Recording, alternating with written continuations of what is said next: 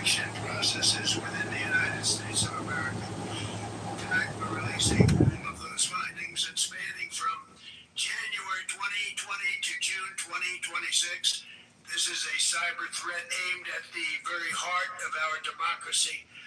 Many people have questioned whether it could actually be possible to electronically manipulate vote totals or change election results on these terrible machines. Today we are releasing documents that show the CIA obtained reporting of a specific plot to do a big number in favor of the corrupt Maduro regime in Venezuela, and that's exactly what happened, conspiring to digitally rig their own country's elections in 2020, and that's what they did. This reporting included precise details about methods to regime develop to digitally alter vote totals in ways that could not be detected even with an audit, no matter how deep they went. This intelligence underscores why we must take urgent action to ensure that our own system can never, ever be hacked or compromised like it was in the past. The fourth set of documents reveals that even when significant evidence of fraud has been detected, it has been buried and covered up. Among the disclosures tonight are FBI files detailing evidence of alleged fraud by a large-scale voter registration operation in Michigan. In 2020, Michigan State Police raided a Democrat Get Out the Vote organization, corrupt group in Muskegon. And we're so concerned by what they found. They were just so concerned, they couldn't believe it actually, that they contacted the FBI in Detroit. The documents state that some canvassers admitted to FBI agents that they signed voter registration forms in other people's names, submitted fraudulent registration for people who did not exist, and received gift cards tied to their number of applications that they produced. In other words, it was pay, play, and cheat. The FBI agents working on the case believe that crimes were committed, yet the Biden Department of Justice slow-walked the investigation and killed it. Tonight I'm asking the FBI director to ensure that the matter is fully investigated and to work with the Department of Justice to prosecute those responsible for any crimes. Finally, to reveal just how vulnerable our elections continue to be, we are releasing the results of a stunning investigation by the Department of Homeland Security. According to the DHS review, state voter rolls and public records, they identified approximately 278,000 non-citizens who are registered to vote in federal elections. Since Democrat states refuse to share their voter files, the real number is actually much higher than that. Yet, even this limited analysis found more than 250,000 foreigners illegally registered to vote. Put together, these disclosures reveal an election system so broken and so vulnerable that no one can possibly defend it. It is not defensible. Hundreds of millions of U.S. voter files are in the hands of foreign governments. Our machines and ballot counting systems are exposed to hacking, manipulation, and corruption. China and other countries have been trying to meddle in our elections. Evidence of fraud has been buried. Hundreds of thousands of non-citizens and dead people are listed and active on the voter rolls, and yet we still have elections with no voter ID, no proof of citizenship, and tens of millions of ballots floating aimlessly through the mail. As one example of the insanity, California's recent election for mayor of LA and governor was held on June 2nd, a long time ago, but it was just completed a few days ago on July 10th. Think of that, much more than 1 month.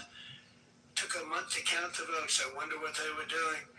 This is worse than any third world country. There's no third world country that has elections like we have.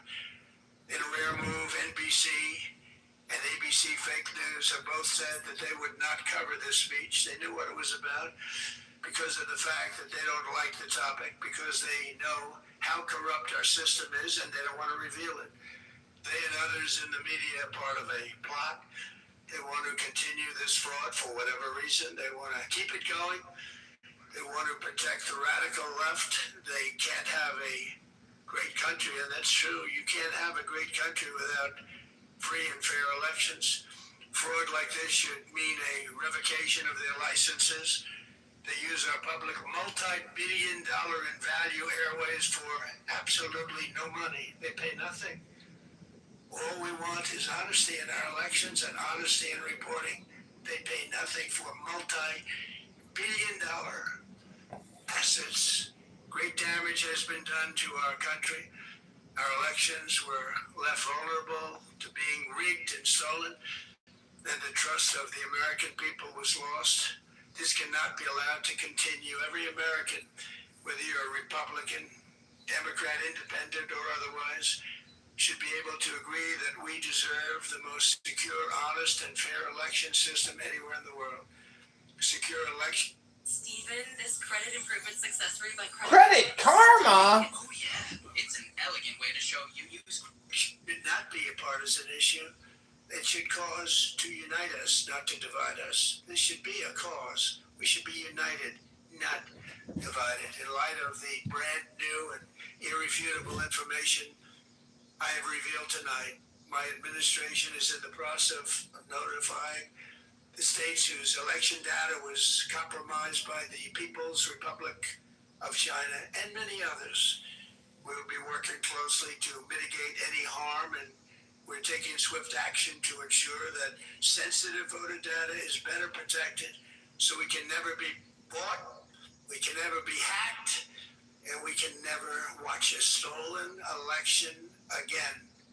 Tomorrow, the Secretary of Homeland Security will hold a briefing to outline his department's recent work confirming cyber vulnerabilities in our electronic voting systems. They are bad. We're in the process of informing governors, senators, and members of Congress of potential issues in their states. If you look at voting today, it's in such bad shape in so many states, and we are committing to fix it. And we're also committing to be working with those states and local jurisdictions to help them fix and patch known technical vulnerabilities before the midterm elections. We have very important elections coming up. We want those elections, to be honest. I've also ordered DHS to notify every state about non-citizens on their voter rolls and direct them to remove all ineligible voters from the lists immediately. But most importantly, addressing this crisis of election security demands that Congress must pass the Save America Act. How easy is that to do unless you want to cheat?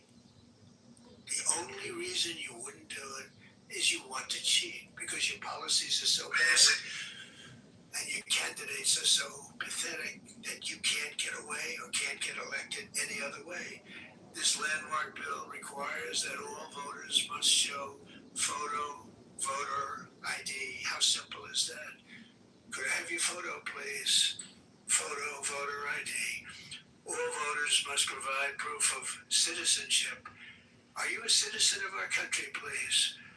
And hopefully there will be no corrupt mail-in ballots, which if you watched California and so many other places, mail-in ballots are inherently corrupt. So you would have no mail-in ballots except for illness, disability, military deployment, or travel if you're going away on business or vacation. These reforms are urgently needed to stop the vulnerabilities that I've mentioned.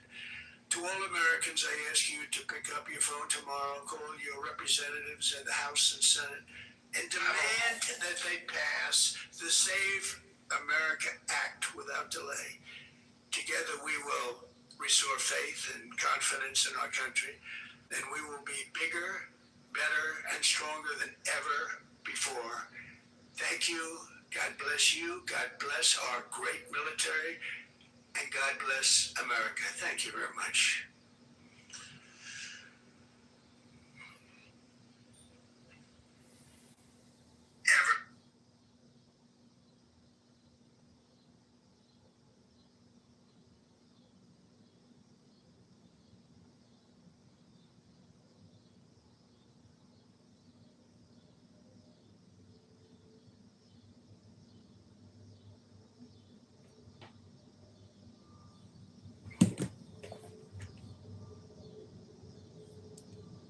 military deployment or travel if you're going away on business or.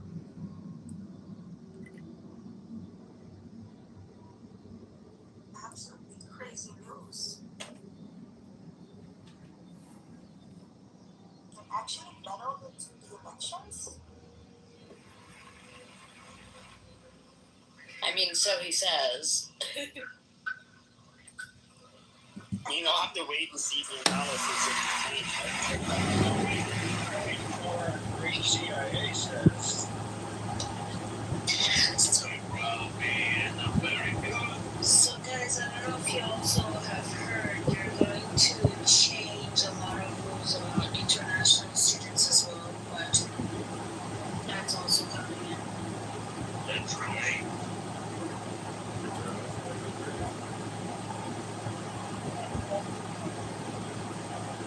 Unless they're made out of cheese. Unless they're made out of cheese. International students? I learned with no cheese. Very nice lady said, no cheese means 20 less tomatoes. And yes, unless they're made out of cheese. I thought you were talking to us. I was like, what? No, it's kind of like when I use it, when I use my American Express and they say debit or credit, I'm like, you fucking idiot, they don't do debit. I have a debit card. Yeah. I think initially, like, Amex wasn't considered a credit card because you have to pay the. It's called a charge card. Yeah, you have to have everything. All of the universities are, they don't have a prepaid per product. They operate on their own network. It's just prepaid. Never before. Thank you. God bless you. God bless our. So can you guys, as Americans, can you explain what he meant by the voter card ID thing? Is that something legally correct? Or has been classified by a different? You can read as a foreigner with no rights. You're going to be shocked to find out. You're going to be shocked to find out we don't need a driver's license or any ID in order to vote. Yeah, no, I understand that. Depending on the state. But can he implement that like himself, that everyone needs a photo ID, or it has to be a state thing? You can probably withhold election funding to states that don't comply with the directive to require IDs. Well, that's great news. That's a stupid system, the actual voting system.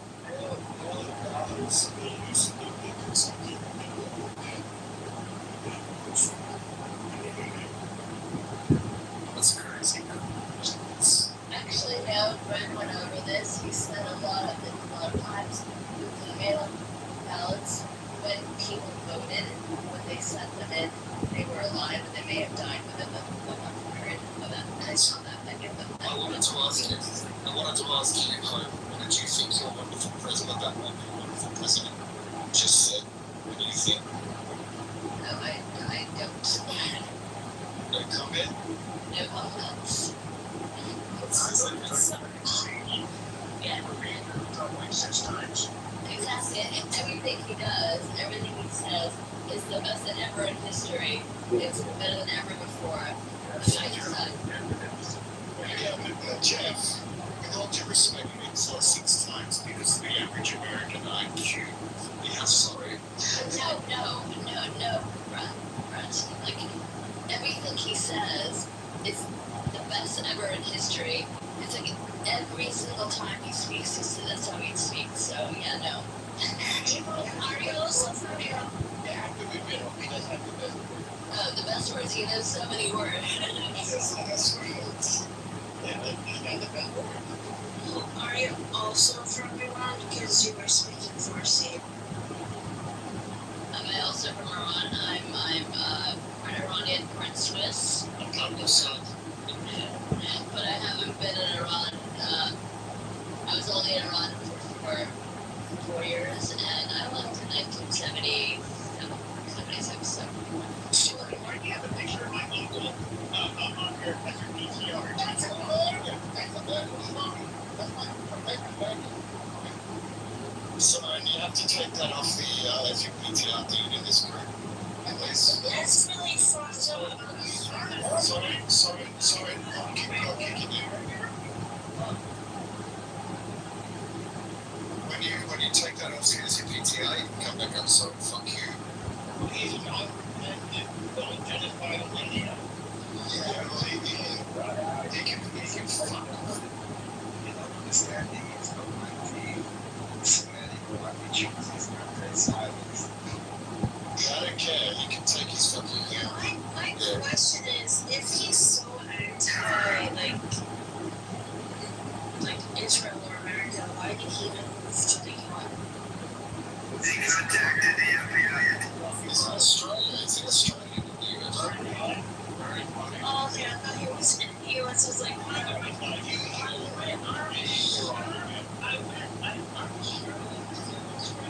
think Rich They contacted the FBI. They tried to. not that I'm saying Rich is right, but I think he is. He's got that Australian. It's just a feeling of it as well. Like, because sleeping hours doesn't mention No, honestly, in Australia now it is, what is it, 12:30 in the afternoon, so it makes it. Yeah, I know. Imagine if it was 10 or 3 hours. Ah, He is world.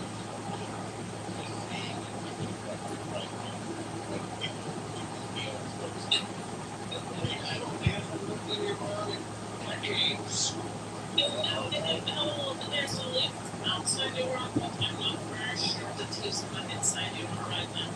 No, it's not inside. He said he was there during the war, right? He's full of shit, that guy. Take your fucking booty off that you're so fucking fuck. During the funeral, he didn't show up. Hey, seriously, we talk about assholes. For a few days. He was here. I spoke to him. His voice was so broken. Like his voice was I know which day you're talking about. Yeah. It was like his whole voice was stuffed and he had been crying all day. Yeah, but like for a few days, I am happy. They contacted. But the same exact days that there are a few days. He was in mourning. He was in mourning. I think you're right because he came after 3 days. Like the last Yeah, and He was in Shiva. He was doing Shiva. He was doing Shiva holidays. He showed. yes. And I'm not pretty sure. actually, I know. And you Guys, I know a couple of people who actually cried about for Lemonade and Laura Johnny passing Can you away. imagine? Can you imagine that he right now eating his own homemade in his burger? After what he's lifting, he's shredded. It's homemade. How they having him with the idea of it? Homemade idea. Was fucking doing the killers. That's fucking shitty crazy. Like, what the fuck? All that talk, just fucking talk all these years, 40 fucking 7 years of talk. And now they're sitting down to fucking deal with the killer of the leader of shit Muslims. But Sam, Khomeini came to New York, like in the beginning of the revolution. Did you guys know that? He came to the Yeah, I know. Because he's a Muslim agent. Well, apparently, he was offended by everything that was said by the Muslims. Is that swords or this? Shut the fuck up. It's the government of me. Sorry, you're getting on my bad side, man. You don't want to get on my bad side, okay? Trust me. Can't trust you. Shut the fuck up. So what? I'm in a cage. Right. Who the fuck brought this piece of Oh, fuck, then, can you? No, fuck off, physicists. Please don't bring him up. Get the fuck out. There you go. 3, 2, 1. Goodbye, someone out. Thank you for flying me, Shukir. And from. Resistance is kind of funny already. Resistance, driving my kids man. I don't want to give You want them welcome to Congressman, What man. are we talking to BP? What are we talking to BP? You want them welcome to Congressman, you motherfucking people. Are we cool? I don't want to give BP. Shut the fuck up, We baby. get fucked as well. People get fucked as well. Otto. Yeah, but you know, resistance again, that guy is fucking great. I say one of the niggas that I said he's just funny. Shut the fuck up. There's nothing funny about resistance, man. There's nothing funny about this. He's an evil fucking terrorist, man. He's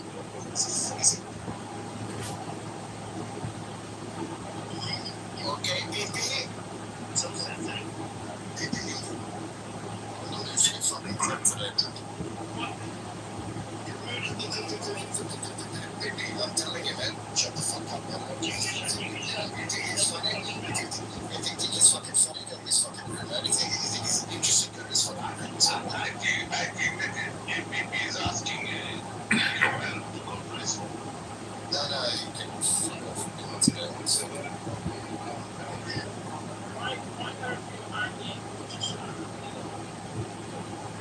sorry, do you think right? کثافت آشغاله That is true. کدومشون سارن؟ من میفهم اینی که زیر من هست Okay, that's time.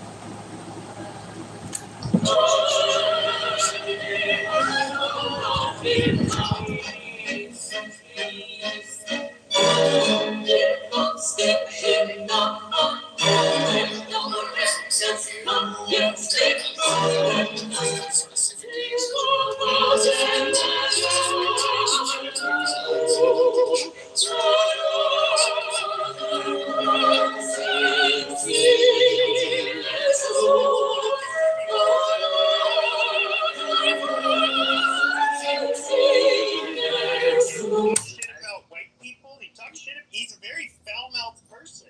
You guys should have all experienced it.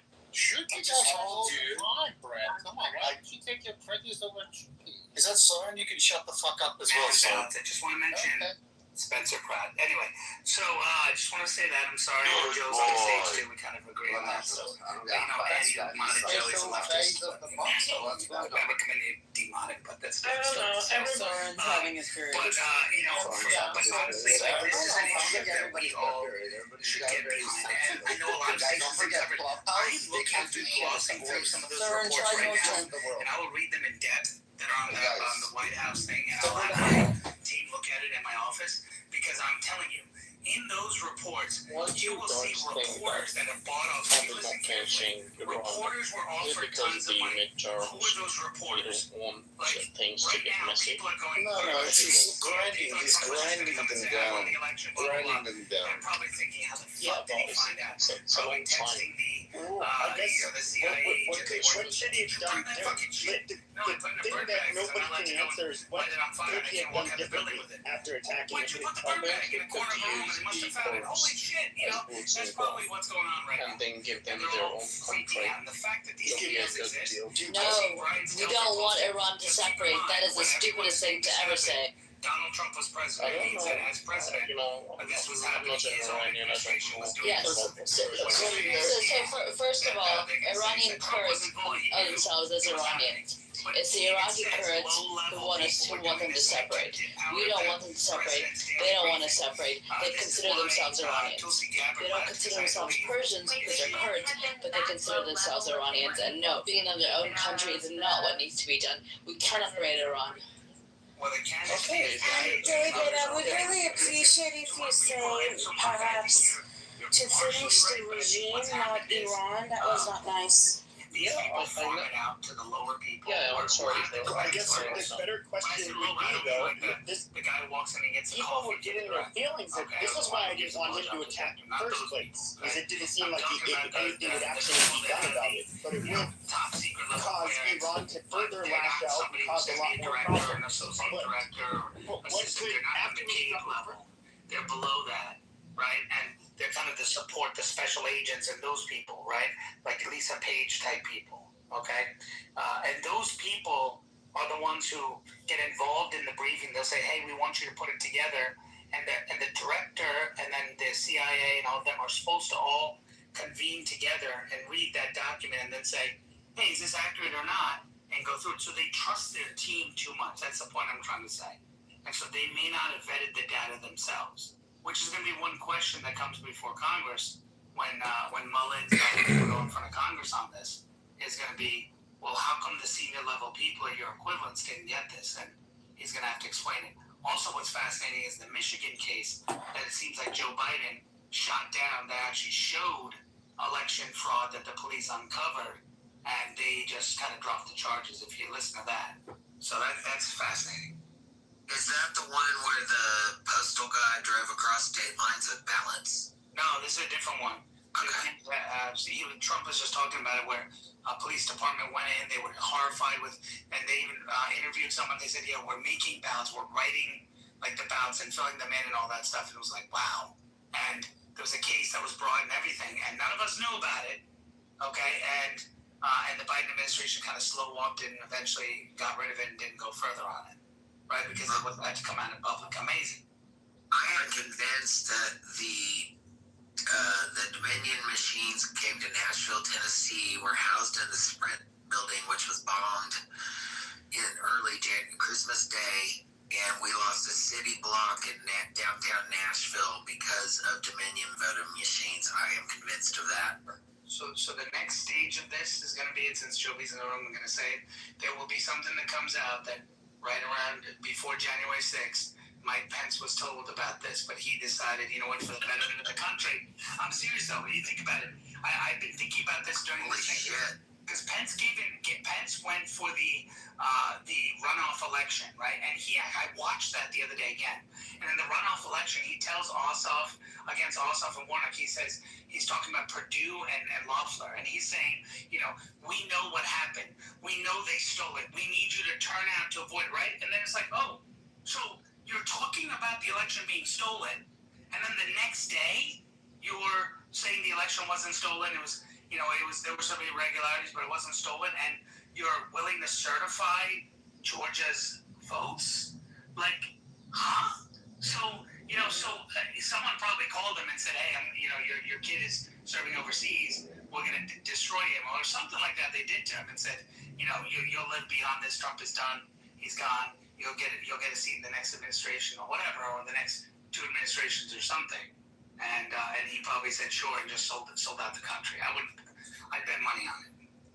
I'm going to chime in and say that I stayed up till 3 o'clock in the morning election night. I watched live feeds out of Philadelphia. I watched live feeds out of all the bellwether states. I have never seen anything like it. I'm a poll watcher, and I have never seen the other party kick another party out of the room, put pizza boxes on the windows, have shredders in the back door. It's just unreal, the stuff that was coming out. When I went to bed that night, I was absolutely absorbed and deflated by the idea that my vote didn't matter, and it never has. Shocked that you guys are not just mind-boggled over the fact that Trump, and I am a right-wing conservative, but that he just bypassed the whole thing, that Lindsey Graham came back to the United States with a peace agreement and died the next day. He didn't mention that at all. He just jumped over it. Like, nope. You're good. It's an interesting topic, but I don't know that that's the topic of the room right now. Okay, so let me just share the most fucking crazy tweets. Brian Stelter. So much is going on in the country with prices, with the war in Iran, the wildfire smoke. People can hardly breathe across multiple states at this hour. And the president is drawing the nation's attention once again to this subject. The fact that he lost an election fair and square to Joe Biden. Why? And then Jim Acosta, dictator Trump emerges, threatens the networks for rightly not airing his garbage. The most shameful primetime address from the White House ever. And then And then Abby Phillip, nothing the president's saying is true. Name the journalists that were paid by China. Yeah, our mouthpieces. Why are we even giving them an ITR platform in this forum? Our mouthpieces. One went off on national news. The other is thrown out of CNN because he can't keep his dick and dildos in his drawer. They have no credibility. Let me read you the email from one of the National Security Intelligence officers. Wow. Greg Price on Twitter posted this. The email says its classification number and all that is redacted. It says, I think I mentioned to you before that there's been some pending redacted that make it clear China has been caught conducting election influence. At least that's how it's described to us, redacted. But as you scroll up, note that the NSA has deliberately massaged our one pending PDB, Presidential Daily Briefing, to avoid any direct links to the election. Why this is important for your report, I'm sure. It is also it also has the potential to be a near-term issue we need to draw attention to. This is a really good example, but far from the only one, of what I've been raising since that the IEC is deliberately avoiding mentioning a connection to elections for non-substantive reasons. Obviously, since the blank isn't released yet, they're holding it until next week. There isn't a PDB, which is Presidential Daily Briefing, so maybe it won't end up an issue. But this is a highly irregular way to do things, especially as someone trying to raise tradecraft and substantive objections to the mainline analysis and isn't getting our work incorporated or even mentioned. Redacted National Security Officer Cyber, ODNI/National Intelligence Council. Then the next email, all redacted has heard and received nothing. We've deliberately massaged our one pending PDB to avoid any direct links to the election. The massive report we have been waiting on since waiting on this one has been chopped up into 13 points and will likely not get out until late next week. Many/all of them will be cross-posted into a blank or downgraded to a blank so that can be more readily incorporated into a 15-day piece if needed. Wow. That's crazy, King. Let me ask you a personal question. You personally, do you feel like the Chinese intelligence had more influence, or was it within?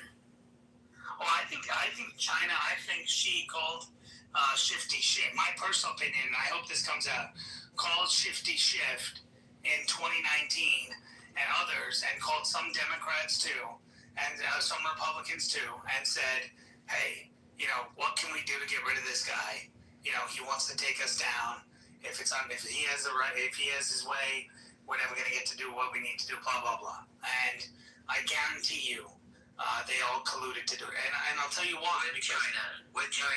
That's what you're suggesting. Well, with China, but I think China's smart. China's not going to call each individual person.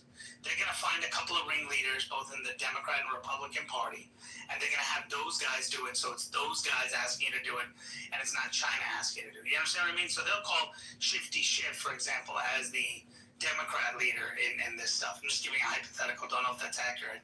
And then they'll call someone in the Republican side, like Liz Cheney or a Adam Kiss My Messenger or one of those guys who will say, "Okay, I'll be involved in this." And then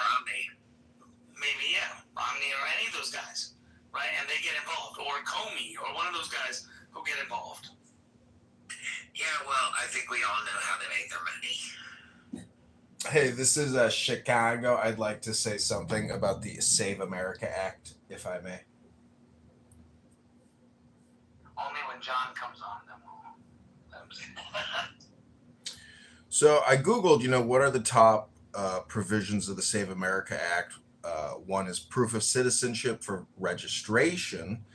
2 is strict voter identification at the polls. 3 is removal of all non-citizens. 4 is penalties for election workers, and 5 is civil lawsuits. So it allows private individuals to file civil lawsuits against election officials who fail to strictly enforce the proof of citizen requirement. And then at the top, it says the management of voter rolls. So if the federal government can swoop into Illinois, California, New York, and actually get the databases, do cross referencing, use AI, and do more statistical analysis on voter fraud, well, proof is in the pudding. And like Trump said, it gets covered up. These Democrats don't care because when you're in power, you don't want anything to change. You all vote. Some people here have gone through the election process and you see that there's fraud at the petition level, not just at the ballot level. It's 2026. We've got Google, we've got Meta, we've got the biggest technology corporations on the planet, and we can't figure out how to run fucking elections efficiently, transparently, and easily, where everyone gets a shot, where lawyers and judges don't control the whole system. So, I hope they pass this. And if they don't pass it, like Trump is basically a great salesman. In my opinion, he is a terrific executive. And if you listen to the liberal progressives who call him a fascist, was his speech tonight fascistic? No, the guy loves America. He is Mr. America, and he loves it. And a lot of people love it in the same way that he loves it. And if they can't pass this and they let election fraud continue in sanctuary cities and in Democrat-controlled states, well, the Department of Justice, I guess, was just sitting on their heels like the way he said they were doing under Biden. So until that DOJ, Todd Blanche, and all the attorney generals around the country start arresting criminal Democrat politicians, judges, lawyers, etc., that are committing crime, organizing theft. Look at Marshall Rankin. He has admitted to ballot harvesting on this app for Congressman La Cruz in Hidalgo County for the Republicans. I was, just ask Marshall some simple questions about Donald Trump. Is Donald Trump a good face for the Republican Party? Marshall Rankin would say, no, absolutely not. So anyways, it's not about people, it's about ideas, because the populace is not voting on economic issues, on taxation or debt or borrowing. John, Hello? Are you going to remove me from the room? Listen, fat ass. If you kick me from the room, just know that people vote ideologically and are easily swayed and manipulated. Hello? Guidelines in electioneering. Oh, really, Monica? You went to the gym 20 years ago? You read a book 20 years ago? See, I listen on this app, and I can hear what Marshall Stankin Rankin says. Am I in trouble? You're in trouble, fat ass. You're out here all day long with serendipity. No, I'm not. I'm running for the mayoralship of Chicago, my nigga. Yeah, technically he lost because of voter fraud. That's right. I was accused of fraud, but that was projection from Darren LaHood's attorney onto me because he committed voter fraud. He only got 1,600 signatures. 1,550 was the minimum. I challenged him. The Illinois State Board of Elections didn't even audit his petitions. Why is that? Because the fix is in. The lawyers and the judges all work together. The people have no option of getting on the ballot. And if they do, they get outspent. Darren LaHood raised $3 million a year in big pharma money. So listen, my nicka, when I say that Marshall Stankin Rankin, who can't even identify a border, calls Trump a fascist and a dumbass all day long, well, that's projection. Marshall is a fascist, and Marshall is a dumbass. I am complete. So Ron DeSantis just posted something that I agree with. It's time to yank the CCP student visas, which are hundreds of thousands a year. Trump just gave them those, so that's what's funny. Like, hello? Well, I think he gave them specialized ones for certain industries, but you're right. Fucking idiots. Well, that's because of the $1 trillion trade deal. So if they get $1 trillion from China, unfortunately, they're going to bend the knee when it comes to those students. So $1 trillion, would you take $1 trillion in trade?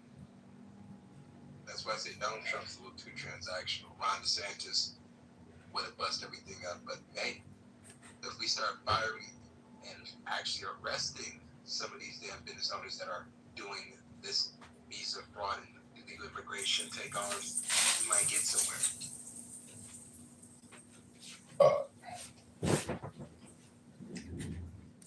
This room is not about me, though I like me. This room is about Donald Trump, our great executive, who's not a fascist, who loves this country, and who's trying to do the right thing. and fight foreign enemies and domestic enemies. In my opinion, the domestic enemies are a bigger threat than the foreign enemies. Hello? That's what I think too, Chicago. I think domestic is bad. The problem with the domestic enemies is you can't identify them. Are they MAGA? Are they the elite? Are they the Democrats? Who knows? Hello? They're the Democrats. Sorry. I hate to tell you, but they are. If you think it's black and white, Dems versus Republicans, you've got another thing coming. Hello? No, look, dude. I get that it's opposite wing.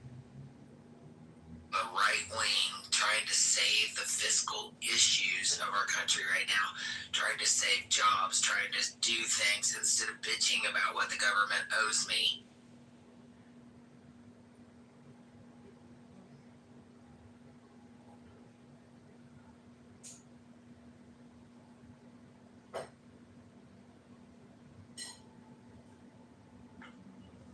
What are these burn bans? Yeah, good question. Levine's real ID situation is not gonna work because non-citizens can have real IDs. Why don't we just turn them? I mean, it's ran by Homeland Security, so why don't we just turn them like we do minors? If you're not a natural citizen, we turn the ID and flip it 90 degrees, just like we do a minor. What's wrong with that? Again, this is It's gonna come down to fingerprint. Period. No, it'll be Face ID. They're capturing that at the airport. They're capturing that at the banks now. I went to draw $4,000 to buy a grand piano. Had oodles of money in the bank. Went to draw $4,000 to buy a grand piano.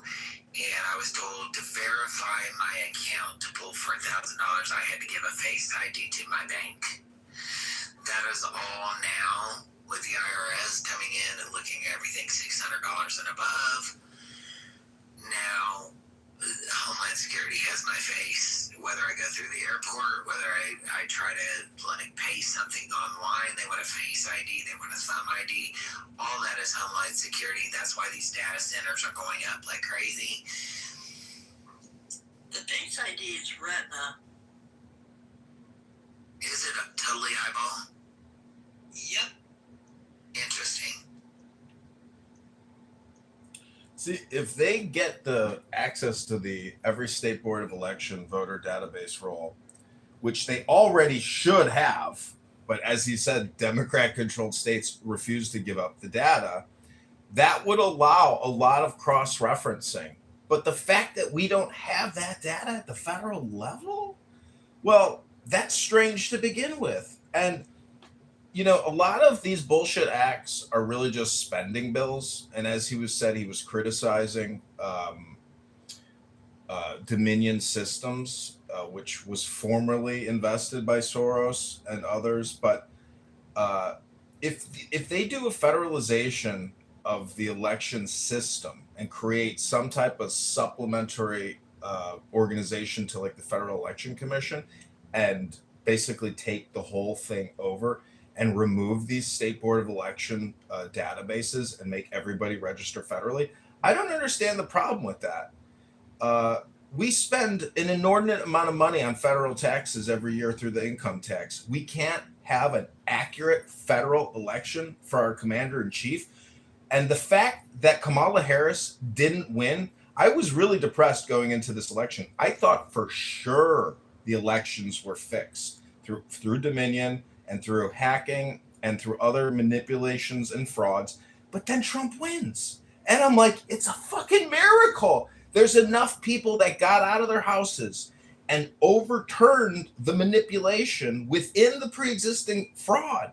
So it was like the collective unconscious awakened, and went to the polls and voted Trump because they sensed the danger within. Kamala Harris posed a massive danger to our culture, to our society. When she says she wants to provide transgender surgeries for illegal aliens in our prisons, we know we're dealing with a clown world premium retard. someone with a very low level IQ of priorities and pure stupidity. I'm sorry if that offends anyone, but we have to have priorities in our elected officials. Their communication, the priority of their communication, what they're telling us and what they're transmitting to us should be a priority to us. And what Trump said tonight is a priority to me, and it should be to all Americans that love this country and want actual transparency in our leaders, not manufactured bullshit leaders like Barack Hussein Obama, a know-nothing CIA agent with a trans husband. We are living in a cooked society. The CIA's getting $100 billion a year. What do you think they use that money for?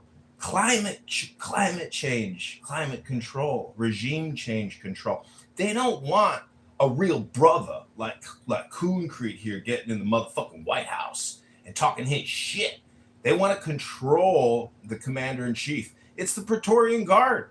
They're working overtime, and they are a clique and a cult, and they're still around. Who do you think killed Kennedy? It's been confirmed. The CIA and the Pentagon, the military-industrial complex, and it warped into a group of weirdos.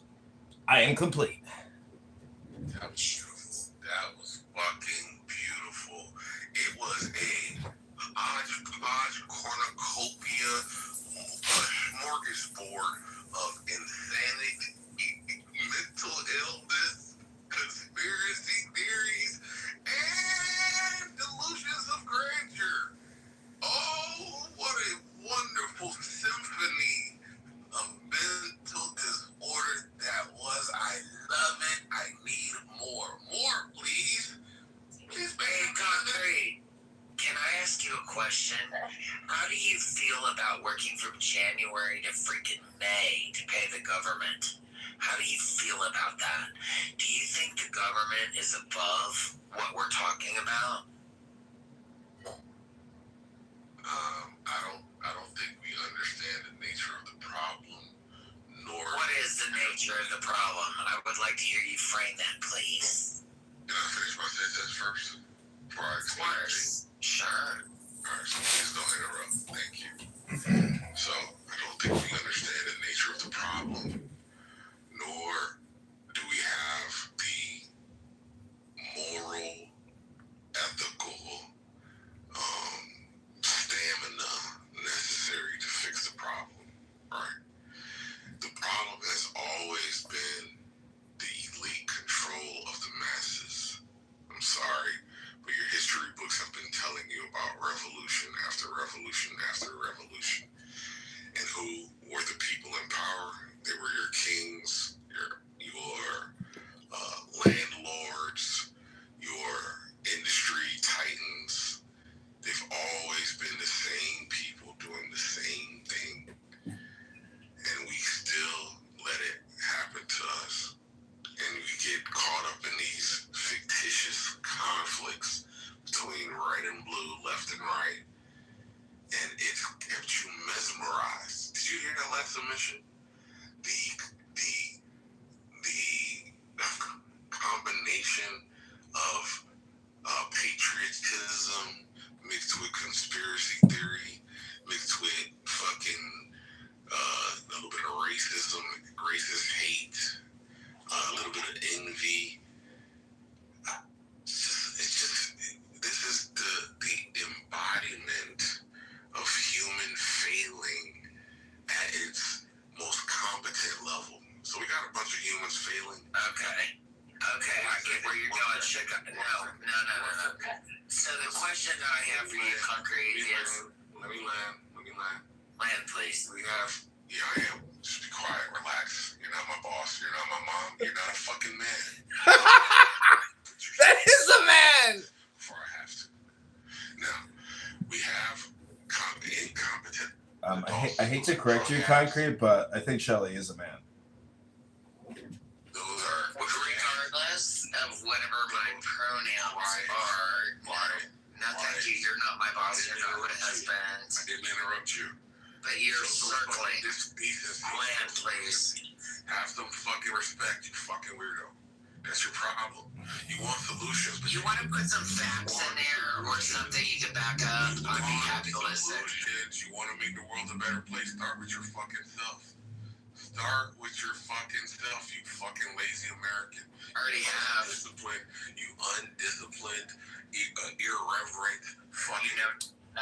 Concrete, could you maybe just stick to the topic and try to land your plane, Concrete? Thank you very much, Concrete. You've thrown a lot of things out there with no backing whatsoever, so I'm waiting for you to land your plane. I don't need you to shut the fuck up when I'm speaking. How about that? Get your plane landed, and I will. Fuck up when I'm speaking, right? No, thank you. See, this is the only language you understand. You don't understand civility. Concrete, just get back to what you were saying, because this is considered harassment and abusive speech. Get back on topic, Concrete. You were doing great. Don't get so sidetracked. And I'm your motherfucking, I'm your ally. You're in the weeds, bro. I'm your Make your ally. point. You're getting sidetracked, Concrete. You're getting sidetracked. In Chicago, the biggest gay club is called Sidetracks. You're getting sidetracked. I don't even know what Concrete is talking, and I don't know why he was even interrupted. Well, he twice came back to the same point with no receipts, so I'm trying to figure out where he's going. It doesn't matter. So, Ann, can I slightly change the topic? That's okay. Can I just finish my statement, please? Let Concrete land. Thank you, Ann. I appreciate it. So, I began my submission by saying we don't fully understand the problem. And I then went on to explain to you the kings and the business titans and the politicians and the clergy that has been conspiring against the masses since time immemorial, right? I explained to you how the history books are replete with example after example about how laws are used to subjugate the people, and they are used as tools of the elite to do what they want under the guise of order and law. I explained this to you. I tell you the history books have the verification, and you get upset with me and you went over to talk to me where we can talk about solutions. The solution is unification of the people. Stop doing the black and white, red and fucking blue games that they have devised for you to occupy your time and to fucking confuse you. Stop that. Get out of your lower self, your racist self, your sexist self, your fucking xenophobic self, your religious zealot self. Clubhouse pontificating spam But self? guess what? You don't understand how to do that because being a religious zealot, being a fucking xenophobe, it makes you feel good. What they do is they ruin the conditions of our existence so much. They give us a little bit of cake and you take it and you love it. Let them eat cake. That's what they say. They say don't give them free healthcare. Don't give them free education. Well, how much free health care? Because, you know. Man, let me change this slightly. Give them somebody to hate. LBJ said, convince the lowest white man that they are better than the highest black man, and he won't mind you picking his pocket. Hell, give them somebody to look down on, and he'll pick his pocket. Are you going to karaoke tonight, Cookie? I gotta get to karaoke, y'all. Bye. I'll be at Shenanigans in Chicago on Russian Division. Karaoke night all night, every Thursday at Shenanigans. Who thinks that he has all the answers, but guess what? All he does is sit in his rooms by himself talking stupid shit. Delusions of grandeur. Projection Mirror says what? Projection Mirror says what? Delusions of grandeur. Projection Mirror says You what? want to shut him down, but you let that fucking weirdo ramble and get you all around that.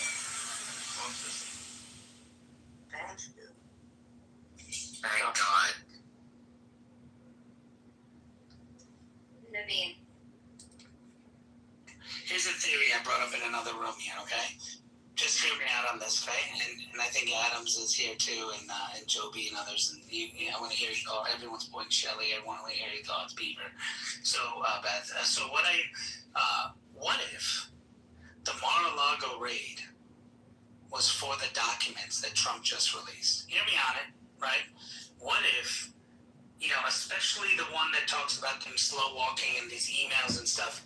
And Trump was leaving office. He was given these documents, and he kept them. And he knew that if he released them while he was there, it would be considered treason and all that stuff while he was out of office and no longer president.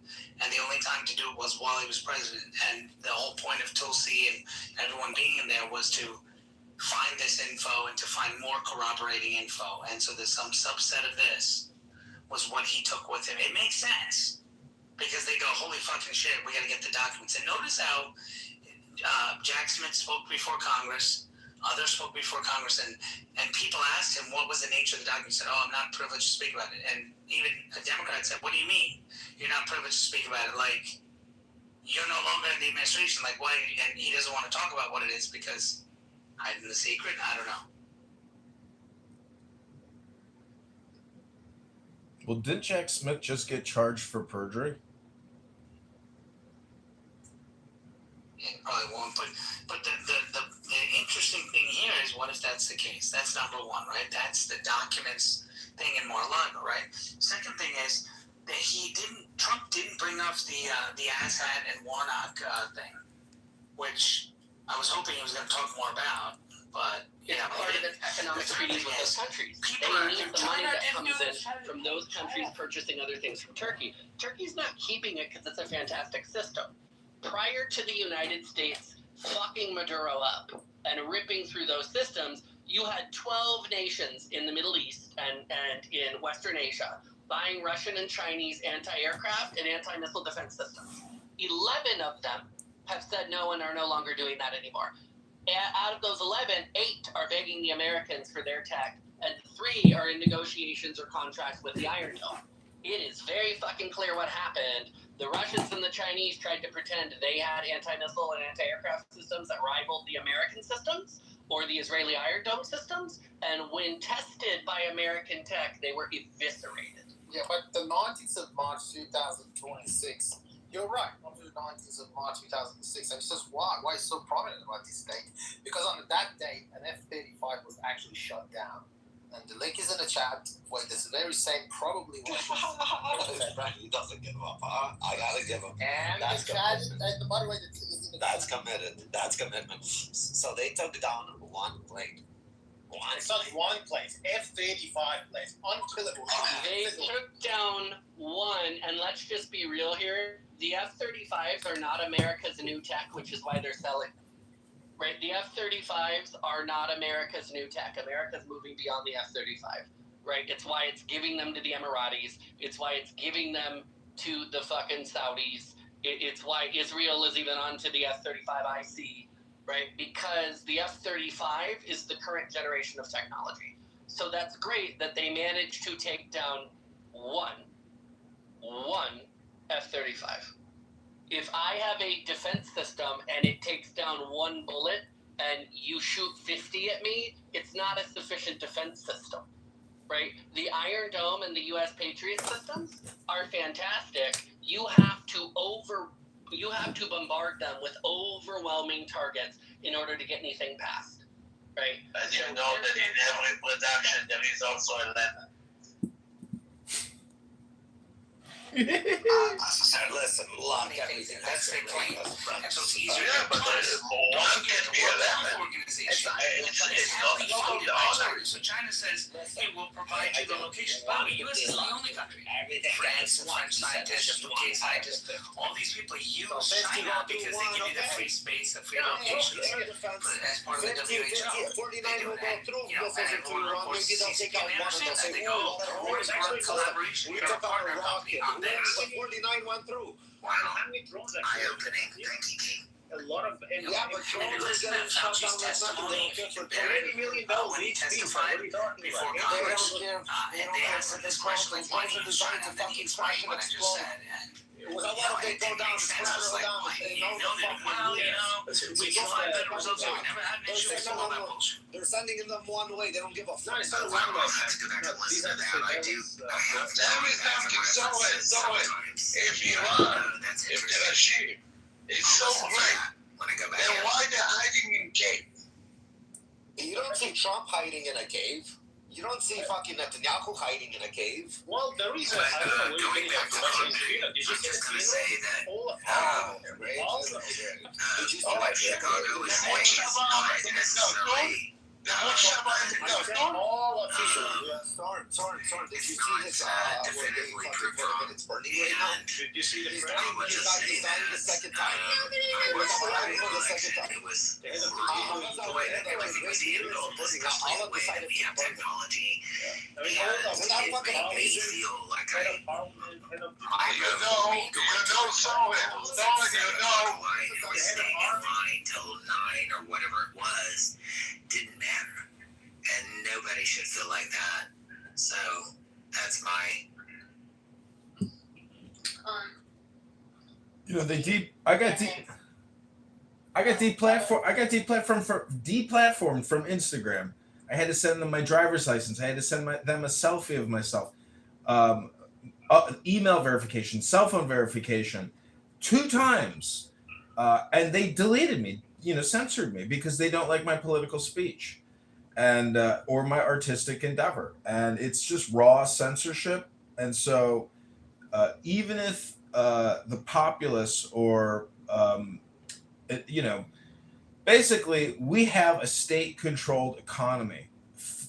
Approaching 50% of our economy is just all borrowed money. We don't produce any products. We have some services like hotels and golf courses and your gymnasium that you might frequent, unlike Monica. And all I'm trying to say is that if you are 300 pounds plus, laying in a bed of your own filth, defending Marshall Stankin Rankin, a guy who can't even define what a border is, all I gotta say is you could be triple vaxxed, quadruple vaxxed, and 6 times boosted. You might be looking forward to your new future winter mRNA flu vaccine injection from Pfizer. You might like Borla. You might like Bill Gates and Dr. Fauci. I don't know who you are. Hello? yeah, Bill Gates, screw him and the ticks he brought on us. Steve Bannon is broadcasting on what's to come. I just want to listen for a minute. If it's, I'll stop it. Real quick, can I just say something? Yeah, no. Yeah, I just got a call from somebody who's extremely well connected with the administration, and they're like worrisome that the announcement tonight didn't get broadcasted by like over 30 different news networks. Did you guys know that? Well, do you remember Seneca Rosemont press conference before the presidential debate in Nashville? No. Probably not, because that's when Belinsky, the partner with Hunter Biden, came into the room. He handed a probably 40-page document. It was pretty thick to each of the outlets that were there: NBC, CBS, NBC, all of that. They handed all of them to it, and it said, here is why Biden and his son have conspired, and here's how they did it, and here's the shell companies they set up, and here's everything. And he went through 13 phones he had in his hand at the time, throwaway phones, with all that evidence, and they cut him off from the national network. And I don't know that it aired. I'm in Nashville, so I don't know that it aired outside of Nashville, but we in Nashville knew about the Hunter laptop more than anyone and probably in the United States. And they didn't, not one of those outlets followed up. Not one. So I'm not surprised by this. This is how we're being manipulated. Yeah, I didn't know that, Augustus. I didn't know. But, I mean, on Rumble... Like 3/4 of the country probably didn't see it. Probably more. Probably like, only like 20% of the country saw it. But the other day when he said he kind of like amped it up, like that he was going to be addressing us, like so that maybe people would then look for it. So I don't know. I think that people saw it. The question is, did the left see it? Because The left doesn't want to see it. I know, but there's moderates there. There isn't any moderates anymore. That's so sad. I used to be a Democrat. I left the party when it left me. Yeah. Let's see. If it's GBNN, let's see. You're a naval intelligence officer. That was your specialty. Been exposed, and more documents are going to come out every day about their involvement. It doesn't shock you, Poso, because you know that you declared a people's war on us in May of 2019 and then launched a pandemic. So it wouldn't shock you to know that they've been trying to get in and manipulate the 2020 election to thwart John Trump and put Biden in office. Steve, there's no question, and after what we've heard from the President of the United States regarding this direct attack, again, and let's use the language of MSNBC here of us now, but this was an attack on our democracy. This was the greatest attack on our republic since 9/11, and it was done so by the Chinese Communist Party. And so, as such, we should start by seeing an immediate ratchet up to 100%, 1,000% on all Chinese goods. That should happen tomorrow. President Trump drops that down, drops the hammer on the Chinese Communist Party. Then you watch how fast things change. You watch the guys over on, because the first people are going to start calling is going to be Wall Street. Then you're going to start hearing members of the party like Xi Jinping on the phone. Right? That's how you actually enact change in this country. You do something for the American worker. China has to pay for what they did to us in COVID. They have to pay for the bio weapon that came out of that Wuhan lab and the damage that it did to our country. And this, but obviously, a number of people like Dr. Fauci and others need to pay for that for. There's no question. But we keep going back. The Chinese Communist Party has been doing it for 20 years. It's time for President Trump to make a stand. Jack, you come out of Intel, naval intel, which I happen to think is the best and the most squared away. Having worked with all of them, I say that. I think naval intelligence is just fantastic. Can I ask you a question? I think what's most shocking, I need you to put it in perspective.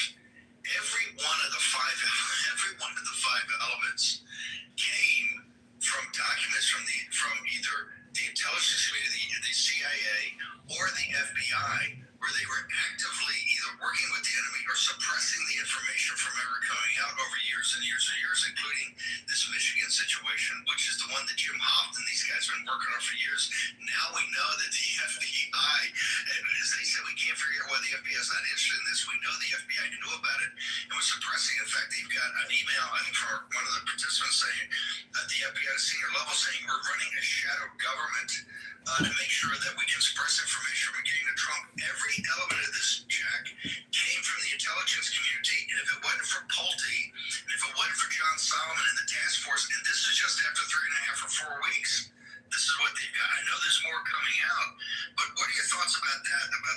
This is systemic. This is not one or two bad guys. This is systemic. And so what needs to be done about it, sir? You're an expert in this area. Yeah, that's exactly right. And what Bill the Bulldog Pulte, what we promised you Bill the Bulldog Pulte! John Solomon, our colleague over there on the task force. And I'm actually also hearing, as a matter of fact, as of right now, that there are potentially more documents, more things that have been discovered, but are actually still working their way through the process. And the way that we should actually look at this is just the first tranche of declassification. Remember, they've only been on the job for about 3 weeks now. We're already getting boom, boom, boom. What I hope to see and what I expect to see here is that this is going to start coming faster and more voluminous with each declassification and drop. And so I know for sure that other things have been found. I couldn't tell you exactly what the timeline is, the time frame. They're going to go through a lot of these things. And a big piece of this that I'm told, and I did partake in some of the videos, briefed on some of the material here, that they went around to all the intelligence directors, Steve, as you said, and they said, do you see this document? Is this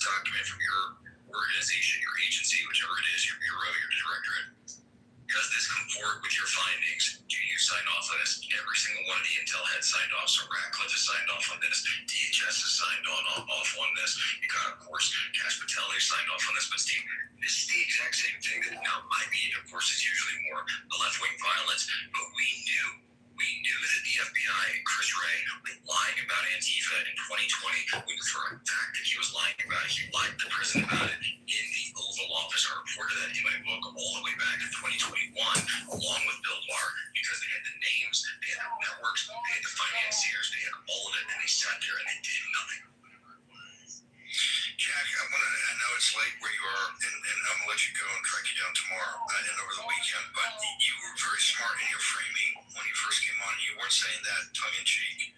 You used the very language that we've been hammered on since January 6th of 2021, that this is the greatest direct attack on democracy ever. Talk to me about why did you frame it like that? Well, let's go with the greatest direct attack on democracy because, I'm over here, we're doing CPAC UK, and I had a BBC reporter come up and ask me, they said, well, you said CPAC is an attack on democracy. What is that? I said, no, I'm repeating what you guys have said since 2020. You said that we are anti-democracy. You said that we are an attack on democracy, that Donald Trump's election is an attack on democracy, that Donald Trump asking for a fair tabulation of the ballots of the will of the American people is an attack on democracy. That's the joke, and now we can find that the Chinese Communist Party played a role, and it sounds like that very fairly significant in undermining our democracy in 2020. So, okay, let's go ahead and use the standard that was set for us by the New York Times, by the Wall Street Journal, by the Washington Post, by the BBC, by CNN, and all the rest of them. Attack on democracy. All right, we have an actual attack on democracy. How is this country going to respond? Are we going to get attacked? Are we going to get indictments? Are we going to get, the targeting? Remember what they did to Russia? Remember what they did to Russia in 2017 and 2018 with the special counsel? We do need a special counsel on this, by the way. And it should be something where, look, even if we don't have the prosecutions on the table right now, President Trump said because prosecutions will be pursued where applicable, but we know that we can take measures to for Americans to receive the remuneration that they deserve from the Chinese Communist Party. And the easiest way to do that, the president can do it right now with tariffs. And by the way, let's go see the Supreme Court. If all the folks want to update the incoming mayor, let's look at this and say, do you agree that the Chinese Communist Party attacked our democracy? And that's why they're getting these punitive tariffs. It's really simple. Jack, real quickly, do you foresee the state visit with Xi coming to Washington, D.C. in late September, sir? Well, that's actually something I was thinking about because we know the president had just gone over to Beijing. We know that Xi Jinping is on his way. If, I'll put it this way, if that goes on, that's going to be telling a lot, and that's going to be telling the fact that the Chinese are suddenly realizing that they don't have all the cards. The Americans have always been the ones who have all the cards because we have the money, we have the American people, we have the consumer base that they want access to. And if we deny that to them and actually start putting our supply chains and bring our manufacturers back to work, the Navarro, of course, has been on this for decades, then guess what? We can sink them because we are the ones who paid for the rise of the Chinese Communist Party and the People's Republic of China. When I say we, I mean the financiers, the lords of easy money on Wall Street are the ones who paid for it and underwrote it. And what was upholding it, of course, was the work and the intense labor of the American people. So disintermediate the system, disrupt the system, and that's what tariffs do, and this is the perfect reason to do so. Jack, where can we go on social media to find you on Twitter? And thanks, Steve. We're up on X at Jack Posobiec, Truth Social, Getter, and of course Telegram. Thank you, Jack. Thanks for staying up late tonight. Tell whoever CPAC London that we love them. Thank you, sir. You guys are bored, are you?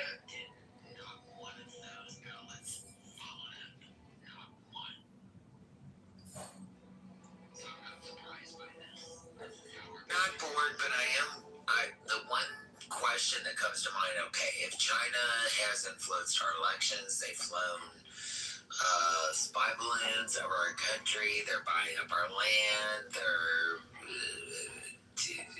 demolishing industry as quickly as they can. This is all CCTV, it's all documented. All that being said, how do we kibosh this in the wake of the idea that we owe billions of dollars to them for our national debt?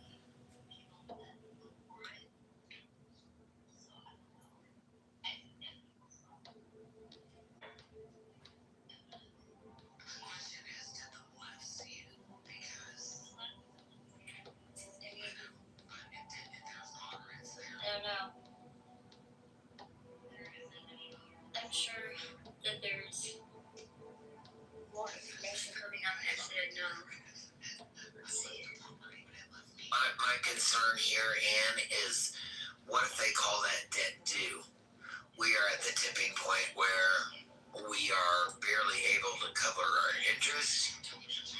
I don't know what our quote-unquote country rating is. I know states get state lending ratings and that kind of thing through the federal government. I don't know how we do on the global stage or how that's rated, but I do know that our deficit is carried, the brunt of our deficit is carried by China. So that being said, Wuhan, COVID virus, spy balloons, all of this.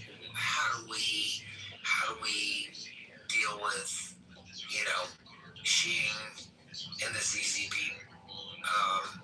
given the situation?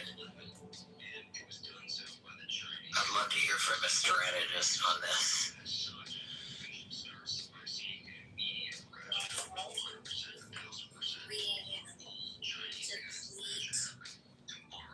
deplete their oil resources, and we enact tariffs. Tariffs on them. I think that's what's going on. I mean, what's going on? Our involvement in the Middle East, and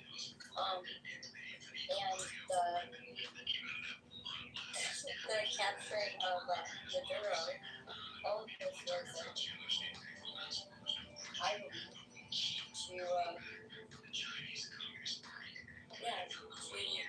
to deplete China's oil resources. Possible. I think that's a valid possibility right now, for sure. I'm not sure we even know what our reserves look like, so I don't know how we can debate that. Well, we don't know what our own oil reserves look like. What do you mean, Joe? We have reserves that we have, and we have gallons that we've depleted a lot to. From my understanding is we have a list of what that reserve looks like, and when the Iranian conflict broke out and we couldn't get oil through the Strait of Hormuz, my understanding is we released a lot of that reserve to deflate the price at the pump. So right now, I think our national reserve, and we got to keep in mind that this is a number on the books because they can open up a number of wells at any point.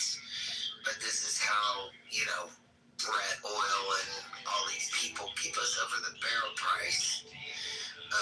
They're only going to release so much because they guarantee themselves a certain number of profit, and that standard prior to the last conflict was $50 a barrel. And right now we've released enough oil out of our reserve to kind of keep us centered around 50 a barrel at the pump, slightly above 50 a barrel at the pump. But when those reserves go away, there's two things that happens. We deplete the oil that our defense forces and also our human public would need during World War III or that kind of thing. They have to have a certain amount laid back, obviously, the ants, saving for a rainy day, but we have depleted most of that from what I understand. Well, first of all, why would we ever announce what we hold, let alone how often or frequently we deplete it? I don't understand that philosophy.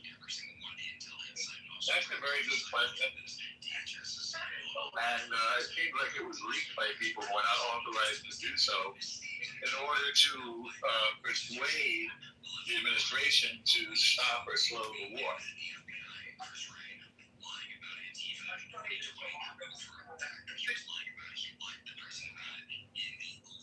Because that could only encourage our enemies. Well, actually, it's right below our feet, El Normo. It's hi, El Normo. I didn't even realize it was you. Sorry, hey, honey. It's right below our feet. We can drill for it at any time. You know, we have a lot of oil here we have not even tapped. So I'm not so much worried about the oil reserve because we can just drop a new line in with fracking and various different things. We can get into lines and veins that we have never gotten into. And that, I think, is where Trevor's positioning us. Playing off what Ann said earlier, I do think that one of the things that's at play here is who's going to control the crude.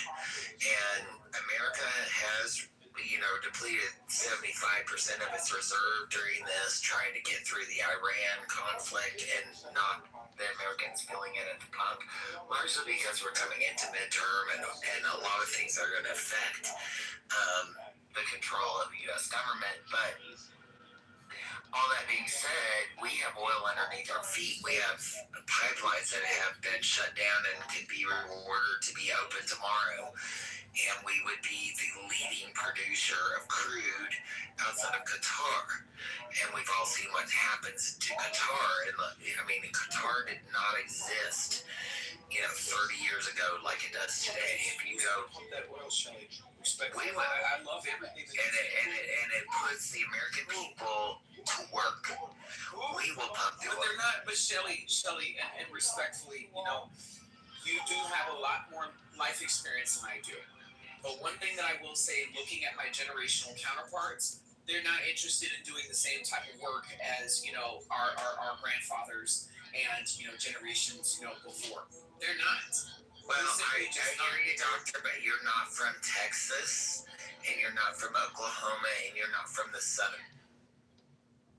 I mean, look at her profile, but I will tell you, there are people that will go out. The well men will go out, and sometimes they're Latino with green cards here or whatever. They will get green cards. There are crews down there that spend their life going from place to place. They're oil men, what they call oil men, and it is a very big industry through Texas and Oklahoma.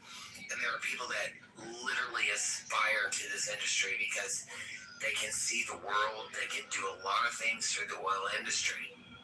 And I'm just going to tell you right now, there are plenty of people to fill those jobs throughout Oklahoma and Texas, and they're eager. They're eager to do it. They're dangerous jobs, but they're eager to do it. So my point is, we can't discount our workers there. There are a lot of, I will tell you, if you're familiar with Texas at all, there are a lot of cotton farms that have gone depleted. There are a lot of people that are out of work. There's a lot of desolate area in Texas. There are towns. So do they have the training to take those available jobs? They train them as they bring them on. So why are there pockets of Texas that are destitute with lack of resources, as you mentioned? There are not pockets of Texas that are destined for people that work on wells. Wells is one of the most profitable industries there are in Texas. You can be a welder, you can be a cotton farmer, you can be a lot of things in Texas. But the ones that pay best are typically the oil jobs.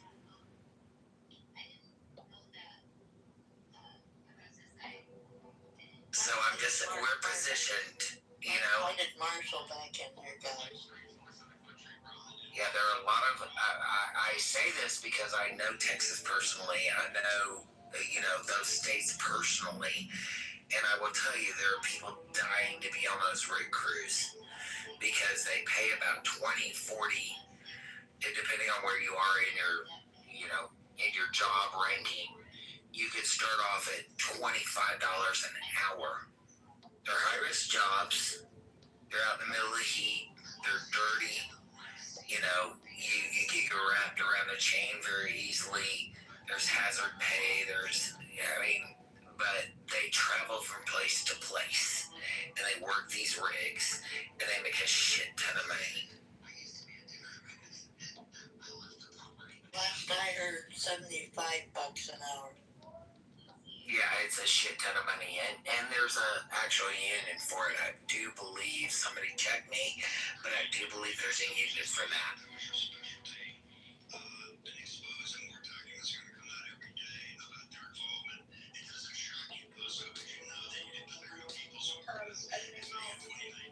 Back and play Steve Bannon. I'll play it for just a minute or two. If it's boring, I'll pause it. Hey, Ann, after this, you might want to look at the Marco Rubio speech that was made yesterday about terrorism and domestic terrorism in particular, and listen to that, because there's a lot to be heard there, and it will spark a room. It might not be this room, but maybe the next room. I just wanted to put that in front of you. Yeah, thank you. You bet.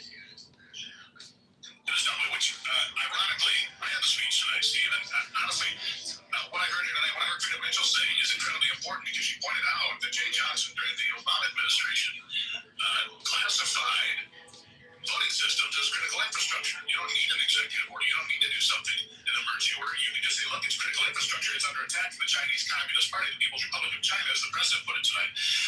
But the thing that stuck out to me was the reference to Barack Obama, because he's been involved in orchestrating much of this. As we know, it goes back to before Trump took the oath of office in his first term. So we have to look at what is his involvement.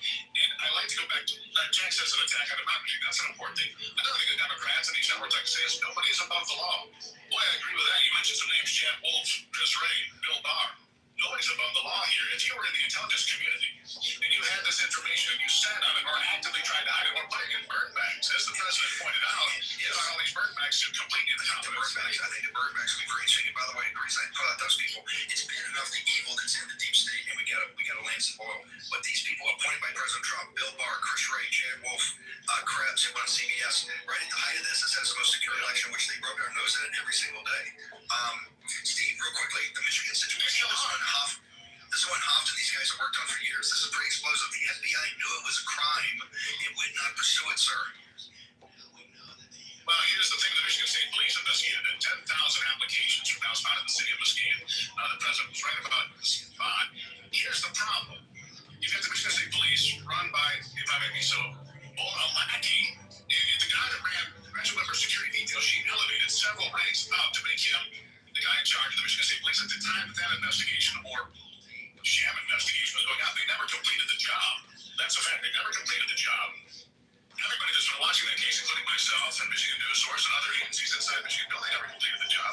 And we know that the investigation is incomplete. Well, tonight Donald Trump says the reopening of that with Cash Patel and the FBI. And so we really hope that that's true, because look, it's not just that. It was the work at the TCF Center in Detroit. It was shutting down the ballot counting in Atlanta, Georgia, Polk County, and the list goes on. They need to hold people accountable. And the president said it several times: arrest those and investigate those that are deserving of it. I'm paraphrasing, but that's what he said. Go find the people that broke the law, hold them accountable, show the American people that, as the Democrats like to say, nobody is above the law. Herbert, what's your social media? Where do people go? Document after document after document. Your thoughts, man? I thought that it was a fantastic speech. One of the things that I really was impressed by is the amount of care that President Trump took in saying we deserve free and fair elections in America.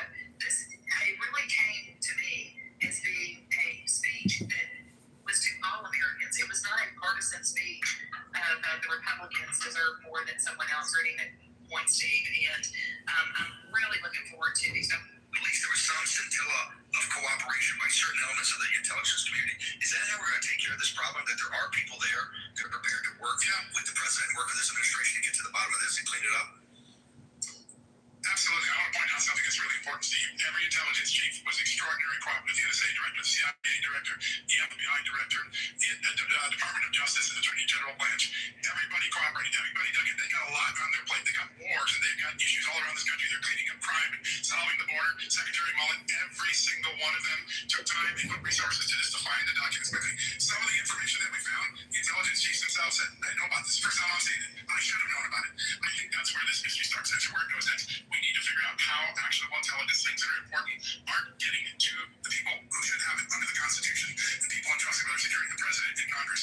Then we have to figure out why would a case like the one the president mentioned in Michigan not get prosecuted. Then we have to understand why did we go 6 years with election machines and people never thought I just heard my partner said, oh, Any closing thoughts? Yeah, the attention economy that the liberal progressives project. I've had people comment on the media that I put out and say a liberal is not only stupid, a liberal wants you to know and has to prove to you that they're stupid. They really want to communicate with you and prove to you just how stupid they truly are. And so if you don't think having a driver's license is a requirement to vote, you're stupid. Because I lived in California. You didn't have to present any ID whatsoever. Cast your ballot, you're in and out. No ID at all. Don't need to show it. Don't get axed for it. And when I was a Republican election judge, I asked to see your ID. And it was very simple.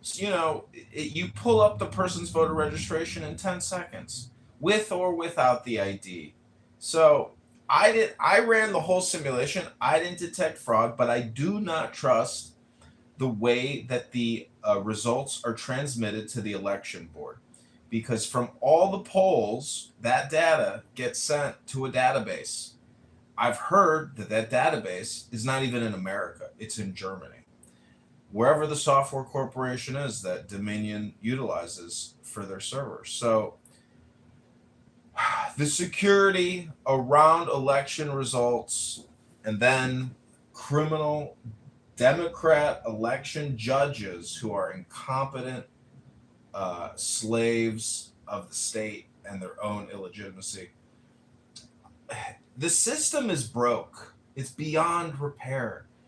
State of Illinois is $200 billion in debt. The city of Chicago is $100 billion in debt. This United States of America is $130 billion in debt, and all we're gonna do is borrow and spend more to try to get accurate voting in this country, transparent, above board, solid, 100% correct, no flaw. I mean, how did Kamala lose? If the election system is completely fixed, how the fuck did Kamala lose? That's what I still cannot quite figure out. Because it was too big of a mandate to rig. Well, there's another option that somebody told me who I have some respect for. He said that Trump made a deal. And I said, what? What does that mean? Trump made a deal and Kamala wouldn't make the deal, so Trump got it? I mean, how do we know that this isn't just projection, that Trump secretly cooked the books and fixed the election to win it internationally using Operation Software Pegasus, controlled by Peter Thiel and his super elite LGBTQ Proud Boys? I mean, what is the truth? Because the CIA's got $100 billion budget. The Army, the Navy, the Air Force, they've got $1.25 trillion to play with. How do we know that the whole thing is not completely cast? We don't. Typeset. Why we need the FAIR Act. This is exactly why we need it. See, the problem with an act is it's really just a spending bill. And so they're going to go to Palantir and they're going to say, hey, we want you to roll out a federal election protection software system. Utilize the latest AI, pull in all the databases from all the election commissions, because this forces, and there are civil penalties. Plus, the FBI, with this America Save Act, could probably go into the California State Election Commission and do data seizures, even arrests for noncompliance. So the Save America Act could save America, but if it's almost all Democrat and there's probably 20% of Republicans are actually just Democrats. Well, 70% of Congress is Democrat. 30% are Republican, and maybe 1% of those are libertarian or less than libertarian. Where do you get that data? Concrete, I'm with you till you hit that point. Well, Shelley, I got that data from what's called my brain.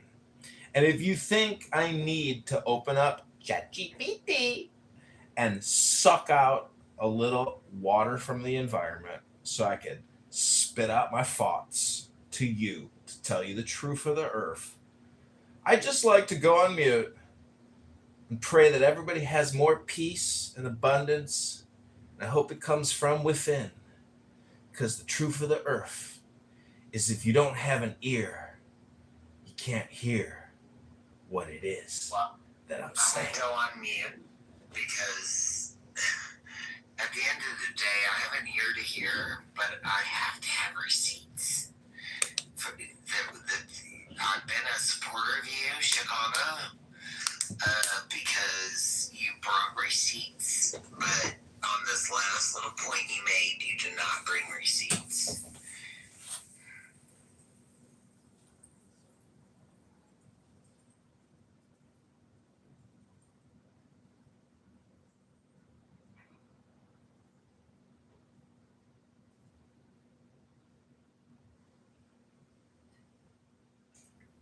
Receipts? No, I think that I agree with him.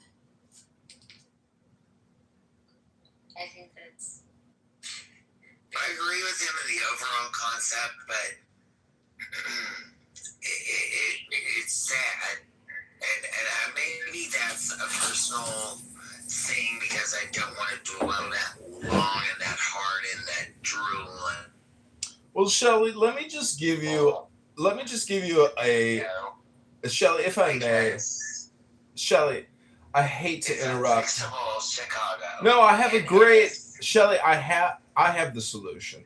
I've recently launched a startup partnered with Open Society and Soros for funding, as well as Elon Musk, and it's a biopharmaceutical company. We manufacture vaccines specifically for liberal, progressive, Democrat judges and lawyers only.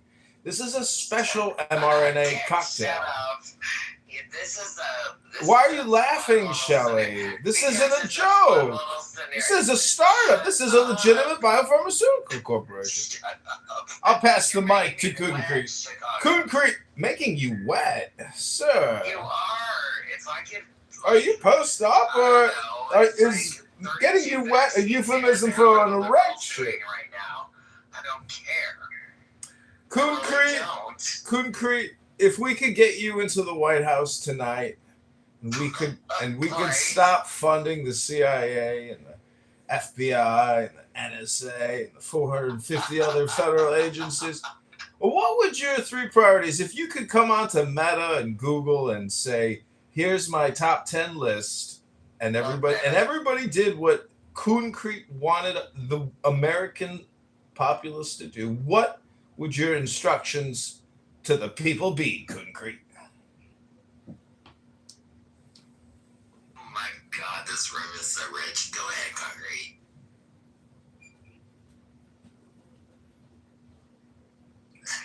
He's suddenly mute. He was on a phone call earlier. He's probably off smoking a blunt about now, figuring out how to raise his fur baby. Well, Anne, before you end the room, I would just like to read a little poem dedicated to all the beautiful women and trans women sitting on my lap here on Clubhouse. I don't know Chicago, but I'm already in love. Okay, go. Corporeal intelligence is attributed to key 18. It means body consciousness, otherwise known as the moon, and is indicative that illumination is dependent upon bodily states. Until the bodily organs are evolved to the extent that higher forms of consciousness can manifest through them, it is impossible to experience such conscious states. Sleep is also attributed to this key, and it is during sleep that our aspirations and efforts are built into organic structure. Every thought we think and every action has some modifying influence on bodily structure. It is said that the way of it is said that the way of attainment on Clubhouse is the way of return. This is symbolized by the moon, which reflects the rays of the sun back into the sun. The crawfish represents instinctive energy. The wolf and the dog represent the same energy, but in higher form as the result of evolutionary modification. Also, the wolf is a symbol of nature and the dog of art because he is a product of human adaptation. The path passes between these two extremes because the way of balance goes neither too far towards artificiality nor allows everything to be influenced by ungoverned natural impulses. The path leads through the well-tilled field to the unknown heights beyond the two towers of Clown House, representing present human attainments. The ground is undulatory, representing alternate periods of rest and action. And clowning around our Clown House all day, the stage of unfoldment is organization. And what was Barack Hussein Obama? An organizer. A community organizer. Bullshit. He went to Columbia and got a job at Business International for the CIA doing economic analysis on Brazil. Community.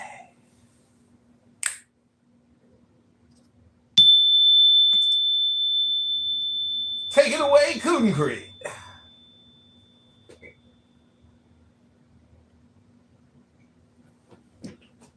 Wow, I've never been this quiet. I love it. The price of admission in this room was beautiful. Chicago, I'm subscribing you. Ask was for Washington to get that, Alright, well that's the nuclear material. So I'm gonna interrupt you there. I believe everything has a timeline. Do you believe everything has a timeline? Yeah. So just imagine. Okay, just imagine if you actually has the nuclear. Just imagine if. Forget it. No, but it's important. 1 second. It's not. You have to look at this. All of those fucking look out them numbers while I'm right down the fucking track. Bro, not talking points. I need numbers. That's not talking points. It's the facts. Also, Biden claimed that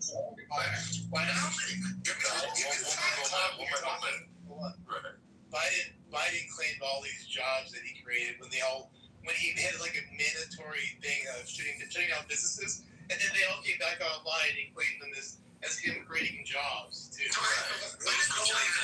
Those were jobs that were going to come back anyway. When was the COVID shutdown? What year was that?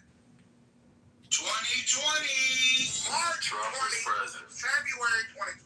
Who was president then? Trump.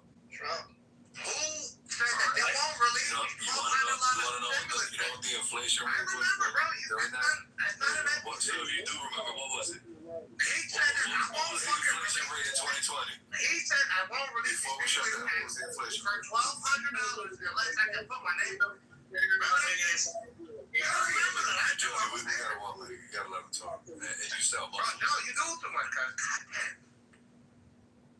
Hey, God, listen. What I'm saying is this. Thank God you did. He just fucking sounds like he's bubbling in a wall. I wish they would move your bitch ass there. You bitch ass. You stupid because you a fucking retard. You hate somebody who could exactly what Trump told not to do. Go full retard, and you have proven it.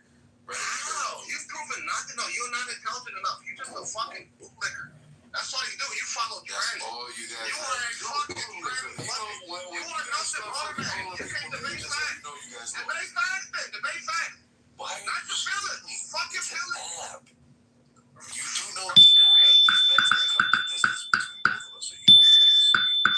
I can hear you. But you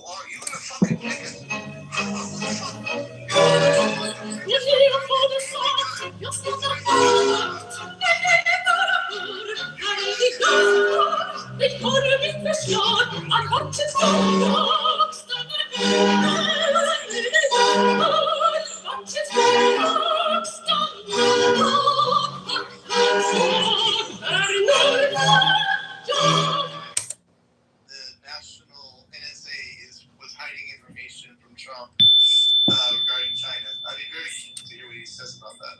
You know, Matt, I would also like to know why it was okay for Mark Zuckerberg and his wife to spend billions of dollars in Michigan, in Wisconsin, in all the swing states. And mind you, the swing states happen to be the states that magically, specifically Wisconsin, Georgia, who at 2 o'clock, we gotta stop counting. And let me ask you this though. How many jobs has Trump created, bro? How many jobs has Trump created since he's been in office? I'll wait. How many?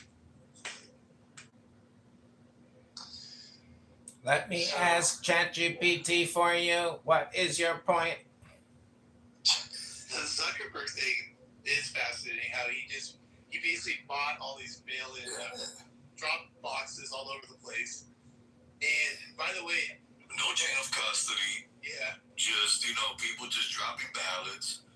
All of these states, and I'm sorry, man, but you got Pennsylvania who circumvented the state Senate to go directly to the Supreme Court, a Supreme Court that was appointed by Democrats. There's a bunch of progressives in that court, and they decided to change the rules on the go because of COVID. Horseshit. I honestly believe that COVID was a plan devised by the Chinese and Democrats. They both had a thorn in their asses. It's called Trump. And I'm like, you know what? Fuck, just release this shit. Release it across the fucking world. It'll obviously just kill the old folk. The silent generation. Whatever's left of the silent generation is some baby boomers ago. And these young people ain't dumb enough that they'll just fucking buy into this shit. And we'll be able to get away with, stuffing ballots into mailboxes that are not sanctioned to hold these ballots. And, at a certain point in time, throughout the night, we'll stop counting. And when we come back, our candidate will have superseded the guy who's already winning. And, he'll get more votes than the alleged, and I say alleged because obviously his mom is white as fuck, the alleged black man who ran our country for 8 years. What we got? And if you don't know, yes, Barack Obama's mommy is smoking magnesia. Sorry to break your icky breaking little heart. Listen, CLC, I get it, man, right? You hate. No, to you it's not CLC, to you it's pop. Bro. To you it's pop. You just became a conservative. Say my name. You just became a conservative. Chicken man, whatever your name is. Chicken man, I don't know who the fuck you are. No, to you it's cock. Everybody else in here, I'm CLC. You is cock. No. Is that? How the fuck calls himself cock? What fucking straight man calls himself cock? Because I'm out here fucking you dumbasses. Man, you so bad. And y'all complain about that. How? For the smart ones that sit in front. Grindr crashes. It stands for Grindr comes to town. This is why Grindr crashes. Because you closet the gay motherfuckers got so much hate for people. You gotta point the finger. Projection mirror says what? What the fuck? Hello? How? Moderators. Put me in the queue, moderators. I'd like to get to the title of the room. Gentlemen. All right, let's open up the space to new voices. Mary, welcome to the stage, and Ravi, how you doing? Yes, sir. Did you hear the speech tonight or no? No, I did not. I missed it. I was driving and I wasn't paying attention. Okay. Yeah, that's why I came in here. I thought you guys were either playing it or you guys were talking about it. Oh, so you don't know either, COC? Oh. No. Would you mind giving us a rundown, Mr. Matt? Well, there's a lot to it. I mean, if you can brief it as best as you can. okay, well, Right. Please summarize it as best as you can. The main meat of it is, it does look like China was meddling around in our elections. So, according to documents from the CIA and NSA and all the other four-letter agencies, it shows that China actually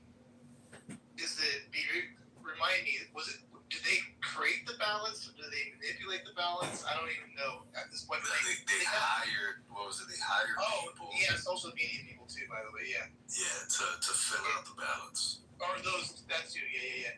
So they have the addresses and all the date of births and all the information you would need to do what COC has said right now. And then, of course, they leveraged, the media. They literally paid journalists, I guess, maybe inside the media, we'll find out here, but to do the dirty work of making Trump look bad, as we all saw, with his claims about election fraud and blah, blah, blah, other things too. But that's the meat of it. There's a lot more to it. In fact, I have to go through and see some of the stuff. Well, I definitely believe it. I mean, me coming from California, I've watched the Chinese Communist Party literally just move billions of dollars here, and a lot of it tax-free, and manipulate real estate markets here in Southern California and Northern California, manipulate our ports by going back to the Clinton era when Clinton removed the military as the main security contractor of the ports and gave it to a Chinese security firm. So, and I see here in certain areas like the San Gabriel Valley, they bought a lot of commercial properties and real estate properties that just kind of sit idle. They get especially if it's commercial property, they very shady ways of temporarily or giving ways to property taxes for certain periods of time for so-called civil assessment or some shit like that. I mean, it's a lot. And we see with the media. A whole bunch of malls. A whole bunch of malls. Malls that's like, abandoned. How you gotta abandon malls? That's crazy. Go ahead. You got a lot of numbers. You got a lot of that, and they've manipulated California extensively. I mean, not only the street, but not only executive business and trade and everything, and also having a dirty game in our farming, buying up farms out here. They play for keeps here, and the Democrat Party, at least in California, is taking big money from the Chinese Communist Party.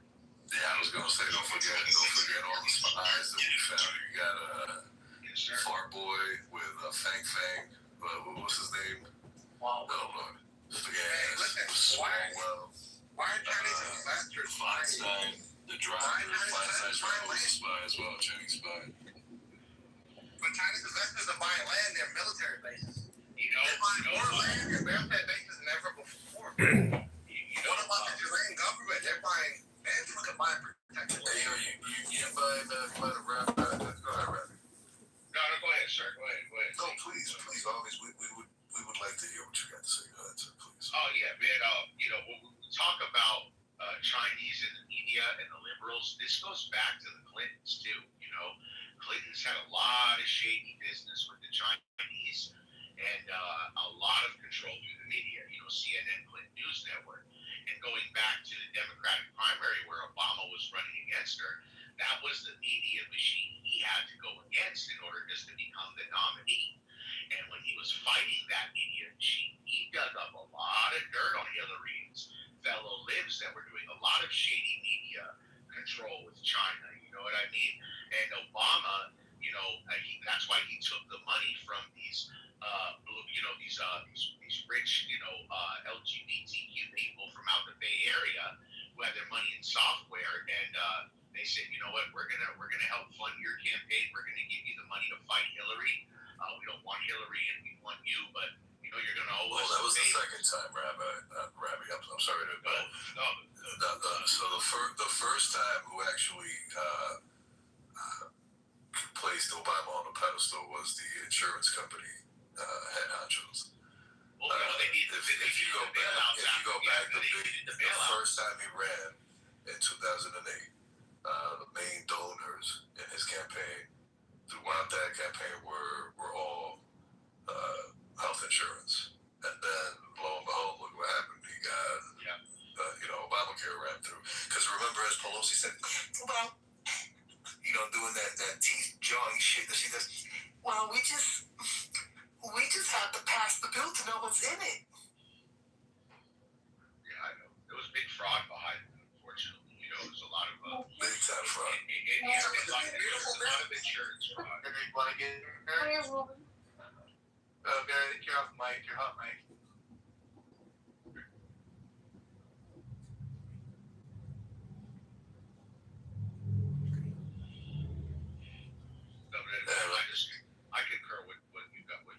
is what Trump's saying for the, what evidence he has. China's, I mean, and another thing too, all this social media fucking AI and fucking twisted stories that show the U.S. just losing the war in Iran. We're losing the war tremendously. I mean, that's all China's media campaign there too.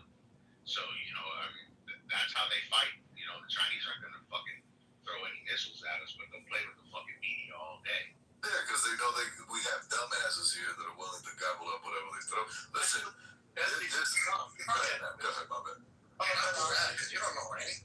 I was just gonna say, especially because it's Trump, obviously China's gonna be all over that. I'm joining in on the hate of Trump. There's no question about that yet. Yeah, I highly doubt China is a fan of a man saying we need to repatriate our manufacturing. I highly doubt they're fans of that guy. Mary, keep coming off mic. I don't know if you wanted to say something. Mary? Okay. I'm waiting for my time to be allowed to talk. Oh, yeah, go for it. I just want to mention that not only that, like not only elections, you have allowed a lot of Chinese students in your universities, and basically your universities have been compromised because now they have access to very sensitive stuff like scientific facts, and they can take away like your innovative targets, and that can be very bad for a country to lose as a student. Some of them have campaigns, like some of them have these groups like inside universities, and they usually try to absorb people who have been hurt, like LGBTQ community, women who have been abused, and it's basically like a cult. And one of the biggest funders is actually a Sri Lankan called Singham who lives in China, and he has been very actively involved with Qatari money, and they have infiltrated USA, and they're fucking with your people and with your country, taking away your resources.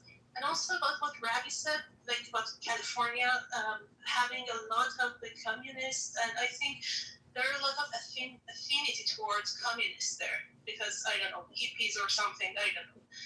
I think it goes back to 60s or 70s. And I think a lot of those people, those generations, they are very sympathetic because they have no fucking idea about the real history and the suffering of people who actually go through communism and socialist system. And I think one of them was in the audience. I don't know, but I think Tiger is Chinese, but I have. Yes. Yeah. He is. Yeah, he has been promoting communism since he got there, but in California. So I think he might be part of one of those stereotypes we're mentioning, which is true, Ravi. Well, Mary, you have now on stage one of the biggest proponents of the CCP that's Marshall. Go ahead, Marshall. Tell us how beautiful things and how grandiose things will be when the CCP finally takes over, and we are gloriously under the power of those. I can't tell whether you're being sarcastic or you mean if the sarcasm goes right over my head. To rule over all of us. Well, then I'm assuming you're being sarcastic. Marshall, did you hear my question earlier? I don't know. I forget if you were. No, I was giving one of my older dogs food or medication, so I didn't hear anything you said. Okay, I'd be curious. What is your interpretation of the NSA holding back information to give Trump? What are your thoughts on that? That's what I'm really curious about. The NSA said internally that they thought that, well, okay. Are you saying the NSA said internally we're not going to give the president this stuff, or are you saying internally they said, hey, we're not going to give him this stuff because we think he's going to leak it? Well, I never thought about that second part. I'll have to think about that, but I do know. Well, the only reason I ask is because he does strategic leaks. Wait, say it again? That's the only reason I ask is because he does strategic leaks. So the leaks are only bad when Trump does them. Yeah, wait. Oh. No, I didn't say it was bad. I said he does strategic leaks, which is really funny. Marshall, thank you. I think that's really funny. How are you doing, C? I'm good, Marshall. I think that's really funny, Marshall. Honestly, that was smart and well stated. It's funny. So, okay, so you're saying that, holy shit, I'm trying to unwrap what Marshall's saying here. So, okay, wait a minute. Okay, so Trump does strategic leaks, and he has leaks that he didn't want that happen, right? Is that right, Marshall? Is that what you're saying? Yeah, all White Houses. You can't think of a White House in American history that didn't leak. Okay. That is a fact, yeah. I just double check it. I just want to get it clear, completely clear. Yeah. And you're saying this is the one that he didn't want, part of a leakage of any sort? I guess the NSA didn't want him to leak. Oh, Some of the stuff I read and listened to about the deep state indicates that some of these career folks don't want the president to have tons of information because he'll just blab. So that's the premise. If you're asking me what I think of the You think Trump is a blabber? No, that's you, Marshall. I think that's wrong. Trump's the president of the United States. He should be able to get all the secrets he wants, even if he's going to give them away. That's his call. No. He should be totally getting all the secrets that are supposed to be. That's the whole point of the PBD, right? Yeah, dude, so that's what I'm saying. The PBD is supposed to give him all of the intelligence. Does he listen to the PBD? It doesn't matter. That part doesn't matter. He does receive the presidential briefing, but it is kept rather short, and each section is probably no longer than 2 minutes. That's crazy. We're trying to figure out why they would keep that out. It's just. What do you mean? Why? What did they keep out? What do you mean? They kept out. You're just catching up, then. I don't know where you are in this whole timeline. Did you hear the press conference? Well, not listen to that stupid. No, I heard it a decent amount. If what you're asking is, do I think they should have withheld it? No. The President of the United States is the head of the executive branch in the armed forces. Spies fall under the armed forces. It's quasi-armed forces anyway. But the President should have access to all of the secrets, no matter what they are. I agree. You don't think the military took an action that they should have because they don't trust Trump? He may tweet it at night. Exactly. You know, you got to That's not their job. Their job is to serve at the pleasure of the president. That's what it's called. They're not. Hold on. If you serve at the pleasure, it means he can let you go whenever the fuck he wants. He could not like the fact that you were to crook an eyebrow and fire you. It would be okay. Because in the executive branch for the armed forces, you serve at the pleasure. Since when? I just have a question. Since when is? Why is it that people who work for the they don't have to be working there till the day they fucking die? What is that? Because the professional bureaucratic service, which came through in the 1880s and late 1890s, it's called Bavarian bureaucracy. It's called Prussian bureaucracy. And the idea was that we would go from a situation of patronage under Andrew Johnson, who was Lincoln's second vice president, Grant, Garfield, and Cleveland. Right. So during that time, the civil service was not apolitical, or at least it wasn't advertised as apolitical. If you wanted a position, it was patronage, right? Somebody get some more tobacco from Marshall's pipe. In the early 1800s was to create a professional bureaucratic class off the Prussian model that would be able to make sound decisions and would be there through differing administrations. The problem becomes when you decide to withhold evidence from the principal, right? It's like the principal gets all of the evidence and they're allowed to make up their mind. You're off topic, Marshall. You're off topic. Hold on a second. You're off topic. That is his discretion. Okay, so that's the thing. So someone like Ben is saying he should not receive that information. So I'm just assuming if like information was given or held back, say for 9/11, and 9/11 happened, I'm assuming a lot of heads would roll, right? I mean, come on now. You gotta give up information to the president to be able to make decisions. And by the way, this decision what is he blabbing about that is so concerning that you should care about? He's if he goes on, I'm not saying I care about that. I'm saying because he's the principal, he gets all of the information. For the bureaucratic class in the intelligence community to withhold intelligence from the President of the United States is wrong. They serve at the pleasure of the President. The President should have access to all of the material. We get it, Marshall. Let's move on. Hold on. Because it's not about Donald Trump. It's about the office of President. Oh, it's also about Donald Trump, though. hold on. Two things can be true at the same time. Yeah, what Marshall said is true. On the other hand, I also understand why folks want to hold things back from him because he's an idiot that's going to wake up in the morning and. Oh, well, now you're concurring with Marshall, because Marshall says that Trump is an idiot all day long, and he says that Trump is a fascist. I think he's a genuine certified idiot, John. But, I mean, I guess... So let me get this straight. So, Ben, you're okay with everybody picking and choosing what information the president gets. So, your president, the next president... Someone has to protect the United States of America. It doesn't... You don't get to choose and pick, like, who I just hope my next president is not as dumb and stupid as this guy. We had a bomb. We had a bomber. We probably should have. I don't think it's right. I don't think it's right or proper to call the president. Hold on. I don't think it's right or proper to call the president. Hold on. To become president. Can you stop with the pearl clutching, Marshall? Please, let other people talk. Jesus Christ. Yeah, I could call him stupid because he's stupid. I could call him dumb because he's dumb. Don't tell me not to call him dumb because he's dumb. Do you know, Ben, do you know what obstruction of justice is? Did you ever hear that term? What is it? I don't know what it is. You never heard that term? How is that Really? related to... Marshall, when you done talking?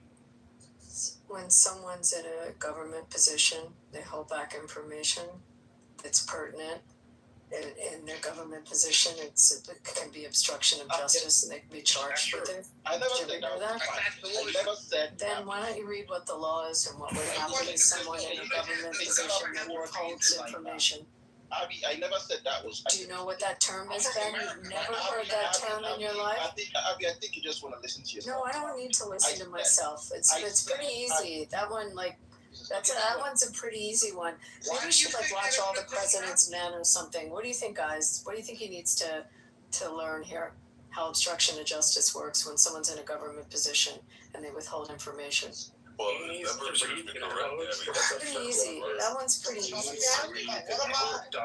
it's smart. They have to be wary. I mean, he's sending out tweets during the middle of the night. You have to be wary, Abby. I mean, come on. I mean, That's not your job. Hold on. It's not your job. He got elected by both the Electoral College and a popular vote. That means, as head of the executive branch, he can. You can hear me talking. It's not that difficult. He did not. Don't do that. Yes, he did. He did not win the popular vote in 2016. The absolute. Hey, we need one mic. Y'all really excited we about might this have title? we might have to revote. Y'all really excited about this title, which is good, but we need one mic though. I can't hear 6 people talking at one time. We might have to redo the 2024 election if this is his claims. I mean, maybe we should revote to see if he really was the... You don't get to revote. That's not how the fucking system works. By God, take the shit seriously. Why do you have to take everything seriously? She knows. She was a Jesus Christ. No, she doesn't know. She doesn't. Did you take civics, Ben? Did you take civics, Ben, in school? Did you take civics? No, I did not. You know what's... Alright.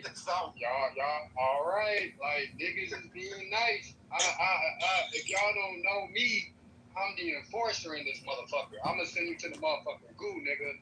All that nice shit that was doing, that's just because I can, nigga. Fucking me. Anyway, You ever? all that nice Wake shit, that bro. shit up, everything. Wake that shit up. That's just slow, gang. So if niggas can't talk on one accord, nigga, I'm sending you to the goo, nigga, on Crip, nigga. Stop playing with us, bro.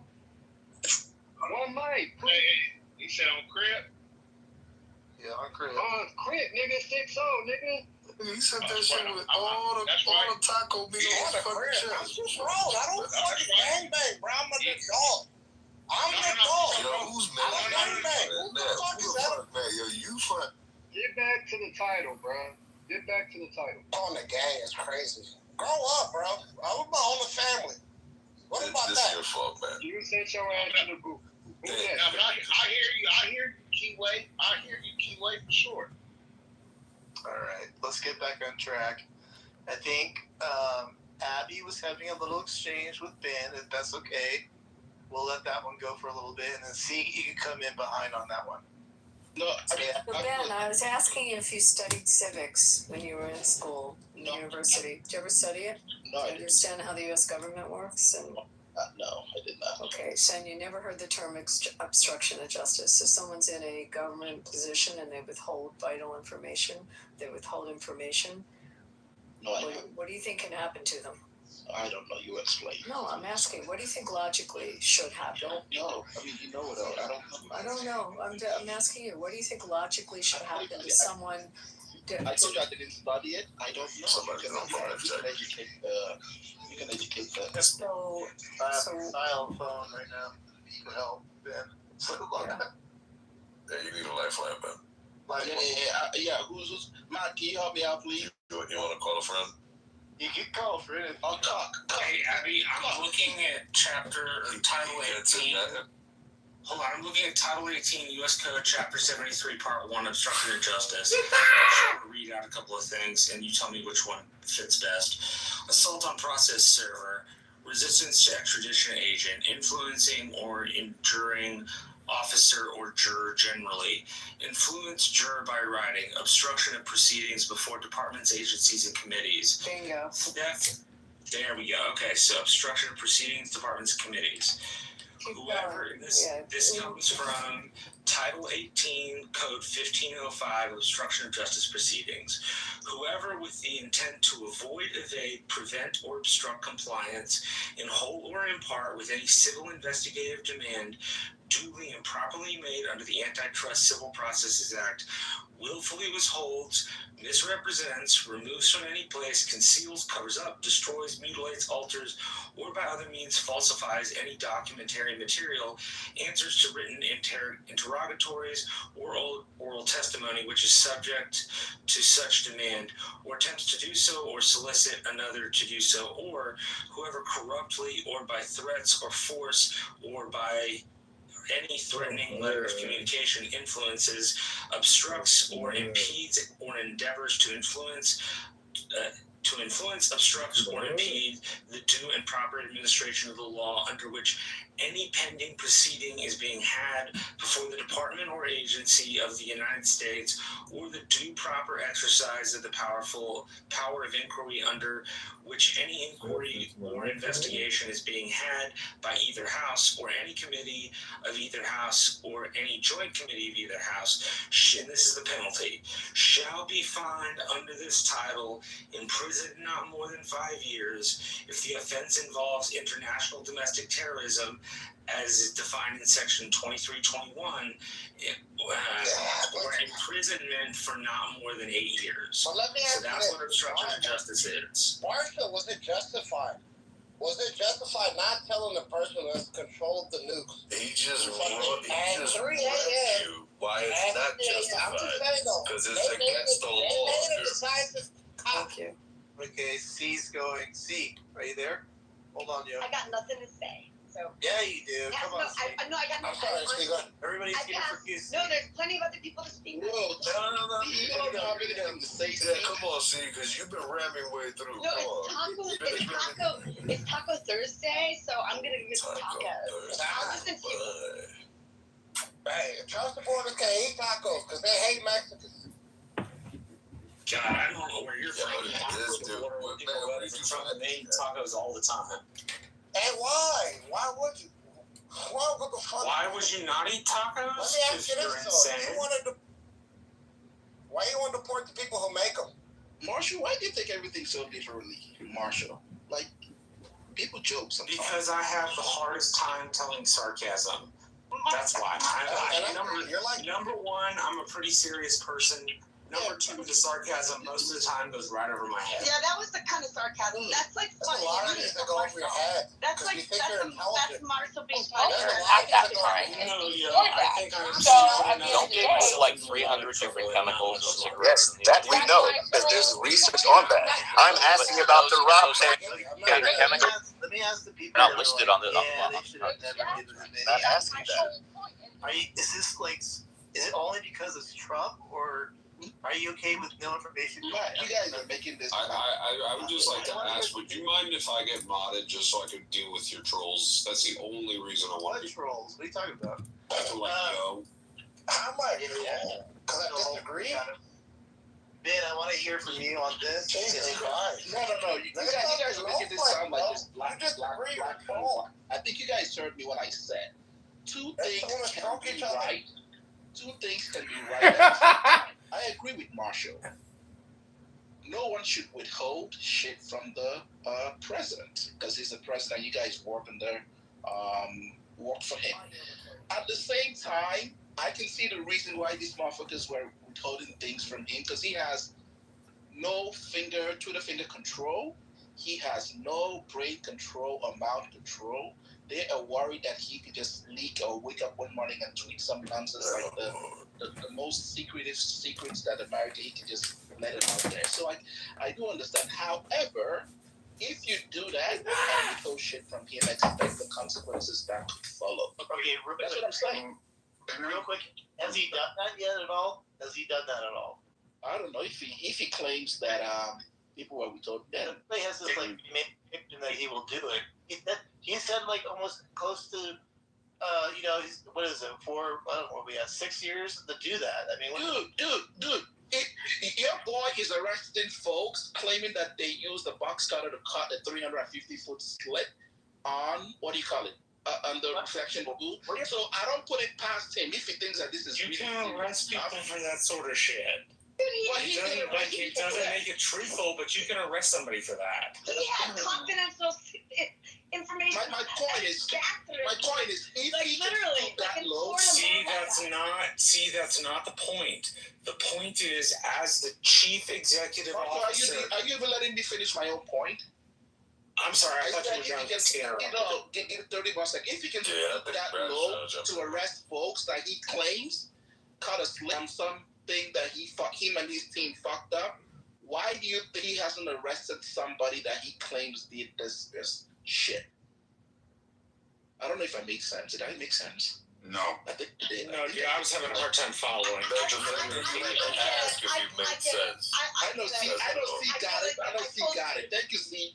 All these MAGA folks on drugs. He's usually on drugs, so like no one else. Excuse me, what the fuck, dude? What are you talking about? You fucking, what are you saying? May I ask a question though? Seriously. No. Yeah, listen. So this is the question. How can someone be a mastermind but also be a moron at the same time? That's impossible. Listen, you can't go in there and mastermind the taking over of a nation with the Russians, and then also at the same time be the most befuddled idiot that will just, he's so stupid. Oh, but wait, he's so stupid, but yet he worked with Putin to steal the country from you? That doesn't sound like a stupid person. That sounds like a very wise individual that you allowed to steal the country from you. He was so wise. Who is the stupid one here? That he was so wise, as you claim? Or the person who knew it was going to be stolen and yet allowed it to happen? You didn't claim he was wise. You claimed he was smart. Difference. He was so smart, as you guys claim, that he was president in 2020 when he's claiming that all this shit happened. He had control of the government, had control of the executive branch, had control of all these folks, that the FBI, the CIA, the NSA, whatever the fuck that report to him. Yet he's claiming that the only time he was president and they ran an election, that's when they had fraud. When the other two times that we had Democrats, as Obama and Biden were president, and he won, there's no fraud in those ones, right? He's not focusing on that. And I think it's time. This shit happened like 6 years ago. Don't you guys think it's time for him to get over this shit?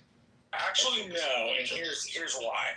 There was an election in 1876, I'm taking it back in time, and it's important. It was called the Hayes-Tilden election. Rutherford B. Hayes versus Samuel Tilden.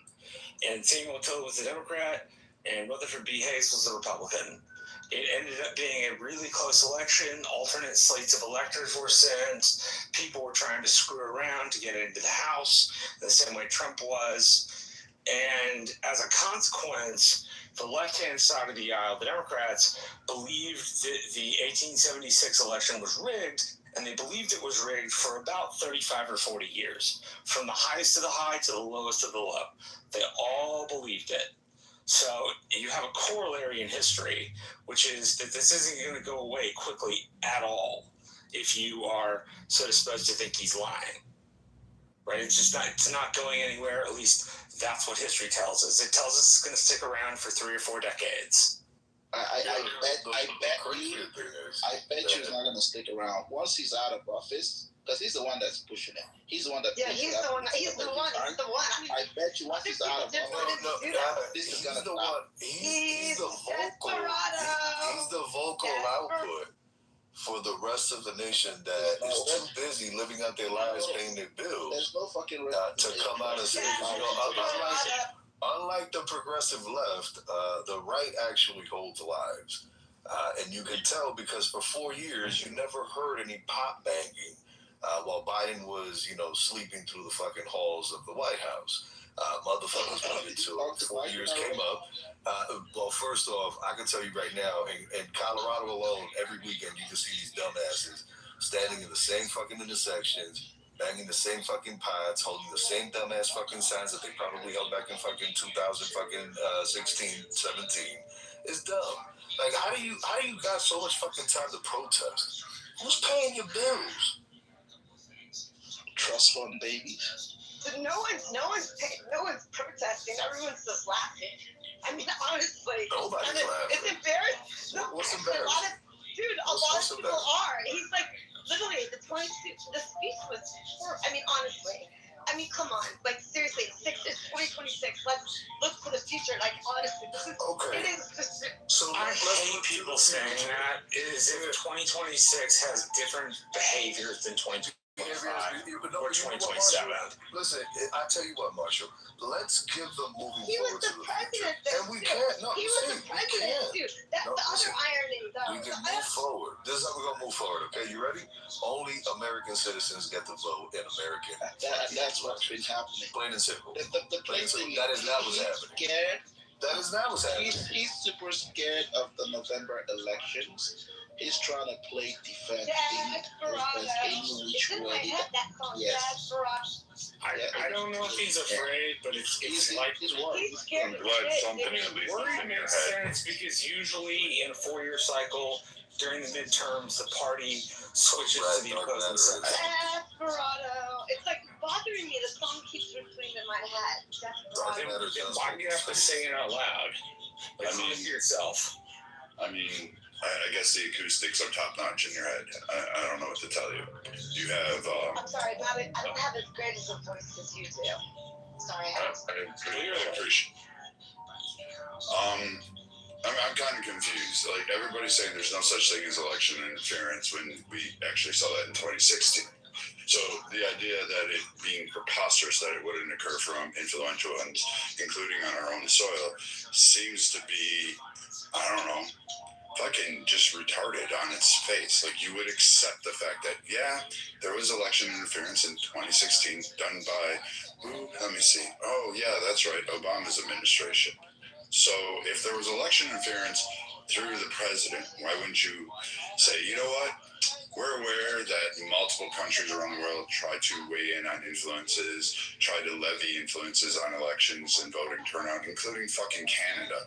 But yet somehow Trump is wrong about this. But we've known about this for, I don't know, what, Marshall? Like, at least since I've been around and voting and active in politics. So I would say, I don't know, since Reagan. Like, I mean, I'm really confused. They have influence over policies. They try to push policies in the U.S. that they deem Canada is notorious for it. Mexico has done it. A shitload of other nations, because they all want a piece of America's pie. China does it all the time.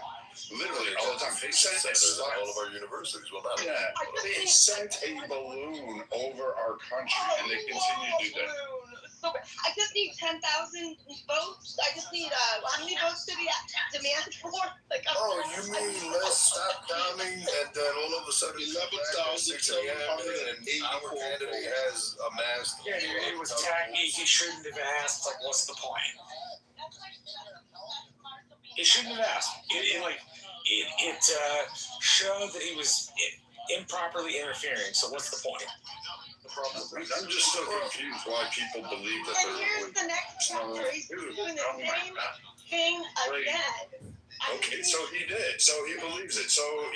And it looks like he's posting some documents about China's interference and its influence on our elections, which we're okay, so we have China. In fact, he actually admitted Russia interfered. He said they didn't interfere with him, and the Mueller report said they didn't interfere. The only thing the Mueller report said, which it left up to the prosecutors, was an obstruction of justice charge. The same charge Bill Clinton caught. So get your shit right. I mean, shit, we have China influencing over our private businesses. Disney is another prime case in point. There's a plethora. We have the Korean. Top Gun Maverick is a great one, only because Top Gun Maverick had a patch originally for the Chinese. The Chinese, because it was going to be released internationally, begged them or told them they weren't going to be able to show it unless they took it off. Well, that's Paramount's fault. Well, yes, I agree. I don't think we should cater to them, but I mean, fuck Disney.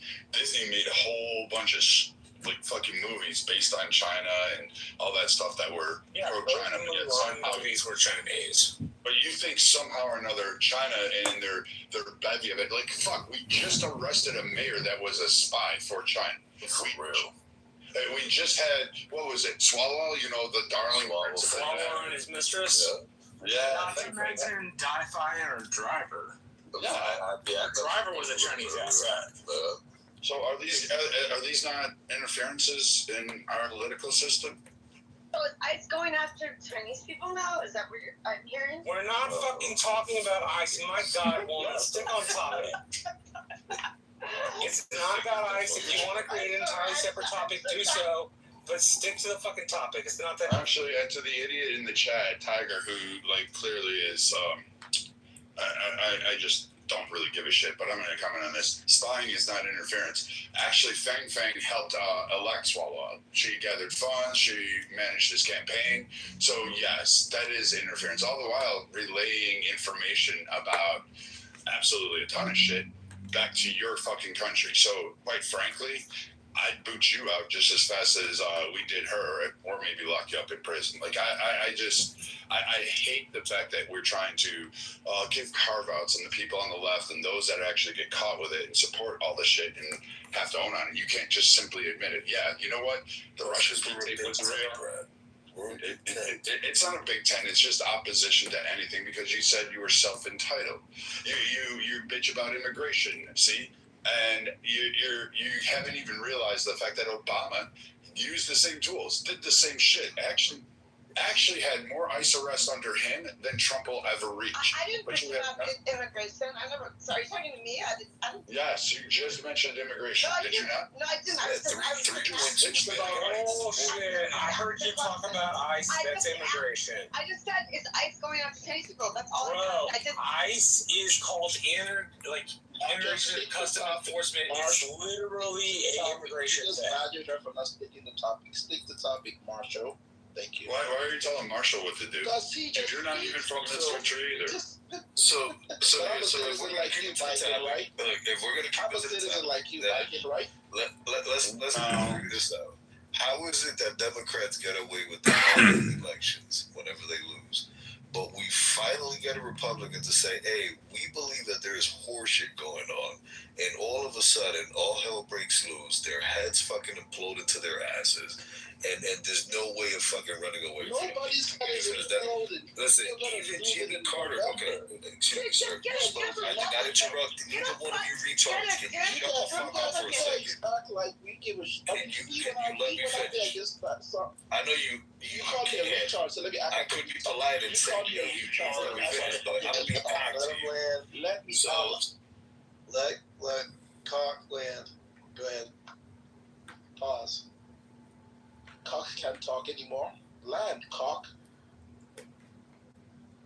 Why do you want him to land on your forehead? You're on mute, Cock. Does he do that? Does he land on yours? Probably does. Can you move this green guy down? I can slap my cock on your forehead. Is that what you want? Yeah. Okay, I figured that. Hey man, go, y'all go somewhere with that gay shit, man. Please. Oh, go ahead. What the fuck? This guy is unreal. He just wants to say that he has a cock, okay? I mean, that's what about. DOC, go ahead, man. The C down. So I only want your C words. So what was that about? Make your submission, gay. No, I'm just, listen, my question is why is it that only Democrats get to deny elections? Why is that? Why is it okay for them to stand up and scream to fucking Kingdom Come and impeach 45? Remember that? Remember during Bush, Gore, remember that? Not my president. Not my president. Bush Gore is the best example, and then Claire McCaskill, who's no longer in the Senate in 2005, objected to George W. Bush being the president. She did it within the rules, but it was still a prominent figure in the Democratic Party claiming George W. Bush rigged an election. And hell, they even complained when Eric Adams won New York City. And they said it was fraudulent. So, I mean, just make up your own minds. Like, pick one. Pick a lane and stick with it. But you guys are all over the place. You make no sense. And then you go, oh, you guys are just in a cult. Well, the Trumpers are not in a cult. They got their voices heard. They fought for it. They went out and voted. Get mad to yourself. And really? That. Listen, Wait, hold on. So they lost. You guys lost the blue wall. He's gonna bring it down. Dude, take a hit of that crack pipe and just relax.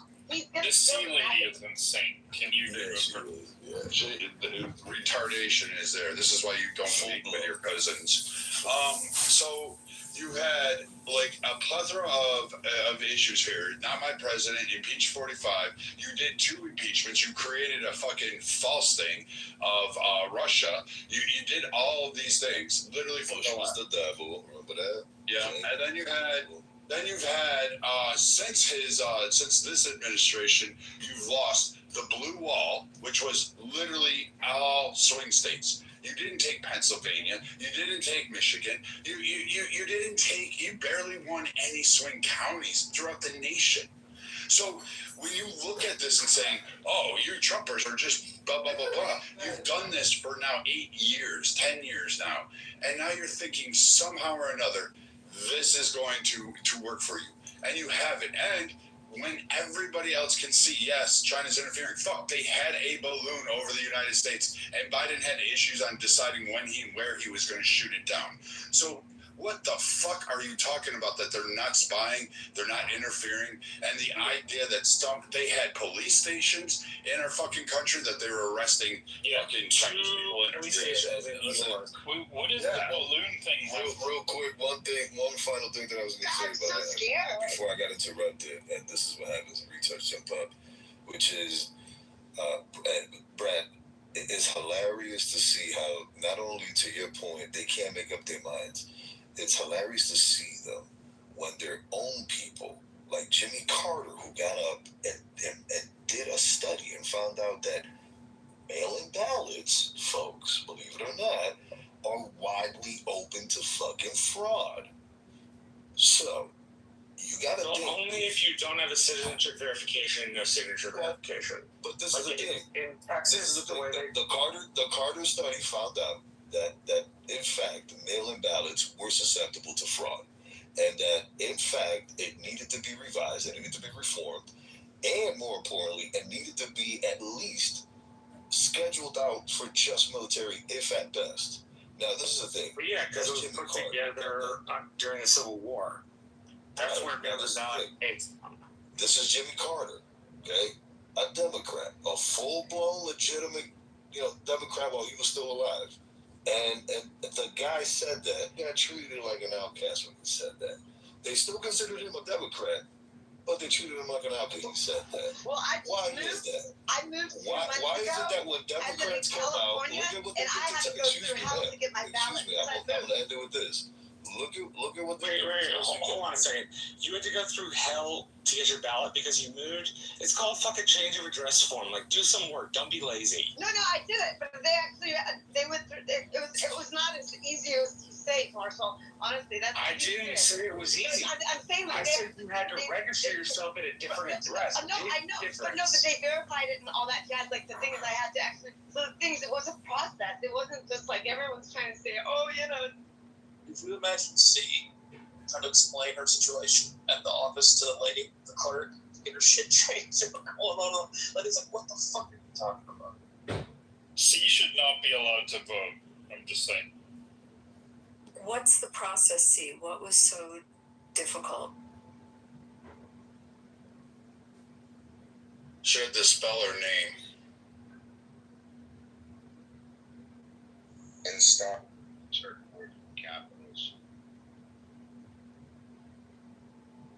You're on mute. Her name is C, but she signs with a name. He also just put in the chat that none of Trump's promises came true since he's been in office. So I put clearly tax on tips was something he promised, and he covered that. He covered no more illegals coming across the border. I asked her to tell me how many illegals have crossed the border since his administration's been in. Can you guys think of other things that he promised? Chevron deference, immigration, economic investments, First Step Back. Like, what else do you want? We can go on all day. No new wars, inflation, tariffs are going to bring back jobs. I think all of these, he fulfilled all of those. Do you think he hasn't brought back jobs, Ben? What's the unemployment rate, Ben? Yes, let's see, brought back. Yeah, I don't know, Ben.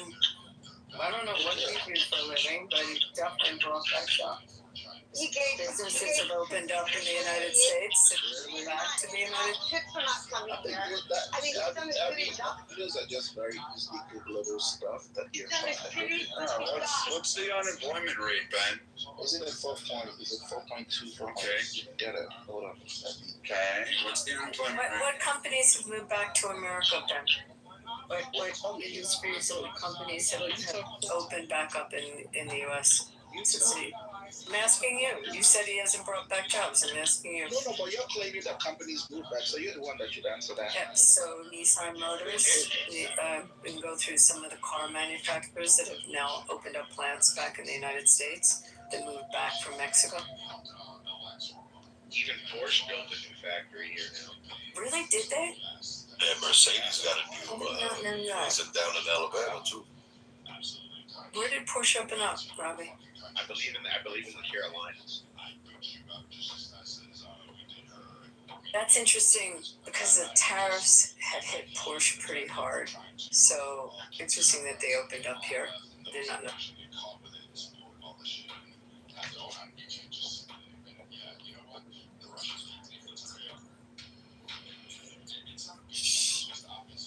Well, as you know,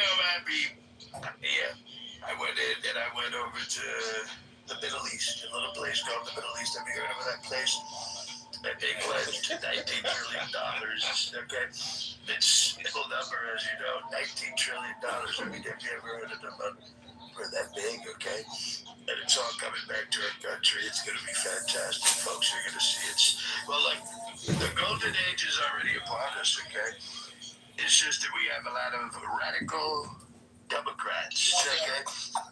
And we're going to get rid of them, folks. Mr. President, I would just like to inform. I think we should just Moab Tehran, like the United States did Dresden in World War II before the Nazis surrendered, so we can have a stronger hold on that petrodollar in region. Sure. And then all that AI money that came with NVIDIA from all the sheikhs from Qatar, Bahrain, Saudi. Well, the money for the AI is fantastic. Yeah. But these people have been sons of bitches. Okay? Look, I was trying to be a nice guy, okay? I said, we're going to bomb you. We bombed them, and then we said, look, let's take a chill pill, okay? Let's stop bombing each other and let's talk. What did they do? They didn't follow This through. is So pure comedy. They didn't read the they didn't read the book, sir. I think these stupid sons of bitches read, okay? Because the problem here is, folks, is these people, they've been killing you for so fucking long that they don't know what the fuck they're doing, folks. Okay? I know. These people are just fucking crazy. I'm sorry.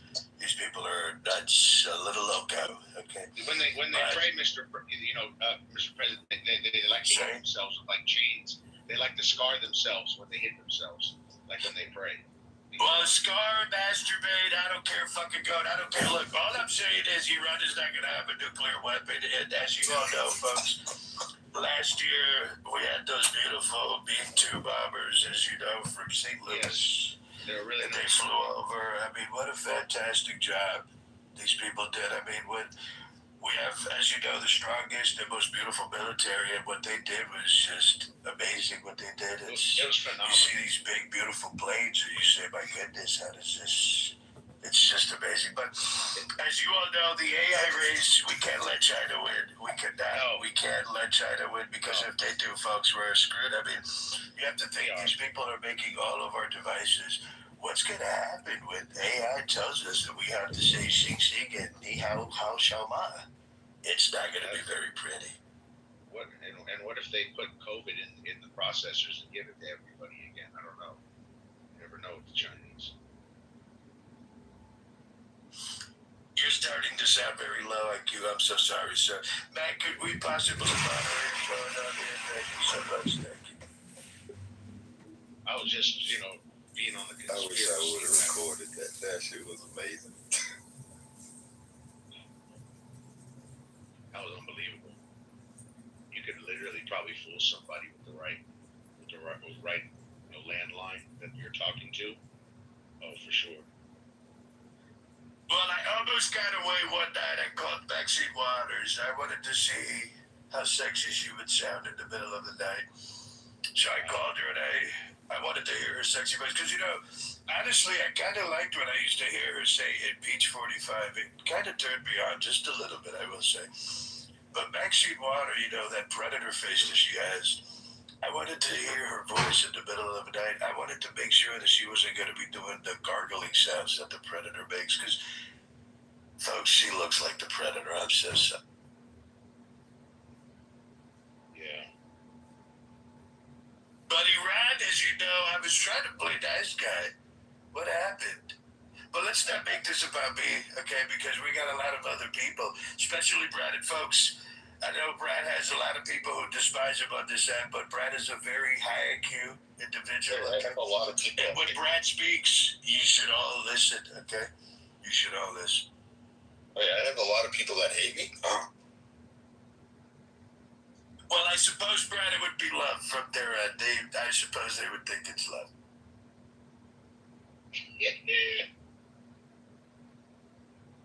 Agar says in the chat that America is responsible for COVID.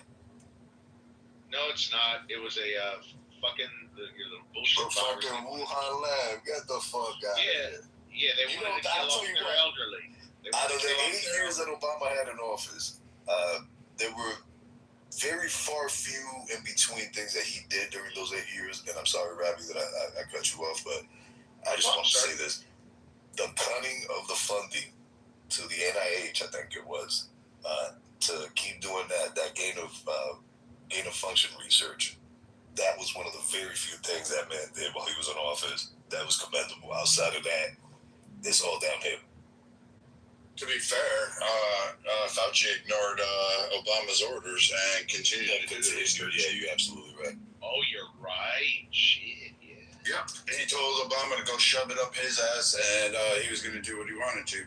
So at the end of the day, you have Fauci, who, in my case, should have. I argued for a long time that he should have gone to prison, but for sure.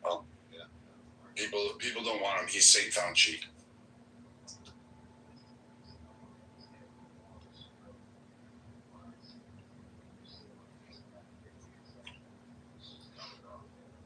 Hey, I had a question.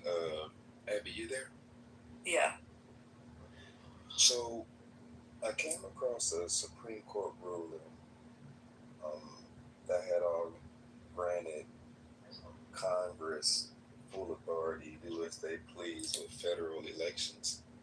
And of course, we had the recent one that came out that stated that I guess they turned down Trump's ability to regulate mail-in ballots in California.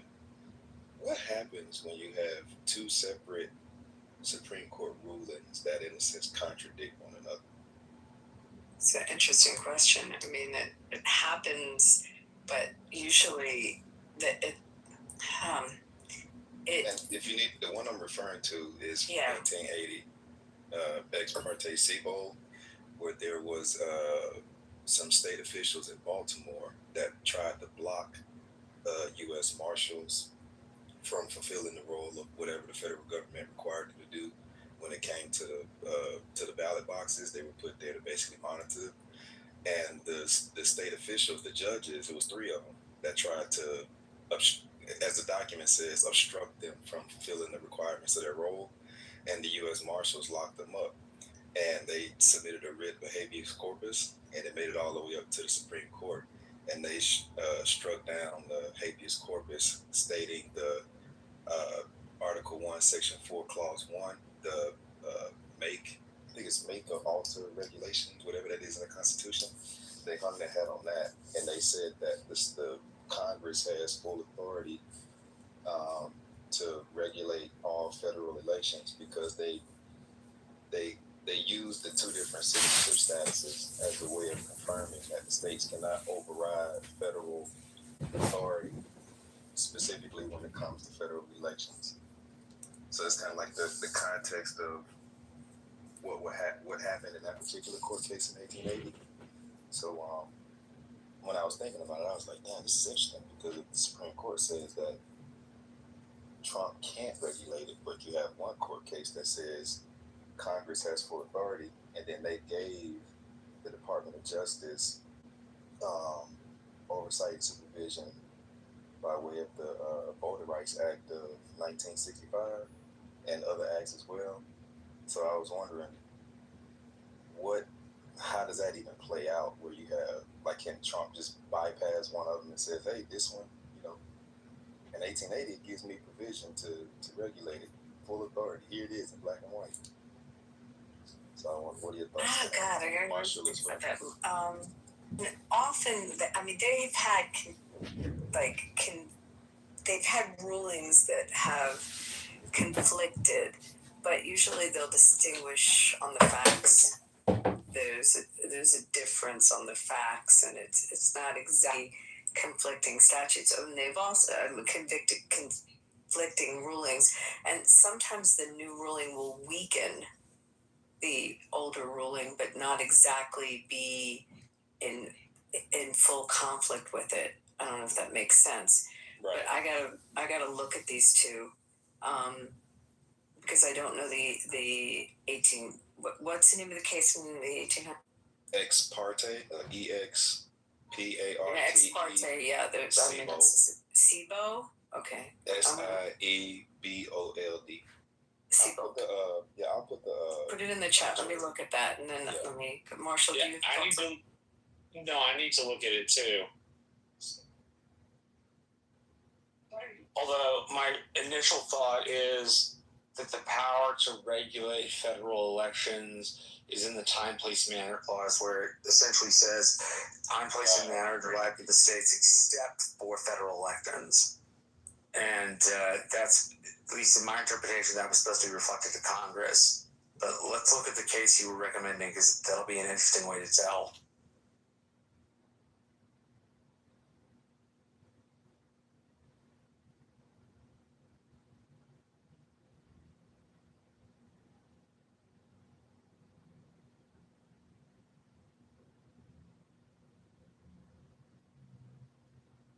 I'm reading this. You still, regardless, you still have elements of the supremacy clause that will kick in, even with the states regulating elections.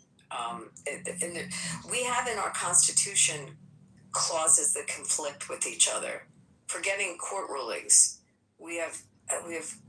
there's always been that argument that states' rights and the supremacy clause fight each other, and there's scholars that will give it to the supremacy clause and some that will argue that the states' rights will prevail in certain circumstances. Again, you look at the facts.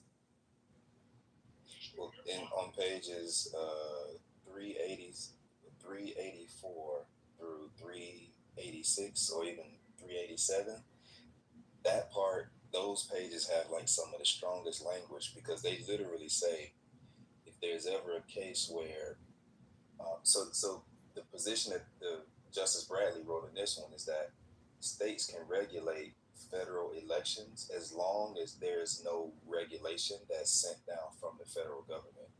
If the federal government sends a regulation down to regulate a federal election that's being handled and managed by a state, if the state's law or whatever is in place, it shall cease to exist.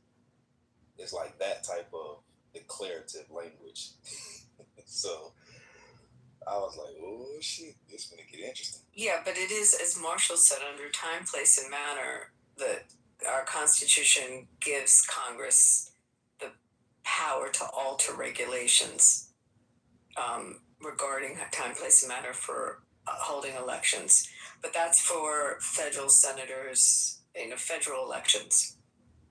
I don't know. This is an interesting one. My God, you're giving me like a law school question. Now you're looking. Yeah. It really is like a law school question. Yeah, this is constitutional law 101. So I gotta say this to you. Actually, they took this on this at like 102. Go ahead, my bad. Yeah. I was just gonna say, like, sort of, I appreciate your scholarship like nobody's business. Thank you for putting it together. Yes, sir. You're welcome. Thank you as well. Yeah, he's always amazing with this stuff.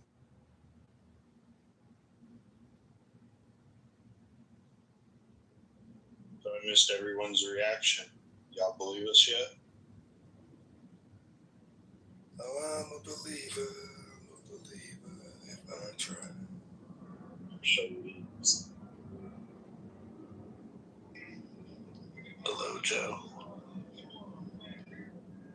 I mean, it's a lot heavier when you have a national address from the podium of the presidency, making allegations that our largest adversaries have been rigging our elections, and that he alluded to traitors involved with it that were hiding the information during his first term. Well, boys, the Bugaloo's about to get going. Who's ready to ride that way?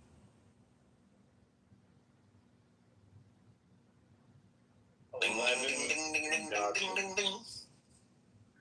11 million documents. We're going to have a treasure trove for weeks of this stuff rolling out from 11 million documents, weeks. That's going to take months. Is there, that's what's on the website, the White House website, Joe? Like, trying to figure out like where the actual files are right now. Hold on, so they really doing this data dump? Yeah, I think it's a real deal, right, Joe? I mean, he said, and that's what talking heads on the different news outlets are saying, that it's 11 million documents, and then the department heads will be having their own press where they talk to the press here in the next couple of days. You know, guys, he keeps saying that Iran is about Iran not having a nuclear weapon, but I honestly believe that Venezuela was the preface to the end game, which is China. I don't think any of this shit has anything to do with Israel. I don't think any of this shit has anything to do with Iran not having nuclear weapons. I think he's doing all this shit to chokehold China in the end. But who is China? I can definitely see that angle.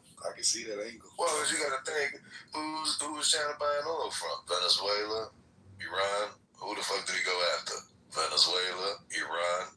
Who do we send all of our manufacturing to? China. Who's he trying to get the manufacturing back from? China. You know them niggas ain't happy with him. He's fucking with they bread, with they milk and honey that they've had since 19 what? Well, granted they've had it since Nixon went over there and waved his fucking peace signs around and allegedly opened China to the west, but really the opening really happened with Reagan, and they got fucking put on steroids with NAFTA, which NAFTA was supposed to help the American Union between Canada, America, and Mexico flourish, but instead motherfuckers just took that as a way out to go straight to China, and the rest of Asia. But please, by all means, I'm going to be on talking too much. I don't know what I'm talking about. I'm dumb. It's always been about China. Everything's about China. China. Yep. China. Oh, excuse me, it's China. It's China. Okay, China. Joe, come on, you're a very high IQ individual, okay, Joe? Don't do this to me, Joe. It's China. China. It's very simple, Joe.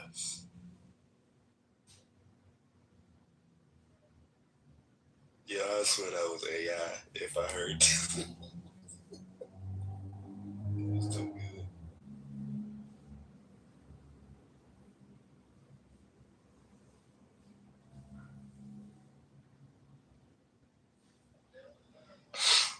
So where does this go? I mean, has there been any indictments or charges? I don't even know.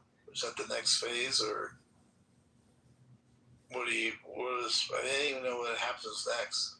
Oh man, you gotta think, if indictments are next, then the civil wars. Well, yeah, that's true too. Good point.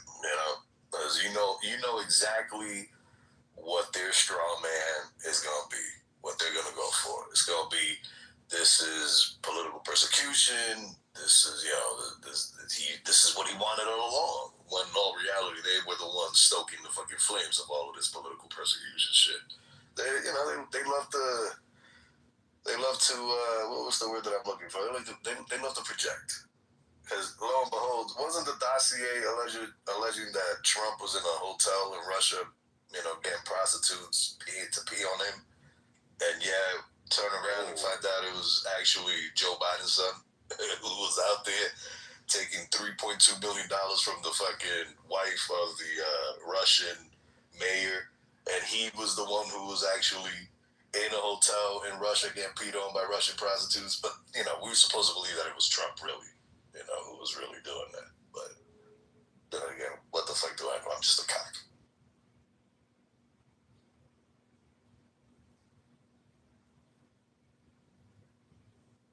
A very beautiful, bright, colorful cock at that, I may add. Is it enough beaver? Are you satisfied? There's never enough beaver for this cock, Joe, unfortunately. I'm sorry. It's like cowbell. It's a fever that's never ending and can only be fulfilled with more cowbell. Abby, I put the wrong one in there. This is actually the majority. My bad. It's okay. I've been reading this. I'm getting an answer. It's different set of facts on it. Beaver sounds like your problem, show. Just give you a heads up. But he's having some ear problems.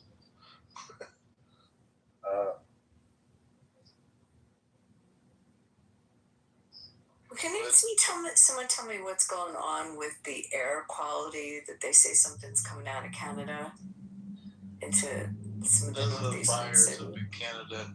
Well, we have these forest fires in Canada that unfortunately, it's a clear sign that the earth is upset with us. And, trees are just self-combusting out there in the middle of nowhere. Climate change. Where are the fires in Canada? Yeah, I'm in Cleveland. Yeah, I heard Cleveland got hit really hard with it. It's like smoky as hell out here. I'm in Philly and it was smoky here, but it's like, super humid too. But I heard Cleveland has it bad. So where is it in Canada that the fires are? Do you know? Ontario. Yeah, I think it's coming down from the northern parts of Ontario.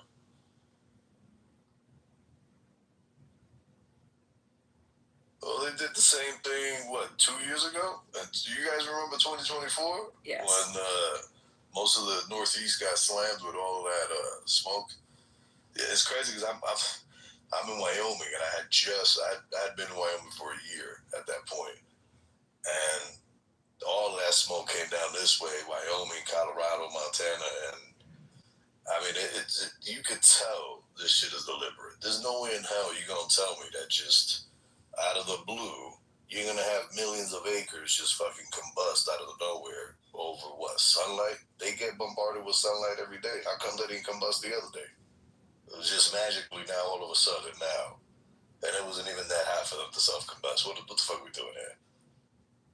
You know, there's parts of Wyoming I've driven through where there's, like it's when you drive from like the middle of the state, like from Thermopolis over towards Jackson. Thermopolis is shit.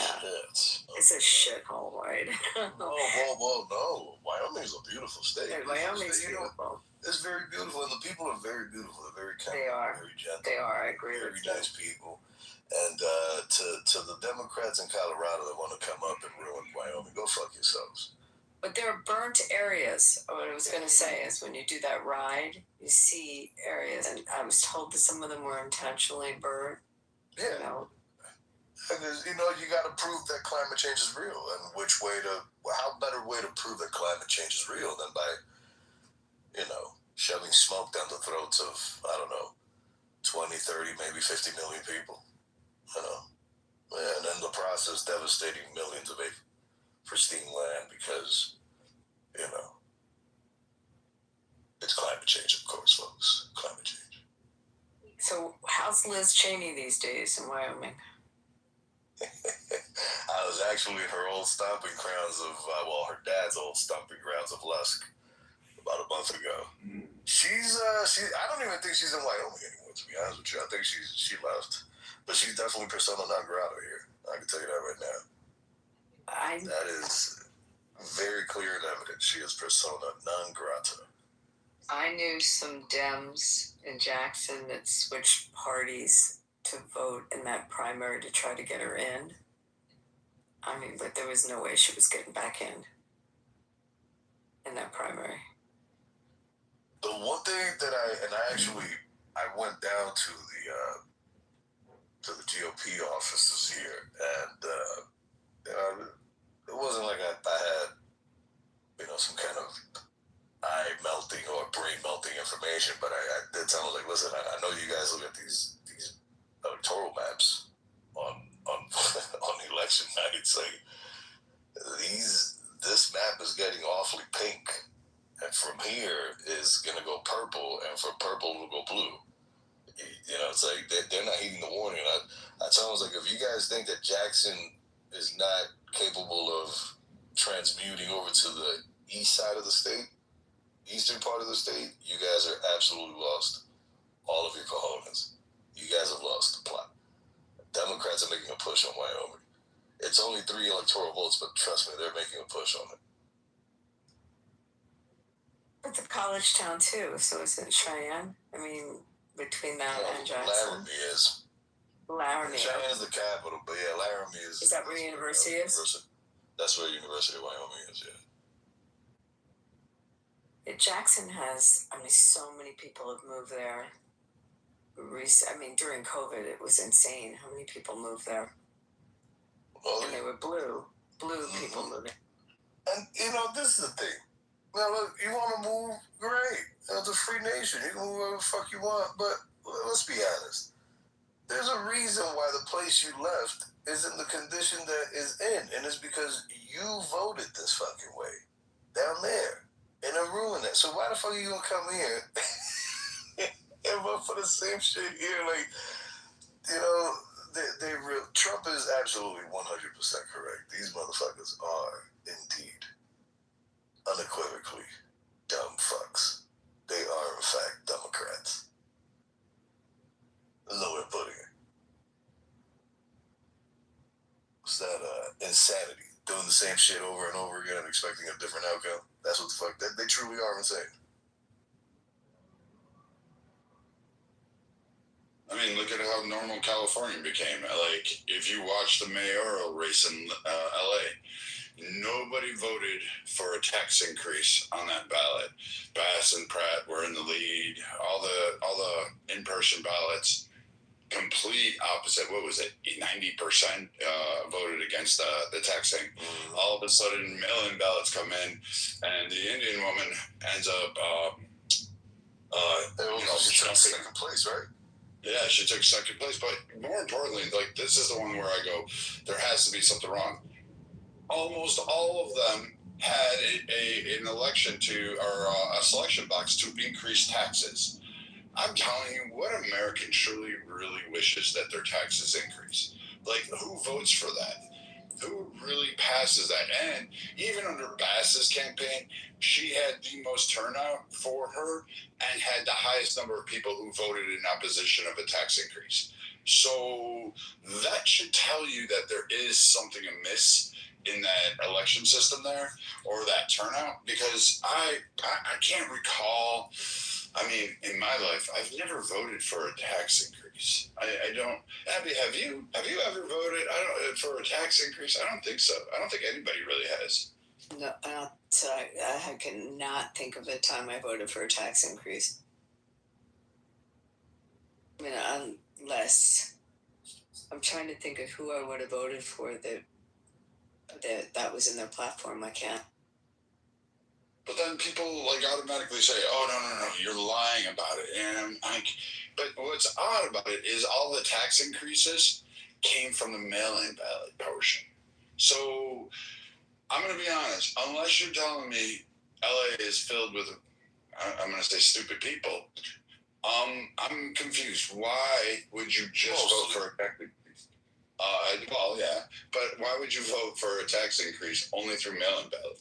Like, why wouldn't you have that significant portion on the in-person ballots vote for a tax increase? I've never seen something so starkly contrasted before in our election system as that one thing. It's mesmerizing. And I know why. Oh, you do? Oh, you may have the answer. Maybe China did. No, I heard that, they ballot harvested the homeless. We have the largest homeless population. And I tried to say it earlier, but I think I got cut off because I was in the red zone. But yeah, we have the largest homeless population. How do you think they're going to get more money? And they went around and harvested votes from all these homeless people. It was reported on. You can find a report. I think it just came out either earlier today or yesterday.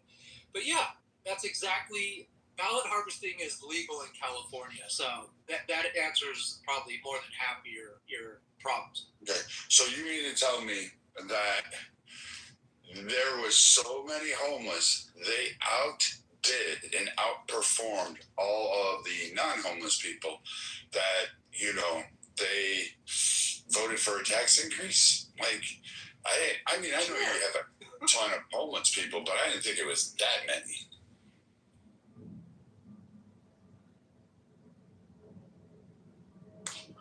Yeah, Brad, they come from all over the nation to live here. The weather is great, and they can set up their house anywhere. They can live anywhere they want. They can live like on the bay, just set up their tent, no taxes. Like, yeah, we feed them, we give them everything they need, and the weather's great. You should come and hang out sometime up here in the north. I had an office in San Francisco. We closed it down.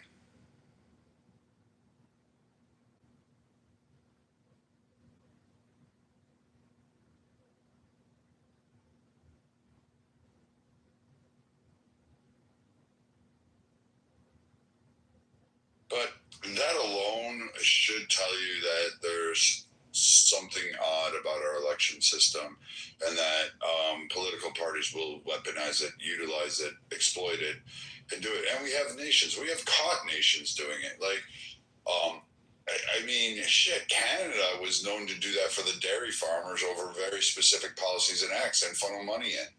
I find it absurd that people don't believe that, like, China, out of all of them, is just how innocent. Like, I get it. They're retarded, but they're still trying to do stupid shit. Like, we keep catching their spies. We keep catching various entities were catching them in schools. They're stealing IP. I mean, these are really not an honorable nation of sorts. Well, their government certainly isn't. I mean, I'm sure, the CCP doesn't stand or represent the entirety of the Chinese population, but yeah, their government is. You got to think they've been opening up confusion centers in this country since the mid to late 70s, and it's been an onslaught since. Matter of fact, I'm willing to say they've been opening up confusion centers here since the late 60s, actually, and those confusion centers are directly on college campuses, on university campuses. So yeah, and then you got to think, if you look at the correlation when the Confucius centers came in,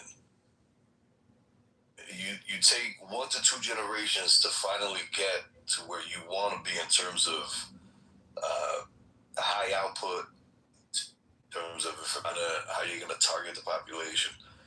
And surely enough, their plan is in fact working, because you got to think, I forget what the popular communist was that said that it would take about 2 generations to get America to fold, because all they would have to do is, basically get themselves in the educational system, and from there they would branch out, and it would be a virus that would be unstoppable, because now that they're being put in charge of educating the next generation of what would be patriots, but instead, what do we have now?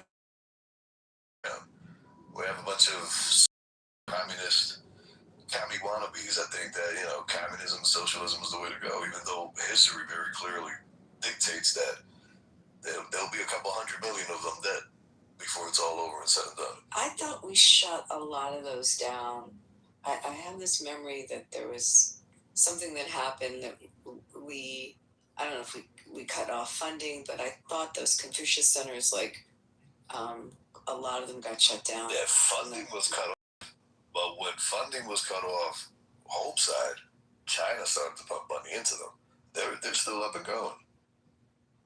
A lot of them still are, especially in California.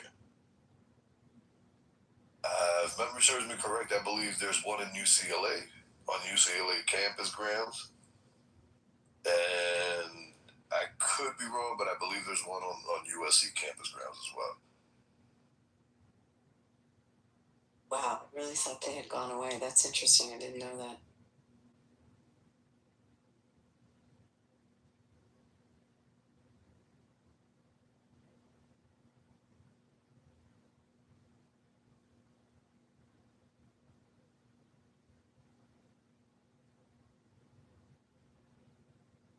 All right, so let's call it for what it is. You guys tell me if you guys would agree with this. Considering that Hollywood has a pattern of showing us the shit that the overlords are, planning to do or going to do to us, not just planning. Who here believes that the Obamas making that fucking movie that they put on Netflix? What was it called? I forgot. Funny because I watched it and I forgot the stupid name of it, but who here thinks that these two were actually sending the world and our country, for that matter, a sign that, hey, this is what the fuck is about to happen to you, motherfucker?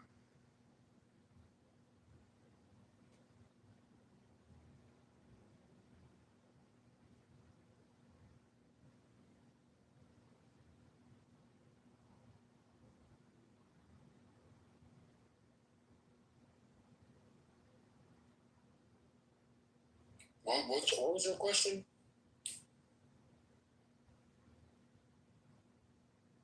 What'd you say, nigga? Do we believe that the Obamas took a shot at letting the population know what's coming next? Is that a better way to rephrase the question?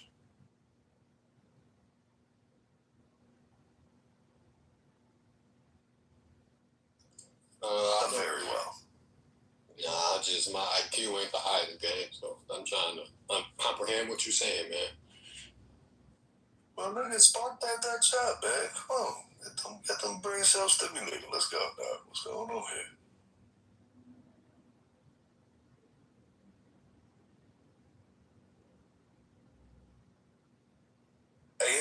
I do want to say thank you. I appreciate you. You came in early, you know what I'm saying? You manhandled the trolls. You took care of business. You kept it on topic, unlike bitch-ass Matt over there who, decided to give up on his job of being like a mod. We understand he was down and out for the count. He's sick. But Matt, you know what? Everything horrible that happened on this stage tonight and subsequently every other night before is all your fault, motherfucker. This is all your fault, man. Yeah, no, y'all were tweaking earlier, man. No, that seeing that dude, that fuck, them two was tweaking. Yeah, them niggas was tweaking, bro. God, bro. But it seemed like they was the life of the room, apparently.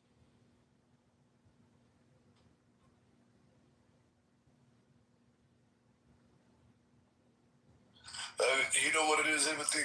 Most people come into the rooms when them trolls are on stage because they're not really after a legit, concise conversation. They just out for pure, explicitive, entertainment. That's it. That's all they after. Hell yeah, that's Clubhouse for you, gang. Motherfuckers come in here to troll and laugh for real. And that's it. Listen, I've seen rooms with trolls on stage cussing each other out, kinds of foul shit on each other's mother, and the rooms be popping, couple hundred people. The moment people start talking about money and finances and shit, knowledge, dog, you start seeing them numbers dwindle. 102, 97, 86. Nigga, before you know it, you down to a small-ass room with like 23 people, and that's it. But then as soon as you bring back the fuckery, guess what happens to the cat? Oh, here they go. Here come the people right back. Yup, you damn right, bro. Like, you spot on, nigga. Okay. Which do you prefer? You like the smart, like, what you come here for the knowledge, just the conversations, like. Yeah, I've been on this app since season 1, dog. I come here for the conversation. I don't come here to gallivant, to lambast. I don't come here to troll on people. I do troll on people once in a blue moon, but I come here for the conversation, which unfortunately is an art that people do not know how to engage in.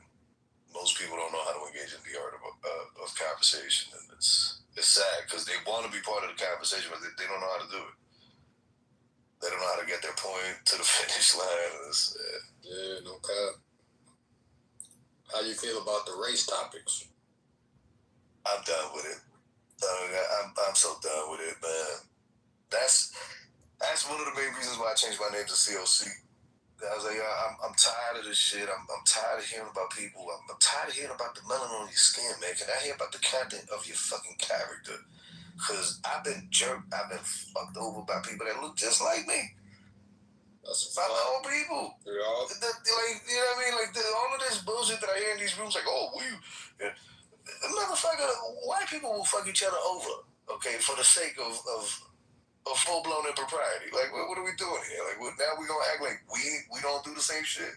Like, it's just only white people? Like, we supposed to just stand up and then also, there's the bullshit, brown paper bag, oh, man, you're getting off code, brother. Yeah, but fuck the code. Fuck the fucking code. What's the code? Happening with every nation. It's not just you or black or yellow. Or it happens with everyone. Oh, you know what the code is. Fuck these crackers. That's the code. Fuck crackers. You know what I mean? We got to stop buying all these weeds from these Asians. You know what the code is. Yeah, that shit ain't gonna stop though, man. It ain't stopping no time soon. And we kept them race rooms, bro. That's like you said.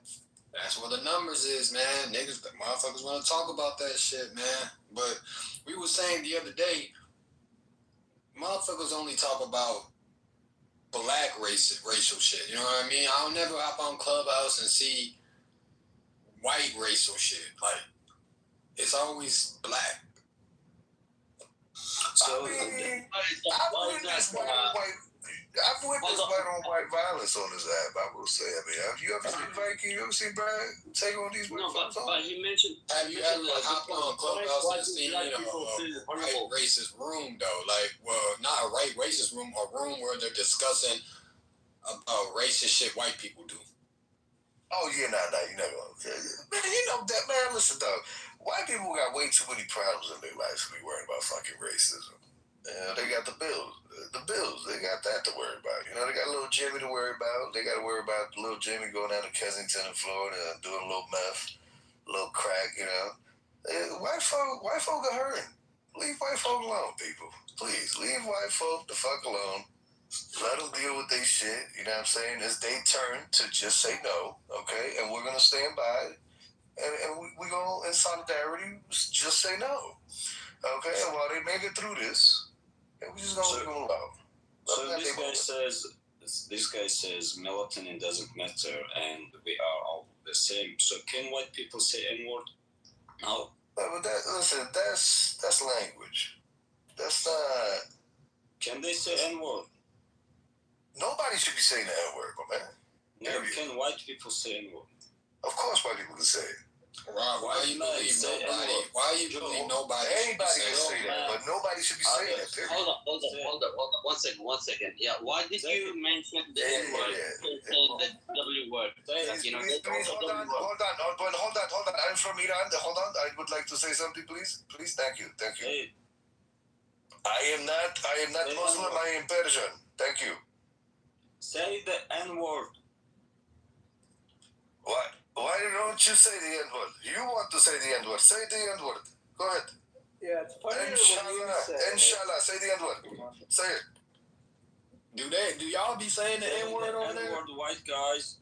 Hey, Hermes, man. Do y'all be saying, they be saying nigga over there? The N-word. Yeah. Left and right over there. Oh, yeah. It's our worst things. So it does matter. Oh, my neighbor screams it all night long. It's a video game. It doesn't matter even for you, cock. Why are y'all so fascinated with that word, though? Because that word is what gives you a power. Isn't it? It's like great. That word is the symbol of defeat of white men. That's what that word is. Defeat of white men? Yes.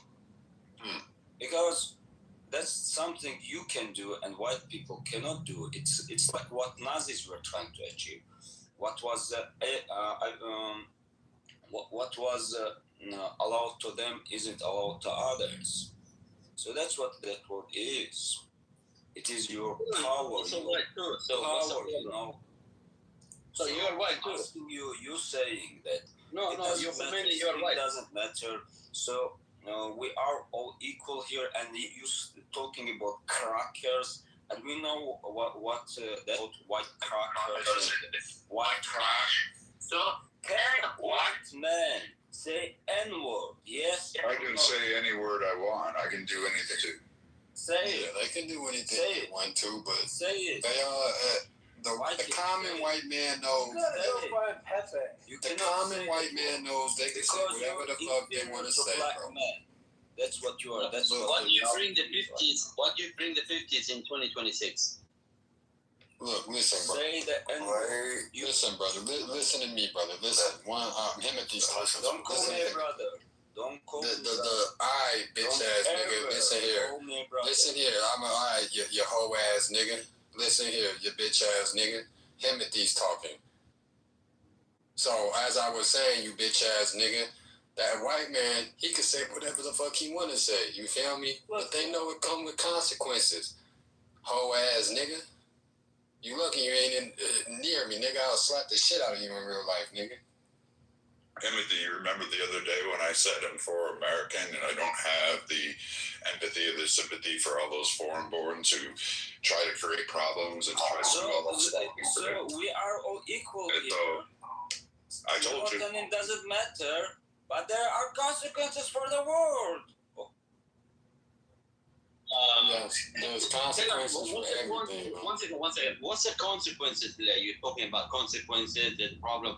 What is the problem? Can you explain it? It turns into an assault and then people go to jail. I tell you that they say, white people, don't worry to becoming a minority. You are going to be treated equally and other bullshit. And you can see in you go. He see, he's trying to silence me. You aren't going to treat it equally. Look at the South Africa and how they're treating. Nigga, fuck you, nigga. How about that, nigga? Fuck you talking about, nigga. Sit your ass in the goo, nigga. Hoe ass, nigga. Yeah, how you feel about that, nigga? A black man silencing you, nigga? Hoe ass, nigga. How that feel, nigga? So go ahead, Wallace. So, Cook, I have a question for you. Like, how do you see America in the next? The fuck up.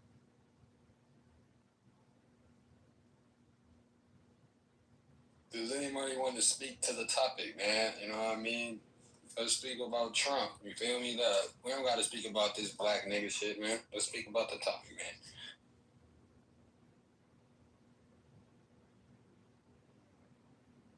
Yeah, I just been reading Twitter, a lot of the stuff that's coming out.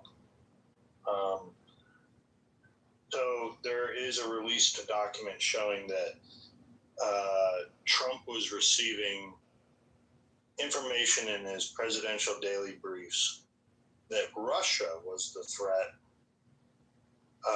to the election system in or around September of 2020, when in fact it was China, and people in the government were misleading the president on which foreign adversary it was. That's pretty fucking serious shit. Think about intel agencies framing it's Russia rather than it actually being China. And what could that have done if Trump had, made a decision in regards to it being Russia, and it was wrong intel? That could start a massive conflict, illegitimate. Well, Joe, think about not just right now. Let's go back maybe 30, 40, maybe 50 years. How much intel now? The question I suppose that needs to be asked is, how much crappy intel have our presidents been fed throughout all of these years? All in the name of, these three-letter agencies playing hooky with one another. You're looking at it wrong. So a lot of people inaccurately say, like, which country pays the most for influence in America. And a lot of people will point to Israel, and I'll tell you that you're wrong. Massively wrong. Not even close. Israel's not even close to the top tier individual nation. It's actually China through a variety of entities. Malaysia is one of them. A variety of companies. They pay for massive amounts. They funnel funds. They pay for lobbies. They fuck our congressional reps. They get elected to offices. And if you speak out against it, China wages a racial war. And they'll stoke that. And we're aware of this, that China does massively try to influence. They're just really stupid about it, and they get caught a little bit. But this is where Rubio is now cracking down. And rightfully so. We've removed China, any Chinese connection from a lot of our degree programs in college. We remove them as students. We'll deport them. We'll detain them. And China bitches about this, but they're not really going to do anything because they are a paper tiger. But they're just thieves. They're just like grifters on the world. They wouldn't exist without the U.S.'s economic investments overall. They wouldn't be where they're at today because they're tied to the hip of the U.S. economically. Militarily, they're I believe Japan could take them, and they just have never been proven. They've never really tried. They talk about their technology. They talk about a lot of things, but we're really not that scared of China. We just kind of keep an eye on them, up our assets a little bit more, but we really have them contained. they'll throw something out there like supersonic missiles and think somehow that's a win when they can't even control them. And to be honest, we gave them a brief test. All that fancy equipment and out in Venezuela, we made it go dark in under a few seconds. So it wasn't difficult for us to pretty much show how far down the chain China truly is. They don't want a kinetic war because they'll lose on that front, and they just don't have really any direction. They're too much ingrained into needing the U.S., which is weird because they seem to be lecherous in terms of stealing over and over again. Their government sends students, they send spies, and they really truly are like. If I were to do it in my lifetime, I would say they were worse than the Russians during the height of the Cold War.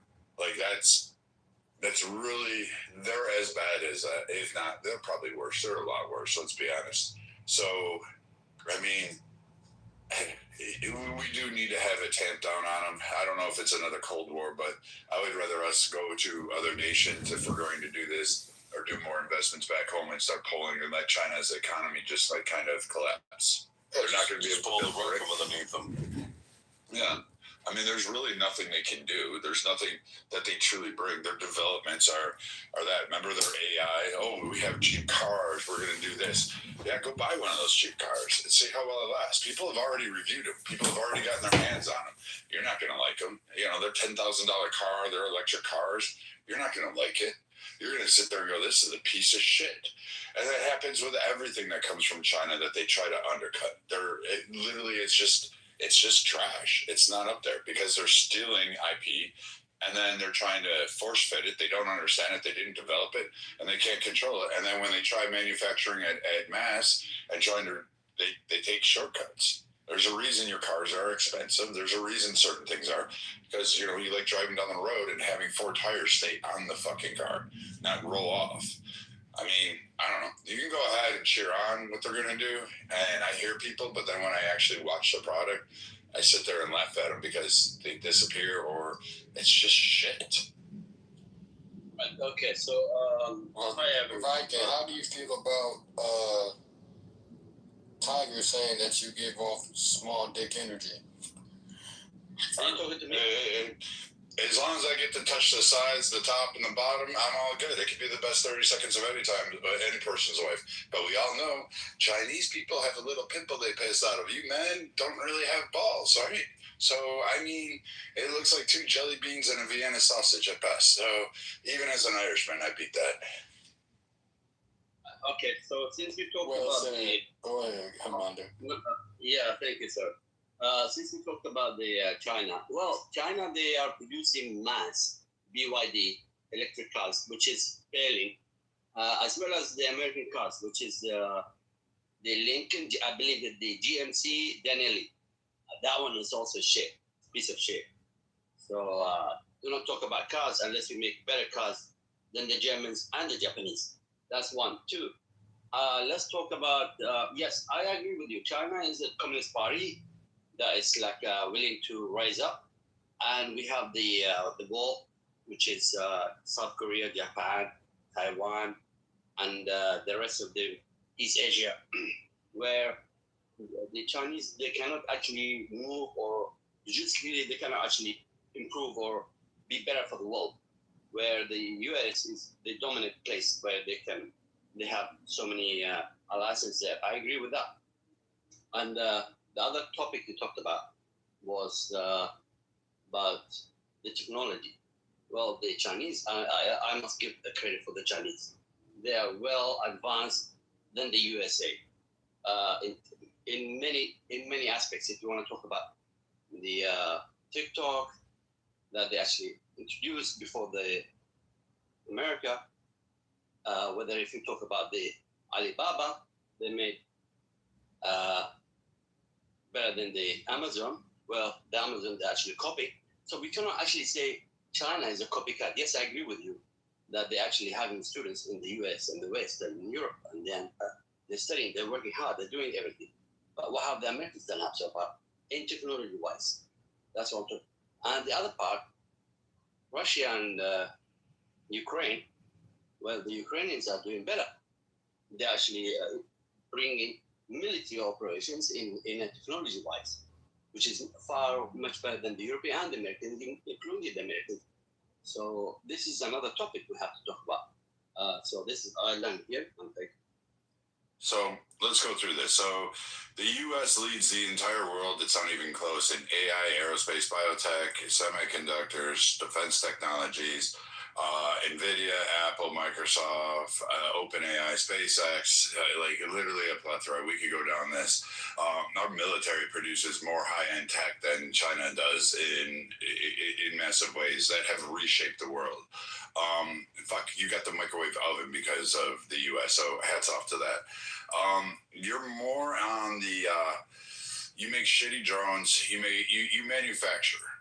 That's the extent of what China has. You're manufacturing. Your development is subpar at best. No one is craving, to go out there and say, oh, I really, really want this on that front. Now, you may throw in, oh, it's a $10,000 price tag. You may undercut the price of the market, but then when people actually get the product, they have buyer's remorse en masse.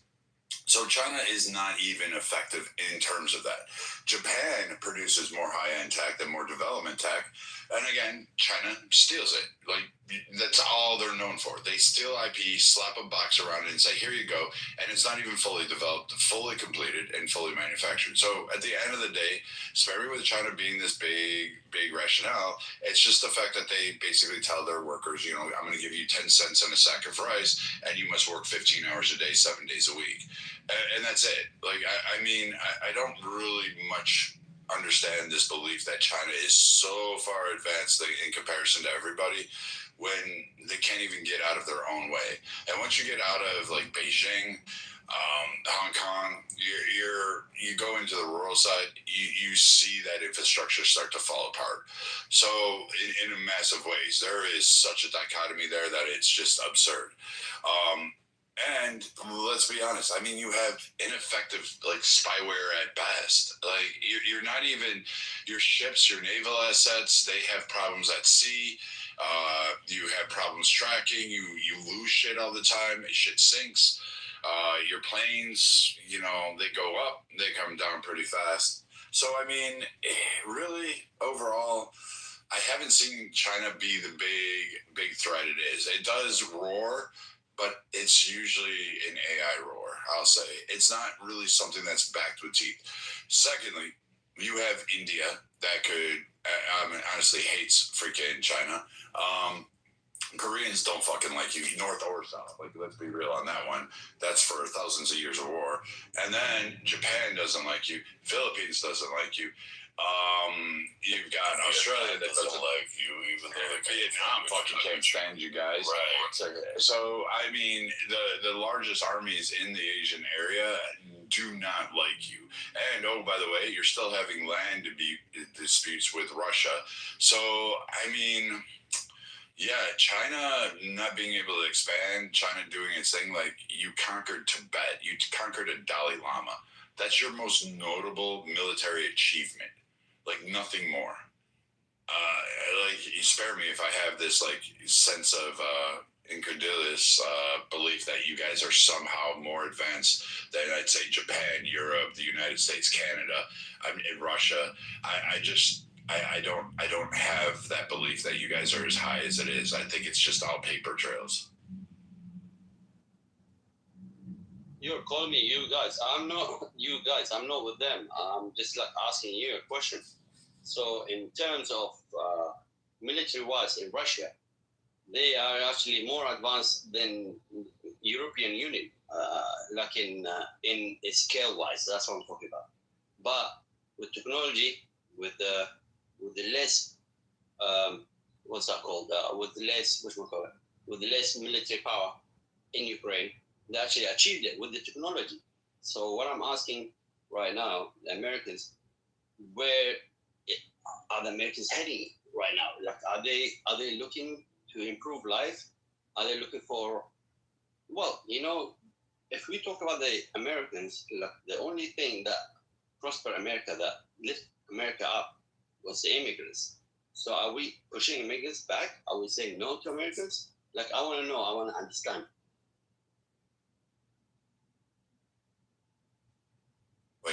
pushing Americans back? I don't understand your context. What are you trying to say?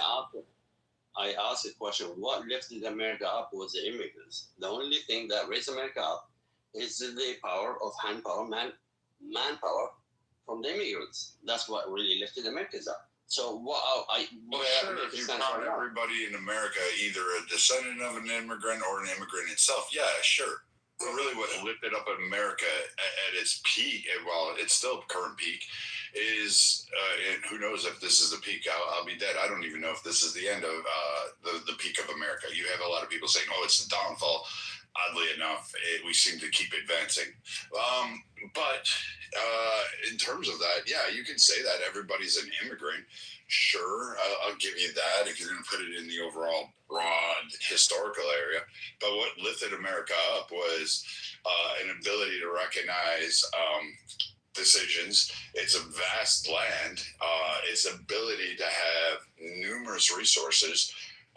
Its ability to actually unite. Oddly enough, despite all the diversification, if there is a threat to America, and not just like some bullshit threat, but an actual threat, as evidenced in World War I, World War II, and various other times, even the Civil War, there is a great unification. Even though we may argue amongst ourselves about it, a foreign actor to come in and create a threat, such as like 9/11, Pearl Harbor, we have absolutely no problem setting aside those differences and including those that may be oppressed by the current system. Will set that aside and say, nope, we're going. And we're 10 toes down, we're chest out and ready to go forward.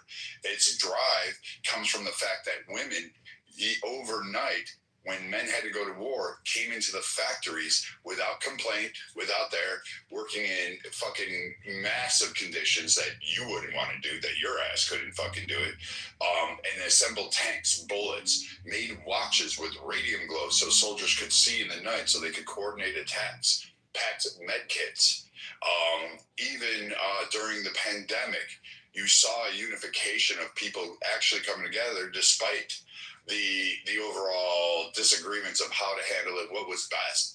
But Americans actually ended up helping each other out in a lot of ways. There were people delivering food. There were people trying to educate. Moms set aside their days and made mini schools in their neighborhoods. Fathers were out there helping neighbors like build and do things. So like America's rise in terms of like it needs its immigrants. No other nation does what the U.S. does in terms of that at the scale it does. It also gives more charity to everywhere else in the world. Americans are called upon to be the most charitable. They're asked to give the most, and they're asked to sacrifice their sons and daughters at any given moment in response to what goes on in the world. So in terms of the rise of it, I would say America's culture is not one that's just based on immigrants. It's a collectiveness of people who left their areas at one point or another for whatever reason it was, and others that were brought here forcefully against their will. But at the end of it, generations later, they still come together and do this. And you can see that over and over again. Like, look at what went on in Venezuela. I mean, shit.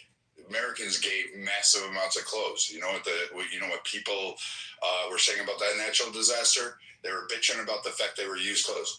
But here you are, Americans are donating the shit that they have. They weren't given like crap. They weren't given holes. They weren't given like, decades old fucking shit. They were getting the shirts off their backs to down to Venezuela. Yeah, and then they complained about the fact that they were used stuff. Like, you lost everything. But somehow Americans need to go out and just buy you brand new stuff. They need to go buy Apple bottom shoes or whatever the fuck it is and send that down to you. Right, so, and let's not forget that America is the only country, and by all means, please, somebody correct me if I'm wrong. I'm open to that. Is the only country that on a yearly basis takes in 1 million immigrants. What other country around the world on a yearly basis takes in 1 million people? I'll wait for the answer. There's none, unless you're going to give a whole region. But here it goes further. Americans ask you that you comport to American society when you immigrate here. And we have a problem now because we have a certain population that does immigrate here. Like, we don't have a problem with Hispanic immigrants. Like, they come in, we love, like, I love them. I connect with them more. I just don't like the Canadians. But the Mexican and most other immigrants, I don't have a problem with it. The problem comes is when an immigrant comes in and says, hey, we want to set up a Sharia town over in Dearborn, Michigan, or in Houston, Texas. And then when the Americans, the entire population that exists in that area says, nah, we're going to pass on that shit, you get upset as you come over here, and now you call us racist, xenophobic, or whatever. And like, Americans are just kind of getting sick of it, that they have to sit there and cater to your needs and your demands. And they're like, then go back fucking home. Like, why did you leave? Like, this is a big question that Americans ask you guys that are foreign born. Why do you come to America? To recreate the very shit you left. Thank you. And Brad, you know what's crazy? Look, I've traveled abroad. I'm sure you have. When we go abroad, if you ever notice, Americans, we are always very, very open and willing to assimilate to wherever we're at. You know, well, shit, if we go to Mexico and we don't know any Spanish, you'll catch us trying to learn Spanish. Shit. Because we don't want to be the last time a white woman eyeball out. Yeah. You know what I mean? Shit, maybe the last time a white woman didn't pretend she was French while being a tourist in France. Come on. Trying to talk in a French accent. The point is that these folks, they come here and they want us to assimilate to them. And that's the problem that we're having in this country right now. For the first time, we have both a group of individuals that are migrating here alongside while having a domestic political party telling them, inciting them to hold on to this idea that they ought to be assimilated into rather than the other way around. When you got to think, we're the ones rolling out the red carpet for you to come here. You would think the least that you could do is learn the language, bare minimum. And there's a lot of communities that you go into where mine's one of them. I live next to the border, and Spanish is a primary spoken language. I mean, at the southern border is understandable. And I did not enforce my beliefs on you. So what are you talking about? I don't understand. Well, we're not sure. But see, this is the thing. When you go to another country, they're not forcing their beliefs on you. You are forcing yourself onto those beliefs because you are making the choice to go there. No one forced you to come to America. You made that choice on your own volition. So the least that we are asking of is, look, you don't have to assimilate it to any kind of American mainstream religion or any of that. What we're asking is that, hey, pal, if our police officers fucking pull you over, the least you could possibly do is know how to read our fucking street signs, okay? And that if a police officer pulls you over, you know how to interact with them, all right? If you walk into a store, you're not lost being able to read, the English signs. Like, what are we doing? I'll leave it with this. I'm going to end it with this. We have right now a very large group of Americans that have moved down to Mexico City, Mexico, okay? And a lot of the signs, folks, have become now bilingual signs. Sort of like how they've done to us here, because, Americans, you're so bigoted and xenophobic. How dare you have bilingual signs? So we have allowed it. Well, guess what? Down in Mexico, you know what they're doing to Americans? To the small American villages that are starting to pop up, and all the signs that are starting to pop up in English, they're tearing them down. And you know what that means? They're telling the Americans to get the fuck out their country. So why is it that the world can tell America to get the fuck out their country, but America can't tell the world to get the fuck out of their country? How does that work? Hold up. I'll answer that question. Because America, they're envying the Mexicans. They did not invest in Mexico, while the Chinese did come to Mexico and invested. Wait, hold on. That's not the point that I'm making. Wait. Hold on. That's exactly You said, wait. You said America does not invest in Mexico, that China did. China's only done that as a recent. Stop here. Listen, Osama, whatever. First off, the American military, Literally, the American mindset for that, bro. You're like literally has invested since like the fucking Alamo days. Literally has invested in it. We have heavily there. Fuck the cable lines, the water lines, literally supply, electrical lines, oil. We have trade investments that are actually fucking imbalance, if you ask me. But to cater to Mexico, to keep them at least somewhat solvent.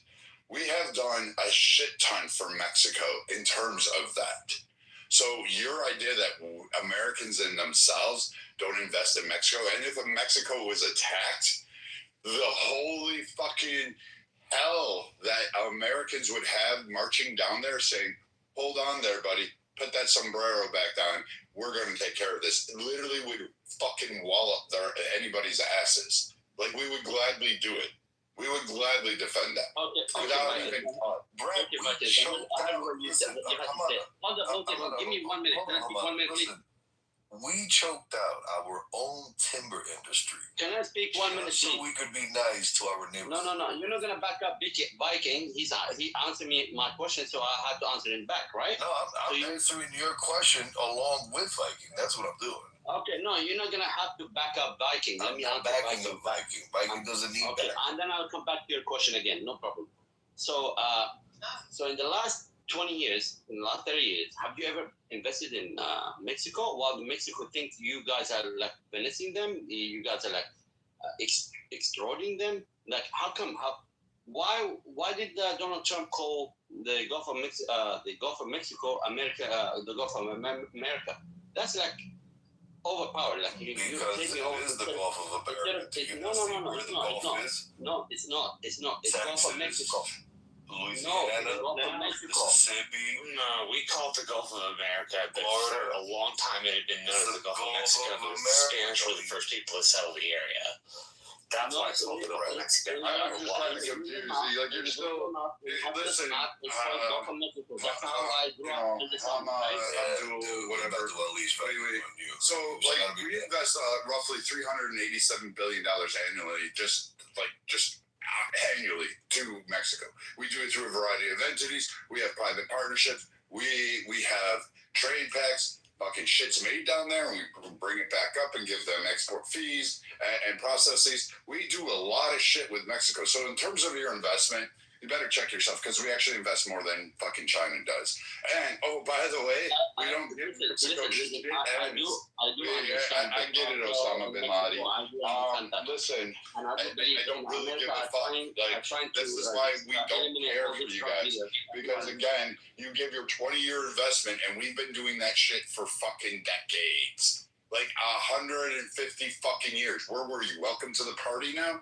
Thank you for showing up. That you're like, oh, China, they're investing great. Okay. And they still suck at it. The fucking, even the Mexicans don't like their investment. They don't want their trade deals. Because, by the way, China kind of sucks at that whole thing. It's a little bit wonky. And the people are like, hey, these trade deals aren't really that fucking great. And their equipment sucks ass too. Yeah, no one's rushing to buy their shit. So when we look at what we have down there in Mexico, you don't get to have that. And oh, by the way, if it was so great with China, I don't see a whole lot of Taco Tuesdays in fucking China going on. I hate to tell you this, there's not a lot of taco trucks driving around there, or correct me if I'm wrong, but I'm pretty sure there's not a huge significant Mexican population that's living in China saying, let's go celebrate Cinco de Mayo. Like, I hate to tell you this, but you're just like, again, it's this TikTok liberal. Like, you brought out TikTok as an innovation. Ooh, someone made a social media platform. Gee, where did they get that idea? Fucking Facebook? Like, I'm sorry, but you do know that. They don't celebrate Cinco de Mayo, right? You do know that, right? Oh, Mexico doesn't look. Hold up. That's like that.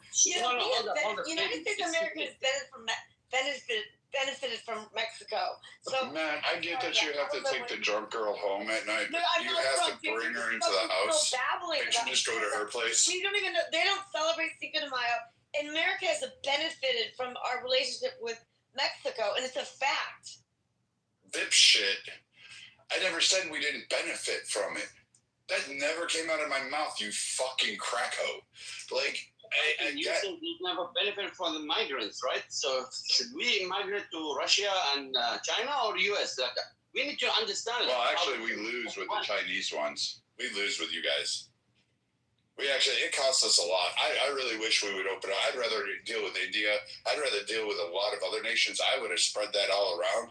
I wish our business people had the foresight way back when to sit there and go, yeah, China's willing to fleece their people. They're willing to torture and do whatever the fuck it is. Like you brought up Alibaba. Where the fuck is that guy? Where did he go? Oh yeah, that's right. He had a lobotomy, right? Jack Ma? Yeah, it made him disappear real quick when he right. do something.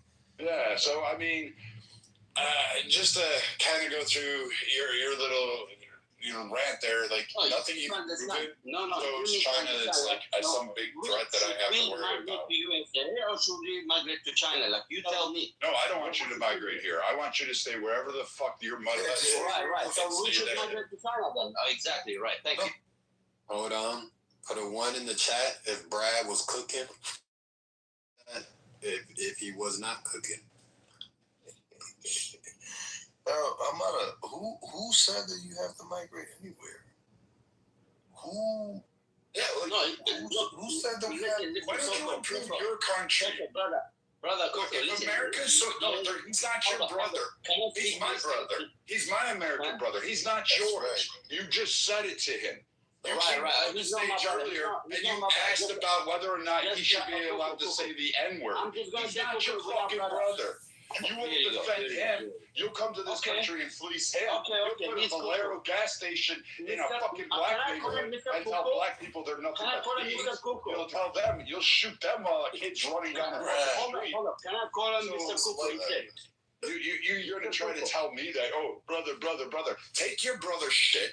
Go back to your fucking village and try to build that up. Listen, bro. What are you trying to get California now? Leave my Californians alone. Yeah, they ain't yours. Right. Yeah, you said that brother shit earlier, man. You doubling down on it. I'm not gonna call him brother. I'm gonna call him Mr. Coco. Mr. Coco. Okay, can we talk, now? Okay, the reason why. It's cock. It's cock. I'm just saying. Cock like I think dick like what is it?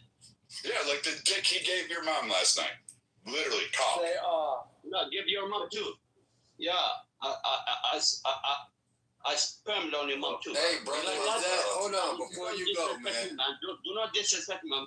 Hold on, man. First of all, he could say what he want to say. If you want to disrespect him, go ahead. But 2, is that you and your PTR, sir? Oh, now you quiet? You don't got nothing to say? No, I was asking Mr. Coco. Is that you and your PTR, sir? He's in Canada. Not me. Yeah, is that you? He's in Canada. Okay, yes, it's me. Okay, go ahead, man. He's in Canada. So you're what's your name again? That building's in Ottawa. Ravi, he's, I know Ravi, I know him a long time ago. And what did you have for dinner tonight? I had clams and lady fingers. Nice. What's the last movie you saw? Well, is this an interview? Yeah, talking to Mr. Coco. I'm talking to Mr. Coco, and you are interviewing me here right now. This is crazy. Well, go ahead and speak, man. I said you can speak, nigga. As DJ speaking to you, turn on the flashlight on your phone and face it straight to your face, and let DJ ask the questions.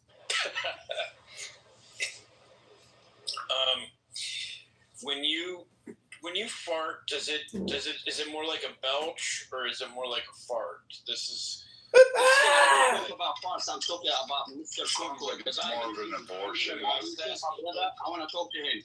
Listen, none of this bullshit I need to hear right now. Okay, but I was talking to Coco. Hey, one mic on Hamada. Let Hamada say what he wants to say. One mic on that nigga. Thank you. I appreciate that. since you mentioned about immigrants, so the immigrants are fucking building United States of America right now. Do not fucking tell me that immigrants are not doing shit. They're fucking paying your taxes. They're not doing shit. Listen, shut the fuck up. They're paying your taxes. What are you going to do? They are picking your fruits, all right? What are you going to fucking do? They are working in your fucking manufacturing lines, so do not give me shit about it. They're working on manufacturing lines? Calm down, relax. They're working our manufacturing lines? Holy shit, guys, you know what? Americans, we can just sit back. You know what? Collect that fucking money and just sit back and you can let Osama here put together your car, right? Exactly, they're paying for your family, man, to feed your, to put food in your table. They are?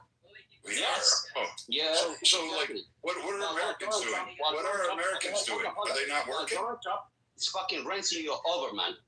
Taking billions, all them billionaires are rinsing you. So do not fucking talk to me about shit. But what about the billions that give to your fucking shithole nation? Don't you guys think that? Doesn't even sound like he's in his shithole nation anyways. Right? Yeah, he immigrated to Canada. It sounds like he went to some colonizer's country. Wait. Here's how bad it is. Colonizer's country, and he's trying to tell the colonizer how terrible the colonizer is. Wait. Is this a can I ran? To go and backswing with the colonizer. Ain't that some shit, man? This is a can I ran? Oh. Yes. I just nutted. So this is a can I ran. So this is an Iranian man that ran to Canada. You left your fucking nation. Why? Because you, I don't know, whatever. You were getting bent over every time you farted. It was like an abortion to you. So like all of that shit happened to you over and over again.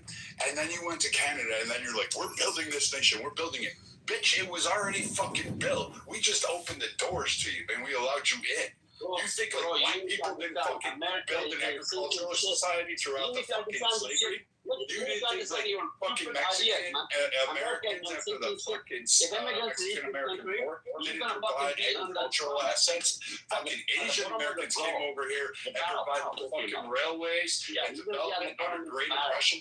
You need the ancestry, every demographic except for the English club had the fucking Southern. They are the ones that built it. They're the ones that actually contributed to it.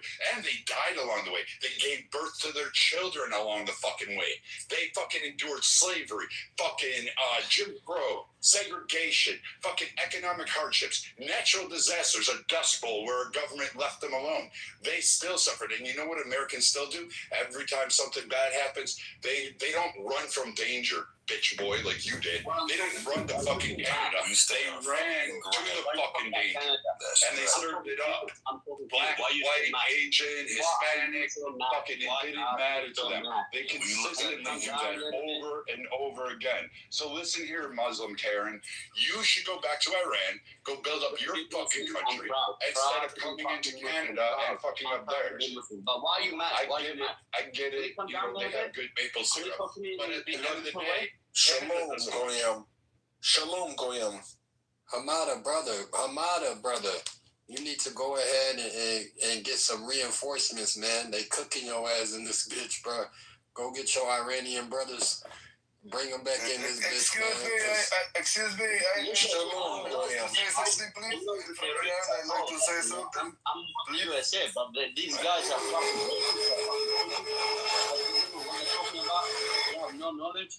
They're just like, you know, they're just gonna eliminate everything. What knowledge did you want? You didn't know how much America invested in Mexico. You don't even know how much money America invested in your own fucking adopted nation. You never fucking invested in Mexico. Did you know that the majority of manufacturing up there, the railways, the pipelines, all this stuff is managed by American control? Americans do that?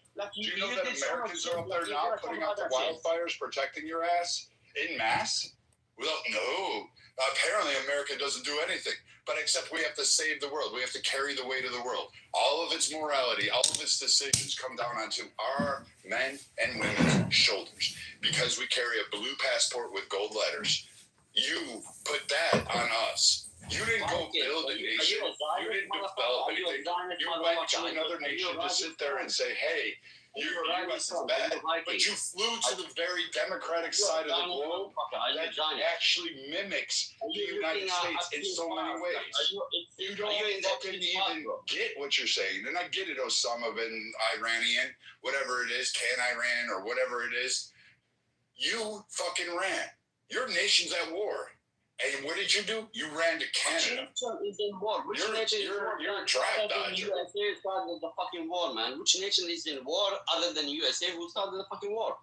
Really? You know there's 39 open armed conflicts around the world right now, right? Right? You tell me, which nation is in war other than USA who started the fucking war? One mic on COC, man. Go ahead, Buddy, I would like to ask him, buddy, why the fuck are you so stupid, buddy? What the fuck?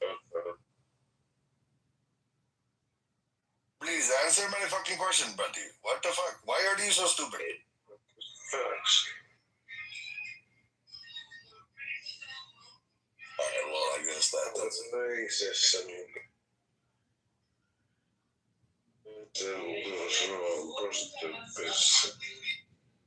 oh, this motherfucker drunk. Yeah, the guy is in Matrix, man. So what are we talking about right now? Buddy, what the fuck are you talking about, buddy? What you were asking him something about if he's a what? What's this guy's story, Rafi? I mean, what is he like? You know, regretting being born? Like he's pissed off that his mom's like getting an abortion. Just ignore this. Viking. He's tripping. Who let John back up? Man, one mic on John, man. Let's see what he's talking about, man. One mic on John. He's a troll.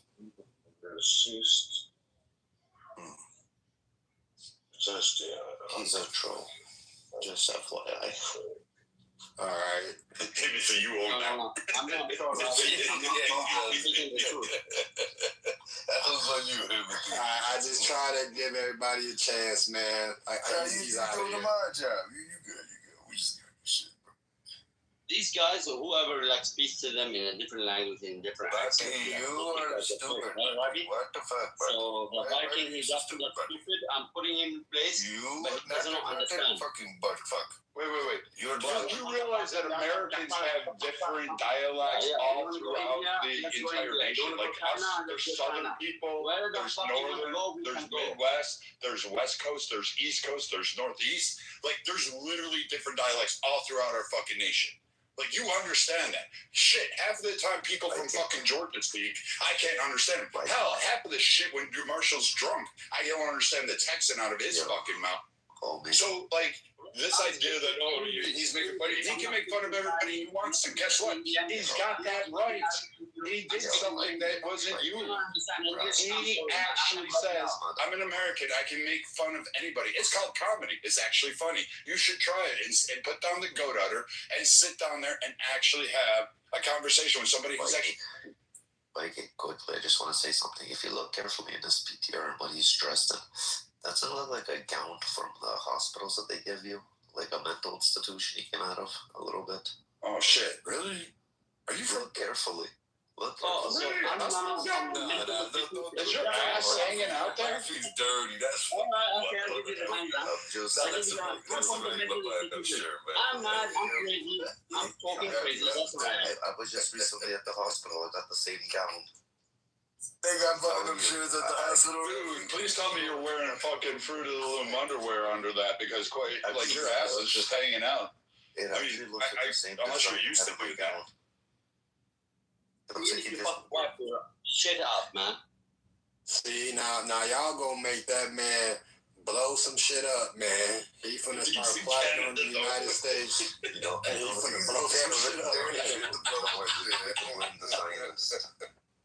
Bro, I'm not against nobody. Like, I love everyone. Like, you know, I just speak my mind, right? So if there's like problems around the world, if there's like fucking shit going around, I gotta speak it. I gotta point it out. Okay. But you know, hey, look, Hamada. What are you doing by pointing it out? What are you doing? Hey, Hamada, look, brother, me to you, bro. This is just Clubhouse, my nigga. Don't come over here to the United States trying to blow some shit up, bro. It's just Clubhouse, my nigga. Well, and Brad's question was good. Why did you leave your homeland for Canada? economy. Like, you know, I did not have opportunity in my back country, so I came here economically so I can help my family. It does not mean shit. Like, same thing, your ancestors did that thing. Stay in your country. Hold up. You ask the question, I'm answering the question. So, that's same thing. Like, brother. Hold up. Same thing, like your father did that same thing, like everybody else. It's the same shit. So, what's the problem now?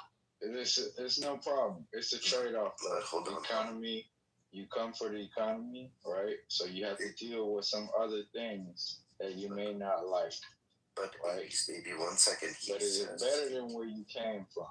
No, but is there more opportunity? No, he said that he came I absolutely agree with that. Like, I had choices, bro. I had choices. I could have gone to Russia. I could have gone to China. But now these motherfuckers... Wait. Why did you pick the Arabic? Go ahead. I'm sorry. I just want to ask him a real quick question. Hamada, you said you came here for the economy to make money and want to send it back home. So you take money from this country and you send it back home? That's what you're doing? Well, it does not mean that. It means like I could have... Listen, Rabi. You're fucking switching the conversation right now. No, I came here to build... I came here to build a life, all right? Listen. You gotta fucking listen, man. I came here to build a life, all right? So if it does not work for me, that means that I have to fucking go back and build a life there, right? So if I'm hearing shit here in the United States of America, people talking about immigrants that they're doing this. No, man, like you're stupid. Hey, listen, we're not talking about immigrants. We're talking about illegal immigrants. Let me make this clear. When you earn your money properly, nobody cares what you do with it. I don't care if he sends it back to his home country or whatever. That's his money. When you make it and you earn it, it's yours. But you can do whatever the fuck you want to. You could go to the strip club and spend it all if you want. I don't care. It's not my business. But you can send it all back to another country if that's what you do. As long as you're not stealing or getting away with some nonsense that we don't agree with. But then that's cool. You have to re-stimulate your economy by spending. No, I respect the law. You can do whatever you want, man. Like, you get your money. Yes, I make my money. I get my money. I respect the law. Nobody's going to say nothing. Law. I do my money. I respect the law. I'm not in drugs. I'm nothing. I'm doing legit. Everything is white, clean. Like, you know, I do my work. I do everything. I respect everyone. Man. That's cool, then. Listen, I respect all religions. Cool. I respect all religions, man. Even they talk about politics, they talk about religion. No, I respect everyone, man. I have no problem with nobody. So but, you know, cool, that's it. So what's your problem then? You got a problem with something? Like, you know, my problem was, let's just go back to Vikings. There's none in Canada. Yeah. My topic was, let's just go back to Viking. He's saying, like, immigrants are coming, taking your job, blah, blah. Like, you know, they can fucking work hard, man. They're fucking sitting their ass on laptops and computers, bro. Like, we are doing the hard work here right now. Like, we are the fucking blue collars, and these white collars fucking bitching about blue collars. Can you fucking mind that shit? Wait, you're not doing the blue collar. Wait, hold on. Listen, hold on. There's too much focus on who's doing the work, right? You can't just look at a person and say, that's a blue collar, that's white collar, that's this, that's that. Right? I know some motherfuckers that make really good money in the trade. Okay? Doing plumbing, doing different things in construction. Stop acting like when you see $100,000 truck pull up, most people don't recognize it. Okay? Stop acting like people in the trades not making money. Okay? So first of all, let's get this shit straight. Well, wait, hold on a moment. So respect needs to be given to everyone. Anybody that's working and earning their shit, honestly. Right? So we can talk about this. First off, you're not coming over here taking the blue collar jobs. Your asses aren't. He's not taking shit. Hey, hold on. I'm gonna finish, dude. Chill. You went to Canada, so you're not in America, like even taking one of the jobs. And when they bitch about, hey, immigrants, no one's bitching about legal immigrants. In fact, we kind of like them. We like people coming over here directly, going through the process, giving their allegiance to America and being part of our society, blending in with our various cultures that exist throughout the United States. We actually like that shit. We enjoy that. Fuck, we have pizza. We love that shit. Thank you, Italians. We like fucking hot dogs at ball games. Thank you, fucking Germans. We like chicken, we like gumbo, we like all of this shit all over. We have foods from all over. Half of the people in Texas eat jalapenos with absolutely every fucking thing they touch. Hats off Mexicans. So, like, this idea that somehow we don't like immigrants or like that, the problem is twat waffles like you who come over here and then want part of the system, take the social safety nets that were provided for the American citizens that were supposed to be dedicated to the American citizens that are there by the government, and then you claim to have a piece of that pie, that you're owed that when you set foot on this country yesterday, and somehow or another you put yourself above that. Then you move into communities and say the rest of the people that lived in that community need to exit that community.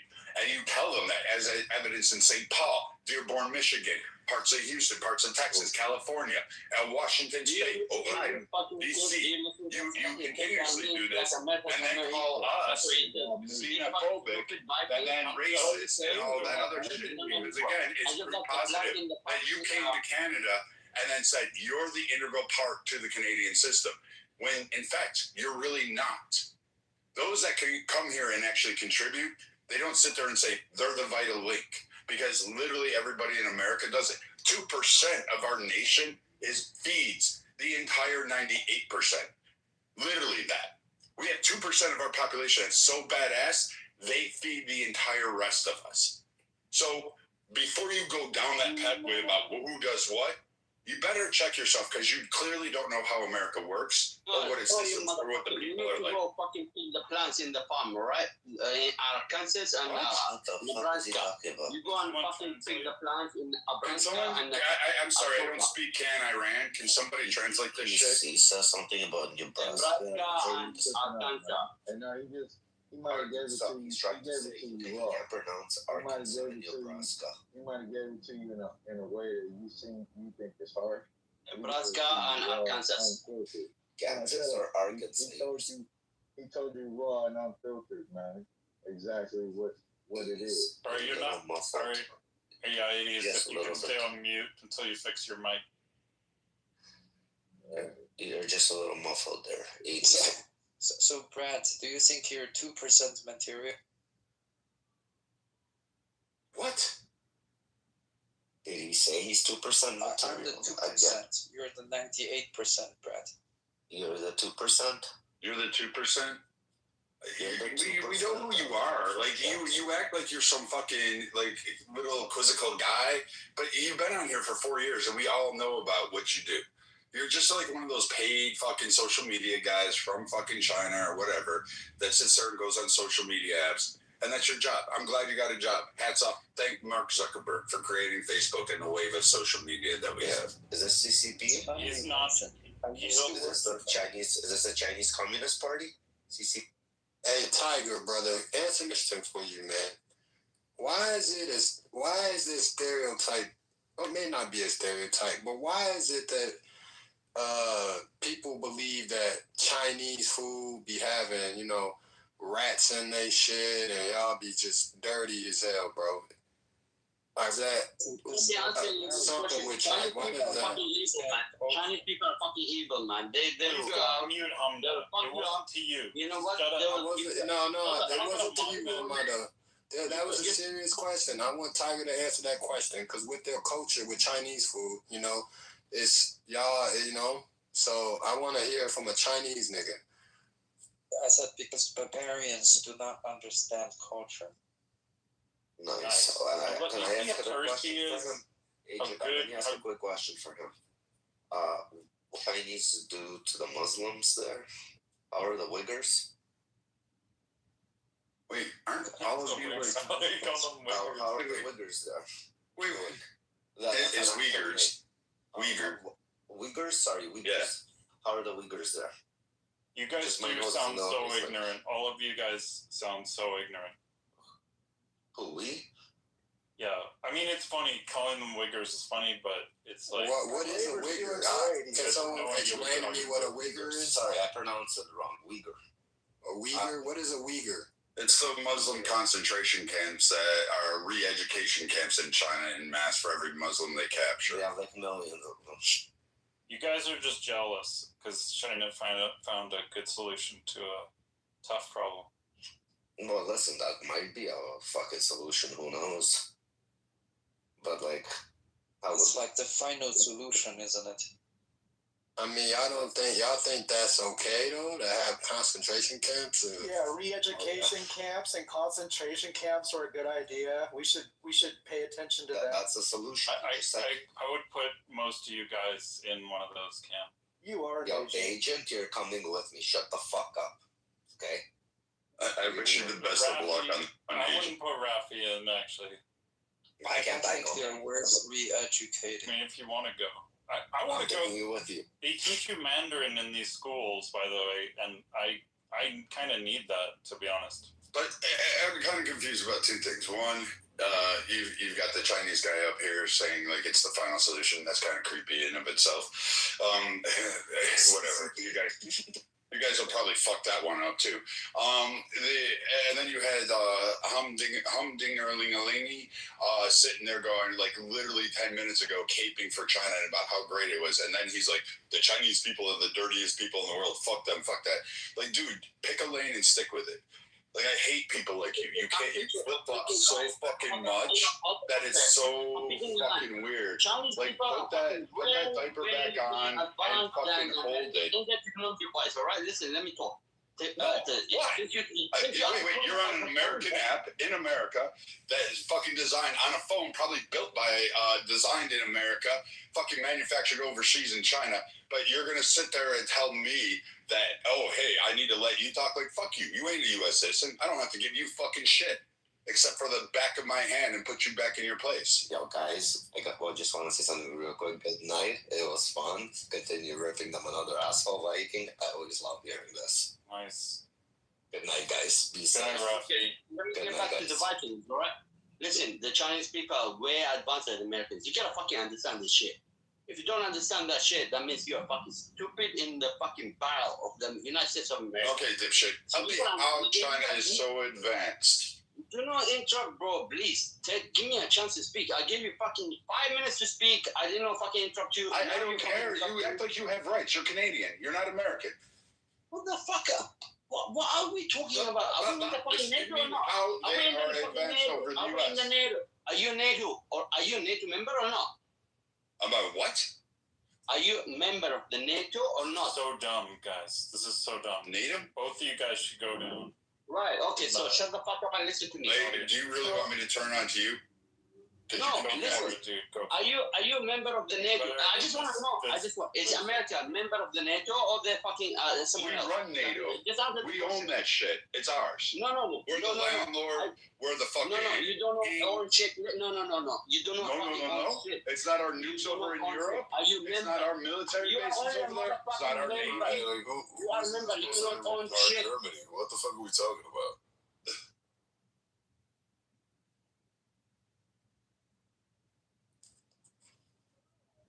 The fuck is fucking blocking me? Are you a member? I ask question. Are you a member of the NATO or not? Can you move this guy down? This is Matt's fault. This is Matt's fault. Hamada, say something of some value, please, or shut the fuck up. I asked question, right? We don't care about that, man. We don't care. What about your question, man? All right, you don't have to care. Okay, let's move to the next topic. Okay, go ahead. Already pointed it out, man. You said that China was this almighty glorious power, and then in the same breath you turn around and say the fucking China's dirty and that China sucks. Which was it gonna be? Answer Vikings question. I'm hitting on that topic, but the guy is fucking shouting and screaming you're not hitting on any. Okay. Let's go back to the topic. So, let me make you guys understand. Okay, the Chinese people are way advanced than the Americans in technology. Who's speaking right now? Wait, hold on, AJ. Okay, how is China? How is China or the Chinese people more advanced than the American people? Go ahead, tell us how. I want to hear this. Thank you very much, Mr. Coco. Mr. Coco, I'm not going to say brother, but I'm going to say Mr. Coco. Okay, the way the Chinese people are way more advanced than Americans by the technology, the way they understand, they sent all their students into the universities of America and Europe, including Europe too, right? And they gathered all the information, and these Chinese people are way smarter than everybody else, man. Come on. You gotta fucking give them credit. They fucking introduced TikTok, and now Amazon is fucking copying Alibaba app application, and they come up with so many things, like, you know, the whole fucking world.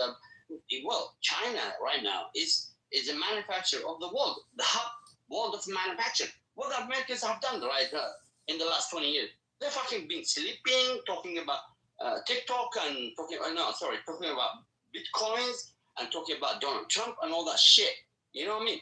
So people who are actually brains working in the background, they don't see that shit. All they think, oh yeah, I'm going to go holiday to the Bahamas. I'm going to go holiday to the Maldives. That's what they are, man. You know? So the way they're running right now is fucking shit. So you're going to know that. You're going to understand how the American mentality is they're running. So there's no future there, man. Everyone's going to fucking run China unless the Americans, they fucking grasp and they understand and they work with everybody else that they are actually helping them. Logistically, like, you know, all the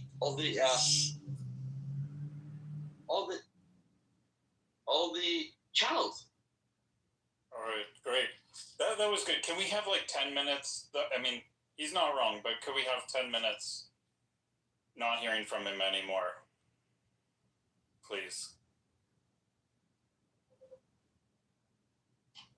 Oh shit! Good luck, Agent. How about you talk, Agent? Yeah, how about you talk, Agent? Because how about you talking? Well, you asked him why China's great. I mean, I could say a little bit. We have Tiger in the room. You know, he's really the expert. No, you came off my nigga. So how about you say some shit, nigga? I'm just exhausted. I was gonna leave the room if the retards kept speaking. No, but you nigga, then get your ass, then leave, nigga. You ain't nobody special, nigga. Sassy ass. Nigga ain't nobody special. Like, he answered the question.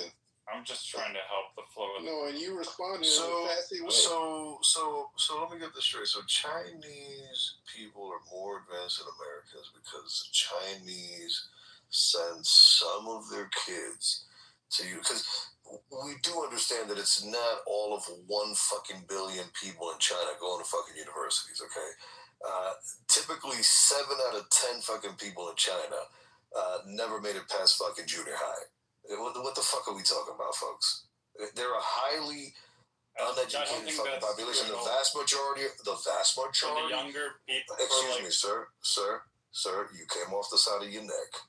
Okay, and the fact of the matter is that the vast populace that lives in these massive cities have all come from the farmlands, from the inside, from the inside of the country, from the interior. Excuse me. So, to this idea that the vast population, or the vast Chinese population, is some way, somehow, vastly far more educated than the American people, I personally believe should be, at least, at bare minimum, looked at with a grain of salt. I don't think there's any data that can possibly back that up. I'm sure that they have perhaps more now young people, which, mind you, they do have dwindling numbers when it comes out to young people, but I'm sure they do have far more younger people who are, in fact, higher education ready than we do, because unfortunately, you know, our youth has, for the most part, strayed away and is lost. But that's not to say that they are, in fact, more educated than we are. We outpace them in access to information. We outpace them in the kind of information, the quality of the information that we have access to, and we vastly outpace them in how quickly we can access that information. Everything that they access has to first be filtered through the CCP channels. We have access to unfettered information at all times, anytime. So, yes, there's some, you know, they do have internet safeguards and stuff, so all the bullshit that you get in the media, all the stuff you find distracting, you know, there's less of that. The noise, there. The noise, right? They have a lot less noise.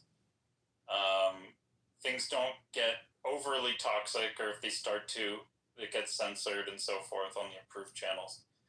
And this does serve, you know, this is a different value set, you know, so you can argue about that. It's fair to have an argument about that, but it does, I think, serve actually to create a more harmonious, a more unified population that is a little more interested in actually like advancing society, building a society that works, constantly improving infrastructure, the economy, standard of living, technology. These are the sorts of things that I think Chinese generally are interested in contrast to the average American who you guys think are so great.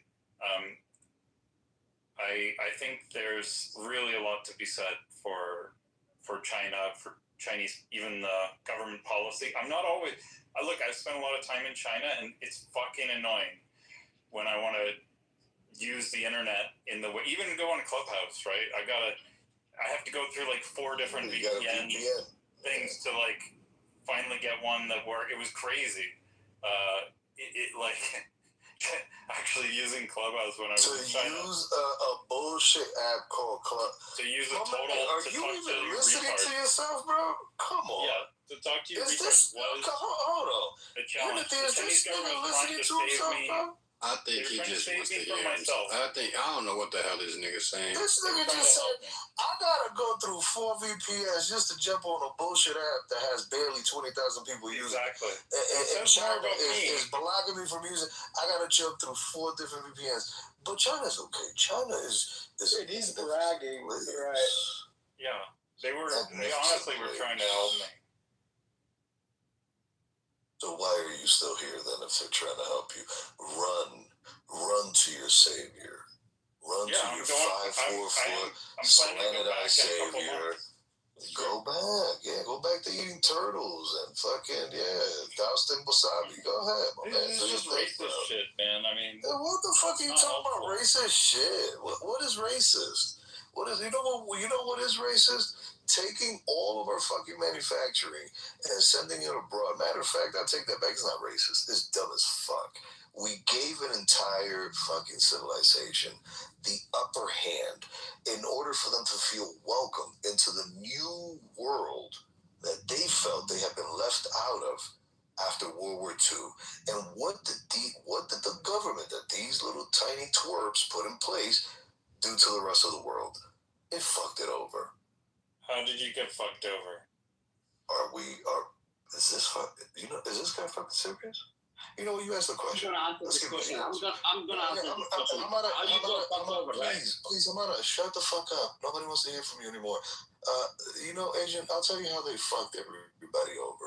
They fucked over by usurping the world's fucking manufacturing prowess. World that unless they wanted to die, they had to depend on Trump. Everybody think globalization was a fucking pile of bullshit because everybody had to depend on one country to fucking pump everything out. So, more importantly, let's just look at what China does with companies like ZTE and Huawei. They go in and they spy on everybody and their mother. Our country doesn't do that.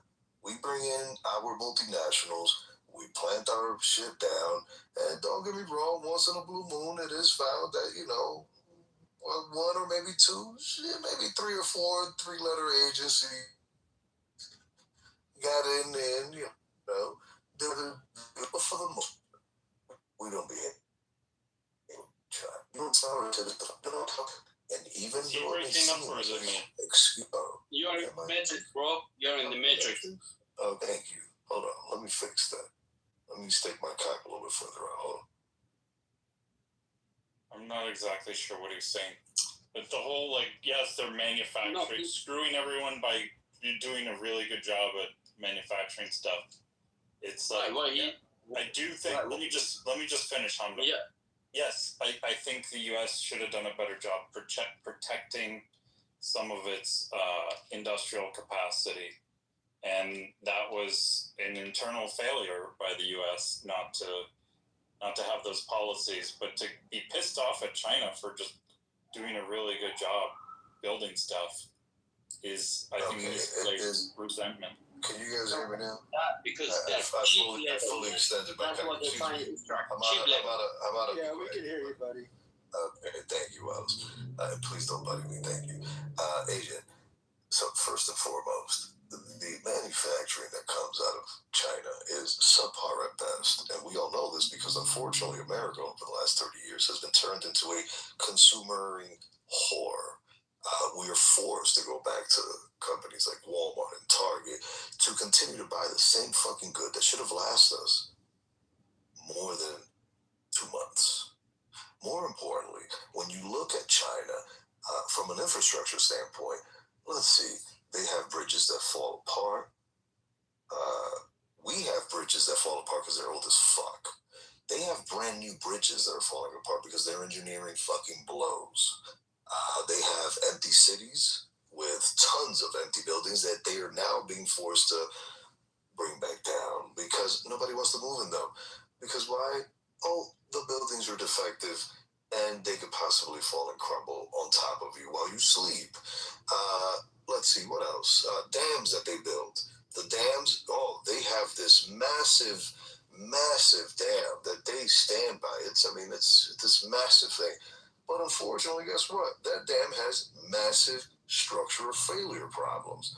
How many dams in the U.S. do you know of outside of... Name one. I can name one, a major dam in the U.S. that's failed miserably.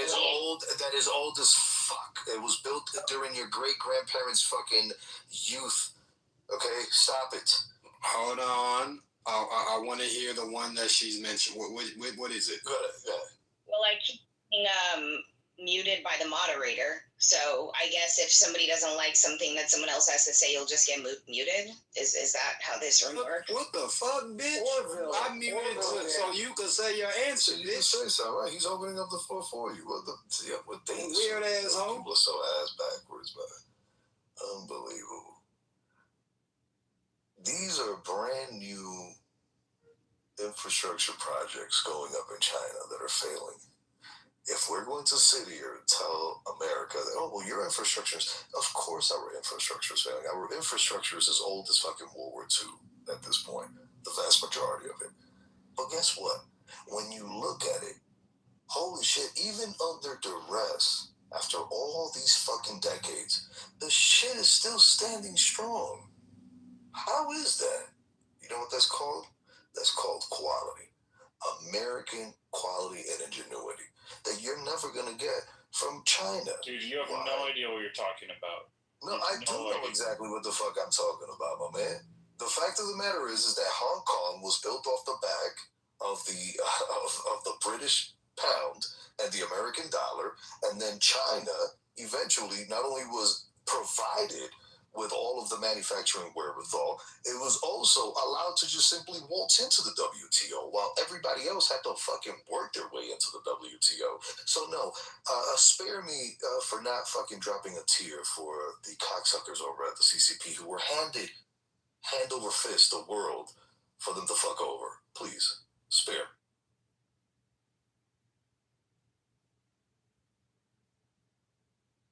We can sit here, and I'm going to end it with this. We can sit here and show all the pretty sights in America and never show a fucking ghetto, a slum, a Louisiana fucking bayou. We can do all of that. You see, hold on. You can say, Alicia said it's a room. Hey, but you should have let that. You should have let that keep. Yeah, I let him back up, man. I didn't. I should have though, man. It was. He cut me off, but I was willing to get cut off for that. Yeah, exactly. Keep it running. Keep it running. There's no answer to the fucking question, man.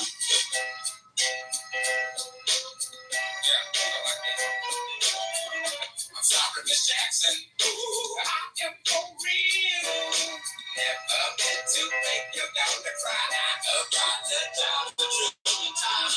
I'm sorry, Miss Jackson. I am for real. Never meant to make your daughter cry. Apologize a trillion times. Right, here we go. Enough of that nonsense. Right. I want to put the mic on Alicia, though, because I'm looking in the chat, and she says it's a room of brainwashed, dumbass idiots. I want to know who you were referring to and why you feel that way. So I came off inflammatory because you were talking a type of way to a woman that was on stage, and you dismissed her. She dismissed herself. Okay. I mean, I just what the conversation can have is two ways. It's having a important conversation and calling people, dumbasses or idiots. So I did that, and I lowered the bar for myself in this chat. So that's what I did. Really? Lisa, the difference between people who are being Hold on, my Iranian brother. Miss Positive came on stage and she made a statement. I was trying to allow her to submit her statement, and I don't know if she heard me wrong or she took it the wrong way, but she was rude. So I mean, I don't give a fuck if you a man, a nigga, a cat or dog. You're not gonna come disrespect this room. Period. Okay. I'm here. Okay. Okay, thank you. Anybody can grab the mic. So I was talking about the Americans' vision in the next 5-10 years. Let's talk about Vikings here right now. Yeah, in the next 5 to 10 years, my man, listen, we're going to start going to Mars, okay? And get ready. Like what Elon Musk is saying. I'm going to tell you what, if anybody in here is smart enough, they'd be loading up on SpaceX stocks, shares. That bad boy, this rocket is going to be happening on that, but I'm going to go on mute because that's for another conversation. Can I just say, I am grateful. One second, Hamida. This is for Hamida. I asked you to be silent for 10 minutes, and you pretty much did, and I'm grateful. Thank you. At least he listens to you. Let me just share with you guys a little bit of my Clubhouse experience. Right? 5 years ago, when I first came out to this app, I used to do what Hamada and Agent was doing, which was to say, "Oh, China doesn't have concentration camps. Oh, China is good at education. We have great social institutions. We have great infrastructure." I used to argue about this shit with Americans. I stopped doing that. And why did I stop? It's because I no longer have to do it. In the 5 of time, Americans have waken up and they're arguing on my behalf. They're saying, "Oh, China's beating us at this. China is beating us at that." So I stopped doing it. That's my experience, just to share with you guys. Thanks. Yeah, nobody asked you to share that, and no one has ever said that China's beating us at anything, Jack. Maybe at throwing kicks. What are they beating us at, my man? They are literally a copy and paste civilization. The modern version of China, Tiger, the modern version of China is a copy and paste that they stole from the Western Hemisphere. Let's cut the bullshit out. Okay? Now, if you guys want to go back to the dynasties and all of that, yes, you guys have a lot to offer. But in the modern era, the only thing you motherfuckers have done is steal, pillage, and fucking rob. That's it. That's all you guys have done. Cut the bullshit. And on top of that, you guys have created, and on top of that, with the terrible management that you guys have had, especially over the last fucking 60, 70 years, you guys have forced, actually, I take that back. You know what? The management in China has been so shitty over the last, 200 plus years, that when you really think about it, fuck, we gotta thank the Chinese immigrants that left China for the cross-continental fucking railroad. I'm losing my patience. All I have Ain't to that say some shit? Ain't that some shit? You guys changed your own people out. You guys changed your own people out. Can you mute Cox? Sorry, and let Tiger. So how many Americans are chased out? How many American towns do we have across the world? Bruh, you're doing a whole lot of like bullying on the mic, because he's right. China cities, the rapid expansion rate that they have, their rate of growth, their technological sector, they shitting on us. It's not something you could just readily look up, because they don't even like to advertise it. But if you go and do the research, when they just opened up, when Trump just went to visit, and we had all of the media go over to China, all of the billionaires went over to China. When they started looking at the cities and compared them to where they were in the 70s and 80s to where they are right now, China's cities have evolved so fast that the people that live in them, they haven't really adjusted to being a high society yet. Like, they still spit and throw trash in the streets because they're used to living in kind of like shanty towns and shit. Yeah, I pointed it out earlier. The vast majority of the people live in those big cities now in the so quote unquote modern China come from the farmlands. They come from the interior. No, it's not that they come from the farmlands. Those are the people. It's just their customs haven't caught up to what we consider as a high society in the city. Their cities are more advanced than ours, like in totality. Like, we don't look in America. Like, stop playing, bro. Stop. Look at our rail systems. Look at our subways. Look at our cities. Our cities are failing. The country is failing. It's not even a question. Yeah, C is right. I mean, the United States relies on China for like 89% of what comes in and out within commerce and within materials.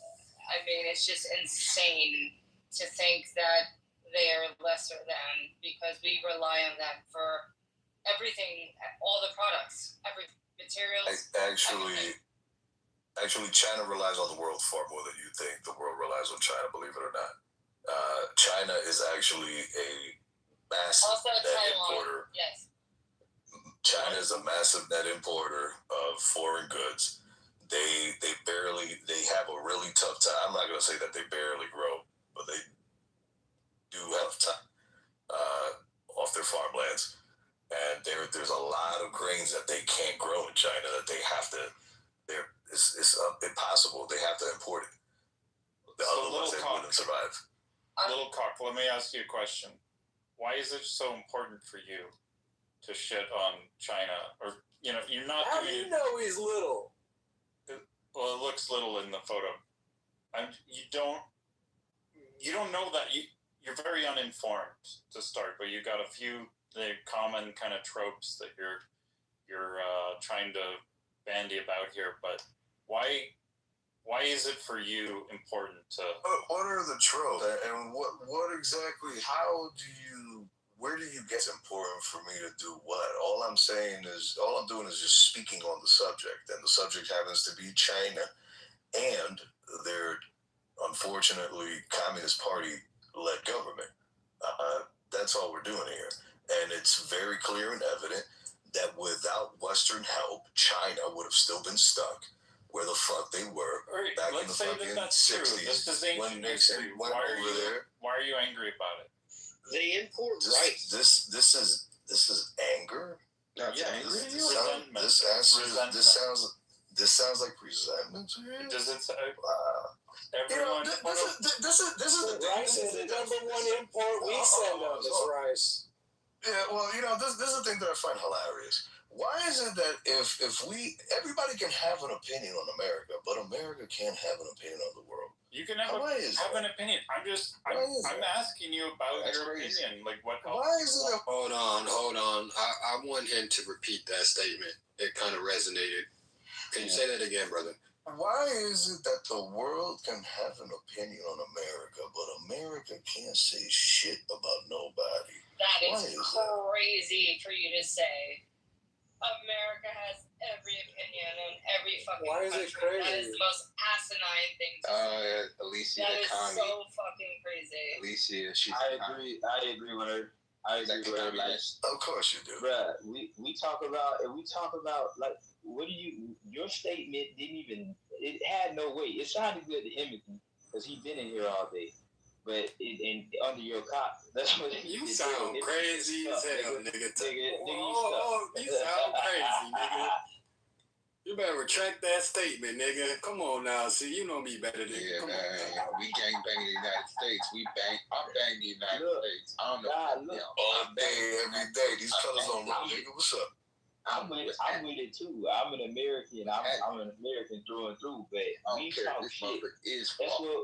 That's what we do. We talk shit about other countries, but at the same time, we talk shit about other countries. Like, we talk shit about, like, what you said. I don't know. I didn't get what you just said. Like, it's not a problem that you're talking about China. It's just that what you're saying might not ring true because we got our own issues here. So you trying to prop China in this position that they're this lesser government because they're communists. But you're not paying attention to how they take leaps and bounds ahead of us.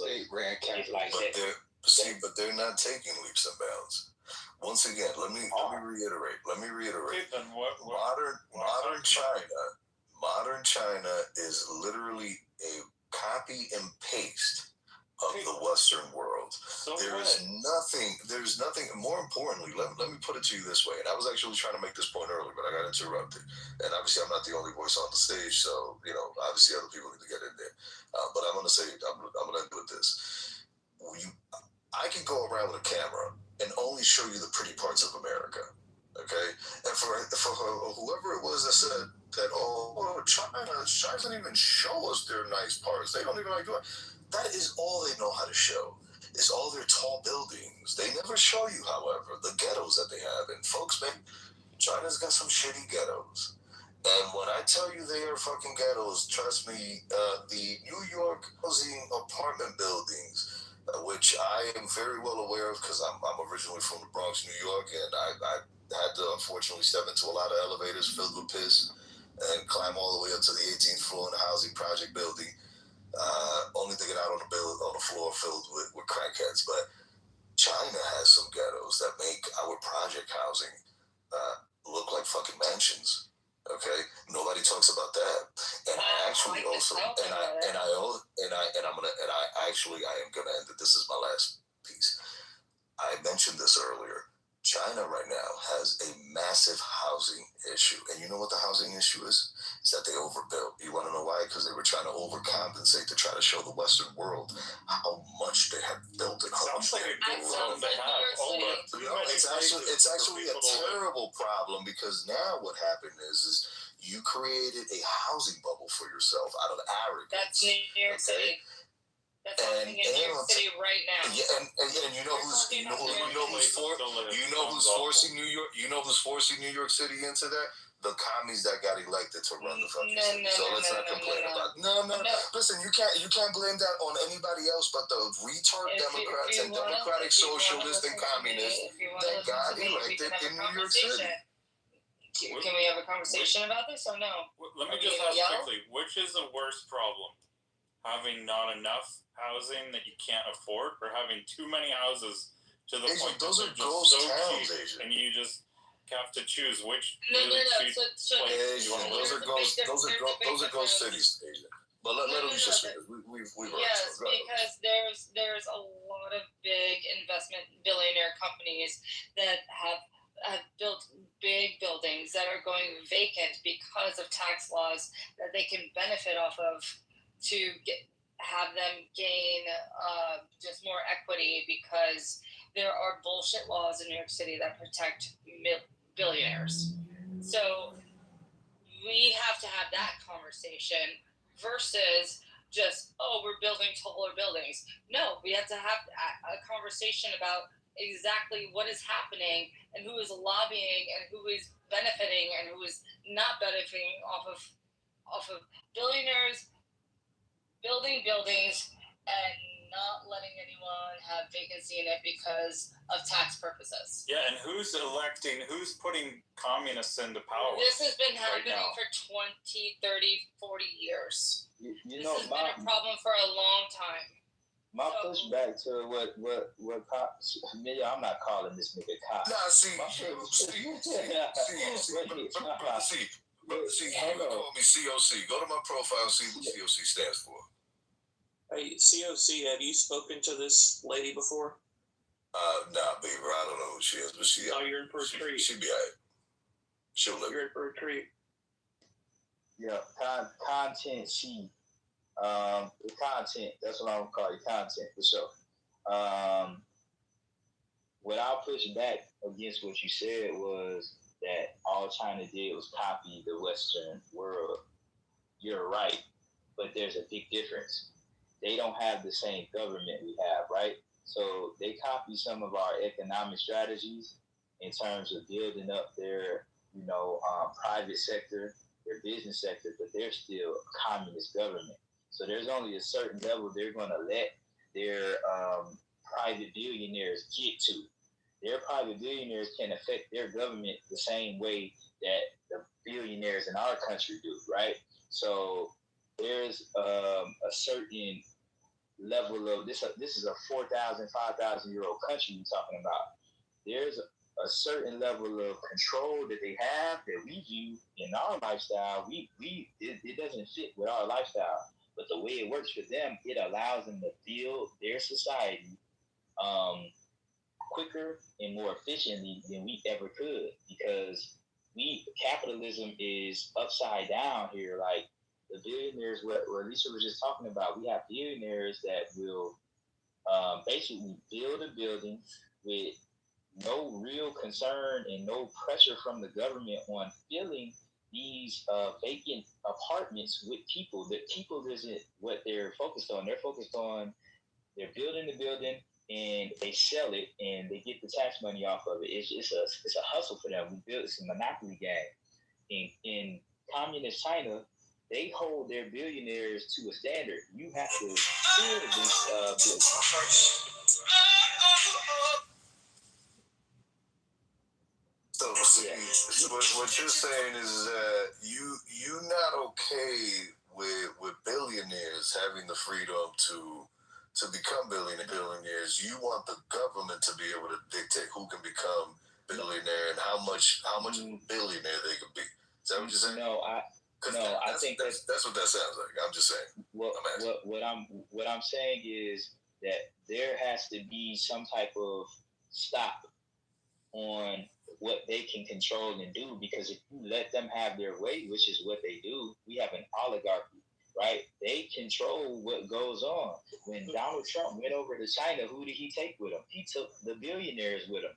Like, our government is it's just a shield for the corporations. May I ask you a question? See, hold on, Mike.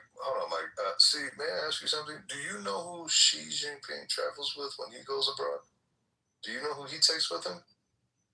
He takes the Chinese billionaires with him.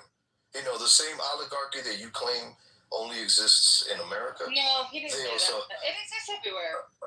Okay, you're gonna booty clap. It does. Okay, so of course, yeah, sure. Listen, I'm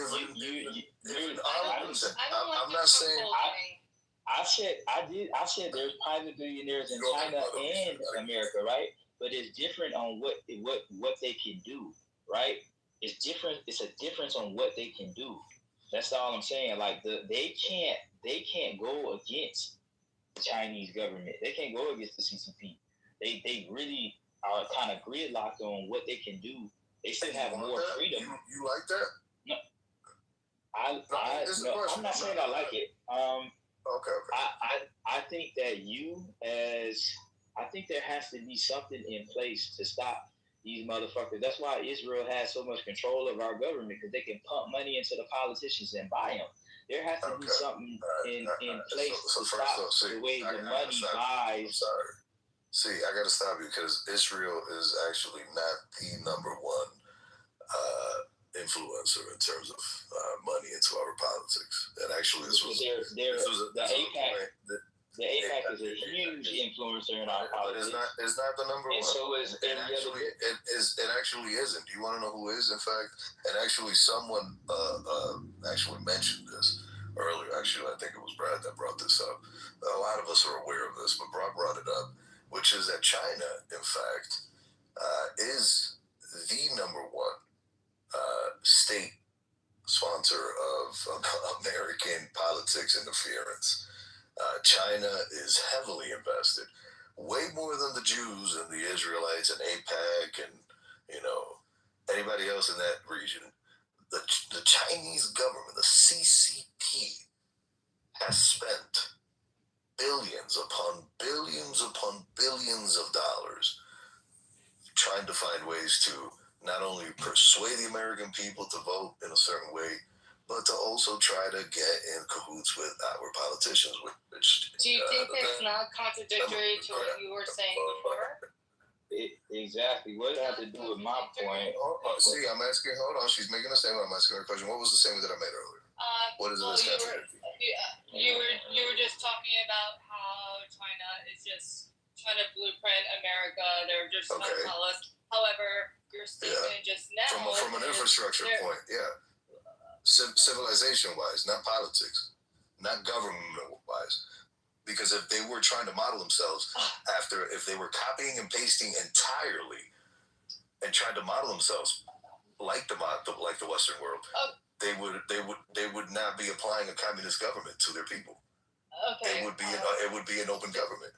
Does anyone disagree with me in this room? You can say yes or no. I don't care how contradictory the statement is. You can say yes or no. I don't care. No.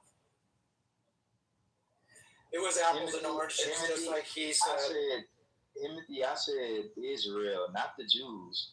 The Jews are separate from Israel. That's one of them propaganda tools people use. I'm talking about the Israeli government, not the Jews. Two different things. Yes. All right, brother. Appreciate you clearing that up, my guy. We don't slander the Jews in here. See, I wanted to that one comment you were talking to COC about. You were like, "Oh, I don't want to misquote you. You're like, they build stuff." I think you're talking about the billionaires. You're like, they build stuff and they sell it, and then take the taxes. Now, to take the taxes part is a whole other issue. We can get into that comment. I mean, to think that billionaires don't pay taxes is wild. But anyway, if they build stuff, shouldn't they have the right to sell it? If they're the ones that built it. Well, this is the issue. Yeah, you should be able to profit from your building, right? What you have to think about when you're talking about billions of dollars, there is an ethics. There's an ethics and a morality that comes into it. If you just, I'm with you. If you just want to play it where whoever has the biggest guns, whoever has the most money wins, cool. You can play. That's a wild, wild west mentality, but you have to understand what money is and what it does, right? There should be regulations on what you can do with this money and what you can put your money into and cause people to do. That type of money is dangerous. There should be rules to this. New York City has crazy property tax laws, and when you build a building, you can go vacant, and you can put on lotteries. That kind of is a loophole to have vacant apartments, and then you collect just insurance after that. So there's a lot of very vague black holes in our system that is, quite frankly, insane. So I would implore everyone, if they want to really learn about property taxes and like building skyscrapers in New York City and having it vacant, how fucking like the scam that it is and the loopholes that they go through, it is asinine insane. Wait, so you're saying? Don't worry, because you know what? Listen, it's gonna be okay, Mike. We're all gonna get frozen rent. We're all gonna get free bus rides. We're all gonna get free meals. We're gonna abolish police. That's condescending. We're gonna abolish. No, that's condescending. We're going to abolish the militarized border, okay? And we're just going to allow anyone to waltz in, and we're going to give everybody something free. And you know what, Mike? We're going to take it from those dreaded billionaires, those evil people that create stuff. Because you know what? Free is the way to go. Don't forget. Only after we institute the social credit score. We got to institute the social score. Someone fucking talk to me. Mike Wallace, Mike Allen. Someone talk to Mike me Allen. about my city right now. Tell me. Hold on, Alicia. We don't give you the city, Mama. Democrats. Mike Allen. No. Hold on, Mike Allen. I want to say this. It's ran by Democrats. Tell me what Don't talk to them. They the ones running your city. Don't forget. You clearly know everything. What I'm telling you is you need to go talk to the Democrats around the city. Go ahead, see. My bad. Explaining something that happened in New York City. I'm not claiming anything. I don't have a stance. I'm telling you facts. You are okay. Whatever. I'll be here, see. I'll tell you what. Yeah, hold on. Real quick. Listen, Alicia. This is the thing, okay? Alicia. Okay, you want me to say it in Spanish, but I'm saying it in English, okay? Alicia. Okay, but my name is Alicia. Thank you. Okay, in Spanish, correct, but I'm saying it in English. I will respect how to pronounce your name. Okay, all right, that's great. Okay, but you can't tell me what language to pronounce that I can clearly read in English. What is happening right now? You know what? I'm done with you. Go ahead, see. Appreciate it. So look, Mike Allen, I'll give you. That's Alicia. That's just a personality. I'll give you an example of what put limits on what billionaires can do, right? Let's say you live on wherever you live. This house, the house you live in, belongs to you from your dad. He built it, the land he built it on, all that shit, right? A billionaire comes into your town and buys up all the surrounding land. It's precious. It buys up all the land around you. Everybody, he's pressed his money onto the people, and this happens, right? He's pump money into your surrounding area, and is buying up everything. And you have this obligation to hold on to your father's land, right? But there's a billionaire pressing on you. He's pressing on you. And at some point, you're going to cave. You're going to give up. You know, that money is going to talk loud to you. You're going to give up and make that decision. Probably pay you triple what it's worth. Right, so there is. You don't think the person who built the house would be willing to sell for triple what it's worth? What's your point? My point is that the money allows you to put people in situations where they can't really refuse. Fuck you money, so you can do whatever the fuck you want to do. So if that's the case, if the people with the billions rule, then there's no rules for them. So anything that you can fathom that you can put a price to can be bought. There has to be limitations on the expectation of what they do, right? You have to put something. You have to hold them to some type of rules. You have to. You have to, or else there shouldn't be rules against monopolies. Then in that case, they should be able to. I should be able to buy up everything and then charge you whatever the fuck I want to because I control the industry now. Like, if there are rules to what you should be able to do because of the type of money and what you own, there's rules to this shit. Am I tripping? So see, here's how I respond to you. I'll just give you a real world example, but again, it's a flawed argument. But just a real world example. I'm down here in South Florida. Literally, when I moved up here, I was from the lower south in Florida, which you couldn't afford it, right? So we had to keep moving north. We finally moved like 4 cities away from where I went to high school and stuff like that, just because we got the house for the money, right? Bigger house, we were starting a family and shit like that, right? Whatever. Then everything started moving north. We were developing all around us. When we first got here, there was like nothing around us, bro. Across the street, there was like a barn with horses and shit, right? There's a big barn with a house, and then another house had all this land. So they were holding out. The story was they were holding out. They finally, I guess, got bought out They tore down the barn. Everyone was sad to see the barn go. It was a big red barn with all these horses. Everyone was sad to see it go. And they bought the other guy's house. You know what they built? They built a high school, 3 housing apartments for nurses, and then a whole nother complex that holds like 150, 200 units. So they built a high school, housing for only nurses, and then another big ass complex for 200 people to be housed. And you know what they bought out? Only 2 families. 2 families. And you're telling me you're mad at the billionaires, but not the 2 families that were holding up enough space to build a fucking high school for the community. They built a fucking high school that my kids now go to. My daughter's starting freshman year next year. My oldest daughter's junior. So they built a high school and housing for over 200. I think the nurses units have 150. So over 300 something people. And you're pissed off at that whoever bought them out. I think it was Centex. Again, I'll say this and I'm gonna mute up. Okay, let's take that same scenario. Those people that held out. Let's switch it. So let me make a different point. Let's say that you whatever you like, whatever a motherfucker likes. Let's say there's a certain type of bread you like. You like bread. Let's just say bread in general, or any type of good white bread that you like white bread, right? Let's say that I go and I buy up all of the patents and rights to making white bread, right? So you want to sell white bread, you have to sell it this way, the way I make it. I've lobbied and changed laws to where and this is a real thing, where you have to sell white bread the way I say you got to sell white bread. I own all the distribution routes to sell white bread. So I can spike at any time the price of white bread. I control everything that has to do with this white bread that you love. So you have no outlet to go and find this white bread for a cheaper price. You're a slave to the price that I make it. Whatever I say the white bread costs is what it's going to cost.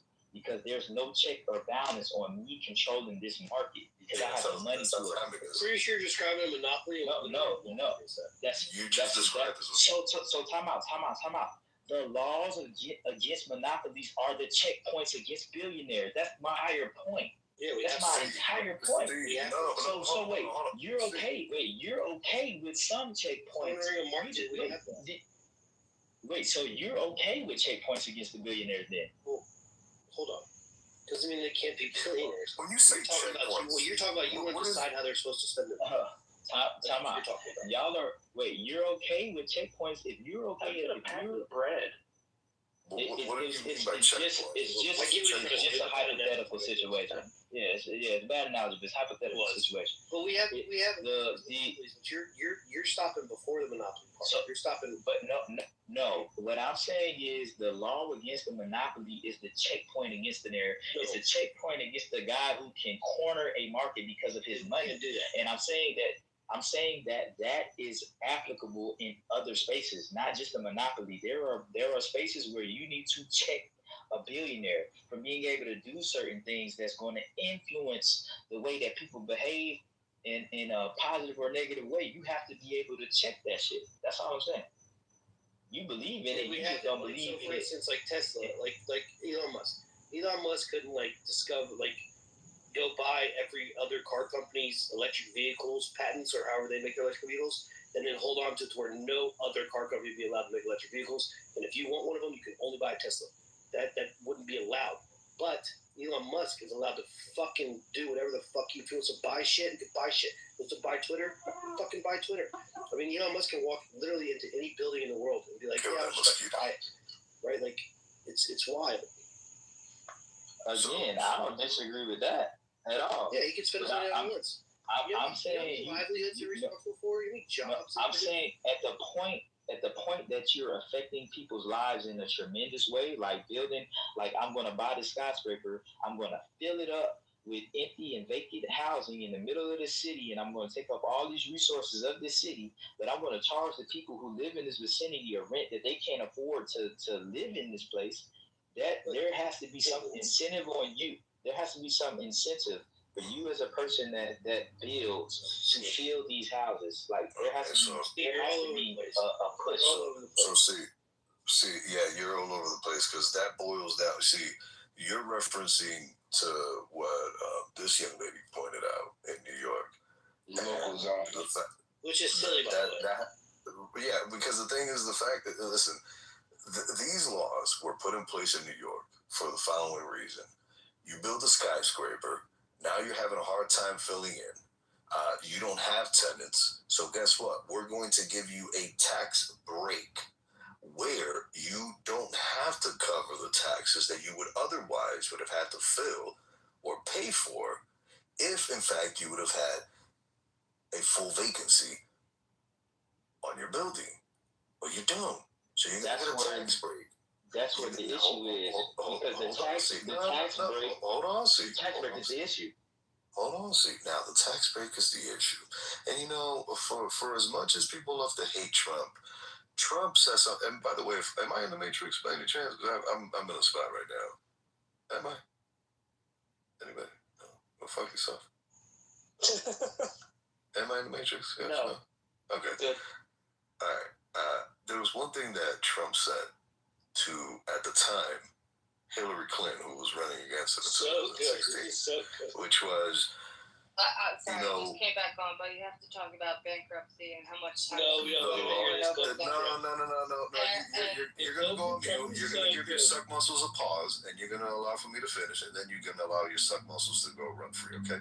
So this is the deal. The fact of the matter is that up until Giuliani, New York City has been ran by Democrats. And the Democrats were the ones who put those laws in place. You want to know why? Because those laws were put in place to help out their rich buddies. Okay? And they're not going to get rid of them.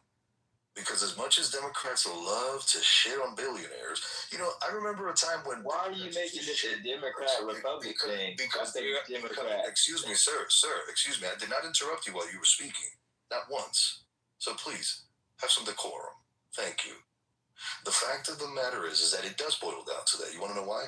Because they are the ones who get voted in, and they are the ones who are handed the power. They are awarded via that vote the power to go and institute these laws. Excuse me, that man was a Republican. Excuse me, ma'am. That man was a Republican in name only. For those of you who don't know, that stands for Bloomberg Rhino. was Republican after June. That was a Rhino. He was a Rhino, and everybody in New York City knew that Bloomberg was a Democrat through and through, and everybody knew it. He ran as a Republican because the Democrat Party. Excuse me, ma'am, I voted in that election. Yeah, well, to that. The fact of the matter is that Bloomberg only ran as a Republican because he knew that he was running on the coattails of a gentleman named Rudy Giuliani, who was in fact a true Republican, and he was trying to garner the votes of both the independents who had voted staunchly for Giuliani to clean up the city, and he was also trying to garner the Long Island staunchly red Republican vote. You know what the fuck you're talking about. So please. I know exactly what I'm talking about. Keep your suck muscles on mute until I'm done. Thank you very much, ma'am. So, you are the Matrix now. No, you're in the Matrix. You have to look at. Okay, thank you, Mike. What are you saying? It's like Mitt Romney. The fact of the matter is, political parties, because these political parties are the ones who put these policies in place. So you can't tell me a party that's ran a city for over 50, 40, 60 years, however many years that party's ran, and they're the ones who put the policies in. And this is the point that I was going to make, and I'm going to end it with this. I remember a time when Democrats used to say, millionaires, all these terrible millionaires. And then you know what happened? The vast majority of these Democrats all became millionaires. And you know what they say now? All of these evil billionaires, all of these billionaires. You know, it's funny. You can always offer free shit to people on other people's dime. But once that dime runs out, the Kool-Aid gets dry, and there's no longer money to buy more sugar to put in that Kool-Aid. So I wonder how much longer this is going to go on before folks finally wake up. Are you landing? Man, go ahead. Let that suck muscle run free. Go ahead. You've been dying to let that suck muscle go. Go ahead. Oh, okay. So what I have to say is both parties have been fucked by money. I'm not saying the Democrats did it right. I'm not saying the Republicans did it right. There's obviously one party to me that did it very, very wrong. But I'm not saying both did it correct. However, corruption is real in the biggest city in the entire world. That the economic central of the world is in New York City. So everything is lobbied, everything is going against, everything is pro-billionaire, everything is anti-whatever it is. Both parties got fucked. However, we can also understand how one is significantly more coerced into let's just say an ideology. So for me, when you just blame Democrats and just Democrats, that's bullshit because I blame both. So, and I think that's a conversation that needs to happen. That's great. Well, you know what? Why don't we blame Flint, Michigan's water problems on Republicans as well, even though Democrats have been the ones who ran that fucking place for the last 60 years. Let's, Name a poorly run Republican city. Name one poorly run Republican city. Baton Rouge, Louisiana. What are you talking about? Shreveport, Louisiana. Funky, Louisiana. Shreveport. Fucking red, man. You said Shreveport. Hold on. Because I actually got family in Shreveport, and the whole 50 Cent investment, $100 million in that downtown area, redeveloped. Y'all had Arsenal for 2 years, and y'all got $100 million in investment. Come on, man. Bruh, when it comes to Dallas is a Republican ran city because David Johnson, he Republican. When it comes to the whole state of Texas, is getting more investment. You got $1 trillion leaving here in California. 400 of that billion is going to Texas. Florida, they have a surplus. North Carolina, Democratic governor, but it's all intents and purposes a Republican. It's a Republican. So for the last, wait, time out. Come on, man. For the last 40, 50 years, we're talking about red states and red-run cities. He asked the question, right? You're talking about an investment that came from 50 Cent in the last 2 years. We're talking about a state. We're talking about three states. Let's talk. Wait, time out. No, wait. You're moving the goalposts. See it right now. Who said you said you moved the goalposts? I mentioned. I'm talking about red-run states and cities that have historically had the lowest the highest poverty rates in the country, the highest illiteracy rates in the country, the highest economic disparity rates in the country. We're talking about the Bible Belt South. Red run. You're talking about Democrat red city, like Baltimore. You're talking about Baltimore. You're talking about Detroit. Chicago, Louisiana, Mississippi, Alabama. Do you know what Memphis? Do you know what grade level brothers are reading at in California? Do you know what grade level we 48 brothers are reading at? Right, and that's California. What about in Mississippi? Democratic spot in Tennessee. What about in Mississippi? What about in Georgia? What about in South Carolina? But that's what about it? No, it's not. You just asked me what about brothers in California, and I'm asking you what about people in Louisiana? What about the kids in Louisiana? What are we talking about? Y'all are trying to run all across the country. Okay. See, I don't think you understand the point that we're trying to make. Navy Blue New Orleans. Because I've already been talking about it. Come on, bro. Navy Blue New Orleans, bro. Most of the investment is clustering down south. New York and California is shifting to the south. I ain't saying Republicans is doing a great, steady job. They're just not as extreme when it comes to getting rid of I guess, businesses by overtaxing them. And that's essentially what you got to do. Nigga, I could be a Republican and do absolutely nothing but keep low taxes, Second Amendment, and low regulation. And be the and man. I can get all investment from the West Coast to Texas, Louisiana, Oklahoma, So that's why you Georgia, wanted New York City South Carolina, to take North care Carolina. of federal North Carolina's taxes ranked for number your one in states. business. North Carolina's ranked. That's why New York State takes care of North you guys. Carolina is ranked number one in business. And ranked 45th in literacy for high school students. What are you talking about? You acting like South is this. going to take You acting. But you. Yeah, you know. Ask him where Mississippi ranks in literacy. Zero. No, the fuck it doesn't actually. Alicia, go look it up, Alicia. They're actually ranked. If memory serves me correct, they're in the.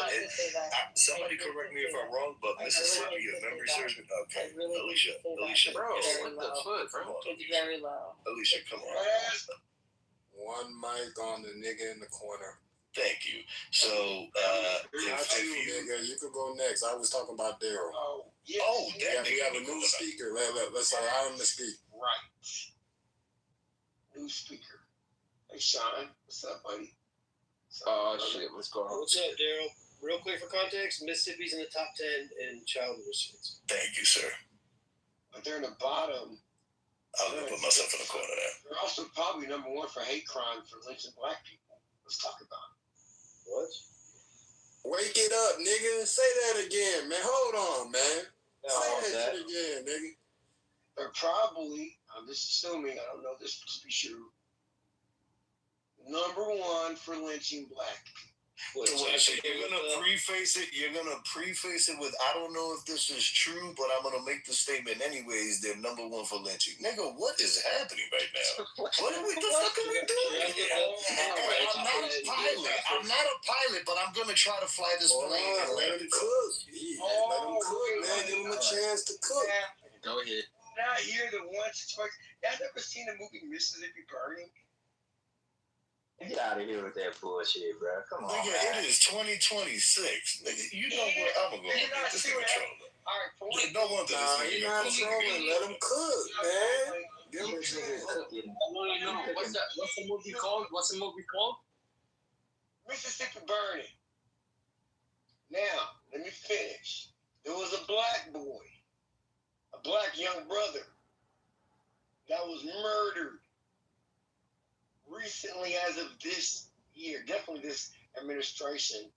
I think the school is called Delta State or something like that. We'll talk about Trey Reed. That was in Mississippi. Yeah. And it was proven it was suicide. Kaepernick paid for an independent autopsy. Never How released the it. hell did he get on that damn tree? What does this have to do with the topic? I don't know, man. But Hibby wanted him to cook about some shit. He might have been. We don't know. We might have been able to connect the shit. This nigga said Mississippi burning, bro. Let's get that nigga chance to talk. Shit. You just said black people back 30 years with this nigga talking. Oh, white people did that by lynching our brothers and sisters. They did that. Anyway, bro, if you want to look it up, the lowest literacy scores in the country, the lowest literacy scores in the country, Louisiana and Mississippi ranked in the highest, the top three, right? So, brothers, stop interrupting me, chocolate brother. Don't ever call me a chocolate brother. That made me feel highly uncomfortable, man. Like, what the fuck is wrong with you? Like you're a chocolate brother. Hold on, man. This man, y'all was talking that red shit, blue shit, all that other shit. This brother comes on stage trying to educate about some black shit. And y'all want to silence my nigga, man. Some black shit that fuck that shit. Nah, we ain't doing that. Talk black shit that he appreciates. We ain't doing that. 2 minutes on Daryl, man. No, we'll make go Daryl. Man, I'm going to take a smoke break. See, I'm going to spike up you too. like that dude on Amistad. Let me free. Amistad. All right, bro. You done with, bro. I gave you a chance, bro. Yeah, you're 2 minutes in. You better get the boy before I fry him up in front of all these white people. Anybody want to read for the class the link I shared up top? It's a short story. Yeah, I got you. Yeah. All right, let's see. It's loading up. Bear with me 1 second. All right. Everyone pay attention now, class. All right. A college economics professor stated that he had once failed an entire class. That class insisted that socialism... for everybody, are you? Say what? Sorry, continue. Oh, okay, thank you, sir. Oh, hold on, I'm sorry. I got to reload the link. Okay. That class insisted... Let me take it from the top. A college economics professor stated that he had once failed an entire class. The class insisted that socialism is functional and that no one should be poor and no one rich. That everyone is equal. The teacher told them, okay, we will do an experiment on socialism in this group. All grades will be averaged and everyone will get the same grade. So no one will fail and no one will get a 10. After the first test, the grades were added up and divided by the number of students, and everyone got an 8. The students who studied intensively were upset, but those who studied less were overjoyed. As the second test approached, the students who had studied a little learned even less, and those who had studied more intensively told themselves that they also wanted a handout, so they also studied less. The average of the second test was 6. Then the third test was given. The average score was 4. To the great surprise of all the students, they all failed. The teacher told them that socialism will eventually fail because when half the population sees that they cannot work because the other half will take care of them, and when the half that worked realizes that there is no point in working anymore because others are the beneficiaries of their labor, then that is the end of any nation. The story may be a fable, not a fact, but the moral is real. Get it?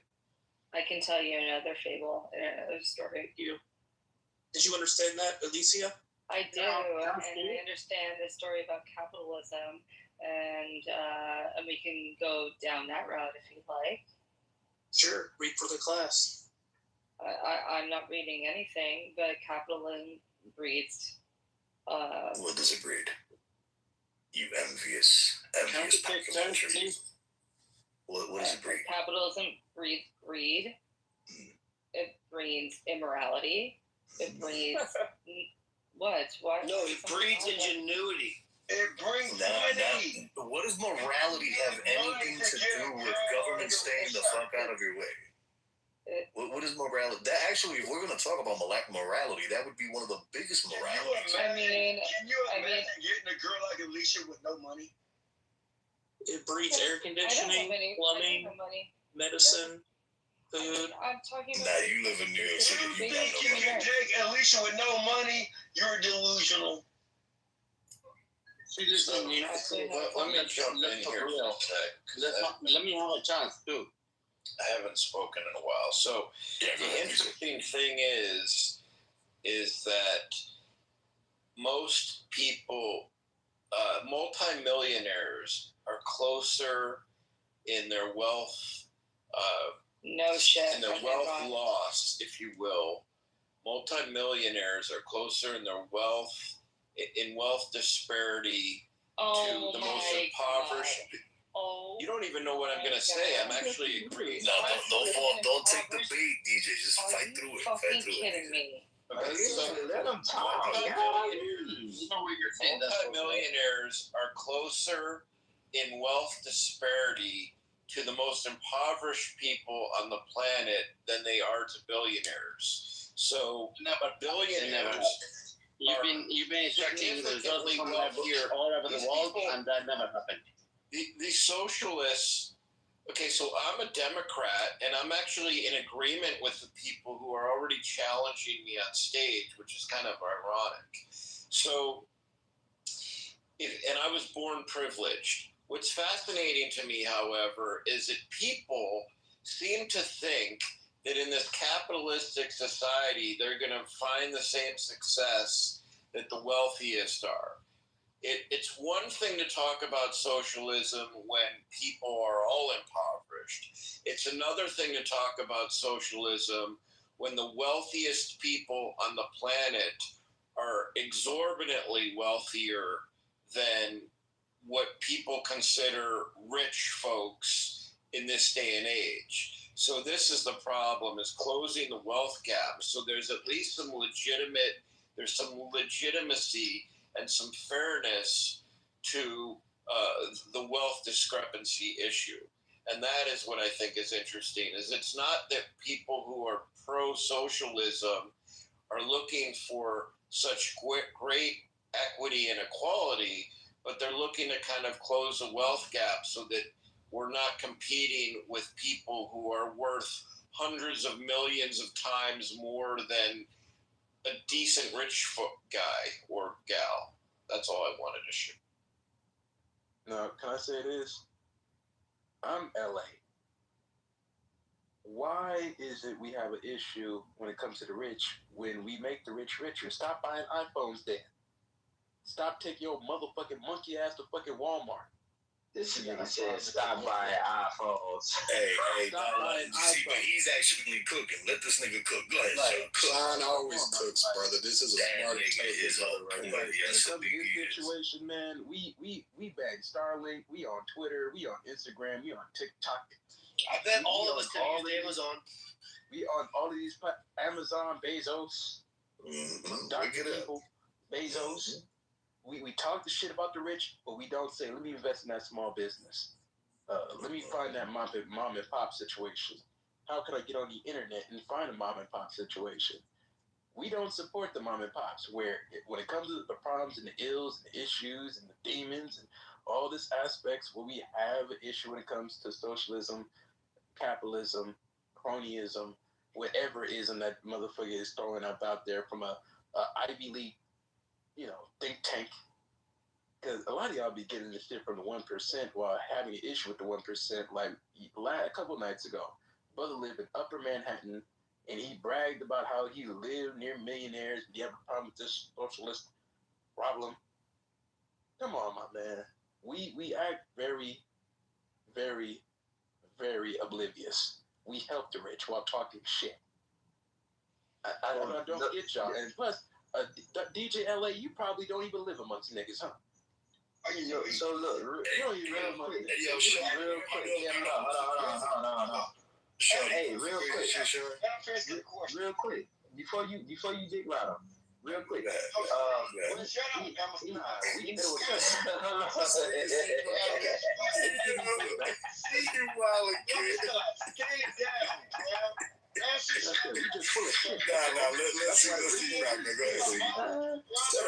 Because they know you still gonna look.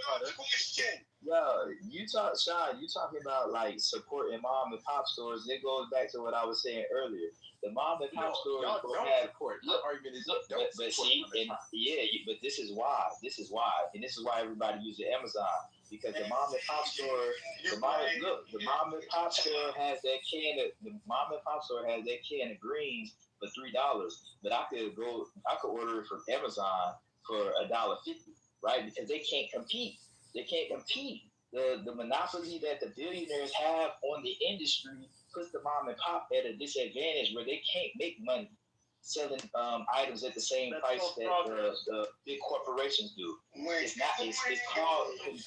called consolidation. It's called the onus is on us to support. Time out. Yeah, because you're a billionaire and control the line of access to the product. You can charge cheaper than the mom and pop. The mom and pop don't exist no more. So it's not about investing in the mom and pop. It's understanding that the corporations can't be beaten with the current system. They can't be beaten. Yeah, but what's your best for the consumer? Beat the corporations. Have you ever heard of Too Big to Fail? Too Big to Fail. Let's talk about it. Lehman Brothers, Washington Mutual, Countrywide, Palestine. I'm sick of tired of this queuing. Somebody get this queuing up out of here. Wait, but when you're buying a cheap quality, But you know, when you're buying a cheap quality product, that means No. Hamada, you live in Canada. Hamada, you need hold to up, one second. No, I you don't need to give stay a up fuck here, what you man. live. You don't even like it. Give me 1 second. Let me speak 1 second. We don't like Canada, Hamada. We Okay, definitely don't all like right, your ratings around Canada. okay, bye. Nah, bro, been quiet for a minute, man. Go ahead and say your piece, man. Go. Say your piece about it. Canada, he shouldn't even be able to talk. He can talk. They don't want to hear Canadian stuff, but that's talk, okay. nigga. Don't get to crying, nigga. Just talk. Yeah, don't cry. Come on. It was a joke about it. Come on. The reason why you're paying for a cheap product because there was no research happened upon by the company, the manufacturers. So if you want to buy a cheap product, go ahead, go buy a cheap product. No problem. There's no research. I think it's gonna break down. All that right there, Timothy, was on you. That's on you. He sounds like he's from India. He's not from no damn Canada. Bate, please don't put that bang on us, okay? Bate, please. He's not from India, Bate. He's not. Do not talk to me like a racist brother. Do not fucking talk to me, please. He is not from India, okay? Do not talk shit, please. Please do not talk shit, okay? Especially about my India. Okay? He is not from India, okay, Bate? He is. When you finish talking. So here's what I want to ask, like C and everybody else. I'm not picking on you, C, but you're the one that wants to talk about it, so I appreciate that. So I always find this weird. You ask for there's some regulations on this. You're so smart. Go ahead, Mark. Mike, I'm talking. I'm all for it, brother. Wait, so you just interrupt me to tell me to talk? He interrupted you to tell you that was the most dick-sucking statement I ever heard. He said, I love when white people talk. That was weird. Get your weird ass off stage. That shit is diabolical. It is ridiculous. Your fucking clubhouse. Where you going? So you were like, you want more regulations and and you made the case. But I would ask you this, do you think the public education system is good?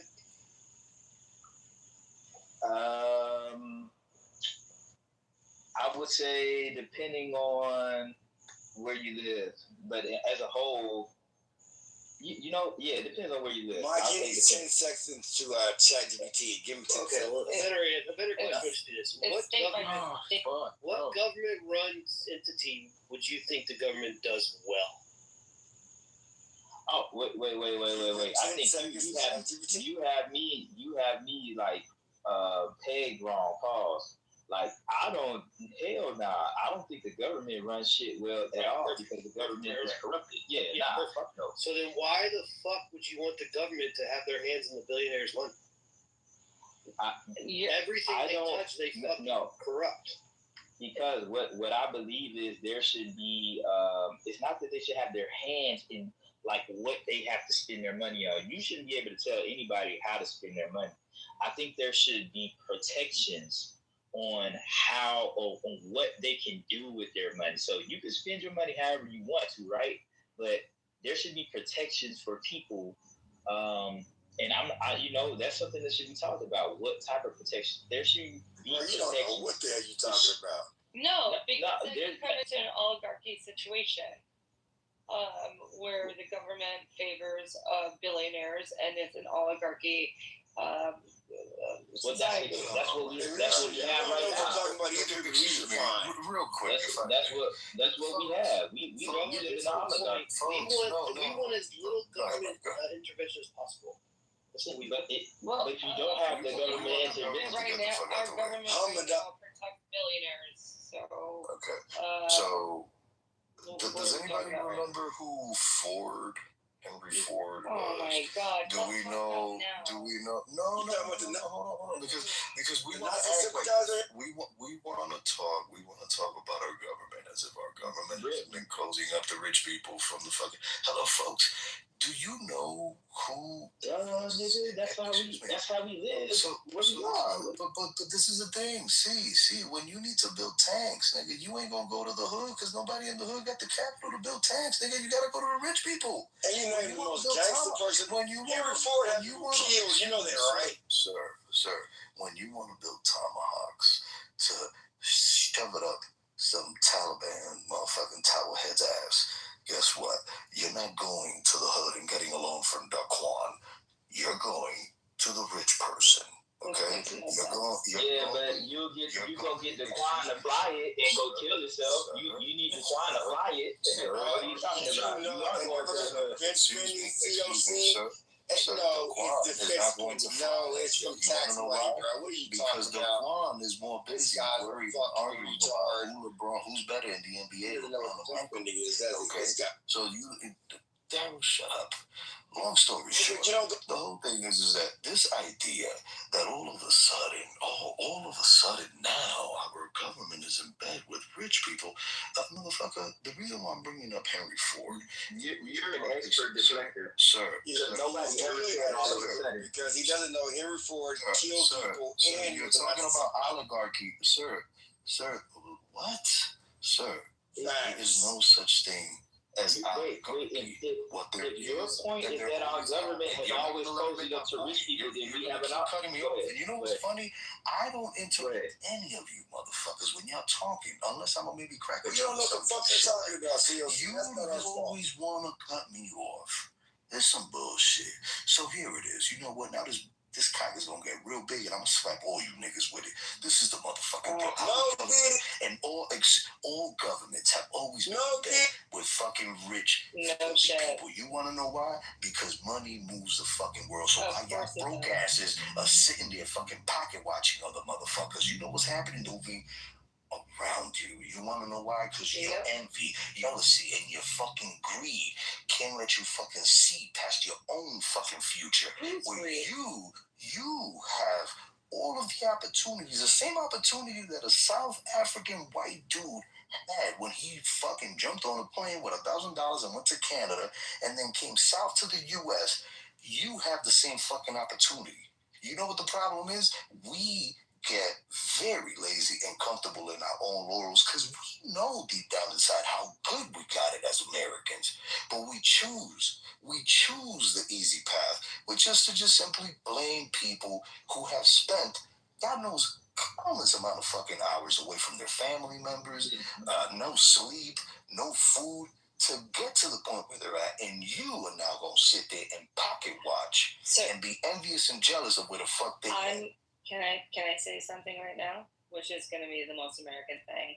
And you are, man. It is the right of freedom of speech, and it is the right to have a different understanding from you, and I'm allowed to have a different opinion, and I can be vocal about it, and we can go ahead and protest either which way. That is what we can do in our country, and that is what makes us great. And that is what makes us be able to understand whether or not we move on from oppression or from whatever it is, or not, or make us great. These are the things, these are privileges that we have. So we are saying the same thing. However, I'm never going to succumb. No, don't ruin it. Don't ruin it. You started out so good. Yeah, you did so. That's the smartest thing you've ever said. I'm not going to succumb to saying I'm just only privileged because so. No, we have to stand by our right and say yes or nay because we have that. That's all I'm saying. If you succumb, I hope you succumb the whole way. You know what's so funny about content? Then you're gonna come back to reality. I'm gonna say this and get out the way. Content had all that to say about pulling yourself up by the bootstraps, and we're Americans and we're so privileged and yada yada yada, which we are. I don't disagree with what he's saying, but at the same, he's saying that like he ain't the same dude that grew up in a dirty ass Bronx in a dirty ass project building that he had to go up them dirty ass stairs and live with all them crackheads in, right?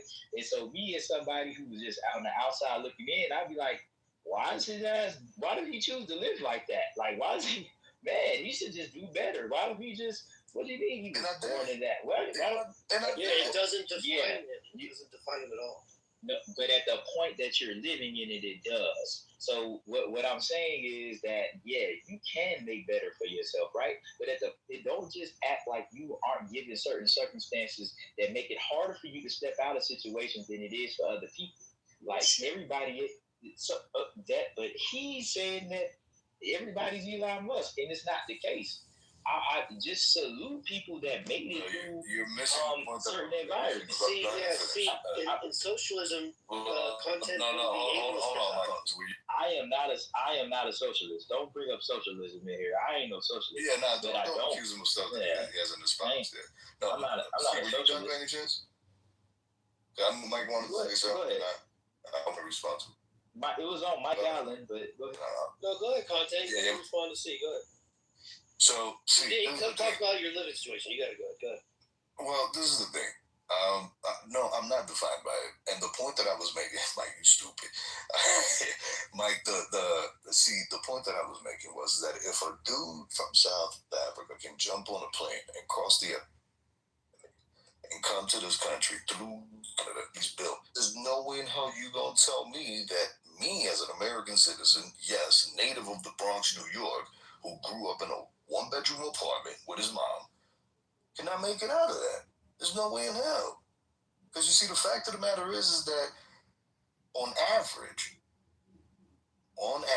6 to 7 out of 10 millionaires who are created on a daily basis in this country come from absolute zero, nothing, zilch. Nobody got anything. And the two scenes who were created on they said nothing. And guess what? I'm actually going to attest to something on this stage tonight that I haven't done since I've been on this app, and I've been on this app since season 1. I myself am a millionaire. And nobody here would ever even believe the kind of shit that I went through before I got to the point that I'm at. And trust me when I tell you, I was even homeless at one point. And I know shit may sound cliche, but the fact of the matter is that, you know what it is? And 50 Cent said this a little while back, and I agree with it so fucking wholeheartedly. Where we come from, we can't afford to be depressed. We have to push through. And the fact of the matter is that you can only afford to be depressed when you're rich. Motherfuckers that are poor can't afford that.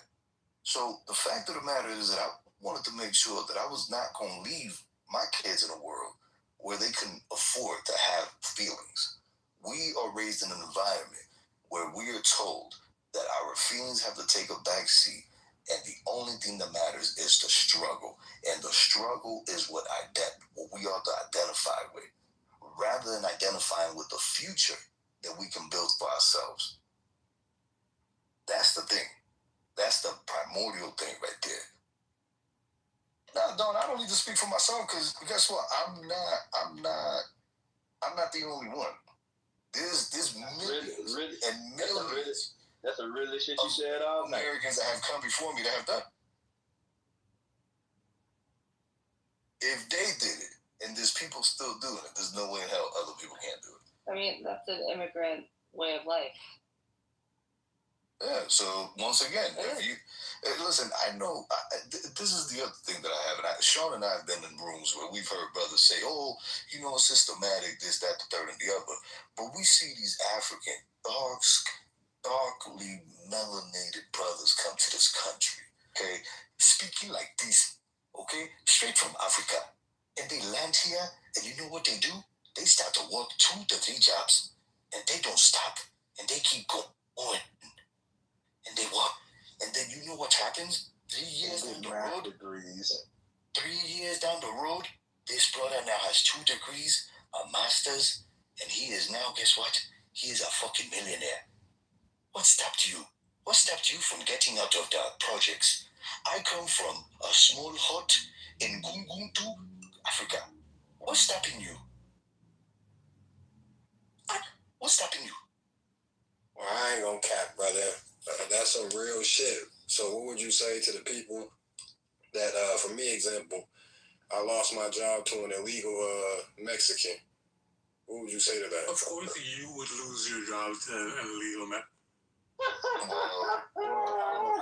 feel for him, bro, because I'm from California, and I feel for him. And a lot of people, listen, there's a lot of brothers that had specifically in states like California, states like Texas, New York, there were a lot of brothers that had landscaping businesses that went under. Florida, a lot of brothers that lost their businesses. So while there's a whole group of melanated folks out here talking about Trump being racist because he's deporting all these people, our own people were being hurt by the policies of the last administration by opening up our borders at the south, at the southern end, and allowing individuals unvetted to come in. There are thousands. It's because American businesses can't afford paying. So do you think it was right for that illegal to take my job? What, like? No. I'll tell you what, it wasn't. But you know what was even worse? Take a cybersecurity class or AI class or a pumpkin class and get your I think we have to talk about the minimum wage and how cannot pay actual American. No, like y'all are taking this as a joke. And I'm being dead serious. I had a goddamn family to feed, man. I had a whole son. I got bills. That's a fact. And to be replaced by a nigga that couldn't speak a lick of English. Right. Is that America? Welcome to America. As a citizen. Nah, don't get welcome to capitalism. Don't do that. Don't do that. Welcome to incompetent administrations. No, that's not capitalism. Welcome to incompetent. That's part of it, Sean. Yes. Welcome to an incompetent administration that realized that there's a whole voting block out there that is no longer voting for them.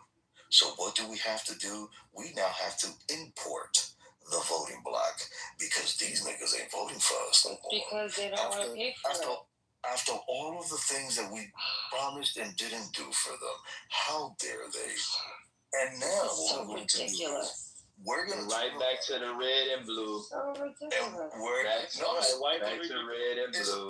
It's not about back to red and blue. It's about all I said. Neither. Right. So like LA. So remember this. And you got to remember, Reagan allowed for a lot of melanated brothers and sisters, Caribbean, to come up to the east as well. That displays the why foundational. This is ridiculous because it's not red the U.S. has sold their... It's not. It's policy. I didn't even mention parties. No. All I said was administration. That's all I said. Like George Bush opened up the borders to 6 million. Ronald Reagan opened up to 3 million. Like 3 million. I hate how people think this is like a Trump policy. That's all I'm pointing out. Man, Sean was the only nigga that genuinely cared about me losing my job. I live in LA. I don't want the next 2 minutes is on Sean. I don't want nobody interrupting that nigga Sean, man. Thank you, man. You interrupt that nigga Sean, I'm moving you down, man. You hear this motherfucker, bro? I'm the only nigga that really genuinely care for a nigga, man. Y'all niggas laughed at me, man. I'm gonna give you some grants in the background. You got a kid, and everything. They have grants when it comes to situation with children. I'm gonna put it in your back channel. But when it comes to me, I feel for y'all. Because I'm in LA, man, where LA used to be 30% black. Now we're around 5% now. I know it was never the majority, but when you go from 30% to 5%, it feels that you lost so much ground. You lost 6 times. It then got 6 times more harder. Hey, Sean, that was 30%. That was foundational 30%. In the 80s, man, we talking about 81, Boys in the Hood, NWA, that era. To now, we're at 5. And when Reagan opened up the borders to 3 million becomes 15 million. Very quickly. And we have 18 million. Trump can't deport everybody. So even if he'd be able to deport, say, like 4 to 5 million people from now to 2029, he still got 11 million. Well, excuse me, Sean, you're a very high IQ individual, okay? But that's actually incorrect. That's fake news. I'm going to deport them all. You're going to see, Sean, we're going to get them out of here. So it feels, 6 times. I literally said 6 times harder because if you go from 30% to around 5 to 6%, you see how city council is predominantly Hispanic. There already says that this is going to be the first time in 60 years where they're not going to have a black councilman running in these election cycles in LA. Now, when it comes to people that say we need representation, a lot of these black folks, is like so contradictory because one moment they say we need representation, but you're bringing in more Rick Charles, you're bringing more Indians, Asians, Europeans, Hispanics, Arabs. You're bringing in 190 countries of people that do not fuck with black people, will not side with black people. I'd rather work my damn option and try to get damn redneck Phil to give me a job than some Hispanic is going to take care of his people. But I thought y'all said respect. I'd rather. I thought y'all said it. I thought it wasn't. Let me finish. I thought it wasn't systemic though. Let me finish. Because that was never my argument. So I don't know why you just saying that like that's a gotcha question. Oh, I thought your content was like a line. Nah, sit back, see. Let that nigga cook, man. You know what's up. Because illegal immigration. You need to stand on 10, bro. You need to boot that nigga. You need to put that nigga illegal. You say you was gonna goo niggas that interrupt the show. We need to put shit in the goo. You need to stand 10 toes down on that. He said 2 minutes. That was 2 minutes. Illegal immigration affects black men the hardest. So black women ain't gonna understand it. White women ain't gonna understand it. White men ain't gonna understand it. But it hurts us the most because we talking about blue collar, trucking, transportation, warehousing, manufacturing. Big facts. Yeah, they hate even motherfuckers nursing degrees. The 1% is killing us, not what? Us. What? But you helping the 1%. I don't understand. Right. Did you hear homie said that the corporation let him go and done put somebody that can undercut him? Like, is that okay? Cool. And that's why I say you guys are dangerous to the black community. Okay, so Sean, you are so dangerous. I want to hear Alicia explain herself. She keeps sighing because I want to hear her like, why is this so terrible? That's Thank you, Beaver. It's so terrible because this is what they. What? No, go ahead, Alicia. You're good. Whatever. I don't care. It's fine. You guys keep blaming everyone else. Whoever's fucking all of us is the 1% and the billionaires. If you don't get that, that's on you. But you're helping bringing in done. That's it. You're helping the. Why you don't understand the correlation of when Bernie Sanders says open borders is a Koch brothers dream to now he's fucking with open borders. Mm-hmm. That's not like, true. Hello. That's not true. That is. He literally said this. What are you talking about? It's on. Ma'am? No, it's not out of context, ma'am. That is literally his words verbatim. Why do you guys do that? When you're confronted with the facts, you guys always do this. That's not true. You guys are making it up. You guys are MAGA. You guys are brainwashed by Trump. He's talking about asylum. It's out of. It's not just. Okay, fine. All right, whatever. I'm my you know what? All right. I'm away from the conversation because you want to have a conversation. So this is when Democrats was halfway sensible when it came to immigration. 10 years ago. I'm gonna put the link in the chat. But this is literally Bernie Sanders verbatim saying that this is a Koch brothers train. And that was the time period when President Obama was literally deportating, transporting. The deporting 3.2 million people deported. Nobody said a motherfucking word. And you know what's funny? You know the same way that ICE is running around rapping, running up on people under Trump? Guess what the fuck they were doing under Obama? They were doing the same shit. And if you want to, you can go pull up and see it. You can go pull up the CNN special. Where CNN went on a ride over. Yeah, they were right. It was like a ride along. And these motherfuckers were kicking in doors. They were doing the same shit that they're doing now. And nobody says shit. You want to know why? Because you're king and savior. But are you okay with the thing about you guys is that as long as your guy is in it, they're the ones doing it. It's totally okay. No, listen, I'm okay with getting illegal aliens out of this country. I'm okay with that 100%. And I stand 10 toes down on that. Coming to this country for a better economic life is not a That's completely fine.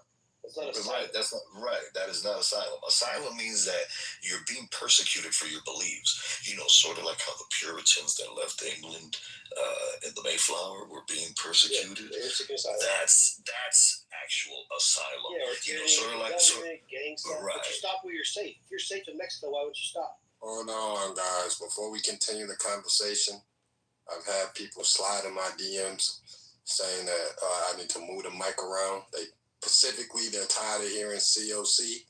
They saying you talk too much, brother. They want you to move the mic around, gang. Oh,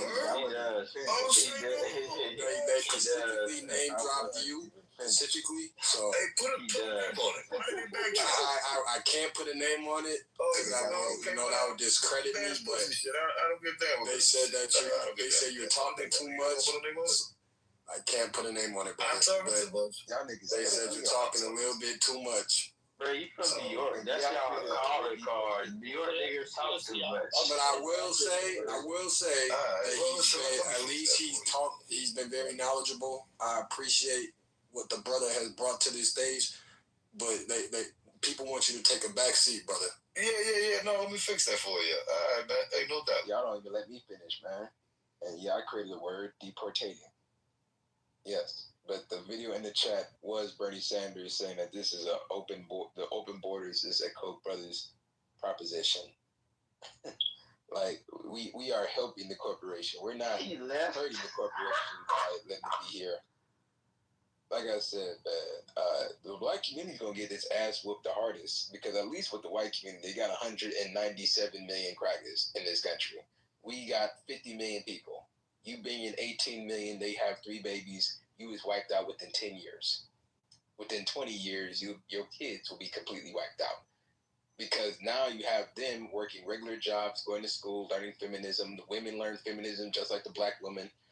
Then you also have the men also doing both white collar, Hispanic people, real estate. Yes, the Hispanic community. Okay. And that's not helping black people. It's not because helping Hispanics people. do not consider themselves. I'm gonna say this. The Hispanic community. What the fuck is happening right now? Let me fucking finish. This Boy, is I was about to fucking racist. It's so fucking crazy. Boy, like I said, you need to land your plane though. You flying a lot. Like I said, just bro. land the plane. Like I said, bro, y'all be cutting me the fuck off. Like I said, the final death knell for the black community will be 2040 when it comes to immigration, because we keep voting for dumbass open border candidates talking about this democratic socialist shit that obviously didn't work in Venezuela, didn't work in fucking Cuba. Even when it comes to China, they do a state-ran capitalism, so they don't even go 100% with none of this rhetoric neither. I'm done. Motherfuckers are stupid. The black community is done. You have, like Alicia said, low key it is kind of racist, but it's very racist. It's very racist. The black community can't help every other group. I'll say that no allies. Dang, my God. Can I right? So we said black community are reckless, stupid. They can't put in nothing. I'm not so we said this or that. How beat the ass up? Go ahead, So what I'm saying is, I think, go ahead. Like Alicia said, it's what you said was racist, but I'm sure there are many members of her family that's racist towards black people. Yeah, I already know what time it is, right? Yeah. So, no, it's not even. No, we're not talking about racism. We're not talking about racism. We're talking about the community helping each other. Like you said, that the black community, they are useless. Is that what you said? Nah, that's not what anybody said. If you don't do it, Hamada, don't do it. I'm trying to be he's got to be, because he's trying to make me be racist, and I'm not trying to go. No, to his defense, bro, he was getting like cooked earlier today by hella black people. Bro. They was cooking his ass, and it was just that wasn't. Well, you good, bro. You get your shit off. I don't got no problems with my red dye Indians. Y'all, I fuck with y'all. All right, so. I have no problem with you. I'm talking to Sian. I'm talking to Sian. He said black community, he said, black community, they have no hope in life. Is that what he said? No, I just want to get to the point. The Indian community doesn't rock with us. The Asian community does not rock with us. The Arab community definitely do not rock with us. Hispanics morbidly despise black people. LA is like the prime example where we banged the black and brown coalition, then realized that the brown ain't gonna hire nobody. Where do you live? LA. He's speaking saying white people. What the fuck? Like white people treat you the best. Is that what I'm hearing? White people give me a job opportunity more than these Hispanics do. Thank you. I can depend on a redhead more than I can depend on the Hispanic community. Okay, because the Hispanic community, is going to only protect their family. They don't. They say "Piche me ate," coño. They're gonna say it openly and proudly. That's a fact, man. Where have you walked into a Mexican store, a Mexican restaurant, any type of Mexican establishment, and you've seen a different race? Nah, they don't fuck with us. You know what I'm very sorry that you were raised and live in a place that you feel that type of way. Almost definitely. Girl, you know that's the truth. Stop. No, it's not. No, it's not. Not. Yes, it is. She in New York. Can I say this? East Coast Hispanics and West Coast Hispanics are two different Hispanics. Puerto Ricans, Dominicans, you come out to the West and you're brown, you get called mayate too. Nigga, you a nigga too. Like, we ain't friends. We ain't family. I remember one of my Dominican homies. He from the Bronx and shit. He thought it was gonna be nothing but love. Are you crazy? Hispanic dude looked at him like, we're not brothers, bro. But have you been in the Dominican Republic of Puerto Rico? They don't fuck with niggas either. Like, this shit. Well, bro, Dominicans and Puerto Ricans in New York, they halfway tolerate niggas. You know, they halfway tolerate niggas where you can fuck on their women and all this other shit and mix and blend, but you ain't mixing and blending with Mexican, Ecuadorian, El Salvadorian. You're not mixing with these people. Well, look, you can mix with them, but you know what? You need to understand their culture first of all. I understand the culture. Yeah, you need to understand their culture first of all. Yeah. So if you can get into the culture, then you have a wife there, man. You have a family. You have a beautiful house. You have a beautiful farm. Whatever you want, you know. Life is open, bro. So look, look, Sean, let me directly address you, bro, because motherfuckers keep cutting me out. I'm gonna just be straight up with you. Go ahead, Chief. You got this idea of this blackity black shit that don't exist, bro. It don't exist. It just does not exist. Like this false idea you have that the black community is going to be.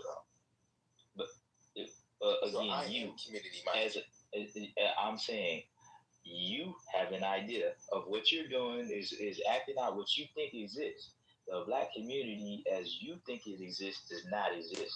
Have you gone into the black rooms on Clubhouse and see how black women and black men interact with each other on this app? I live in their life.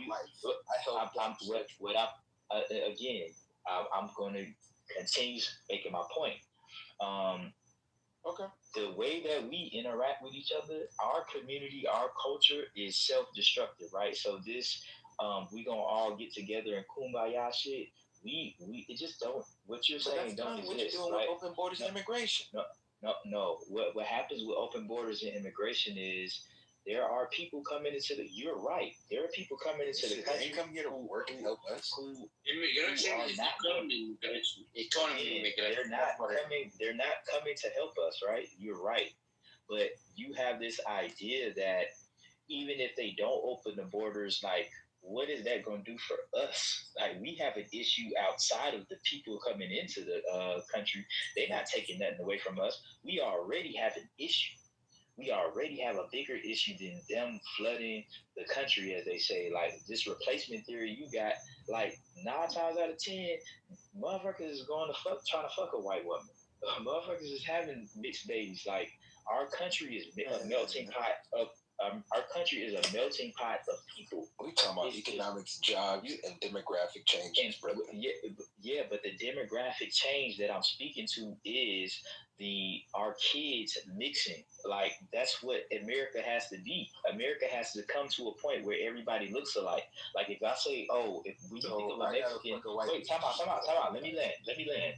When I say Mexican, there's a phenotype you think of. When I say Japanese, there's a phenotype you think of. America has a problem of a mixed identity. And until that identity issue is solved, we're going to keep running into what you're talking about. So what I'm saying is, you keep saying black. What I'm saying is American.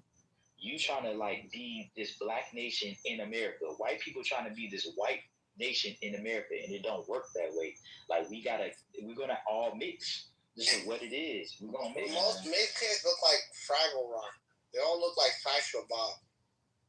Alright, the funniest thing about that shit, that has got to be the most self-sacrificing shit. And Brother Himothy, these are the kind of niggas that's dangerous because they'll open up the border for some snatch, then realize that the snatch really didn't like you either. The snatch. Now we stuck with like 90 million other motherfuckers added on top of other 60, 70 million. That's why I said the Hispanics got it on lock, bro, because they don't have to acquiesce. Immigrants open the borders. They don't acquiesce. You are the controlling the borders, right? So how the fuck immigrants gonna? What the fuck are you talking about, bro? You do not make sense. Man, hold on, let me ask you this. You do not make sense. I'm sorry. No, the government control the borders, right? Let me ask you one question. Do the immigrants control the borders or the government? This is one question. We're going to let the Iranian nigga ask his one question, and Sean, we'll let you finish. After that, you can go after Sean. Thank you. You can go after Sean, nigga. Thank you. All right. Ask your question, Hamada. Oh, you know how to say his name, okay. No, my question is, who controls the border? It's my turn or it's same turn? If he wants to speak, I'll give him a chance. Otherwise, I can answer his question. Can I get some subtitles before you answer that question? Yeah, you wanna talk or you mean to answer your question because you said immigrants, right? Yes. Yes. So who controls the border? Is it the immigrants or the government? It's the government. Like I said, I'm not 100% blaming you, but I am not going to advocate for you because you're not going to advocate for me. You're going to help other people in your community, in your circle, in your network. It's self-sacrificing for me to say, okay, you can come in, you can invest in my community, I'll sell you my home, I'll sell you my business, I'll sell you everything. I don't own anything, and now you corner the entire market. Then you can be able to say, well, I'm not hiring your black ass. Get the fuck out of here. Even though I didn't help you 10 years previously, but you done forgot about that. He cooking. I'm done. He's cooking. That brother Sean, let me tell y'all something, man. That brother Sean right there, man, that man is a very knowledgeable man right there, man. We went through it in LA. Why? Because you agree nothing with but him? facts, man. We went through it in LA, bro. Like, hold on, brother. Hold on. I'm just trying to, if y'all ever want to increase your knowledge, man, let's give that man a follow. You feel me? That boy just as racist as Alicia's dad, bro. It's the same nigga. It's two different people. But the thing is, how can we be inclusive? See, do we have allies? Like, I ain't saying we no. It's not about I'm from Ohio. What about us who live in the Midwest, who don't live in these mixed culture societies where these people look at you differently? You know what it is. You live in New York, you live in LA, you have some sort of, this whole black and brown coalition that I've never seen ever work. Never worked. At the same time, though, you vote for somebody who fucking hates you. It makes no sense. How? That's what I'm saying. I go into neighborhoods that motherfuckers, they don't, you know why they call me, hey, buddy, I'm not your fucking friend. I'm only your friend because I'm spending money here. But will you spend money in my business? Will you reciprocate the same shit?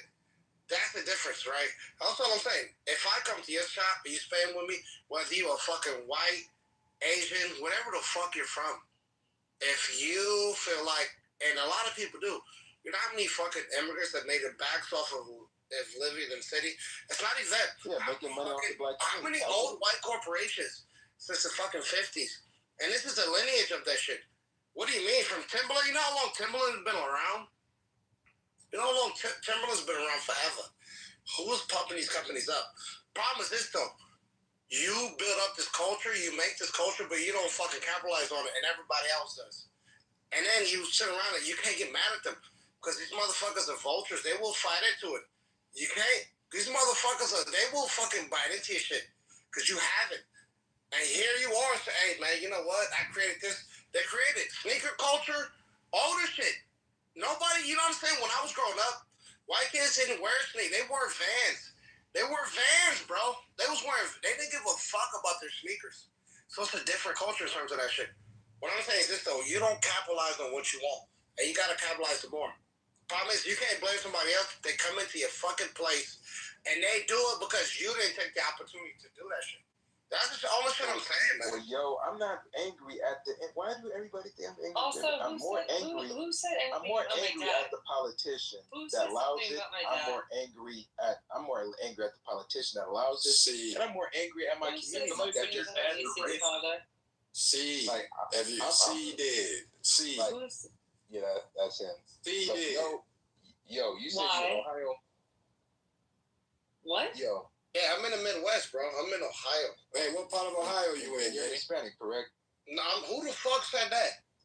Who the fuck else said I was Hispanic? Do I look Hispanic? Yes. Do I look like a Hispanic beard? The fuck out. What part of Ohio you in, yo? I'm from Columbus, bro. Columbus? I fuck with Columbus, man. I got some. Talk to me like I love Cincinnati. I love Cleveland. But I know if I drive out 40 minutes into, Chillicothe or Zanesville, that shit is a fucking ghost town, bro. That shit is a ghost town. But yo, I thought you was Hispanic because you talk to me like a Latino. Well, that's your fault. You fucking listen like you want me to be a Latino. Nah, he kind of like Middle Eastern or something. No. I'm black. Made in a hard on I'm for black. Latinos and Latinas. It is crazy. Your hatred is through the roof, and it's disgusting. It's disgusting because I feel sad for you. Somebody has an opinion. It does not mean hatred. It means a different opinion.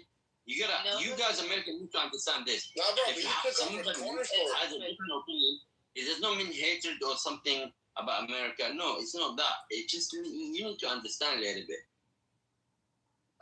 No, that's hatred. You know how much it wasn't hatred. It wasn't hatred. It was. That's full hatred. I would never. No. I would never. Well, I like what Yo was saying. One mic on Yo. All I'm saying is this, right? You have the opportunity, all this fucking money in the hood, all this shit. And you allow somebody from fucking Iraq or Afghanistan come through and monopolize. They own every fucking thing. How? How is that? You think they're gonna fucking hire you? They're not. They have no fucking interest. And what I'm saying is don't hate them because guess what? When, during the Reagan economics, or during the 80s, prior to the fucking 80s or 70s, all those stores were occupied by black people. It was mom and pop shops. They were. Crack epidemic hit, and guess what? Guess who came to take over? People who are fleeing their own countries. So it's a setup, and I get it. That's why it's incentivized. So when somebody comes here from Iraq, guess what they're going to do? They're going to put their money together so they can buy another gas station. They're going to fucking put their money together to buy another corner store or another, whatever it Do you is. think that they do a better job has something to do with it? I don't think so. Because who the fuck needs to fucking do a better job to fucking hand out candy and fucking cigarettes? I'm sorry. It's not fucking rocket science to hand out fucking candy bars and fucking cigarettes. You don't do it better. You're saying only the gas station is just handing out? It's not. That's why you come here in sandals and a t-shirt and a tank top and fucking work at a corner store. Because it doesn't take nothing. There's no fucking nothing. There's no mental. It's nothing to hand out and charge somebody to fucking buy bubble gum and fucking liquor and then say you pray. I'm just being honest. It's nothing. Why is that? Why do you think that if Arabs and Asians all left the hood that somehow the people are going to be destitute? No. People can replace you. I promise you. They won't miss you. You just got to put somebody in there who's going to fucking sell the same garbage that you sold. But you're going to put in some and say, hey, guess what? You know what? We don't sell these things and because of my religion. But you sell alcohol. You don't drink it, but you sell it. You sell weed. You sell tobacco. You sell fucking condoms. You sell dick pills. All this bullshit. I'm just being honest. At what point, though? What is your point? My point is this, though. The fuck is the Take point? advantage of your own fucking neighborhood. Take advantage of it or somebody else will. That's all I ever say. This is where Hamdan stop them? Yo, what has ever stopped them from doing that? Nothing. So the culture. But I've been to rural towns, and guess what? I see Indians there too. I drive out to the redneck area, to the trailer park places, and I see the same shit.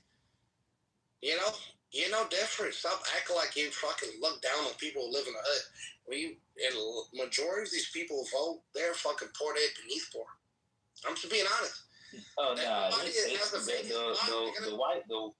the white hoods, they got the same issues. Like they don't own their corner stores. They don't own their corner stores. Their hotels like are all owned by like Indian and Arab, Middle Eastern. It's the same shit everywhere. It's not just. It's all low income areas. Like they're more low income. Theme zone, every single one. Exactly. Patel owns all the shitty motel. All of them. Cleveland, Georgia, especially. You talk about Arabs. Hold up. You talk about Arabs, Middle Eastern, immigrants, Chinese. Do you know most of the Americans, property owners are black people? Like in New York. Let's talk about New York. Let's talk about Los Angeles. Let's talk about San Diego. The most of them are black. What have they done to your community? Have they done anything? No. So why are you looking into the immigrants who just came yesterday while trying to build their life? Like, what the fuck are you talking about? I mean, listen, not everybody lives in New York or San Diego and LA. Some of us live in the middle of America. Some of us live in this the Bible Belt, where we have people making decisions for us who don't give a fuck about us. And regardless of what party you're from, what I'm saying is this though: you can come in. You can get a fucking loan. You can open up a spot. You can monopolize whether it's furniture stores or corner stores, liquor stores, whatever it is, car, whatever shop. And the problem is, it's not your fault because you're taking advantage of a situation, right? Problem is, where the fuck is, all these people are making money in the hood. Why are you not reinvesting your shit? Why are you leaving to go to a fucking suburb where nobody wants you instead of reinvesting to this place which you're going to fucking come back to and try to buy from you? You want to move everybody out the hood instead of reinvesting in it. You make the most money in this fucking place, right? Outside of these check cashers. Why not fucking bring that fucking money back and buy these spots up? Buy these places up. And then you get upset because Khalid and everybody else does? That's all they can do. BB, why do you think they don't do it, BB? Sorry, I wasn't really listening. They're scared of the American mentality. They're scared of the American. BB made it. She was getting to some kind of point, I think, about why they don't do it. She think black people are lazy. Is that true, BB? I mean, I think a lot of things probably play in. I think they're less organized. I don't know. I can imagine, like, especially, let's say, okay, you saying, like, it's the Muslims that are running, like, the liquor stores, or it's the Koreans. Maybe because they don't steal from themselves, they keep, like, their bookkeeping, they're sort of more interest. Well, I don't know, Wait, but they do. That's why you moved here. Like, in your country, you were killing each other. You were bombing each other. They're doing a job. And if they're doing it well, there must be reasons for it. Shut the fuck up. Nobody's bombing each other. The Americans are bombing everybody, every country, so just be quiet. What do you mean? I'm not Hamas. I'm not Al Qaeda. I've never bombed anyone. You gotta fucking understand the history. You gotta fucking understand the history. Americans are bombing every country, so you gotta understand that shit too. You gotta check your back channel, bro. I'll give you some grants. But see, and that's what I'm saying, bro. Like, it's gonna be very, very tough to defend you. That eventually the black community is just gonna say, one of these days, 2036, 2040, around the range, when your kids start growing up, then the parents start getting arrogant because they see that their weight is coming up. Yeah, it's gonna be very hard. It's gonna be very, very, very, very, very, very hard. How black people profited from you owning everything in the spot, and you do nothing. You don't reinvest. You don't hire people from there. They never needed. I do. Like you. That's what I'm saying. Are you a half breed? Are your daddy white? No, I'm black. Who the fuck are you talking about? Because I'm. Is it a half breed a no word? Ain't that fucking crazy? Which one here? A couple motherfuckers? And I call you a couple times. Which one? A half breed is crazy. I helped as a half practice. I had to fucking hate.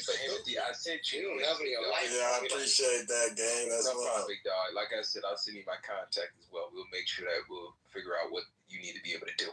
But when it comes to that, I do. help my community. I teach the youth because I know nobody, no crack is gonna do it. So I gotta do it. Somebody gotta do it. So when it comes to the Midwest and the South, a lot of you guys are gonna get West Coast, East Coast problems because you're dealing with people that will bring their cancerous views, their cancerous politics down south in the Midwest, where we will open up your shit to any and everybody just for them to talk shit. See, you was getting at it with the Hamas dude in the bottom. Ain't that a bitch? Where y'all thought I was going to jump me, and then y'all wound up arguing with each other. I came back in the room, y'all going back and forth and shit. And that just shows you that black people has no allies. No one is going to be on your side. 100%. That's why I agree. Should focus inward on working with each other, regardless of politics, political views.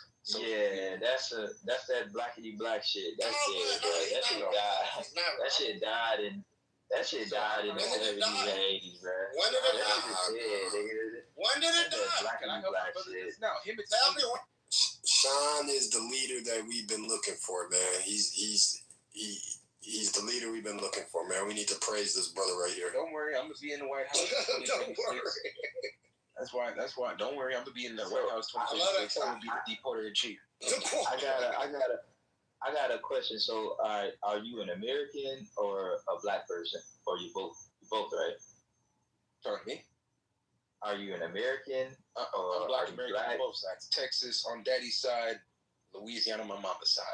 All right, so you're black American. How many generations? Okay. Now, shit, since the start of this bitch. For sure. But I can tell you from, What's the start? Use my language. So,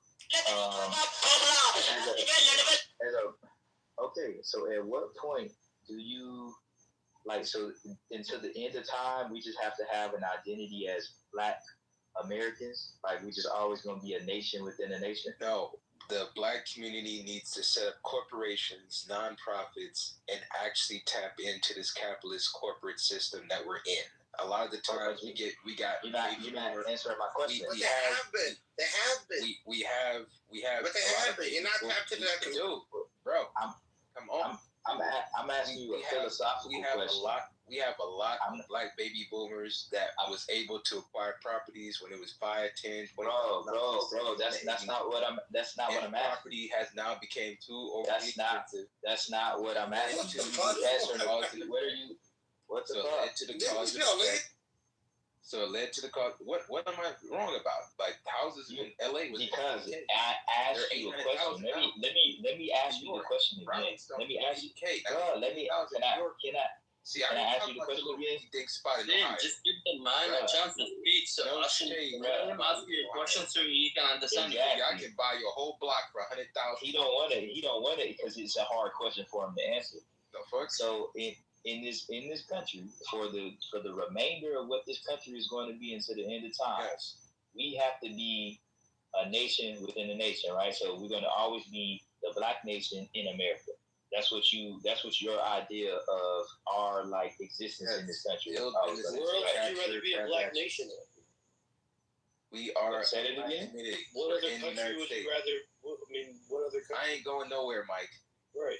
Like the black Americans are richer than, I think it's like 80% of the fucking countries in the world. See, Mike, you have the Mike has the question. Give the man a chance to answer the question, so you guys can answer him back, right? So Mike has the opposite of what Sean has, right? Or they're like two identities. Mike believes that he could retain his white identity and still, so there'll always be white Americans, there'll always be black Americans. And then what do y'all do with the rest of everybody else? We just kick them out. So until the end of time, it's always going to be the white nation in America, the black nation in America. Channels. Get your citizenship. Get your citizenship. So then those people should just have their own community always. Channels, cool. So then those people should just be the Mexican Americans or the Indian Americans. It's never going to be an American. You understand what I'm getting at? You see what I'm saying? It's going to be a Chinese American and Indian Americans. That's what it's going to be, bro. African Americans, the rest of the world, they're fucking shit. That's what the Americans look at. Other people. Man, shut your sad nigga ass up. Bro, what the fuck? Fuck out there, bro. Arming y'all bitch ass backyard. again, Y'all ain't hearing what I'm saying now. The lunch. See, y'all luckily y'all ain't got mine at the White House. Y'all just got to sneak your bombs and went to lunch. Fuck y'all. Goddamn sand niggas. Let's get a new speaker. How about Taco? Taco, would you like to share? Yeah, what's the topic right now? Supply and demand law of economics. Supply and demand in reference to? Do you think that there's always going to be a white nation and a black nation in America? Like, do you ever see Americans just saying, "Oh, I'm an American," or is it always going to be, "Oh, I'm white American," or I'm black American? Yes, I gotta say something here.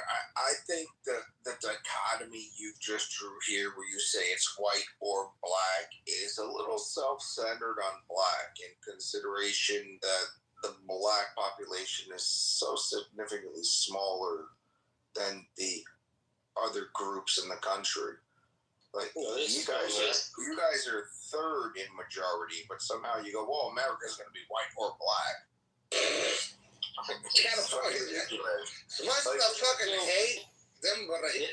Throw whatever else ethnicity you want to throw in there, whatever the second one is. Like, what is that? Like, don't center black people. Okay, let's say Mexican American or Indian American. Do you think that American is an identity in itself, or do you have to have these subcategories that identify you, or is it just American? So American is an identity. I think an ugly nose is what dictates it. Nobody like an ugly nose. All right, see, so this is how I'll break it down for you, see. So this is what I'll say. Ugly nose? What the fuck? All right, so this is how I'll break it down. Ugly nose means round nose, like a big motherfucking nose. It could be too wide. It could have too much of a bump. It could be turned up too much. Jesus. We don't care for that shit, nigga. So see, this is how I would say how I would answer you. See, and it's a valid question, right? But I think what you're missing the point. You're coming from the question from point of divide. And here's what I would say. You asked, is it okay? Are we ever going to call ourselves just Americans and not black and white Americans? Well, yes. See, we do that. Like, if me and you were to go to Europe, we would both identify as Americans. Or if me and you were to go to Africa, we would also both identify as Americans. Now, in America, black and white is unique, right? Like, we don't call French people white people; they're French people. So black and white, and this is what we got to start rethinking our minds here.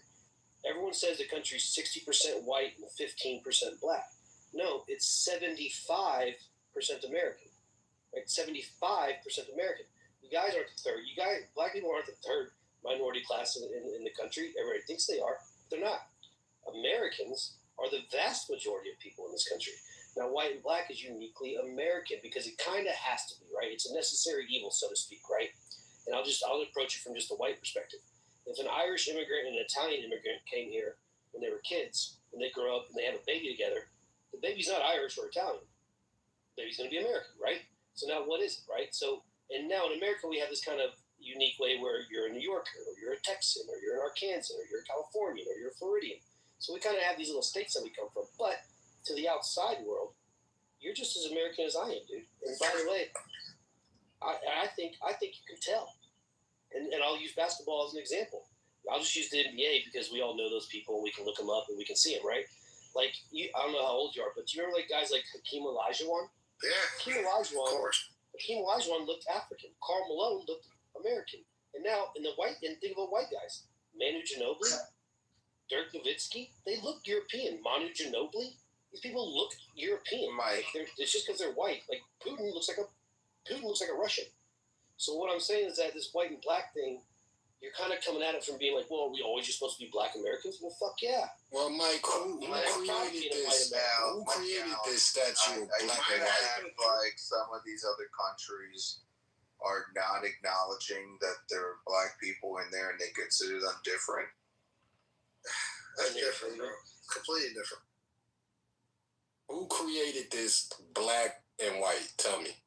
It was the Iranian guy. Remember, the Iranian guy who came to the group and he fucked up everything.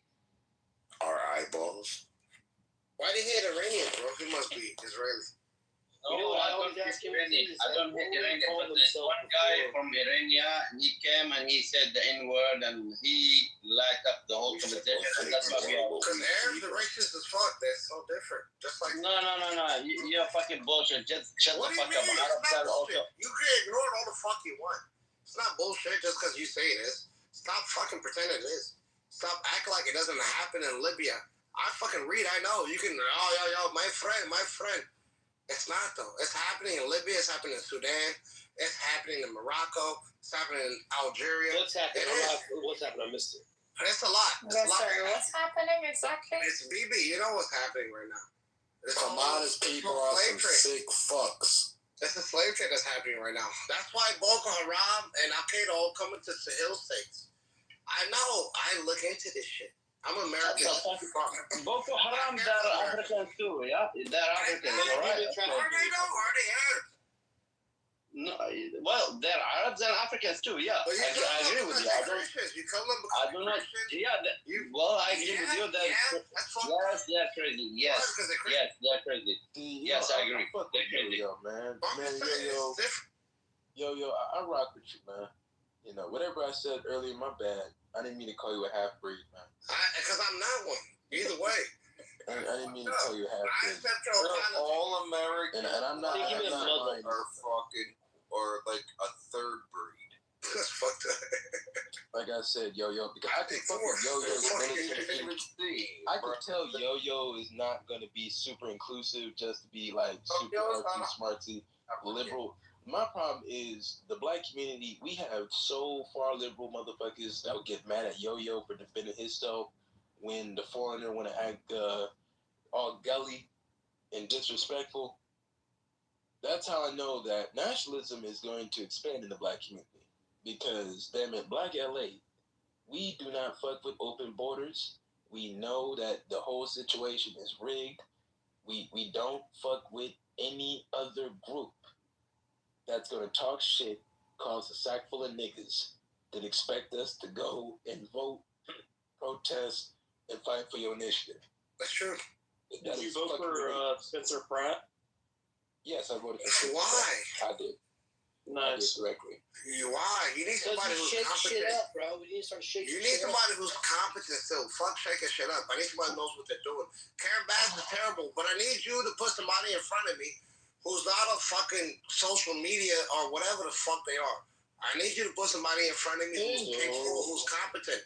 That's all I'm asking, bro. Yeah, if you put that, I'm with it, bro. I'm with it 100%. I don't disagree. I don't believe in it. I don't. I'm a progressive, but I'm a liberty. So I need to know, why are you gay? What? No, don't mind that. Yo, some serious questions. Wait, what? Missy, why would you mute me? Because you sound stupid as fuck. What the fuck is you saying, man? Is that what you came off mic to say? Yeah, I did. Why you marry your brother? Why you sleep with your brother? You inbred? Damn, Hold bro, up, you yo. have that great Six, conversation. Why you sleep with family members, motherfucker? Why you sleep with family members?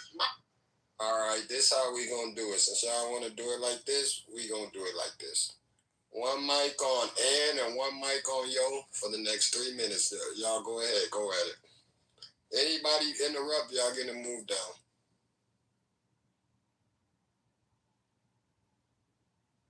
That's bullshit. What are you saying? Oh, so now you don't have shit to say. Who? You gotta give I got the name. Give the name so everyone can Go see. ahead, Ann. This is between Ann and Yo. Anybody else, y'all getting smoked. Oh, okay. Well, okay. My question is this, I Kat. thought that you were going to go first. Now, my question is this, right? You feel American, right? Because you took a picture behind the American flag, right? You feel patriotic because you own 2 or 3 fucking flags. You probably wear American flag paraphernalia in your pants. You probably got a fucking mud flaps, right? You feel patriotic. It makes you feel that way. But what the fuck do you care about America itself, the land? That's the problem with you. A lot of you, it's all symbolic. All you care about is, yeah, I'm American. But what do you care about the fucking land itself? When motherfuckers are selling protected land, they're selling land near military bases. And all this shit, yeah, it's a lot of fucking motherfuckers who have American flag month, which is disrespectful. The whole hat, everything. What I'm saying is this, though. What is it that Trump has done to prevent all these foreigners from buying this land? China investors are buying so much land. All this shit. They're buying all this land in military bases. He don't give a fuck. You're buying protected land. And y'all supposed to be the people who love outdoors. Aren't you outdoorsmen? You fish hunt? You don't give a fuck about the EPA. You want to eliminate the EPA? You want hunt? Don't you hunt and fish? You don't care about the polluted waters? You don't care about the lakes and rivers? You don't care about the land, to protect the land in America? That's what I'm telling you. You only give a fuck about all the symbolic shit. It's all symbolic to you. You don't actually care about the land because you let the pipeline, right, run all through America and destroy so much fucking sacred land. That's why people in rural towns are drinking frack water at this point, right? They can't even drink it. AI data centers are fucking them up. But you don't care about that shit. All you care about is the flag. All these people who live in these towns, I'm just being honest, bro. It's all symbolic. You can wave and you can stand, all that shit, but you don't give a fuck about your fellow American. That's all I'm saying. All right, I'm done. Now I'm gonna stop. Well, yo, I'm gonna ask you this. Well, go ahead, Ann. So first of all, under whose presidency was all of our land sold off to foreign entities? George Bush and Bill Clinton. And Donald Trump. No, and Joe Biden. Okay. And Joe Biden and Obama. Yes. Okay. And so, what do you think? So our allying with Israel for this war with Iran, and with the U.S. capturing the guy from Venezuela. What do you think? Maduro. Why do you think that all happened? I have no fucking clue. Okay. Well, you tell me. Okay. What? So it's all about depleting, well, in my opinion, depleting China's oil resources. So as we know, China gets their oil from Venezuela because they have the best oil. And also, he then, because we captured him, he then gave our intelligence all of the information about the last election and how China had intervened in our elections, which is, the documents will be, I think in the next few days that they're going to be released. And then with Iran, the Hormuz Strait, that's where all like the ships like take the oil to China. That's why we like blocked off the Hormuz Strait, so that there's no oil being able to go to China. So to me, and then the tariffs, the 100% tariffs on China, I mean, I really think that that's how we're going to get back at China for everything. So what do you think of that? Well, what I'm saying is this, all right? In 2024, China bought $12 billion worth of soybeans from American farmers. You know how much they bought in 2025? Zero. This notion that you think China relies on America it's just, you gotta get over that shit. You really do. They went to Brazil. They went to Argentina. They go to these other countries. You gotta stop, bro. But brother, yo, are you paying attention to That's why. Yo, are you paying attention? It's a fact. Yo, brother, yo. So I have the list of investments of firms that are global entities that are shifting back to avoid the tariffs. So when it comes to the soybeans, essentially they had to sacrifice the farmers in order to be able to get the other investments from pharmaceuticals and also the trade deals. And now China is buying $20 billion in soybeans. That trade deal that was passed last month, that nobody paid attention, that nobody wasn't reporting outside of, I guess, Trump's loyalist, diehardest, most convicted people. All of us. us. Let me finish. I don't even know. Let me fucking finish. Go ahead. When it comes to this situation, I don't even all the way like Donald Trump. I think Donald Trump is an East Coast schnook. But when it comes to the business aspect of trade deals, Shit. I have business people that's in West Texas and Louisiana drilling for oil. Now, when it comes to that aspect, we are selling oil to Japan, selling oil to the Southeast corridor, and the Venezuelan oil that's being processed and sold to China in dollars. So what we're seeing, all these transactions when it comes to oil, is protecting the petrodollar. No different how when Obama got rid of Gaddafi, Gaddafi was threatening the petrodollar. No different how situation when it came to all these skirmishes from the Middle East since the 1910s, all based on petrodollar protection. Now, when it comes to Ohio and Indiana, you guys are seeing lots of new plants being popped up. And the funny thing about soybeans, you have Louis Dreyfus, Elaine from Seinfeld, her family's investing $500 million in Sandusky, Ohio. When it comes to soybeans, you also have Intel investing in Columbus. You also have steel plants and sawmills that are coming in and investing inside the United States. Got Rockwell Automation, they then shut down their Canadian plant and shipped it to Ohio and Michigan. What about so I would ask you this, yo. So do we allow some of the deserted towns that has been depleted since NAFTA, 80s, free trade with Ronald Reagan, do we allow them to be empty and dilapidated? Don't you think those people would want some jobs and new plants? 100%. Well, what jobs? So I don't disagree. Disagree. From Ohio. I want to see more manufactured plants in Toledo, and Chillicothe, and Mansfield. You know, Mansfield makes all the toilets. They distribute that. Well, I'm writing this shit down. I want that, bro. I can actually buy your whole block. That's the beautiful thing about Ohio. You made a claim that China didn't buy any soybeans last year, and that was wrong. Just as a... No, they did. 2025. 2025. No, and I knew that yeah, it was from the start. Buck the Buckeyes, Maize and Blue, baby. Yeah, they bought that ass every year. I fuck the Wolverine. We sell China, right? I knew I didn't like you for a reason. No, they bought like up to 12. It was up to like 12 million metric tons or something like that. Or whatever the number was. But there was like a posture where they agreed on waiving the ban on like, I guess, minerals or whatever. This was last year, and then they agreed to purchase the metric tons. I think it was up to like 12 or 16 metric tons by the end of the year in 2025.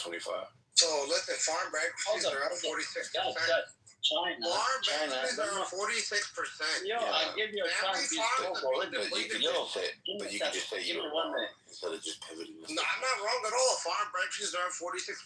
Yeah, what you said was China bought zero soybeans from America. In 2025. Yeah, just told you. They bought 12 trillion. They bought 12 billion. They bought 12 billion in 2024. Brother, show me your source. Show me your source. I just told you. I'm gonna show my source. I don't give a fuck what you told me. Tell me your source. I don't believe you. I'm gonna show. So I'm gonna show my source. I'm gonna show my source. Who the fuck are you? You or your? I'm going to show my source. I showed my source. Hold on, so we can just how the tariffs. He's saying that America didn't sell China any soybeans in 2025. I don't even eat fucking soybeans, but I care about this trade that was passed. $1 trillion. American oil or anywhere? Is that what you think? I'm about to have me some like China. I mean, do you think China? Yeah, China. Exactly. Do you think China has independent over America's oil? Is that what you think? Well, China's investing $1 trillion inside of it. Well, okay. They're investing in. They're not relying. They don't care about the street. Can I so speak? China is trading $1 trillion. They're pumping $1 trillion in our fucking economy. Like I said, the tariffs worked. The funniest thing about it is a lot of liberals was trying to play that gotcha shit and try to say, "Well, see, look, they try to act like they won." Show me the manufacturing business open up. I have the list in the chat. You're not even reading the chat. They just shut down Tyson. They shut down Tyson Chicken in Nebraska. 8 train. He doesn't care. They shut down Carrier in Indiana. Like, he doesn't care. Man, I got the list of investments in the chat. It's $8+ trillion. $1 trillion in trade deals. $4 trillion how the UAE, Saudi Arabia, and Qatar is going to invest in the United States. $2 trillion how Japan and South Korea is going to invest in the United States. So these are their own companies, essentially. They're buying America, is what you're saying. Oh my God! The job was they're buying America. They're investing your. You gotta fucking get your America. They're buying. Now all of a sudden you American. Y'all made the argument. That these companies wasn't going to come back to invest in America, and it did. Now you guys shift the argument. But wait, hold on, Yo, sucks. So are you saying that when America's companies go manufacture in China, we're buying China? No, because they get the better. What you're doing in China, you're passing knowledge to China, so China can fuck you over later on. Fucking God. Think about it. Japanese companies come here. They hire all Americans to build their factories and to sell their items. Isn't that the whole purpose of the so tariff? they don't have to correct. So they could dodge the tariff to invest their infrastructure here? Yes. That was the whole purpose of the tariff, guy.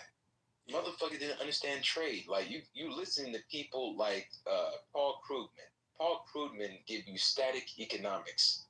Like, corporations are not going to let 12 quarters of eating the tariff because they don't like one motherfucker in the White House.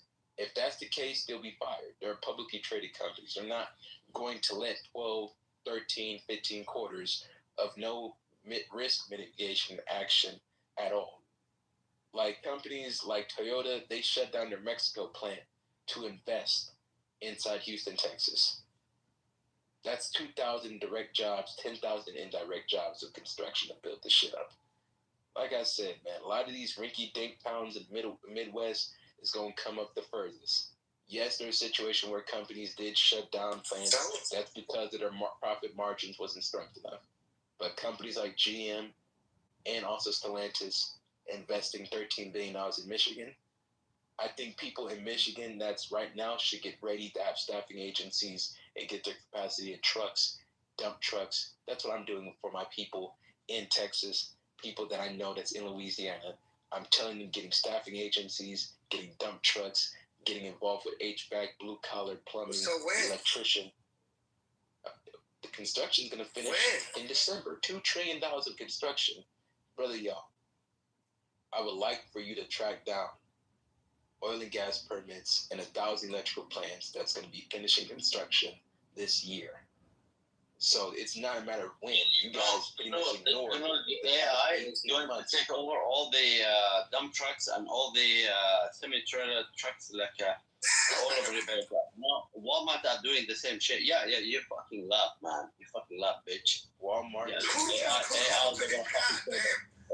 they're gonna fucking take over Walmart. Your driving skills. Now you know how to drive, right? Okay, now you're gonna have a semi-tractor running up. I don't like how foreigners that are not on U.S. soil speaking on our fucking soil. At least with Yo-Yo, me and him can have a back and forth where we disagree, or we may not see eye to eye, but at least he's in U.S. soil. I'm here. You're not even fucking in the land, man. Where are you from? What the fuck? This whole time? Canada. I'm from Canada. Fucking host. Man, I don't know what the fuck is going on in Canada because I don't give a fuck. Canada got them wildfires going on right now. They're very happy people. Canada burning right now. I put the link in the chat how $1 trillion trade deal is a record and it's literally created a trade surplus. Like, damn. Like, some of y'all motherfuckers is fucking hilarious. It's fucking hilarious. Wait. God damn, bro. You're in Canada, bro. Relax. How many jobs is this shit set to make? And if it's good, you think I'm gonna hate this shit? So when it comes to that nigga in the pool, you in the swimming pool? Hey man, let that nigga get his shit off, man. Let that nigga get his shit off, man. Get your shit off, man. Nigga in the corner.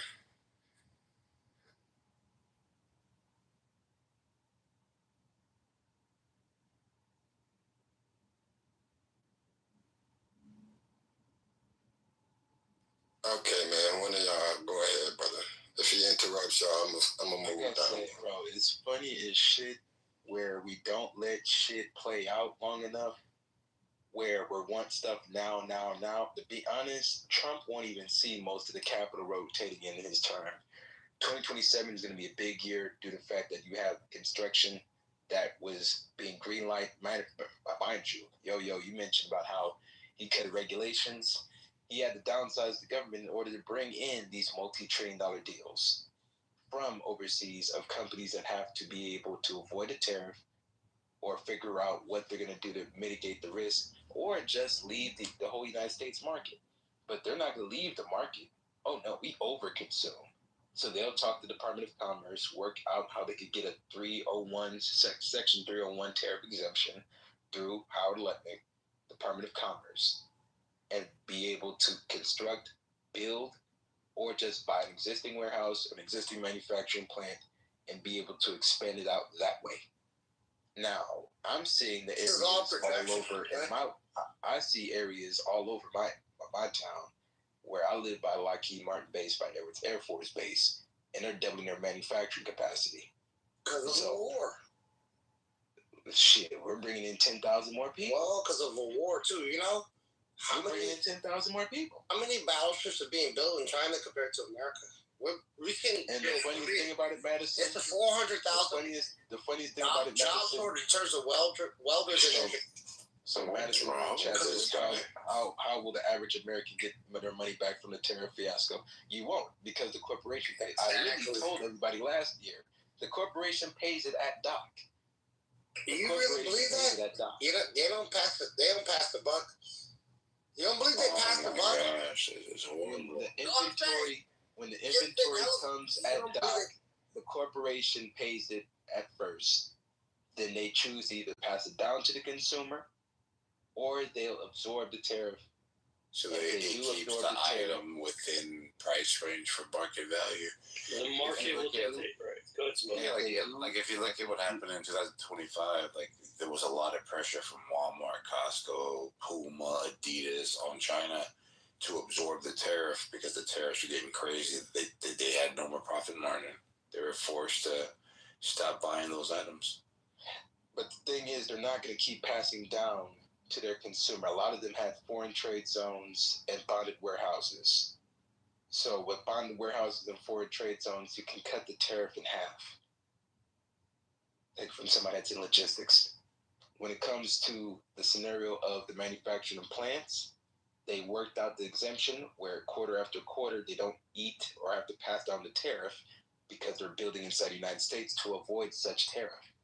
Like I said, we've been doing this free trade shit since the 80s and 90s where we forgot when it was made in America, built in America. Buy American, build American. Tariffs was a situation where it created instability in trade, but the corporations and CEOs and CFOs, they can't allow that to be eroded over 12 quarters. They'll be fired if they don't figure out a way of either we're going to absorb the tariff, pass down the tariff. If we pass down the tariff, how much can we pass down the tariff? But the main premise is to build. And I'm seeing manufacturers popping up left and right. Pharmaceutical companies, they got 100% tariff. But you see Johnson & Johnson investing $50 billion, Novo Nordisk investing $50 billion, Roche from Swiss investing $50 billion inside the United States, Pfizer $70 billion. So a lot of these companies, they're building domestically in the United States. We will see this fully be constructed in 2027 and 2028. And the worst part is that when people so pharmaceutical companies. Oh no, here goes another one. I can tell that a lot of people didn't follow up nor did the research. They don't know. With the same pharmaceutical companies I have a question with this. What about a company that does come online, like, Texas Instruments has been around for over 70 years, and they have made huge investments in our state to bring in computer chips, being able to manufacture those right here in this country, and hopefully get our dependence away from Taiwan. Taiwan makes 91% of all computer, chips and things that go in everyday appliances, including phones and etc. So America needs to capture that and continue to bring that kind of manufacturing over here. They're doing that. Texas Instruments is doing that, and I'm proud of that company because they've been able to hold steady with the times. And so that is a company that I like. I'm sorry? Do I like Terra? I don't think so because mathematically it doesn't benefit the consumer. What do you mean mathematically? Use the math. Use the math. Let her finish. God. Brother, hold on, brother. Well, Hey, let her finish, man. I'm smoking y'all if y'all interrupt her.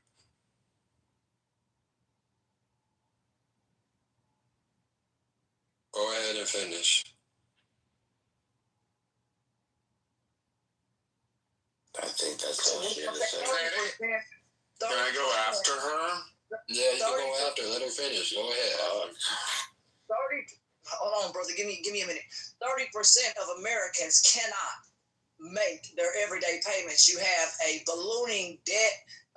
Americans having to live off their credit cards and all these other things. So that stuff follows. I mean, tariffs are not good. That's why they were ruled as illegal. That's like a tax. Nobody wants to.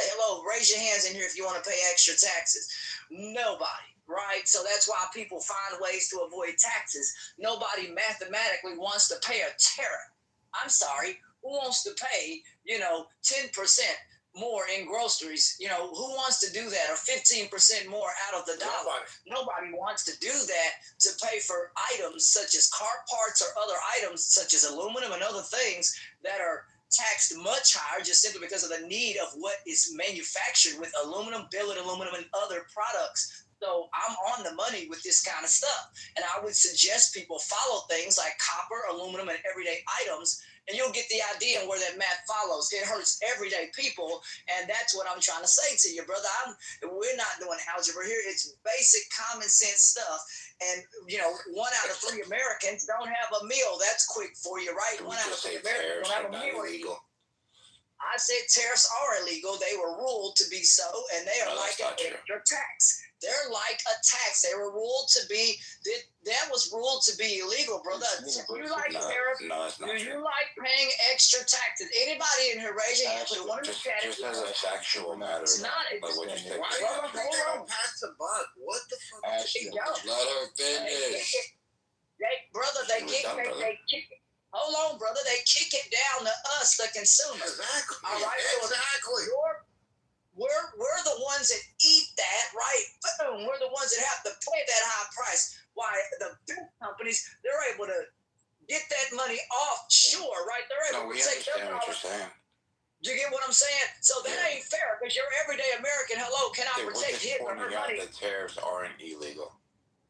No, they're illegal. It was an extra tax. It was ruled to be so. No, the Supreme Court only weighed on how he did it. So there's tariffs on China right now. He's able to do it a different way using different federal statutes. Emergency powers. Yeah, what I'm trying to say. I'm not saying that all tariffs are illegal. I'm saying at the mathematical percentages, watch this, the percentages, right, in which he charged the public, the Supreme Court said, we don't want to pay these percentages. You can bring your percentage down. You can still charge some kind of tariff, but you can't charge the percentages there. That's why they just the mechanism that he used. He can't use the. Yeah, he can't use the 100%. Come on, brother. He was. Never mind. I mean, brother, look, I'm telling you, he Yes, we're just telling you you're wrong. That's what I'm saying. We just learned about. I'm wrong. Okay. How much did Trump make from tariffs, and where did that money go to? Oh, just so we could just. How much did it make from tariffs, and where did that money go? Can you relax real quick so we could just clean this up? Fucking damn, we're not trying to learn nothing. And the thing is, you guys benefit most because most of these investments is in y'all damn gas states. So is it like putting a hand up to respond or just jump in? So I wanted to respond. I mean. The go person ahead, that was. One mic on you. Go. Go ahead. If I can. We're good. We're good. Yeah. One mic on the nigga in the corner, man. Thank you. Now, appreciate y'all. man, yeah, all this stuff. And even I want to talk to the room, but I want to also talk to everyone in the room outside of the people on the stage, in the sense that we're fucked. We all are. The person that was speaking, that I was trying to ask them, her, or they, them, whatever, what does mathematics mean for you? Oop, see, here we go. Here we go. Here we go. Responses to that. Not that it fell in, and not that it whatever. No, wait. Can I talk, or because I was shut up? Can I finish? Wait, I was asking a question. My question was, hey, what does mathematics mean? That was the literal thing that I was shut up for. So. Hey, all right, Here we go. See, we're not gonna do this game. So we gonna let that man speak. You feel me? And he gonna speak, bro. You got 2 minutes, gang. Say whatever you gotta say in your 3 minutes, bro. Hey, can you ask him? I'll take the 3 minutes of it. Well, hold up. I'll wait for my 3 minutes. Go ahead and say what you need to say. No, we're just asking you don't ask questions so we can get over with it, so I can go. That's fine. So after you said what you needed to say, my 3 minutes will start now. It's I'll stop talking at 3:30 anyway. Is that what you said? I was just trying to follow the rules. Okay. You want me to go first? I want someone to tell me what the rules are, because clearly I've been trying to follow them. He said you got 2 minutes uninterrupted. Go. Someone said 3 minutes. Alright, look, gang. Damn, my nigga. Damn, bro. Y'all finna. Damn, bro. I'm not trying to get like that with y'all, man. It was going good. You feel me? Let's keep it good, bro. Thank you. No, it's good. 3 minutes. For real. Get your 3. Thank you. Get your 3, bro. I will. So what I'm saying is that with this conversation, I think it's both beautiful, but it's also sad. It's sad in the sense of that we, as Black people, I'm assuming, we have so many things with this country that have done us wrong that we can't even get the mind understanding of what we should focus on. And I understand that we as a cohort, we as a group, we as a collective, there's people that have never even been to college. There's people that have never even been to a 6-figure thing. There's people that have been with 6 figures and are still out of rooms that get shot by police, right? There's still an ecumenical aspect of what it means for just to be Black in this country. And also what's sad to me in my observation, I think I got 1 more minute, is that it's sad that we as Black people have also tried to use segregation as I'm FBA. I'm not an African. I'm not a Caribbean. I'm not a whatever. I'm born here. I do understand that the lived experience is different, but I also think that way to segregate is a facet of racism, and we do that. And my biggest question is, why are we not talking about whiteness? Why are we not talking about the fact that there's a white pedophilic felon that's in our current space right now? We have $1,000 phones. I don't care what your space is. I don't care how much you make. I don't care whatever. If you're talking on this thing, you have a roof over your head, you have electricity, and you have a phone or a computer, even better, that you can talk to people and whatever. And so with that same level of communication and grouping and group thought, we can do so much more. We land the culture. We from Jay-Z to the way that we can make so much shit move, we can influence so much. But when we look at the polls, when you look at the way that people vote, we don't. And that's my bigger thing. Thank you for letting me talk. Sorry for taking too long. Thank you. Can I say something to that? Because I agree with you, brother, up until the point where you talked about the level of delineation, because it is not us who came over here and decided to align ourselves with white supremacy. So in some ways, immigrant communities of color have done that. So I think that led to some of the division that we're experiencing right now. I agree. And that's not on Black Americans. I agree in the sense of that, like, white supremacy was bled on us, but I do think that we have adopted it, and it's become so. Even Shirley. I gotta correct you. He's not a pedophile. The president. That's just a lie. Unsubstantiated. White supremacy and racism is such a thing, and it's been so co-opted that it seems like it's normal. And to your point, but yeah, go ahead. I'm sorry. So you've been to a sundown town, brother? Sundown towns still do exist, and so if you're a Black person like me in the South below that Mason-Dixon line, you scared as hell after 1:30 in the morning. You're not getting out of your car. I'm literally in Alabama right now helping my mother who's sick. My mother is Caribbean. My father is from... It was actually my turn. I was so don't say that racism don't exist. So just as... Well, I'll be really quick here. So just as a factual matter, the Supreme Court spoke that presidents are not allowed to use the IEEPA to authorize tariffs, like these broad, universalized tariffs. So they can put tariffs on countries whenever they feel the need to. They just can't do it this way. They can't use the International Emergency Economic whatever act, right? So the IEEPA is what the Supreme Court weighed in on. So there's still tariffs on China right now. There's still tariffs on Canada. There's still tariffs on whatever other country we got tariffs on. You just can't do it this way. Thank you for that. Percentages, correct? Because those percentages, when I looked at all that stuff, a friend of mine, it's not about percentages. It's about this. It's about this. He did the math.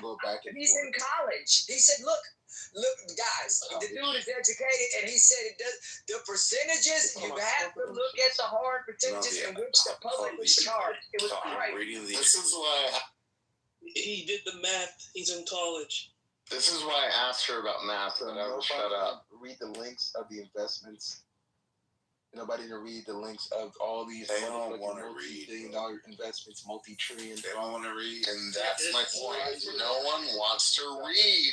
We don't, because like I said, man, we don't got like Donald Trump. Like I said, I told you, I think he's an East Coast schnook. But when it comes to the situation of having the tariff as a relocating tool, where you don't relocate, he's the best president we've ever had. You'll be hit punitively with oh my God. Like I said, can I finish? Because he's going to help you niggas in the South. I never got to finish. Bro, you literally said, thank you for letting me speak, and you went on mute. No. I said, let me speak. I was very... No, you got to finish. Shut up. Okay, fine. Can a real man finish? Yeah. Can a real man finish? A real man can. Can a real man finish? Yeah, me. So, if I could... Thank you. Oh my gosh, man. Fuck y'all tweaking. I know it's early. I know it's... I don't know what time it is where y'all at, but I mean, come on, guys. If you guys gotta drink some coffee, you feel me, go smoke a blunt, go sniff some shit, do what y'all gotta do to start acting accordingly. God damn. Like I said, man, I put the links of investments, man. Pfizer, 70 billion, Novo Nordisk, 50 billion, Roche, 50 billion, AstraZeneca, 50 billion. AstraZeneca is investing also in Baltimore, for all places. Then you also have Johnson & Johnson, 55 billion. $2 billion going to be coming in Houston for that. Then you have, you got another Houston investment. Toyota has shut down their Mexico plant to do the Tacoma pickup truck in Houston. So this was a relocation tool. The job wasn't to have it where companies just bleed out revenues and profit sources. This was a situation of relocation. How can we force the companies to relocate right back? You have $600 billion in pharmaceutical investments. These are CapEx spending. This is not Donald Trump saying this. This is not me just hoopla and cheerleading and clap. No. This is me that's forced. I invest in stocks. I have to figure out what companies and corporations are investing here. And I have a whole list of $8 trillion plus dollars of all the investments that's coming. Well, Sean, So, like I said, you and I both know that that's not the average American. Come on, white or black. I mean, we've had these conversations. But you know what's wild? I know, baby. And you know what's wild to me is that they don't even like really get it for real. This whole thing, even in terms of racism, like it's some kind of superpower. Like it's supposed to ruin my fucking day. It doesn't work like that. It's done real damage, and it still does. But the people who catch it the worst are usually the people with the least. And that's the part. Like history doesn't disappear either. Every generation ends up dealing with the last one left behind. But I don't let others define me, just like you don't. You don't get to steal my peace. I'm still gonna build. I'm still gonna create. I'm still gonna make money. I'm still gonna love my people, and I'm still gonna keep it pushing. But the crazy part is, like in terms of affecting me, when half of the time they're the ones getting played.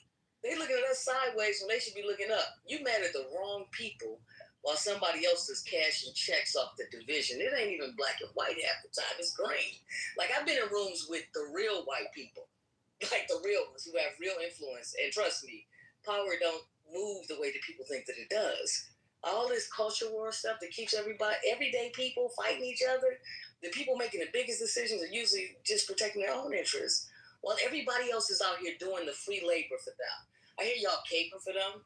So while you spend your energy hating black people, immigrants, whoever they told you to be mad at this week, somebody else is moving the pieces, making the money, laughing all the way to the bank. That's why I don't trip off of it. Like, I don't respect it, and I damn sure don't excuse it. But it's kind of sad. Not sad enough to feel sorry for their behavior, but sad that somebody convinced them to dedicate their whole life to fighting people who were never their real problem. So I'm still going to wake up black. I'm still going to win. I'm still going to create. I'm still going to build. And there are people carrying a bunch of hate, and that's their burden, not mine. And when we think about what's really going on, when you listen to Toni Morrison and when you listen to James Baldwin, it's like racism, yeah, we get the brunt of it, but it affects everybody. That's the crazy part. The reason we didn't have universal health care in this country was because of racism. The poor whites didn't get it either. That's why, because there was a book that was written and they calculated that we would die off within 2 generations as long as they don't have health care. And that shit perpetuated for years and years. And now when you got to pay 20% with Medicare, they said they did the numbers and they said they won't go to the fucking emergency room if they still got to pay a 20% copay. And these motherfuckers are still towing the line, voting against their own interest and get mad at us. And we don't have the power. We don't control your wages. We don't control what's. I'm sorry. Who are you talking about specifically? These motherfuckers that are voting for their own interest. Who am I talking about? If you don't know, baby, you'll never know. Oh, that's a shame. Understand what she's saying, brother. If this is like country time lemonade right now, right? Or if you have an espresso, you can drink one of those, whatever. At the end of the day, man, all I'm trying to tell you is what this lady is essentially saying, brother, is you got to get together. You got to think right. You got to think, brother. You have to think about what she is saying. I'm saying that people are being used as pawns. There's something called the Bacon Rebellion. The Bacon Rebellion happened when indentured servants, poor whites, got together with the enslaved, and they decided, look, these slave owners, they're playing both of us, and that's when they created the overseer. And you know what they did? They didn't give the overseer any money. They didn't give them any land. What they gave them was, you're better than them. And all of a sudden, they felt powerful. And all of these motherfuckers with the real money stepped on all of us. And that's the part that we don't realize. So that's what I'm talking about. A system that's designed to keep everybody in their respective places. And if that includes you, it includes you. So I'm talking to the people who don't even realize the system that they're living within and that are pawns within that. And the queen is the one who runs the board. So would it be like Magpul is the owner of this house, and he gives Beaver and Himothy a green bean to give us some power, but he's really using us as pawns? To a certain degree, but unless you're making money on this bitch, it really don't matter. I'm talking about the color is green. Well, how does Peter factor into it? I don't know, but Sean and I have these conversations all the time in terms of the stock market, and we understand what's really happening within this system. And if you're not listening to him, then I don't know, because he gives some great tips on a daily basis. I gave one in January of 2023, and I talked about Novo Nordisk. I talked about GLP-1s. Okay, now they're GLP-3s, and if you didn't buy it then, I don't know what the hell you're doing. And the thing is, when it comes to this situation, the tariff forced the companies to reinforce their investment. I put the link of investments of all of their scaled CapEx, both tariff and demand. So like she said, 2023, then you also have RFK Jr. doing the peptides. I'm looking at the scenario of what is each department doing. Because a lot of people, they put in somebody in office, they're not even looking at the departments. They're not even looking at the people that they voted for, who or what executive orders. I'm tracking executive orders. I'm going to put all of Trump's executive orders in the chat. Could I track every single one so I could be able to figure out who is going to get a government contract or who is in the hunt for a government contract? Trump is going to buy 10 nuclear energy companies, 10 quantum computing companies. I bought Dell when he said buy Dell. I am up hundreds of percentage, and I'm up very largely on my call option. No Kia is going to be on the table. Who in the hell is selling testosterone these days? Because that's the next buy. The announcement that came out today, that ain't got shit to do with hypermasculinity. It's about who's producing that and who's going to get that next fucking government contract. Exactly. So I'm looking at Largo. Largo got a Department of contract for $150 million from the Department of War. And that's LRGO, Largo. So on this, USANY, Donald Trump, and that's why I wonder for the people that did vote for Donald Trump, do you track Donald Trump's stock portfolio? Matter of fact, I'm gonna put his portfolio. No, I tracked Nancy Pelosi's before it was a thing. But just like that boy Tom Steyer, the Democrat in California, he's running for governor or whatever. He made all of his money off the prison industrial complex, okay? And when they pivoted to detention centers, you had to buy GO stock. That shit went up 28% in one day. When they start talking about immigration, we got a new play now. It's not the prison industrial complex anymore. It's detention centers. If you're paying attention, you're paying attention, or you're not. That's what I'm saying, man. You're paying attention. They're building them everywhere. You see pieces going down the daggone highway that they have on these massive trucks. So they're building something out here, and it ain't to haul no animals, and it sure ain't to put somebody somewhere. It's to put people somewhere, and that ain't good. It's pretty bad. So I done blessed y'all with the executive orders of Donald Trump. It's all organized for you, lined up, and I also put his stock portfolio in my PTR, where that's all the stocks that I tracked and invested in. So like I said, I'm not going to lose in these next 2.5 years. Like I said, I tell everybody all the time, I don't necessarily like Donald Trump, but I benefit from Donald Trump. Where it's a situation where I'm not going to be left behind, bro. I'm not going to be left behind, man. Like, to be honest, I haven't missed yet. And it's going to get even greater and better when motherfuckers start drilling and processing some of that Venezuelan oil.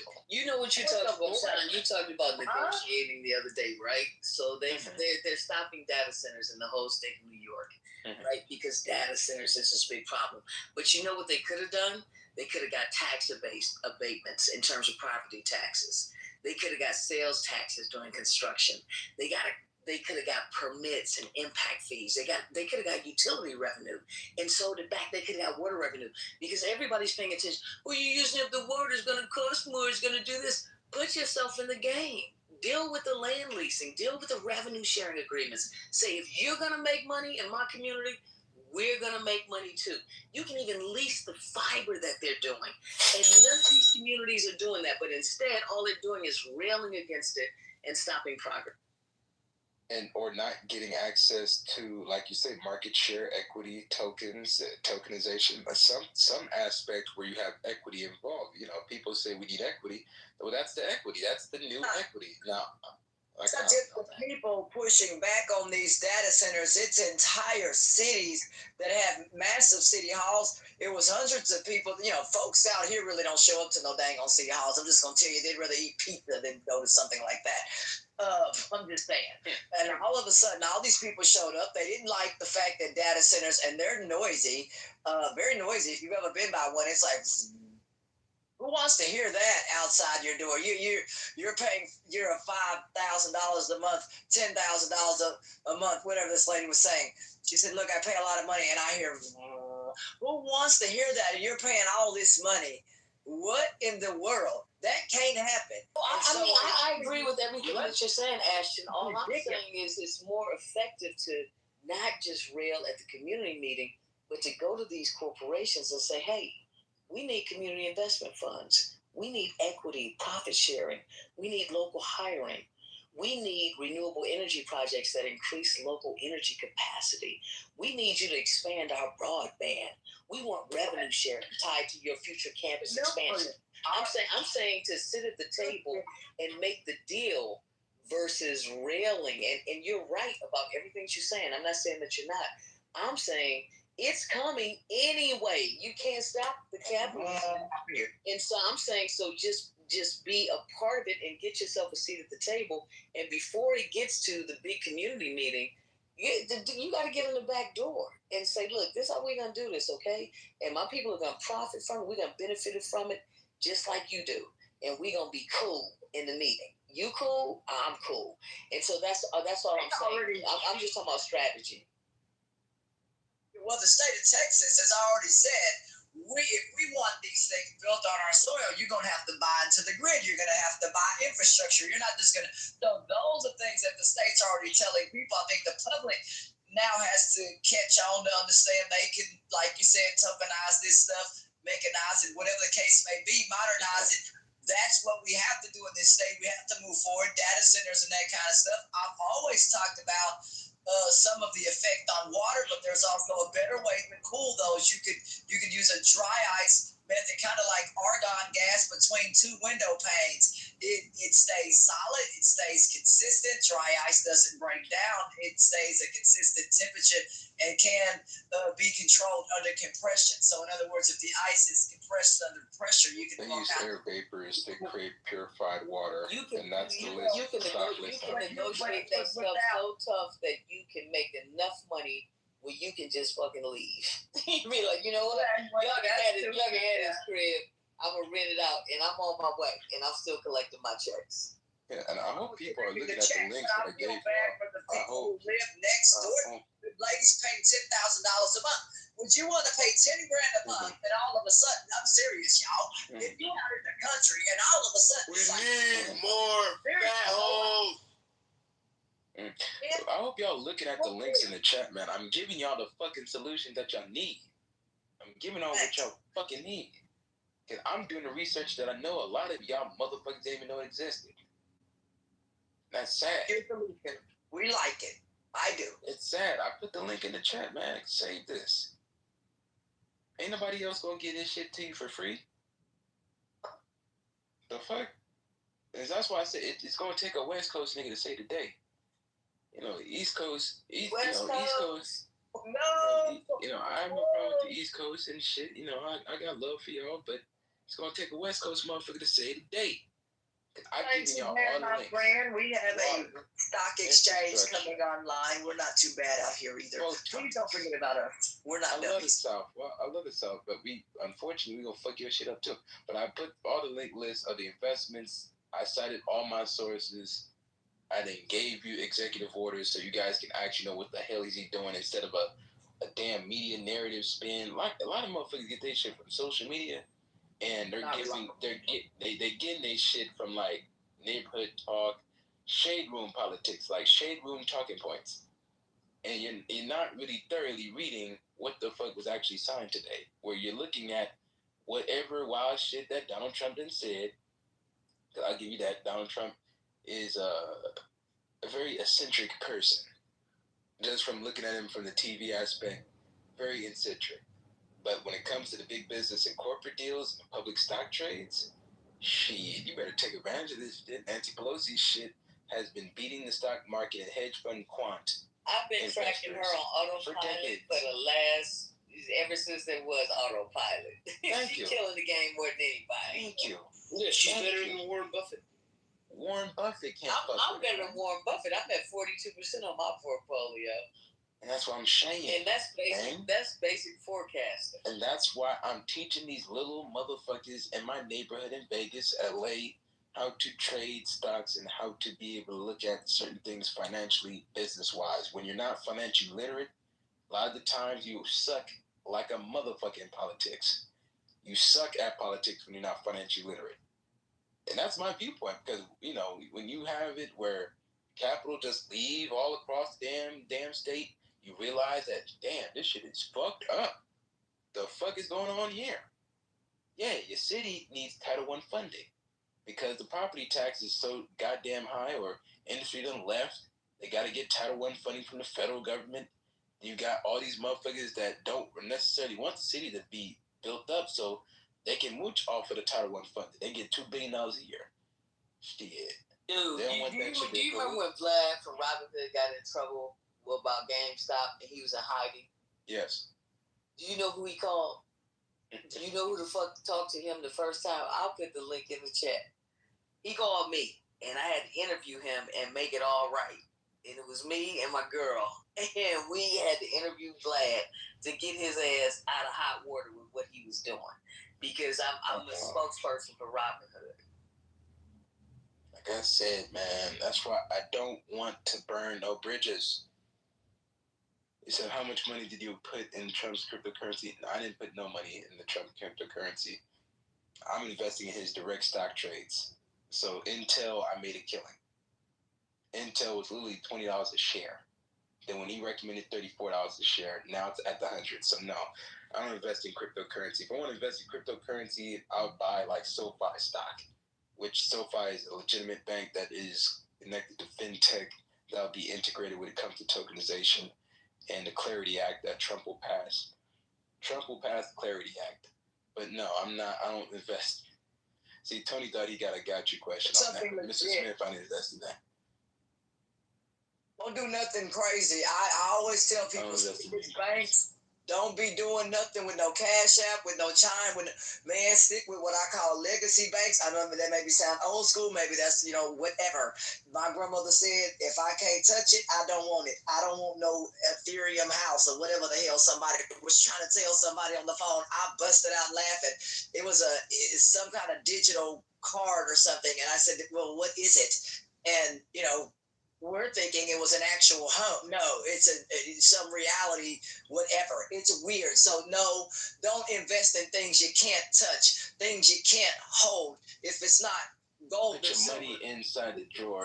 Put your money inside the damn sock drawer. Put your money in no, I didn't say put your money in a drawer. James Brown told Eddie Murphy to put $1 million in the backyard. But in real reality, you want something, that's something you can touch. So as long as it's something you can touch, you good. But all this, hey, go invest in Bitcoin, man, whatever. No, we got our own credit union. We got our own credit union. Madison, can I ask you a question, Madison? Absolutely. Are you a lesbian carpet muncher because you said your girlfriend like Ashton? No, I got a wife. Listen, nigga. Because Ashton's a lesbian. Ashton's a lesbian too. No. Ashton's a lesbian, so I didn't know if we had two lesbians on stage. I know. I'm asking for clarification. If you two were both lesbians, I didn't know if you were married. This ain't got nothing to do with I'm not. Yeah, but Ashton's gay. She's a dyke. No, I'm not. Hey, don't come in here trolling, nigga. Hold on, no, I'm not.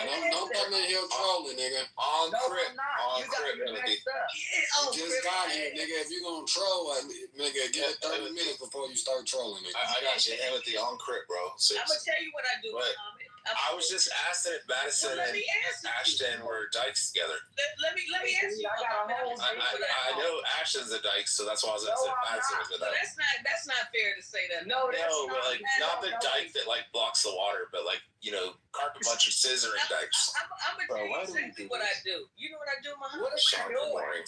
I do what the fuck I please, and I do who I please whenever I want to.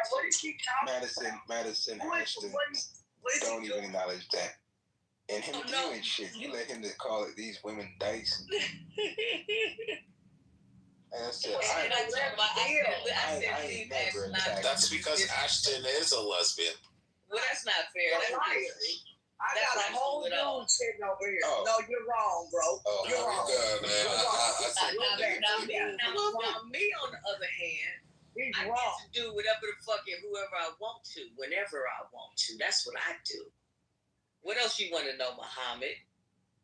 Oh my God.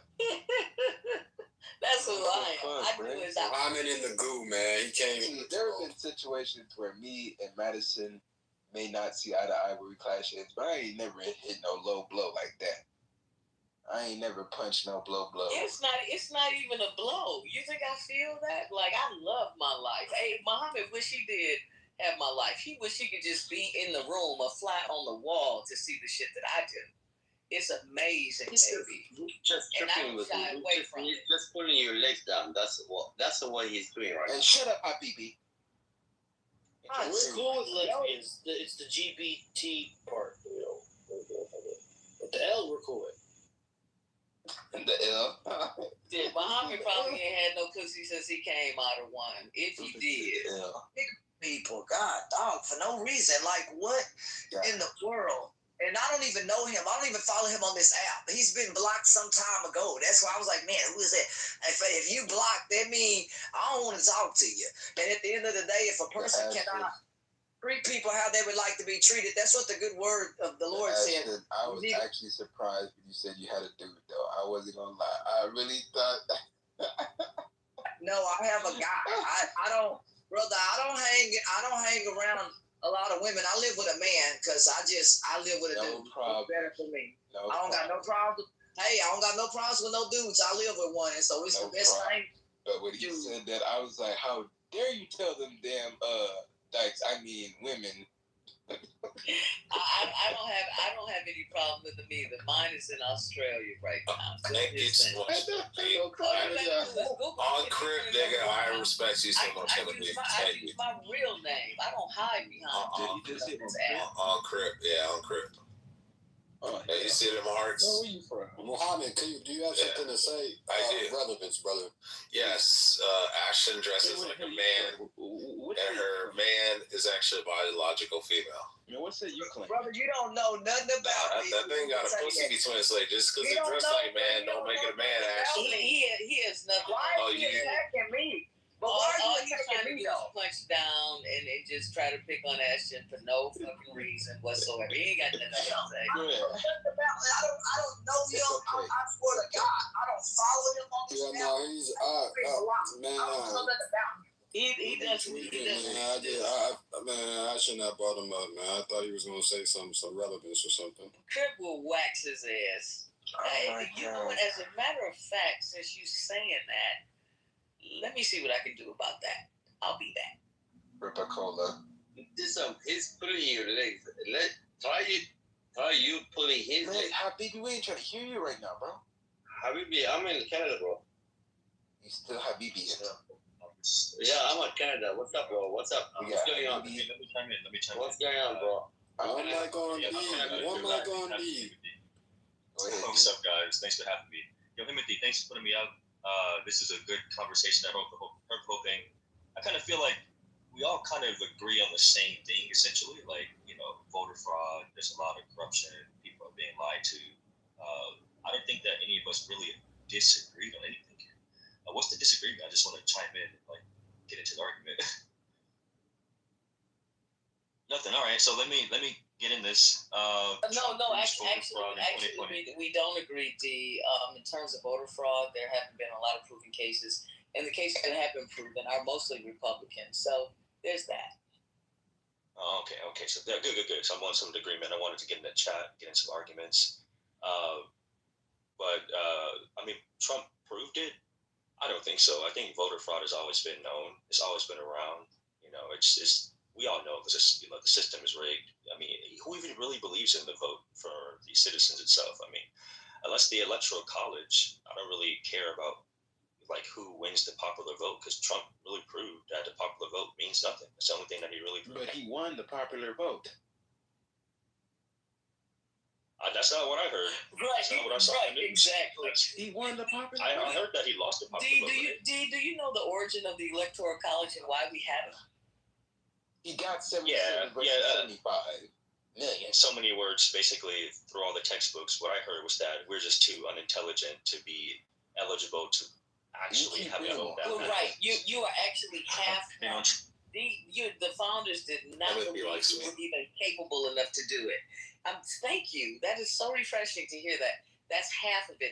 The other I wonder what y'all gonna do when y'all lose in 2028. Elon stole it again. Elon stole it. Elon, thank you, Elon. Thank you. 2032. Y'all still can't win. What, JD? Because y'all let too many damn Hispanics, and Hispanics are gonna put Marco Rubio in office. This shit is gonna be hilarious, bro. It's like you done imported more people that's gonna backstab you in the long run. I know, they're killing the gang. The Hispanic community don't even gotta do nothing. The only thing they gotta do is just have babies and just die. Question. Keep having children.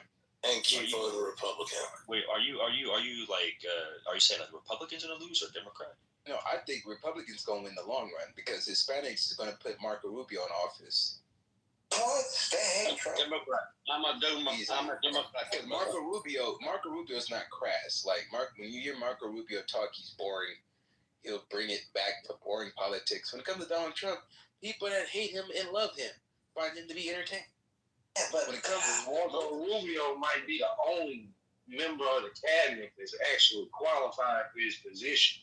Well, I'll tell you this. I'm not saying that I even like I'm not a fan of the way of his politics, but I actually think that for his role, he's qualified for his role. I think he's an intelligent person. Again, I don't agree with politics. I wouldn't vote for a particular. Well, the black. But I think he would be a better man. We just talking to regular citizens right now, man. Yeah. I think he would have been a better president than Trump, but he definitely would be boring. You know what I'm saying? But maybe we need a boring president. That's not saying much. Everybody can want better president than Trump. That's what I'm saying. Chaos and controversy. What they want and what they need is terrible. Man, people gonna vote in the damn personality. People always been California. We voted the Terminator twice, back to back, repeat. Man, motherfuckers want a personality. That's why the Democratic Party, they should get Mark Cuban, because Mark Cuban is a TV personality, billionaire businessman. He's like this. Or Bezos. He was married to a Kennedy too, so that's why he won. So what's going on? This is poor thinking, though. Honestly, this is poor thinking. Like, we've seen what we can get with somebody who's not a politician, who's a quote unquote business. Mark Cuban is a lot strategic. That's cool, man. That's cool. Like, that's all good. I love the NBA. I'm a Rockets fan, so I ain't down with the Mavericks. You know what I'm saying? But I think Mark Cuban is a cool dude. I like him. If it means anything, I like him more than Trump. But no, we don't need any. We don't need any more people. Mark Cuban changed his mind and decided to run in the primary because something happened. I'm saying, Betty, we don't need no more of these. I mean, look, because I ain't see that. He said he is not running for president. Yeah, I ain't heard nothing about Mark Cuban saying he gonna run for president. Sean, we don't need any. We don't need no more oligarchs. And Mark Cuban, and Marco Rubio. That would be they don't learn how to be a politician. Mark Cuban is too busy sucking Trump's ass over this fucking pharmaceutical deal. For the Democratic Party, either Mark Cuban, Jeff Bezos. Jeff Bezos. What the fuck? I got a question for everybody. I got a question. I hear everybody. No. Chill. All right. No. You talking about Marco Rubio? Who here really believes that Marco Rubio at this moment is relevant? At this moment, I don't hear no one in the news, no consensus that Marco Rubio is making moves. Look at JD. Well, right now, those are going to be the two. Nigga to wear mascara. Let's be honest, outside of Amazon itself, Jeff Bezos has been unsuccessful in every other fucking venture, including Blue Origin. How many billions he got in the account? Yeah, like I said, he's successful in Amazon, that's it. Yeah, but why did he receive a Elon's made him look like a fucking joke in every other endeavor he's been in. You know, like I said, only why I throw up Marco Rubio is if Donald Trump is able to get 53% of the Hispanic man vote, Marco Rubio can get 60%. Well, Marco Rubio isn't as charismatic as a figure as Trump, and he's not going to get out here and say some of the same type of things towards the Hispanic community. Yeah, he'll just guzzle down water. He might support people. He might push the violence, but he won't say the same things. Like he's a much safer, like Ramaswamy. I hope Will Parr gets hit by somebody. Let me say this. What you guys don't know, we really need to have the Hispanics in the damn room. They're the ones that's going to make the most. Hold on, whoever sits in office, right, has to have the same bloodline to the king. If you don't have the same bloodline to the king, you're not getting elected. Wait, what king? What king? What's his name? I think it's King George on the internet. Everyone in the presidential cabinet. Charles. No, it's not. You guys talking about King Charles? It's King Charles, right? It's a proven fact. DNA. It's definitely not. They're not getting the Charles. King Charles. That's Charles. Hold on. I'm curious. I want to hear this. Go ahead. I want to hear this. Okay. What do you want me to say? Thank you. Yeah, just look it up. King Charles, right? Every president is proven have the same DNA, the same family line to King Charles, right? Obama's a distant cousin of Trump. Trump's a distant cousin of Abraham. That's not true. If you're not in the same line, you're not going to be president. No, if you want to get it right, it's Lyndon Baines Johnson, Truman, it's Bush Sr., Jr., Obama, and Dick Cheney, and Bush Jr. They're all related. They're all like fucking 13th cousins from some Civil War fucking commander for the Confederacy out of Kansas. So no, you have the shit mixed up. Okay, well, like I said, man, I don't believe in those conspiracy theories. It's not conspiracy. Go on Google right now and say, is Obama, Dick Cheney, and George Bush Jr. and Sr., Lyndon Baines Johnson, and Truman all related? And it will say yes. They're all distant cousins from a Civil War fucking commander from Kansas. How has Obama benefited? Simple as that. If he was, how has Obama been a continuation of George Bush by continuing the war in Iraq and Afghanistan and starting the war in Syria? What are you talking about? This is the same nation building, destabilizing countries. I can't even believe y'all listen to this. That's crazy. It's crazy in 1998 that Iraq, Saddam switched over from the U.S. petrodollar to the euro. And the day we took Baghdad, we switched back over to the U.S. petrodollar. It's crazy we did that. It's crazy that we went in and destabilized Afghanistan and funded all the fucking terrorists and trained them all with our Green Berets and left billions of dollars in munitions behind. You know, like, because we can't fund fucking terrorists. We can't arm them, you know, even though we do this in all of our fucking proxy wars. And then as soon as we leave, the Russian Federation tries to come back into Afghanistan and they're being shot at by M16s and M4 carbines. It's crazy, isn't it? It's crazy how we left all that shit behind. Just prove why Rubio. How do America benefit from that? How do we benefit by destabilizing Afghanistan and killing 3 to 5 million civilians and 1.5 million combatants, building up their entire military, training them with Green Berets, and then leaving billions of dollars in munitions? And then as soon as we leave, the Chinese Federation or the Russian Federation and the Chinese military try to invade Afghanistan. And they're being shot at by well-trained fucking Afghani soldiers who were trained by the U.S. military and left billions of dollars in munitions. How does that work? No, it's crazy. You know what this reminds me of? This reminds me of when Gen Z finally figured out who Osama bin Laden was and how I'm a millennial. Happened. And they, whatever. I'm probably as old as you. It's crazy. None of it is man, like I said, bro. That's crazy. Can tell you in this room what That's it crazy is. How we destabilized Syria. If anybody can tell you what it is in this room, it's crazy how they took over the Strait of Hormuz. Okay, she went on mute. So it's crazy that we went in and shut down the Strait of Hormuz. Hold on Crip, Sean, be quiet. Or Timothy gonna boom on Crip. Hey man, I told you to stop repping my shit. Like I said, ain't no Crip, bro. nigga. Shut your ass Go up. ahead, Madison. You No, finished I Madison, was I ain't just gonna cut you saying. in. I mean, you know, if we're talking about all those elements that he thought he was addressing, if anybody in this room knows, it's Patty, and if she's not talking, I'm not listening to the bullshit. But I mean, basically, what we're experiencing, I mean, it's late stage capitalism. The whole fucking world is on fire. I had to look at the wildfires today in Canada, and because I have an app, because I live in California, watch duty, and I pulled up the fucking map. And the whole thing is on fire, and like nobody's paying attention, and people still say that climate change isn't real, and it's like this shit was not happening 20 years ago. Man, these are arsonists. I don't have to believe that either. These are arsonists. But there has to be something to burn, sweetheart. There were arsonists back then. There has to be. You got white people fucking off thousands of acres.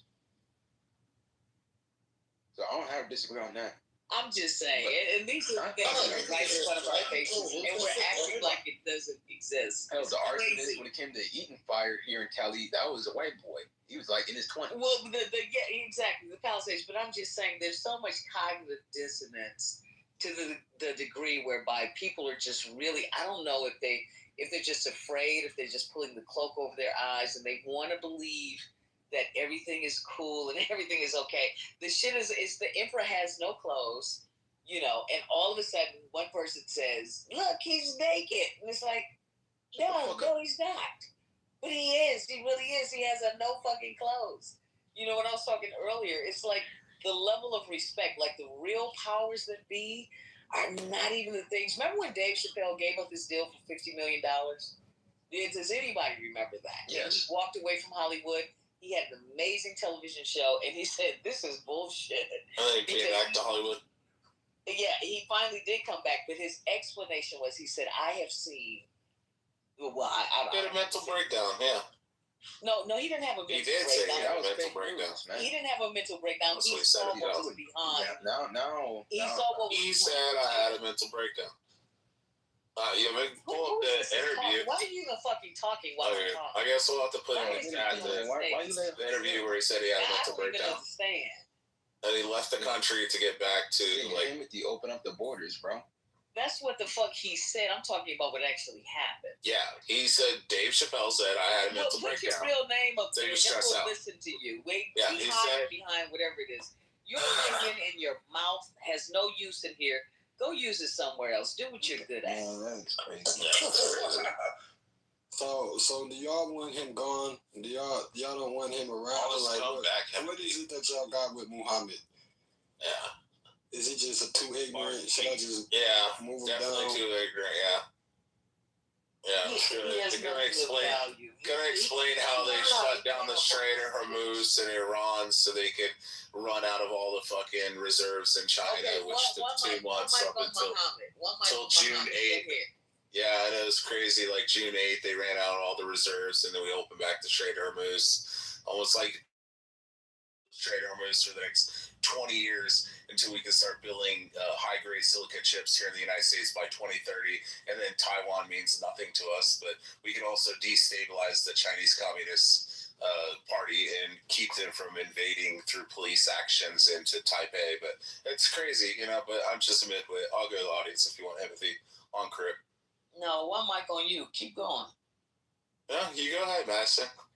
Man, I'm eating my dinner, man. I'm done. I want to hear that. You cannot bomb your way out of everything. No, we can.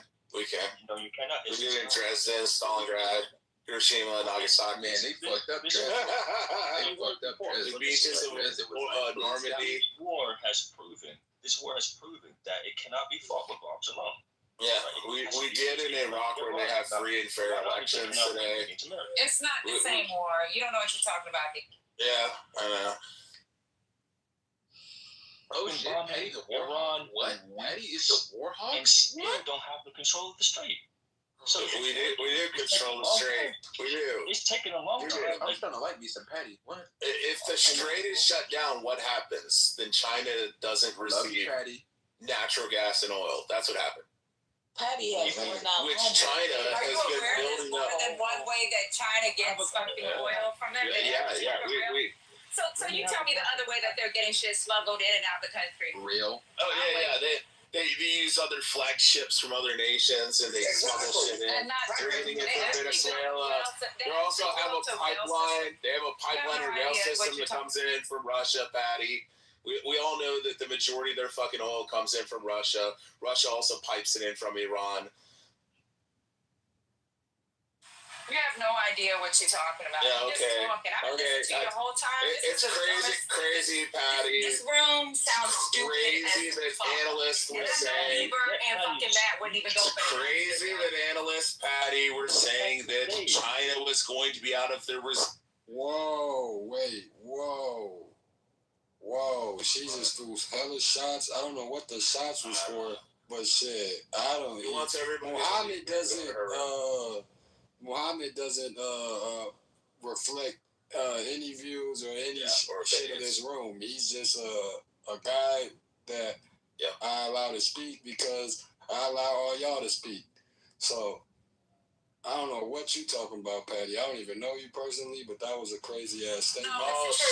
She runs another room and she wants everybody to do it. I know Matt and Bieber. I don't know you, Timothy, and I hopefully I know they wouldn't be stupid to put somebody stupid as a mod. But I know Matt and Bieber wouldn't go for this dumbass shit. This is the dumbest shit that he's talking. The dude that's speaking now is dumb. He's dumb. I mean, aren't you personally, I'm just a fair person. I believe I let everybody talk, whether we agree with them or not. I mean, that's fair. That's fair. But he's dumb as shit, and he's talking like. Patty, do you guys feel threatened that everybody's coming over to this room and leaving your all's room? No, not at all. I'm not threatened at all. You still get up and do it. While you're on stage right now, trying to say that this is. In the room in the morning. All right, man. This is not what we hear, man. Like, well, you can say what you want, bro. You know, it's so crazy. I actually come in here for an hour in the morning, and Timothy probably will tell you, Matt and Bieber will tell you, I come in an hour in the morning just to support them because they support my room as well. Oh, God. I'll be seeing you all the time. You dumb bitch. You dumb bitch. I open the room when I feel like it. I don't open the room every fucking day anymore. You stupid motherfucker. And guess what? As soon as I open the room, it always goes up. So go fuck yourself, bitch. Man, Patty, man. Oh, God, Patty, you run a great room. I be seeing your room. Like I said, I don't know you personally, but Beaver and Matt, they speak highly of you. I done been in your room a few times just listening. So, I mean, everything you said is valid. Many a times. We all know Muhammad is a troll. He can say some trolling things 90% of the time, but 5% of shit he say, it has a little bit of validity. The other 95% he be tweaking. But I just try to let everybody talk, but all the, personal shots he threw and shit, I don't agree with it. That's why I threw him down. You know what I mean? So hopefully we can get back to a real conversation. No, you can have him come up with his dumb ass. You need to have dumb people talk for people to see just how stupid some people are in America. You know, America's not a bunch of smart motherfuckers. There's a whole bunch of dumb bitches like him that run around with bad information. And that's why we're in the fucking situation we're in now. So dumb bitches need to be up here so everybody can hear how stupid some people are when they vote. They don't know shit. They don't know policy. They don't know fucking America. Well, shit, not everybody's struggling, though. And if you don't know, fucking ask somebody who does. What the fuck? Well, Patty knows her shit. She talked to me and her. We never agree. We never agree. If you guys know America, which country actually recognize America? If you guys know America. Man, we ain't trying to hear ass. I'm asking a question. Let's just be real. Pastor, I'm saying niggas up in Can I speak, please? Can I speak, please? Which country, foreign country, recognize America? Let's talk about that. Jesus Christ. What do you mean by that? What do you mean by recognizing America? I was saying that there are people who know more about America, right? So which country recognized America when it was established the first time? What do you want us to say, France? Well, very close. You're very close. Yeah, it's actually France. Yeah. Oh, that's not the right question. No, France. Or you want to say You're here to say the Persian part? Gone to bed. Which country? Yeah, Persia. We already know that. But also France. No, that's not the right answer. Yeah. No, seriously. So which country recognizes the Pashtun people? The Pashtun people, yes. No, you're not very close. Ghost Pashtun. A little bit, not too much. Yo, Himothy. Yes, sir. Check your message. The blood like some more shit, man. I'll answer the question. There's a lot of people in here. It's crazy. It was actually Morocco. Yeah, this shit is cracking. Yeah, this place is popping. We need a couple more liberals. We used to have the same thing when JB would come in here and crash out. And like we need like some crash out kind of liberals, man. And then Nathan and Chillism would do the same thing. Yeah, this President Trump room is becoming very docile lately. Usually we used to have good crash outs. Well, that's because it's too fucking early in the morning to do this shit, man. Because usually me and Petty just argue back and forth, but I ain't got time to be arguing. Usually in the morning it happens because it's like twilight hour, you know? Yeah, and when it gets to a certain time, people would rather, crash out and troll than, have the legit conversations, Unfortunately, they castrated Rich. At least be creative. At least be creative with your trolling. At least put some thought into it, and not just come in here and try to pick on somebody like Ashton. That's some bullshit. I didn't pick on Ashton. It's weak and it's pathetic. I said that she was a proud lesbian woman. She's not lesbian. That was kind of fucked up. It was fucked up, period. Yeah, Ashley didn't do nothing. Yeah, she dressed as why would you do that, Mohammed? Talks like a lesbian. Like, you was supposed to pick on me or something, bro. Like, what do you mean? It's still early. Fucking weak. Yes, very early. Because I would hurt you. You the type of nigga that hit it. Mary said he. Shoot him. Every time I sent him down, y'all told me to bring him back up. Well, usually he has, at this time when the room is going quiet, he's quite good at reviving it, so I don't mind. But, you're welcome. This shit was on life support when I showed up. Oversteps the line. I mean, I can care less for numbers, to be honest. It's about the conversation at hand. But the thing is, he's got like 100,000 different accounts, so you we'll have a website called www.mep-number.com. If you guys need an alternate account. You know what that is? That's some mediocre white bullshit. Yes, very much. Yes, Madison. You have a false sense of identity. You think you've been coddled all your life, and you think you're better than what you are. That's it, What you have to do is try to wave a flag when nobody's listening to you. Psychoanalyzing. Because you're trying to be fucking psychoanalyzing. Because you don't know who the fuck you are. Yes, that's it. You're still trying to figure it out. So all you can do is try to polarize the situation. That's all the fuck you got. Oh, you're so masculine, Madison. I'm whatever. Like, it's really like. It's really enthralling to listen to you speak. And to have every privilege it's so edifying. And you still don't have such a deep intellectual, philosophical speaker, Madison. So I am punching down. I agree. We want to have 10 minutes of WWE. Is this what we're fine. We want to spend 10 minutes. She is right. Just have a WWE. There is a semblance of get it all out. Everybody just. I do punch down towards people like Madison. I agree. You can't. Do we all just want to? Do we just want to just let out our grievances at this point? Just for the next 10 minutes, everybody just say how you really feel. Yeah, come on, let's just get it all out. Yeah, let's bang it out. So we can get back to the topic. Bang it out and make Madison straight again. He came in here. Yeah, let's bang it out and make Madison straight again. Nobody's trying to do that. Nobody got no energy for you. Are you fucking serious? You're nothing. You still fuck dudes. Don't lie. Exactly. I do what the fuck I want to do. Yeah. Okay. I can't do it no more. Wearing boxers and shit. Let me move it on. On everybody else. Move the conversation. He's living through everybody else's life vicariously. Okay, because he ain't got one. That shit is wild. We were having an actual conversation. And he came up here with some random shit. You know I was trying to explain it. How sad is that? That you have nothing to offer except to come in here and just say something inflammatory, fuck with somebody who is paying you no attention whatsoever, just to try to punch down. That's a sad ass life, and you have to do it behind the anonymity of not even knowing who you are. You can Google me, bitch. Who are you? Nobody. And now I'm hearing about all these accounts. Are you fucking serious? Like, you really don't even exist. Like, you don't have a life. Mercy. What the fuck? Yeah, he has legit like about 100 accounts. If I was to kick him, he'll just come in with another account.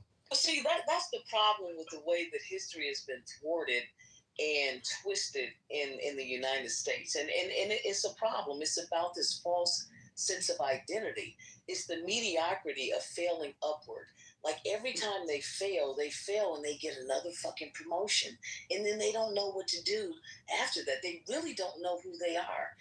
More importantly, they don't know who they're not, because they've never had to really, really work for anything. So they do stupid shit like come in here and try to be relevant, and that's their life. You know, and that's the problem. That's part of the problem with the U.S. is that it affects everybody. It doesn't just affect black folks. It affects them because, like I said, that's why they had all the problems with the H-1B visas. It's like, we don't really want to compete in the real world. Talk about DEI and cushiness. So once you've had it like that your whole life and you're still a fucking loser, God, you don't even have a reason to be a loser. What the fuck? And that's why we need to automate everything. And that's why we need to automate every damn thing. That's why everybody that's in the situation, like white boys that are unqualified, the black people that are trying to get these positions, Hispanics, all these people need to be automated. Bro, are y'all trying to outspeak each other, man? Yeah. What the fuck? Yeah, I said something. All right. All right, you go first, Sean, then. You go first. Because it was really, it's really a joke, but I'm so serious. I can't wait till the government automates everything completely. I can't wait till corporations automate robotics, AI agents, agentic systems. Because like she just says, mediocre white boys and all these motherfuckers that's in these positions, okay, let's get rid of them immediately. Fired. Gone. Yeah, I mean, their sense of self depends on this. And we'll just have an autonomous government. It depends on this social hierarchy.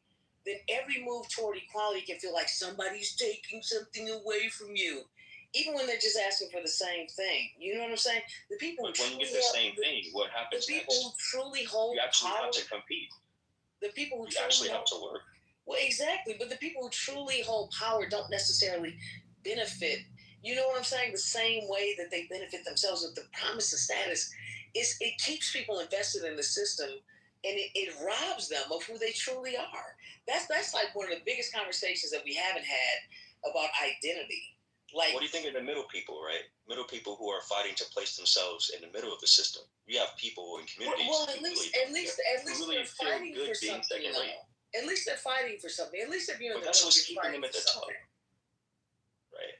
Like, there's people who literally say, hey, I'm cool with being third rate as long as I'm better than black people. Hey, systematically, it doesn't matter to me. Pretty much. And you know what that does? That limits them.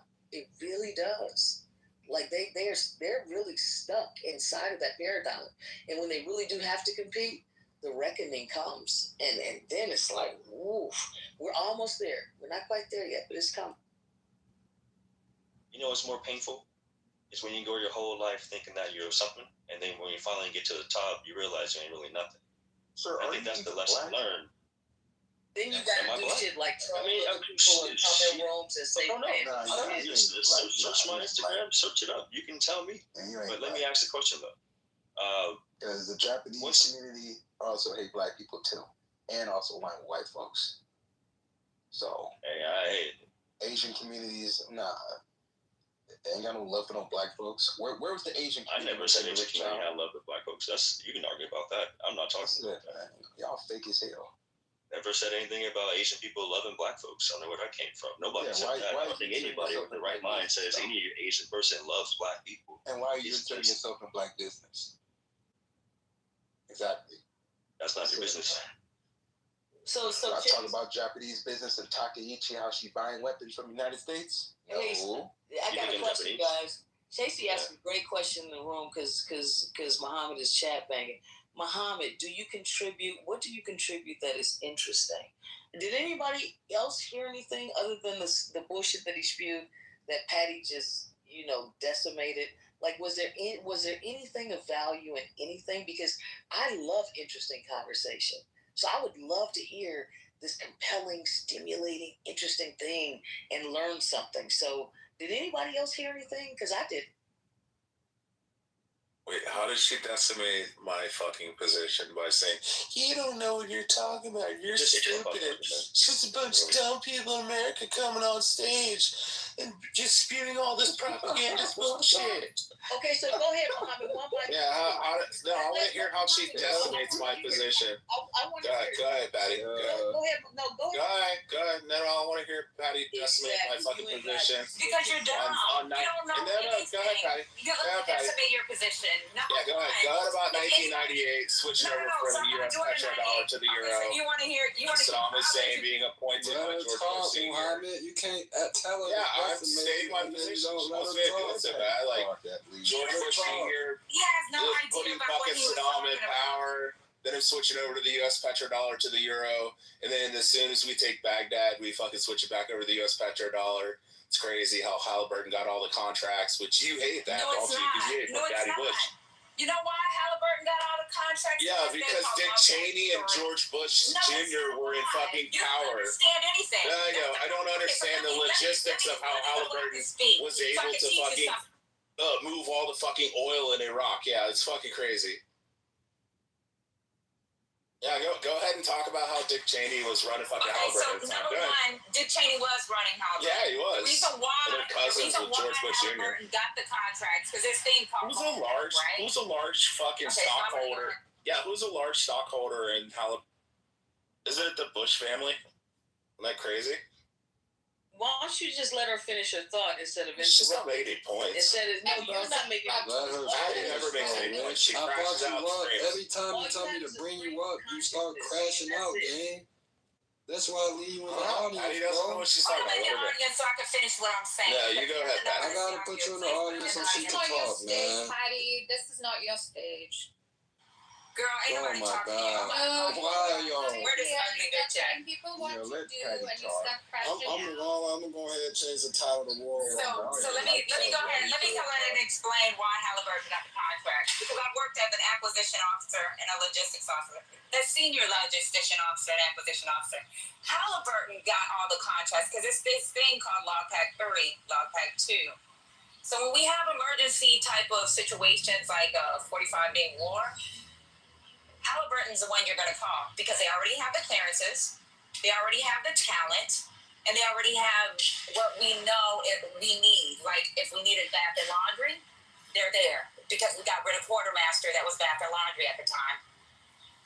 When we needed PESCO tents because there was no barriers when we're running into a war, they were the ones that had the HESCO tents. A lot of people don't realize how big Halliburton actually is. The talent that they actually hold. The only reason why it became so fucking controversial because the vice president had a stake in it. But guess what? We were going to call them whether he had a fucking stake in it or not. Stupid motherfucker. Hey man, that shit still looks shady as shit. I get it. It does look shady, but it's not shady at all. Well, Patty, it's not. Can I be your friend? Can I be your friend, Patty?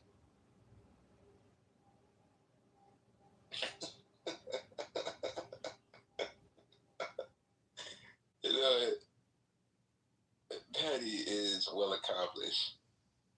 Definitely well accomplished. Well, thank you. Well, why are you keeping Rich in the goo? Well, part of it could be if I go ahead and bring Rich up here, I think y'all just gonna crash out, man. Yeah, but when you keep interrupting people and not being able to... That's crazy, Hamilton, that Halliburton was the only company allowed to bid on the contract. It's fucking crazy. It's fucking crazy. That the guy who was running Hold on, it was too. Go look it up. Go look it up. The only company. I have to look up. No, that's Shut not up. the only I'm company. giving my submission. You gave yours. I was in the audience. And then I'm going to Move over to the audience, Timothy. What all Move over to the audience. contracts were out there? While I talk. Timothy, move her down. All right, cool. So there was one company that was bidding on the contracts and allowed to bid on the contracts, which is what made it so fucking crazy. That's why everybody was crying outrage and clutching their pearls, because fucking George Bush is a huge stakeholder in fucking Halliburton. And then who was running Halliburton at the time before he got elected as the vice president? Oh, Dick Cheney. Oh, wow, they're cousins. That's fucking crazy. Grew up in the same exact fucking town, running a multi-billion-dollar fucking corporation, who then bids on the only fucking contracts to go into fucking Iraq and Afghanistan. So crazy. Again, that wasn't the only contracts, and they didn't have to bid. It's called a no-bid contract. Yeah. When we go into a war, that's what I said. No bid contract. Nobody's allowed to bid. No, you just said only Halliburton. Only Halliburton. No, it wasn't only. Yeah, Halliburton got it fucking carte blanche. They didn't have to bid. No, it wasn't. It was more than just Halliburton. Halliburton can only do so much. They got like 90% of the contracts, and you're like, oh, it's not 100%. You said that was the only contract. Oh my God, it was the yes. When it comes to transporting oil, bringing all the fucking like base, and again, all those materials in. They had. Yeah, it's crazy. Guess what? There's a guy on this app right now that has It's crazy how Obama got elected, and then Obama continued the wars, which he said he was going to stop. You don't even know. And then he started the war in Syria. Nav's father crazy. had a bulk of the contracts as well. Crazy. And he's not KBR. That Obama, who's related to Dick Cheney and George Bush Jr., continued the war in Iraq and Afghanistan, and then started the war in Syria. It's crazy. Took Daddy Trump to stop it all. In all fairness, I think I just want to say this, the initial point she disagreed with you on, Rich, was the China one. I think you're talking about China. Oh, no. Russia. Dude, she said that's not the only way they get oil. Yeah, we agree. Rich. I think hold on. You were saying like how Russia has pipelines, Russia and Iran have pipelines, and China, that's why the strait closed, and to hurt China. I think, Patty, that's what you were disagreeing on. The Iraq shit, cool. But I'd really I want to hear both sides of how China's either benefiting or not benefiting. Oh, they're not. Or is if America who does this hurt more, China or America? China. The straight gun. Yeah, because China relies like over 70% of their imports from like Middle Eastern oil. It's like 29%. It's 29 for the Gulf States and Iran combined. It's only 29%. I thought they get the majority of their oil. They get the majority of their oil from Russia. It's only 29% that comes from the Gulf States and also Iran. But hold on. When you only have a 2-month fucking reserve in China, they're fucked when we shut down the Strait of Hormuz and remove 29% of their oil. What we should have done is we should have blown up the fucking pipeline, just like we did the pipeline coming out of fucking Russia. We should have blown up the fucking pipeline, which we will never fucking admit to. Maybe 100 years from now, we should blow up the fucking pipeline going out of Iran into Russia. We do that, Russia's going to get pissed off, but it's also going to fuck China too, because Russia's already fucking hemorrhaging for the war in Ukraine. That's what you said, Patty. Would you disagree with that? No, she doesn't. Yeah, I would totally disagree with it. She doesn't know why, though. Yeah, she doesn't know why, though. I know why. No, you don't. Are you stupid? I know. We don't. Stop interrupting her, We all know the words for Patty. I'm gonna stop. Crashed out on your boss, too. Just let her go. Stop interrupting One of my bosses was General George. Yeah, we know. When he was went to be the chief of staff. Wow. My other boss, also the CENTCOM commander. You stupid dude. Yeah, we all know, Patty. We all know. You're secretary. Go ahead. Rich, you laid your point out. Tell secretary. You are a secretary. You are a secretary. Tell us why we. Rich, I'm gonna move you down. I'll just if you're gonna let her finish. Y'all are just. What the fuck is wrong with y'all, bro? Rich, let the secretary talk. Go ahead. Hold on. Nah, bro. I'm about 10 seconds away from booming this motherfucker, bro. I'm an overrated secretary. Yeah. Whatever you want to call me. But guess what? I helped do the operational plans when it came to Taiwan. I've done the operational plans for North Korea. And indirectly, I have done the plans for fucking Iran. You know why? Because if you go into Taiwan, Yeah, I do. Yeah. We don't use typewriters, but whatever you want to call it. Yeah, I just pencil whip the shit. Bitch, I know more about Regina No, she doesn't make any points ever. She's never made a point in her No, because you talking over me. Why don't you let me explain it? Is your feelings gonna be hurt? Like so number one, we knew what was gonna happen with this war. The only thing that hasn't happened yet, and I'm gonna let y'all simmer on this, is a straight of babble. We've been doing this since 2002. We have been doing this in our war colleges where we've done simulations of a war in Iraq with real-time data, real-time maps, and real-time equipment knowledge that we may know based off of intel. We have not won a single war. Not one. Okay. We knew the 3 pillars. I know the 3 pillars like the back of my fucking hand. Can you tell me one of the pillars and what was going to happen? We knew the GCC region was going to be attacked. The only thing that has not happened that we predicted is the Babel Strait. But guess what? Guess what came out last week? The Babel Strait. There is issues right now. And guess what? That's going to be higher gas prices. That's going to be higher goods and services. You stupid bitch. Well, Patty, this is Sean. I'm not going to troll you. Hello, Patty. I got a question, Patty. Hello? Go ahead. Hey, So the question... Is this something in the air? Is this something I'm missing right now? Like... Oh, yeah. I'm not trolling, Patty. When it comes to this situation here, is there an exit strategy? Is there an end game? Can we bomb this shit out of the situation? Let me tell you what's so crazy about this situation. You can't bomb the shit out of shit. What's going to happen in this war, if we were to ever put boots on ground, would be 1,000 people die a day. Our estimates is supposed to be 1 military personnel per 30 people in fucking Iran. We cannot sustain that war. There's also the need for a fucking a draft.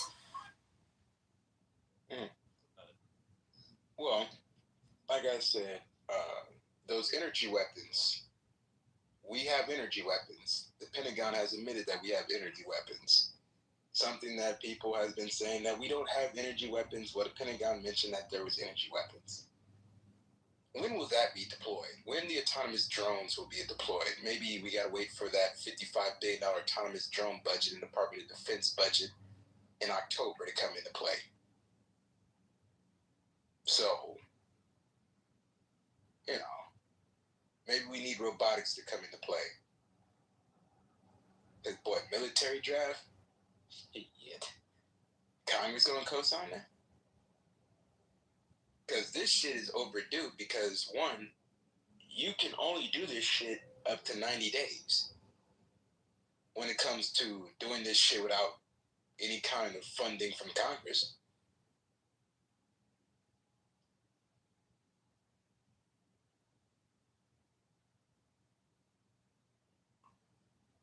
And like I said, thank you, Patty. Thank you, Deep State Patty, for giving us our daily briefing.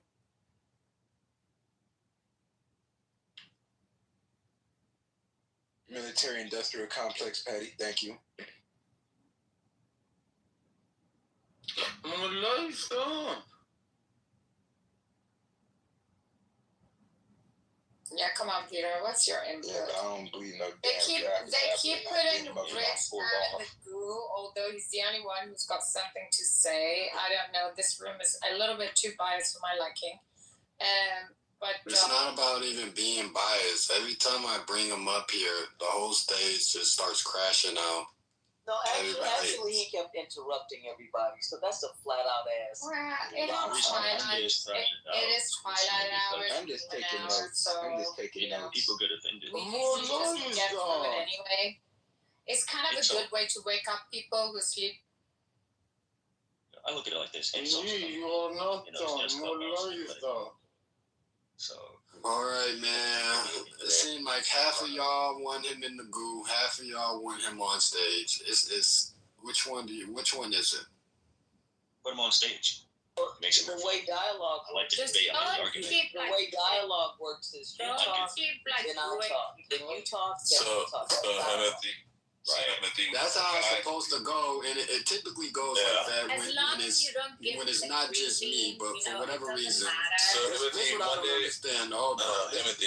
Hold on, no, this is what I'm not understanding, bro. When Beaver and Matt is here, and when it's us three, niggas don't do all this crashing out shit, bro. But for whatever reason, I'm the only one here, and specifically you, Rich, you want to crash out. No, every chance you get, bro.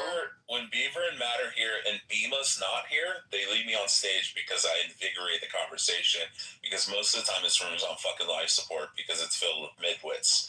So the thing is, we had a guy who came in one day into this room, and he said, "Let me tell you how World War III is going to break out." And he went through all this started out his argumentation. And I said, "Hey, if you don't mind me asking you, you're in the Navy, what's your class?" And he's like, "What?" And I was like, no, what's your class? And he's like, "My MOS." And I was like, no, your class in the Navy. What is your job description? What did you do in the Navy? And we had to drag it out of him for fucking 10 minutes. And then finally he's like, "I was a cook on a ship."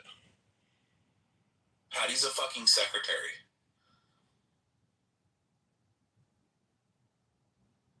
Goddamn, boy. Yeah, she's not a fucking Delta Force operator. She's not Tier 1. She's not a fucking analyst. You listen to these CIA analysts who are coming out talking about the whole point of shutting down the Strait of Hormuz.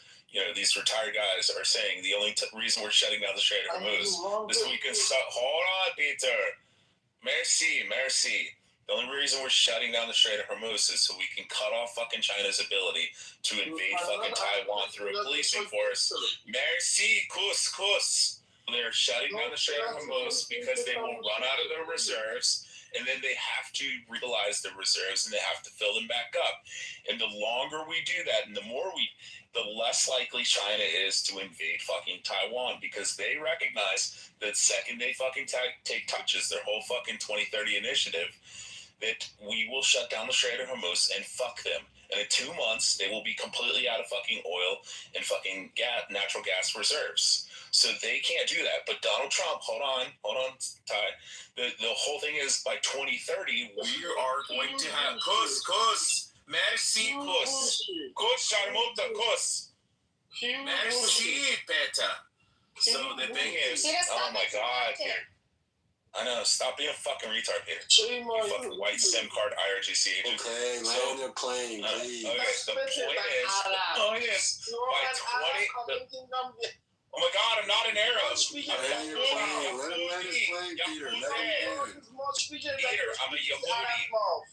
I'm a Yehudi, you idiot. Bro, land your plane, Ray. It's a joke game. The reality is that we are still setting up for our fucking our higher grade fucking silicon chip manufacturing here in the United States. And by 2030, right now we have to. Can everybody just shut the fuck up? Right now we have to protect fucking Taiwan. The reality is, if we don't protect Taiwan, they take the manufacturing for high-grade silicon chips in Taiwan. We're completely fucked. No more missiles, no more fighter jets, no more tanks, no more GPS systems, nothing. It's all fucked. It's all manufactured there. But by 2030, hold on.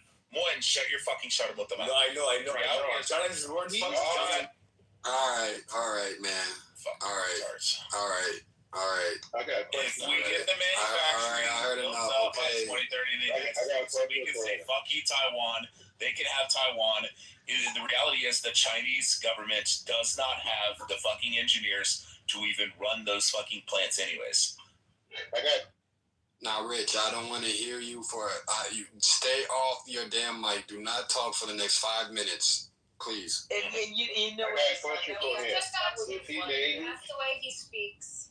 That was a bunch of No, it's a bunch of genius. Rich! Oh, listen to them all crashing out. They talk, but you just talk, bro. Let them talk without getting off mic, man. Hey, I got a question for you. you, Muhammad. Are you? No, hell no. We're not. Hell no. Go ahead, Peter. No, I'm not flashing out. no, fuck that, nigga. Now I'm really finna turn up on y'all niggas. Y'all paying attention. This is what I'm finna do. This game ain't real, bro. You gotta pay. I'm not agreeing with him. I have a question. You heard me say class, and he wants to know about the Navy. No. Okay, I actually sailed in the Straits of Hormuz. So I have a different opinion. What was your class? I was an operations specialist. Okay, so they're going to listen to you a little more than I would the cook or the secretary. Good. Oh, way more. Yeah. And I'm an Iraq vet on the ground. Listen. T.Y., listen, please. But that's it. I'm not getting into y'all's crashing out. This is crazy. I don't agree with. I actually have two coworkers who are over there, and I got information from the ground. The KC-135 units. Fuck the news. Fuck what you read. I got information on the ground, and it's very different. I'll just put it like that. And these young people might not. Those military people to tell him his data. For example, where he works on this stage. And when he said that I don't want to, or bullshitted him, he doesn't work at the police. Yeah, Peter, we know that No, stop cutting them off. I'm trying to move you down, Rich. Do not cut them off. What do you mean? I was agreeing with Peter. All right, but I don't want to hear you talk. Oh, my God. Are you done, Peter? Hey, Peter's done. I was just going to address Peter. Yes, we agree, Peter. Nobody's sharing classified information with somebody that's not active. This is not a reason for you to open it as a weakness of the person. Because you cannot if you want to win.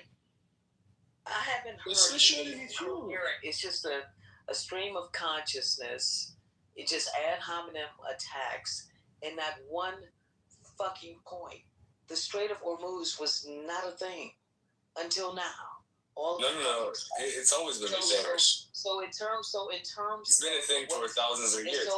So because it is closed now. Let her finish, man. What the fuck is wrong with y'all, bro? Like, what is come on, what is wrong with y'all for real, bro? Go new people on stage. Go smoke some weed, go drink, go do something, bro. Y'all let Madison finish, bro. Peter, I know Matt and Beaver speak highly of you, bro. So don't be in this bitch tweaking because they're not here, gang. They took his green bean away.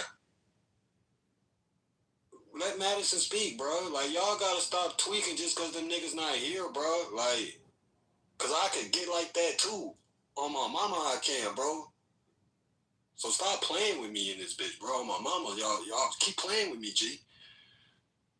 One mic on Madison, please. Yeah, I don't get it. This is not my area of expertise. I like to learn and listen, and I haven't heard a coherent thought that is staying on topic in terms of whatever the fuck is being discussed. What I'm hearing is a stream of consciousness, people just spewing shit and just saying shit. What is the subject matter and what is your point? And so all my understanding is that they didn't have this leverage point up until now. They didn't fucking realize they had it, which I don't even get that part. But now all of a sudden, this is the point of contention in terms of the Strait of Hormuz and what's happening. We're in a worse situation, it seems, and there doesn't seem to be an exit strategy whatsoever. So can anybody speak to that, why we're here, and how we're going to get out? And I really don't want to hear about what the fuck is going to happen in 2030. We're in 2026, and people are having issues in terms of the economy and what is being done about that. Anybody got any answers? Yeah, I got the answer. Yes, so China... Hold on, I have the answer, Peter. It's not going to be discussed with you or before the result. Exit strategy is named correctly. Exit strategy. I can explain what's going on, why they're agreeing. Let's take turns. Why don't we just let... Exit strategy does not allow it to be shared with you on this stage now. Nobody can understand you, Peter. Yeah, nobody can. Because they don't let me. All right, let's take... No, it's because your English is lower. One mic on Peter, man. Speak German for us. Deutsch. Exit strategy's name is clear. Exit strategy. It needs to be stop unpredictably till the end, because it is a war. Exit strategy is the last step, and the enemy should not be aware of that. At this point, when you ask about exit strategy, your intentions become clear. Your intention becomes clear. Do you want an honest answer now, Timothy? I want to hear from the Moeen nigga that wants to always come off mic. Say something of relevance. Moeen. Yeah. So, Madison asked why we're here in the first place. How far do you want to go back, Robertson? You let me know. If you want to give me, I can give you a quick brief. Oh, I'm aware of the history in the region itself. I'm just talking about with this particular administration. I can answer that part. Yeah, you want to go ahead? Because I might take it too far. Yeah, I think he wants to know how her oil prices are. Oh my God. Yeah, because this can be a short answer or a very long one. I'm maybe 3 minutes, man. You got 3 minutes to make your submission. I'm not electric, so it's not my prices. I'm fine. I got you. I wasn't talking to you, Rich. I was talking to me, bro. Moeen said I could take it. got 3 minutes. No, I'm going to give it to Mohammed. I'm going to let him take it. Yeah, pass it to me. Wants a torch. Oh, Lord. Okay, go. Yeah, because China's ramping up to take Taipei. Once they do through their policing actions, then they're going to control all the high-grade silica chips, and we're fucked. If we get the manufacturing done here in the United States by 2030, then we can say, well, we'll wash our hands with Taipei, and they can take it all they want. They don't have the engineers, the scientists to even run their manufacturing. They've been trying to produce high-grade, military-grade silica chips, and they can't fucking do it. They're a bunch of fucking retards because they stomp out fucking creativity. They don't let anybody fucking have creative thoughts. That's why they steal all our intellectual property through fucking master's programs. The reality is that we have to control the Strait of Hormuz so we can fucking stop China, and so we can build up our fucking supplies of high-grade, military-grade silica chips. But, you know, we're going to, and that's what we're going to do. And the reality is, Peter, unfortunately for you, with the IRGC, we're going to appoint some top brass. He's going to play ball just like we did in Venezuela after we took out Maduro. Hold on, pussy, shut the fuck up. Oh, Jesus Christ. He calls you IRGC. I don't know why you shut up, bro. Like, seriously. They're going to appoint some top brass who's going to play ball like Saddam or fucking Venezuela, and we're going to do the same shit. And he's going to play ball. You're still going to have the IRGC, just like we still have communism in fucking Venezuela. Just like fucking, you know, Cuba is going to allow for fucking, you know, companies to start investing into fucking Cuba. I mean, because of the fucking threat of them coming in with fucking tier 1 operators and stealing the fucking president. You know, Raul Castro's hiding out fucking calling all the shots anyways, even though he's not leading the place. Yeah, I mean, we're going to control that, and we're going to control fucking the Strait of Hormuz as long as we need to until somebody plays ball. And that's what we're going to... We will never ever Question for Muhammad. see the Strait of Hormuz as an Arab. We would say Can we get rid of Peter? One mic on D. Okay. Peter, you can go after D. One mic on D. All right, Muhammad, I kind of agree with everything you said up to the point. I just want to know, how is that going to be executable? Because it sounds good and dandy. It sounds wonderful. It sounds like a doable plan, but I don't think the execution would actually work into fruition. Well, I mean, we're dealing with the fucking mullahs, and we're dealing with the IRGC, which are radical fucking Muslims. They're waiting for the Mahdi, and they're waiting for the 12th Imam to show up, which is never going to happen because they thought that their fucking 12th Imam was the fucking Mutajaba, you know, and fucking his father, and they both got fucking killed. Mutajaba is fucking dead. The motherfucker's not alive, or he's missing a leg and his balls is what they think. So, like I said, we're just going to keep applying pressure until eventually they actually sign an agreement, and somebody steps up and becomes a multi-billionaire to run the fucking country, and he's going to do whatever the fuck we want. He's going to be our little puppet. And then whenever China decides to fuck with like people like the Philippines or Taiwan, we're going to say, hey, cut the fucking tap off. We have all the fucking Gulf states. We have Iran under our control. We say, you know what? Let's shut down that 29% of oil and natural gas. Well, FYI, the puppets are Okay, let me explain. Oh, shut the Shut the fuck up, Peter. Shut the fuck up, Peter. You shut up. Hold on. I said Peter can go after. You can go after Peter. Thank you. What he said about United States, you can do whatever you want with the Strait of Hormuz. But if an Arab you give it to an Arab. After winning that strait, there would be no compromise like Muhammad. Okay? You can take over it for yourself. If UAE makes sense anyway. have any claim for that, we would set their homeland on fire, not a strait of Hormuz. We would erase them from the earth. It is not their place. It is your place or me. No, I'm actually Iranian myself. No. I'm actually Iranian myself, Peter. I'm actually Iranian myself. I actually have an Iranian name. I never said that. Let Peter finish. Okay, he's bombarding Iraqis because of that, because they want to take over the Strait of Hormuz. That's incorrect. That is correct. Hold on. Beaver is back. Beaver, don't you damn leave me alone again, bruh. You left out this goddamn room, and when I tell you the minute you left, they started crashing the fuck out. Don't you ever leave me in a fucking room alone by myself, man. You did good, Timothy. Yeah, stalling the conversation every time it started going. Yeah, you held it down, but I never thought I'd be happy to see you. I think he is. I think me too. I was like, where is Peter, I never said an Arab's gonna take over. I said one of the IRGC brass. I said one of the IRGC brass is gonna end up taking over. Somebody's gonna step up and say, "I'll be the new Ayatollah." You are not United And then we'll say, "Okay, cool." You are an Arab. You are not United No, Peter, you're an Arab. I'm a Jew. I'm a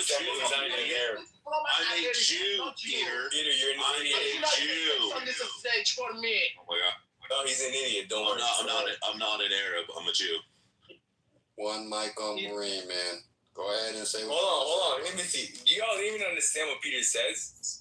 Yes, I understood everything Peter said. I don't know. I'm Iranian. I don't even understand what he said. Yeah, he said you're an Arab. You think Arabs are in control. I'm not an Arab. I literally. I don't. Yeah, that's Peter. I have a fucking cherubim, and Peter is insane. Peter, I have a cherubim in my PTR. Understand. You put a cherubim. This isn't the way for you to talk right now. You gotta listen sometimes. You don't need to understand this. First of all, he's not an Arab. You don't need to understand. Second of all, Strait of Hormuz cannot be controlled by any Arab country because majority of the important part is in the Iranian side. We can eat that from Tehran. We can eat this. You can articulate that emotion. Be quiet. They need to take it down for hard. One mic, man. Say what the fuck you want to say, please, bro. He's interrupting. You have to understand, the Strait of Hormuz can only be controlled by Iran.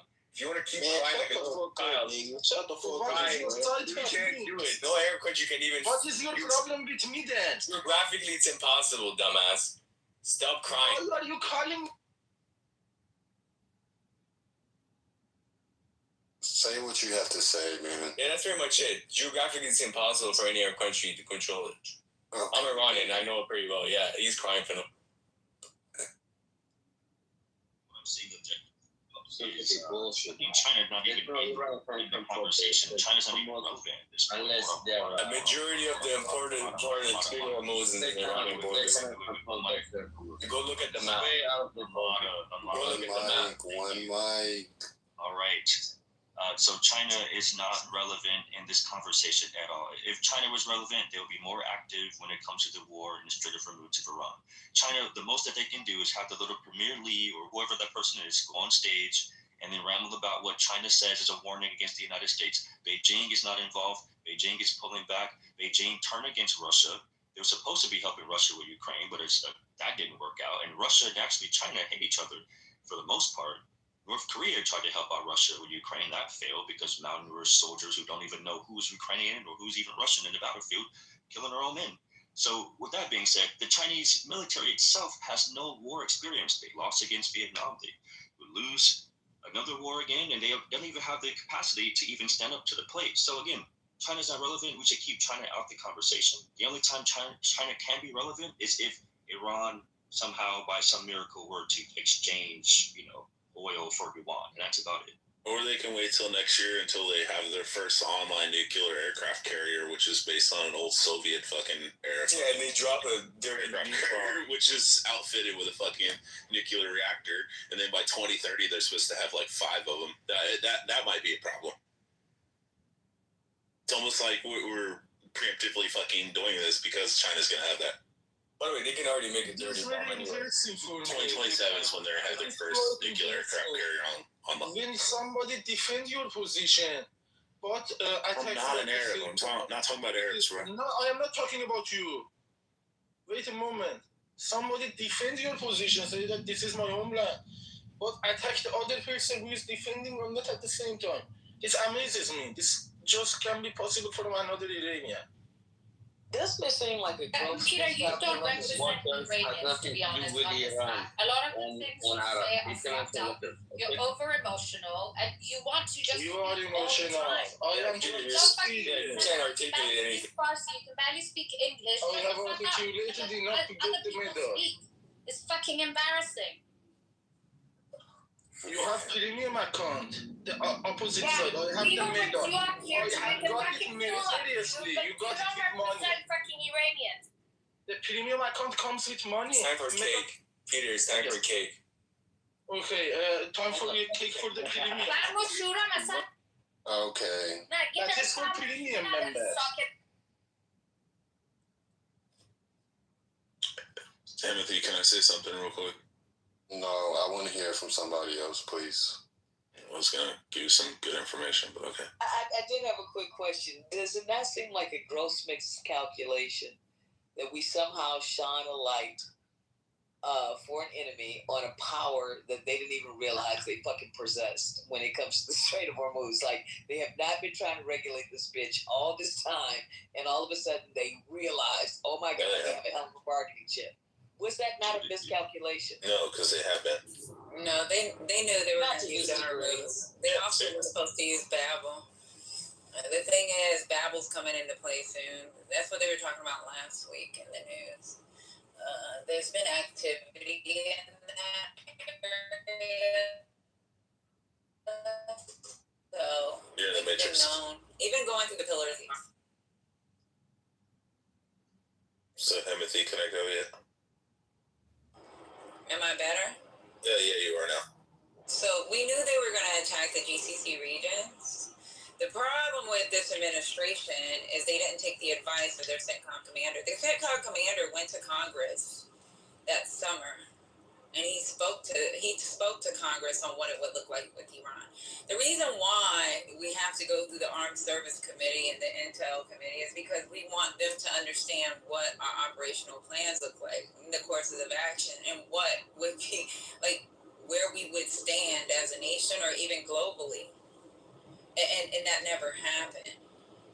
Now, when Trump went and bombed and said, I'm getting rid of the uranium, that's one thing. But then when you go into the strait, and that was not the answer. I think he thought that the generals didn't know what they were talking about. He was going to go with his own plan because the Southcom commander at the time said, I'm not doing this.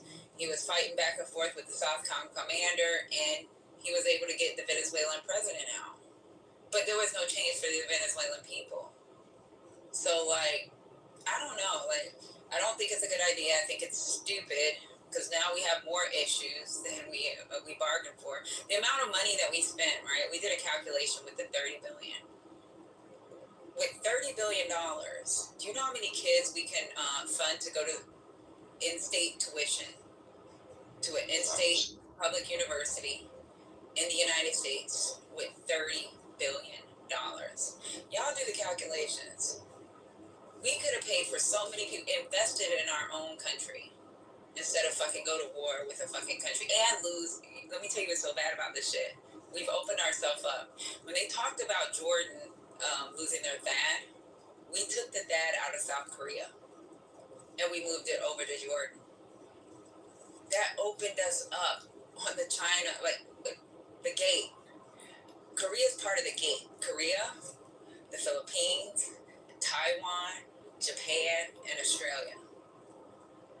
The countries that we have fucking access agreements with. By the way, mind if I continue on her point? She's pretty right on most of the things, but there's some stuff I could add. So, you guys have to remember that Iran is a geopolitical card that America needs. At the end of the day, no matter what you do, even if you don't care about Iran, you don't care about the Middle East, you still have to recapture that area, put it under your own control, put it under the American flag. If not, it'll fall into the Chinese flag. That's the problem. You don't want that card to be in their hands. Yep. And if you let that fall in their hands, the American life, American dollar is going to suffer at the end of the day. So this is a problem has to be dealt with right now. And unfortunately, we don't got any way around it. Mom, what's going to happen when they do get their nuclear aircraft carrier on? Well, hold on. They can already do it right now. They can already do a dirty bomb. Y'all know what a dirty bomb is. Yeah, we know what a dirty bomb is. I know what a dirty bomb is. You're not on the right track, Moeen. When this Muhammad approves you. Okay, so I'm actually Muhammad. I'm actually Jew. I'm Peter. It's a troll account that I troll Muslims with. So how bad is it going to be when China parks an aircraft carrier in the Strait of Hormuz and says, bring it America? Nobody will give a fuck about Americans anymore. The American dollar is going to fucking collapse. So and everyone's going to hedge for the Chinese now. So this is how much. When the Chinese went Iranian and Russia. Okay, so American power. Y'all listen. Y'all Americans. You want your country to be on top of the power. Trust me on that. This is how much the United States thinks about China. In 2013, they had all the information on how to build the F-22s and the F-35s on a server. Now, what they were smart in doing is not having the molecular bonding for the materials and also the radar fucking coding on the same server. So in 2013, China starts siphoning it off from these servers, and then they built their Chengdu J-20s and their Mighty Dragon and the Shenyang J-35. So what they do is when they first hit fucking Mach 2, Mach 3, because they don't know the process for the molecular bonding for the aircraft, they start peeling apart. So the United States has been thinking about this shit for a long fucking time. Everybody's like, oh, China's playing 8D chess and playing 20 years in ahead. Like, we had the forethought to take the molecular bonding and have it off server so they could just siphon it all off and then build their fucking jets and they just peel apart when they hit Mach 2, Mach 3. So you think that he is a terror with this icon? So yeah, once the Chinese get involved, I am a terror with this. Yeah, if they park a nuclear aircraft carrier in the Strait of Hormuz, and we have to bring our aircraft carriers in there. This is going to be a Cuban Missile Crisis that's not going to be fixable. How many aircraft carriers do you actually think we have? I don't know. It's like, what, 6? And then what about rotations? Yeah. You don't understand. Yeah, so China parks a nuclear aircraft carrier in the Strait of Hormuz. What then happens? What then happens? So the Chinese, I don't want to sound racist, but the Chinese will answer when nuclear aircraft in the Strait of Hormuz. One mic on Patty. One mic on Patty. Rich, I'm gonna kick you, bro. I'm getting tired of you, nigga. So we are having logistic issues. I know y'all heard about a UN emergency. They were trying to get food out to the strait. Now, what y'all seen on TV with these kids and these pictures, no, that wasn't the issue, but there was an issue. We can't even get APS stock into the area. APS stock. We have fucking Air Force stock in Oman, and we're threatening Oman. Like, we're so fucked right now. Y'all really don't know the big picture. Well, like, just... And if I interrupt, sorry, Patty. Go ahead. But it's going to be even worse. Excuse my French if I'm using it. We're going to be more fucked once the IRGC gets their hands on those weapons and the Chinese start helping them too. So, yeah. I'm not disagreeing with you at all. But we're going to be more fucked if it further escalates with them getting those nuclear weapons. You both are right. Like, I'm not disagreeing with it. So yeah, you both are actually right. I mean, Patty's right when it comes to this war. Like, honestly, wasting so much money that can be used in other things, and on top of the extra $20 billion in infrastructure loss through the war as well. But aside from that, but also you, Moen, that this war is actually absolutely necessary. That if we don't intervene, then China's going to be in control of that strait. Yeah, that's a Cuban Missile Crisis you cannot fix. Right. So I think it's a necessary inconvenience that we have to sacrifice. Sometimes we have to sacrifice what we want in order to have what's better for us. I mean, at the end of the day, and it's sad. If we think about the drone warfare, people kept asking the U.S. military, why are you using drones in the warfare? You know, it's not necessary. You're going to kill these blah, blah, blah, blah, blah. And the answer was simple, is that, well, if we don't use drones, then Russia's going to use drones, and China's going to use drones. So we have to use drones. We don't want to use drones. It's a sad reality, but we have to get to this level. It's a dog-eat-dog war. It's a dog-eat-dog, right? So if China were to park a nuclear, machine out there in the Strait of Hormuz, it's just going to become a, end game for all of us at the end of the day. So I think the bigger threat would be is, this whole end game where if the war were to break out over in the Strait, we all lose. Well, on the positive side, Americans, hold on, Peter. On the positive side, Americans got the majority of the Iranian people on the inside on their favor. So that's on the positive side. Americans do have the favor of the majority of the Iranians inside. So y'all are ahead of the game, at least over the Chinese, because the Chinese are not that famous inside Iran. They're pretty influenced. China and United States are allies.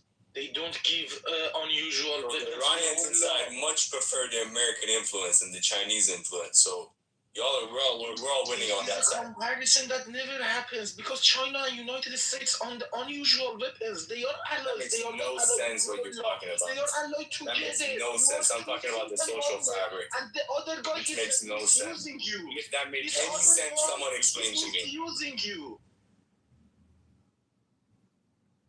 He's manipulating you by believing you. If any sense, somebody say something. China would give them shit. China would give them unusual weapon. He turned this speaking a terrorist force. Yeah, I don't. It doesn't make any sense. Secret IRGC cyber security or something, because like sometimes I really want. He's going into all this conspiracy Alex Jones type of shit. He's definitely. What conspiracy? President Trump went to China. یه دفعه یه چیزی میگی یه دفعه یه چیز دیگه میگی اصلا معلومه چی میگی. بذار بگم چین به ایران نمیده وقتی آمریکا نخواد. Makes no sense. این داره یه فرض اشتباه رو میذاره جلو بعد اون یکی داره از این میسیوز میکنه بعد این نمیفهمه. You just concentrate on your own narrative and leave other people to have their own. It's none of your business. Yeah, this is gonna hurt you. That is my country. It's my business. Yeah, let's listen to the Iranian guy that actually knows what he's talking about, rather than Peter. Peter doesn't understand. Right? I am talking just peaceful. Based on the assumption that you have, that is a wrong assumption. Hold on. Let me finish. It's gonna hurt, right? Your anger towards America is overriding the reality that China don't give a fuck about you or no one. If China controls the strait, we all are fucked. They don't give a fuck about Americans. They don't give a fuck about Iranians, Israelis. They don't give a fuck about nobody. You don't understand. These people are monolithic. You understand everything. It's a language barrier. You understand everything. Let me land. All right. Listen, you don't understand that in China, they're already ethnically cleansing the minorities. They're saying there's no more ethnic groups. Everyone's going to become Han Chinese. You subscribe to the CCP. Do you want to live that life, man? Do you really want this shit? The CCP? Controlling birth rates, killing kids. That's crazy, man. It's sick. So at the end of the day, whether you like it or not, the fact that you're on Clubhouse even debating this argument is allowed. Why? Because China don't control this shit. But if they do, your ass will be mute. Hold up, D. I have another topic to add up on top of this bullshit. What's going on in China and the Middle East? Can you fucking believe it? Like, when Russia had a war with Ukraine, they been depleted with the oil, right? So they had to build a pipeline to China. What did China ask from the Russians? They said, no, we want it in the domestic price. Can you imagine, like, domestic price? Like, the Russians going to build a pipe while the Chinese are demanding the Russians to sell the gas for the domestic price. The Russians just eventually refused, while in their vulnerable position, like they needed that money. That's what the Chinese did to their own alliance, the Russians. Listen, Hamada, with China, there is no such thing as negotiation. There is no partnership, right? At the end of the day, China don't believe in anything that is fair. Their whole philosophy is steal, kill, and copy. That's all that matters. Russia is a tool. And also, the Chinese still hate the Russians for what Stalin did to them back in the 40s and 50s. The whole Cultural Revolution was from them. So the Chinese really hate the Russians, to be honest with you. At the end of the day, you know, if they control the Strait, if China controls the Strait of Hormuz, it's going to be a shit show, to tell you the truth. It won't even last a few weeks. Everyone's going to die out. Even Chinese are going to die out. They don't even have the intelligence or even the social fabric to control it properly. Well, they're going to choke out, do you mind if I interrupt? They're going to choke out majority of the companies y'all probably work for. Because they're going to run up the costs. Mon, real quick. We don't have to starve China out. We don't have to defeat China. No, they will starve you out. You think they're nice people? No, yeah, the Chinese are fucking ruthless bastards. They are not they bad. kill everybody that fucking talks bad about their country. They have 10 million Muslim Uyghurs in Xinjiang. I mean, they're making a pick cotton for fucking Nike. It's fucking wild. I mean, they're fucking horrific, and they're the last person we want running the fucking world. Even the Chinese don't want to live in China. این ترول داره اینو میگه. China is good. What the hell? Peter, you Chinese or something, bro? Peter, do you like China is not our enemy as much Russia. Peter, do you like the 10 million Uyghurs in Xinjiang that are being tortured to death? That is their homeland. Literal fucking chattel slavery going on. I called his mother in here, BB. Beam is here. She needs to take care of this. It's not good. It is China's homeland is their homeland. They are not as good as United States. For sure, United States is lovely, but as an Iranian, I fully disagree with Peter. You guys can disavow him and find him a legitimate Iranian voice. They are the second international power. Peter lives in Germany. Especially about it. Who did you say is better than the U.S., Peter? I said they are not as good as U.S., but they are the second international power. Peter's actually Afghani. Peter's from Afghanistan. Don't believe him. He would be called Afghan, not Afghani. Well, yeah, he's an Afghan. Well, Afghan is a language. You don't deserve to. I don't believe you're Turk because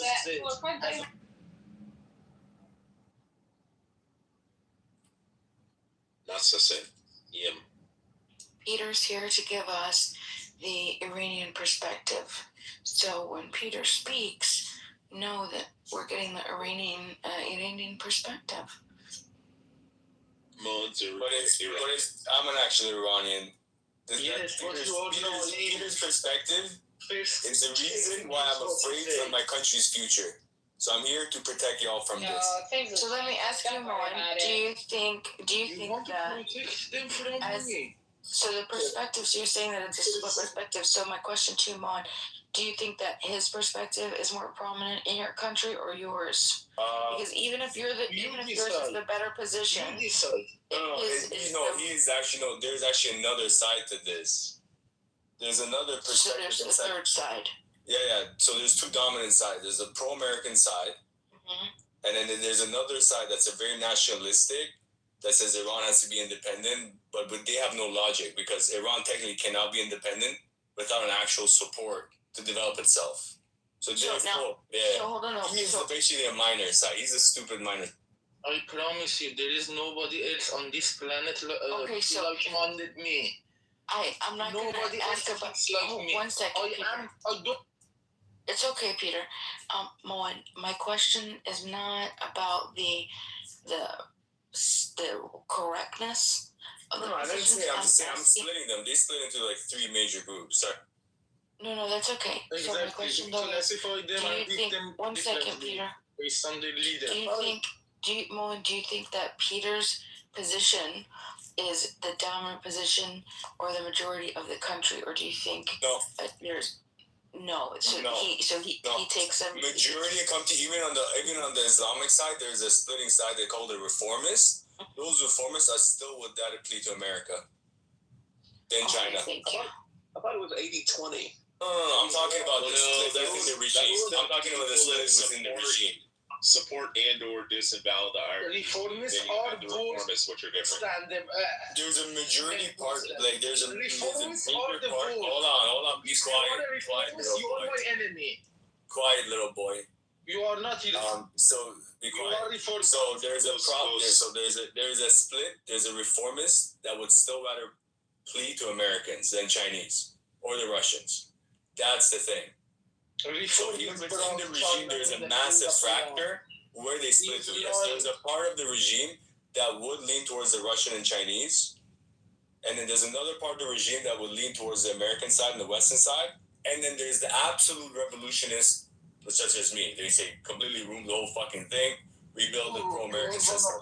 Absolute revolution is interesting. So let me ask you a question. Did Trump fuck up by doing this? No, I think he got too hesitant.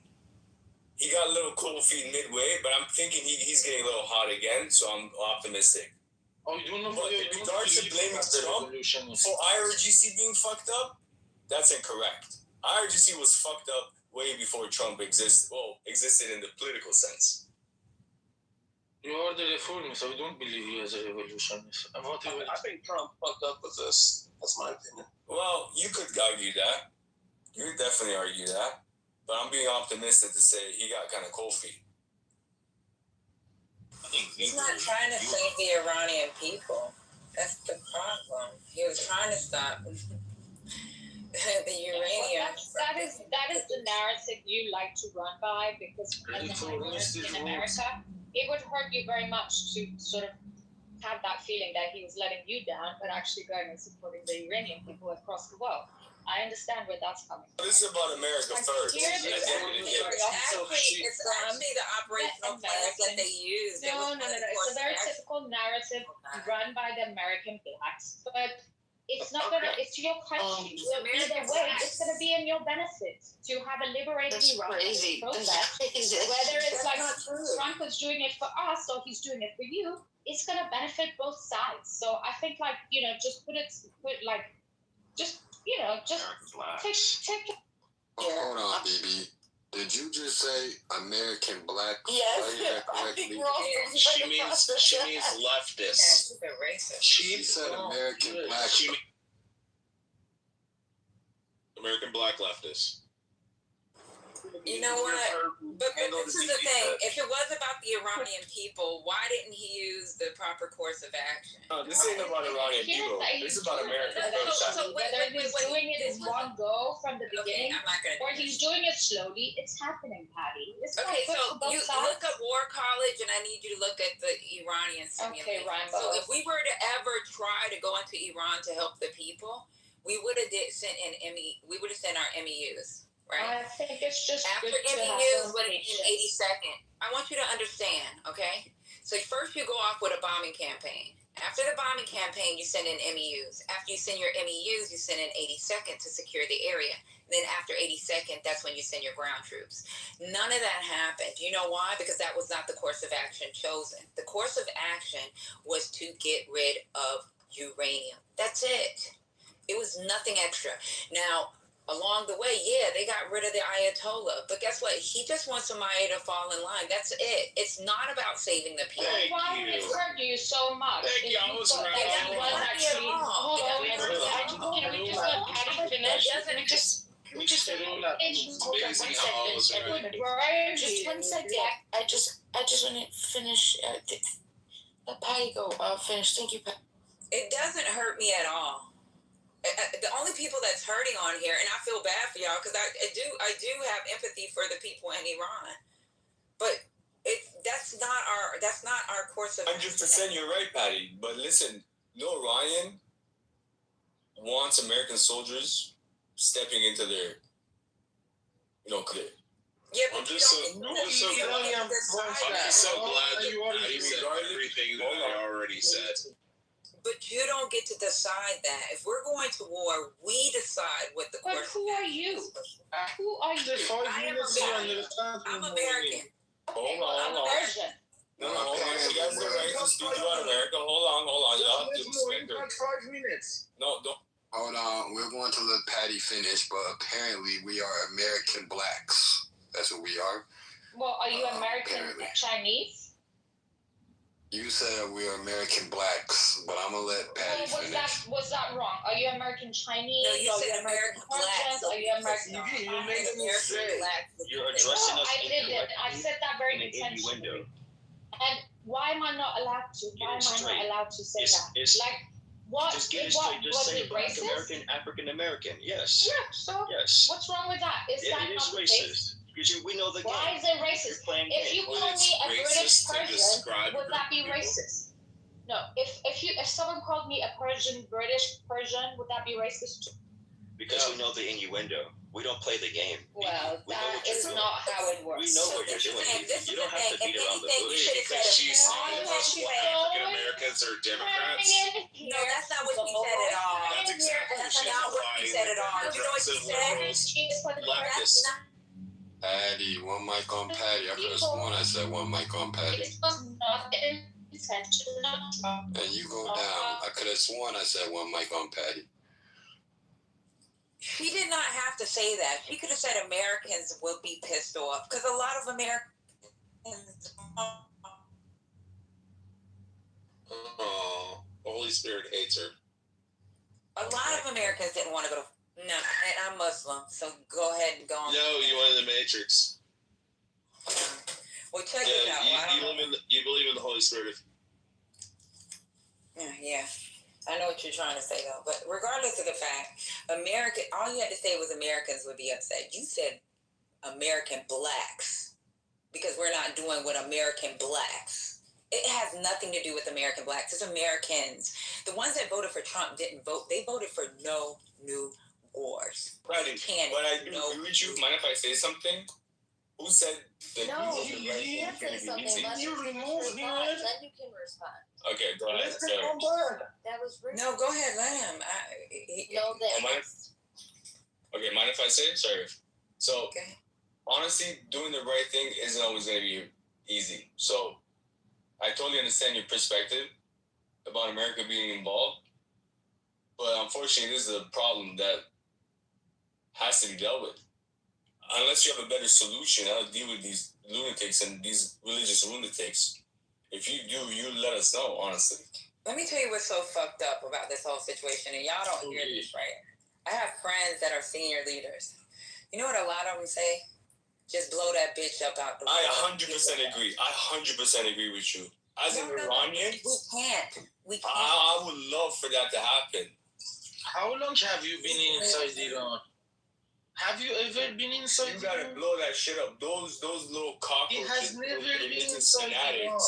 You can't do anything with them. Has never you gotta been blow. That's the Iran. only. So getting rid of their leader didn't work. Clear based on getting rid of their commanders didn't work. I said blow that bitch up, rebuild the whole thing from scratch. Patty, have you ever heard of people that are as genocidal against themselves as the fucking Iran? No, who said you're gonna bomb the city? See, that's the thing. They don't understand what the fuck they're asking. Blow that shit up. You said blow up the city. Hold on, for American bombing. He's just gonna narrate. Don't realize the mass destruction. You want to bomb your own people, though? No, they don't bomb the cities. The military bases that we're talking about, the granite. So look, they're granite mountains that they build rocket complexes under them. They're features of fucking scientific magnificence. Bro, okay, you guys have no the only thing that you start working on those. Mr. Florida, mind if I finish? We're gonna go. Mr. Florida, mind if I finish before you interrupt me rudely? Mr. Florida. So I hope you understand that those rocket cities under the granite mountains, I don't know if you understand how hard granite is. Those rockets are not penetrating them. And they're gonna constantly build facilities under those granite mountains because you cannot get rid of them. And once they could already do dirty bombs. I don't know if you know, Mr. Florida, what a dirty bomb is. But they already have 450 basically just like a regular boxes bomb, right? of those little uranium ready to go. Okay? I don't think you understand how jihadi these people are. I don't think you understand that for them, dying is a glory reward.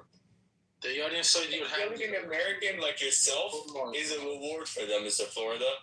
Do you understand? So if you end up in Iran, Mr. Florida, your head is a prized position. So I'm trying to protect you from those type of people who are chanting death to that suit that you're wearing. He is Okay, completely false. I'm done. He has never been inside Iran. I promise you. If you see the background without knowledge, I promise you, he has never experienced any education system or maturity inside Iran. So I have a question then. If you want us... همون خاصی من فارسی حرف میزنم so you can understand that I speak Farsi. همون خاصی It is irrelevant to life experience inside Iran. Let her speak, goddammit. So if you want... Whoever said that they want us to just blow that shit up. Specifically what? No, we gotta talk about specific. Beg your pardon. We have to talk about specifically what? Blowing what? So the joke is, and it's a joke, and it's a dirty, terrible joke. But they'll be like, a lot of leaders be like, the only way we gonna win this war is we blow that bitch up. No, come on, don't be ridiculous. Nobody's gonna say drop a nuclear bomb right in the middle of Tehran. They always say it. No, come on, Patty, don't be ridiculous. I have a major right there. That's insane. But that's what we say. No American politician ever said we're going to drop a nuclear bomb right in the middle of That is a setup, Patty. Do not say anything else. I don't know who the hell this mom bitch is. Genocidal Iranian, apparently. Well, that's how it is. I'm just talking about war fighters, or that's what they... And we should ask you how it is, huh? Interesting. I'll just preface by saying this is all for entertainment purposes only. This is not financial advice. It's not for research purposes. I'm sorry, that was kind of funny. Did anybody see the ad that, I guess it was Tehran, of Trump lying in a coffin painted on the side of a building? Exactly. Those regime members does that, and they are less than 5% of the people. I promise you, on my life, they are less than 5%. That what they are. Okay, go back to Iran. We'll see if you're right. Okay. I would go. No problem. Okay, first, go. I would explode all of them. Then I would go. Okay, go. Test it out. Okay, Mr. Florida, where that suit they go to Iran? Let's see what happens. I am telling you about my experienced life inside Iran. They know that better than me. Okay, you don't need to approve or reject me. The Americans have their independent assessors for the data. They are less than 5%. They are fully armed, and they cannot do shit. For example, all the information of me and a lot of like-minded are saved inside their system. But they don't have people to go after me. We should let them remain in this position. They should not find people to use those data that is saved inside the governmental computers. We should not let them have peace in Tehran ever again. Tehran with peace has ended for them. Stop yelling at us. Tehran with peace Stop yelling at us. ended Go do it. Ajkola. Okay, your problem, your country. Go do is it. finished. Okay, go do it. Okay, no problem. Okay, see you then. Bye. Go get it. Go get it. Bye. Go to Iran and do your mission. I was waiting for your advice. Go, okay. Go do your mission. Stop telling us. I was waiting for your advice. On this stage. Yeah, I have a question. So Peter, I'm not on any side of this equation. I'm just saying the reality. He's in nothing like that. Another guy in this room came in. Listen. Like another guy in this room came in.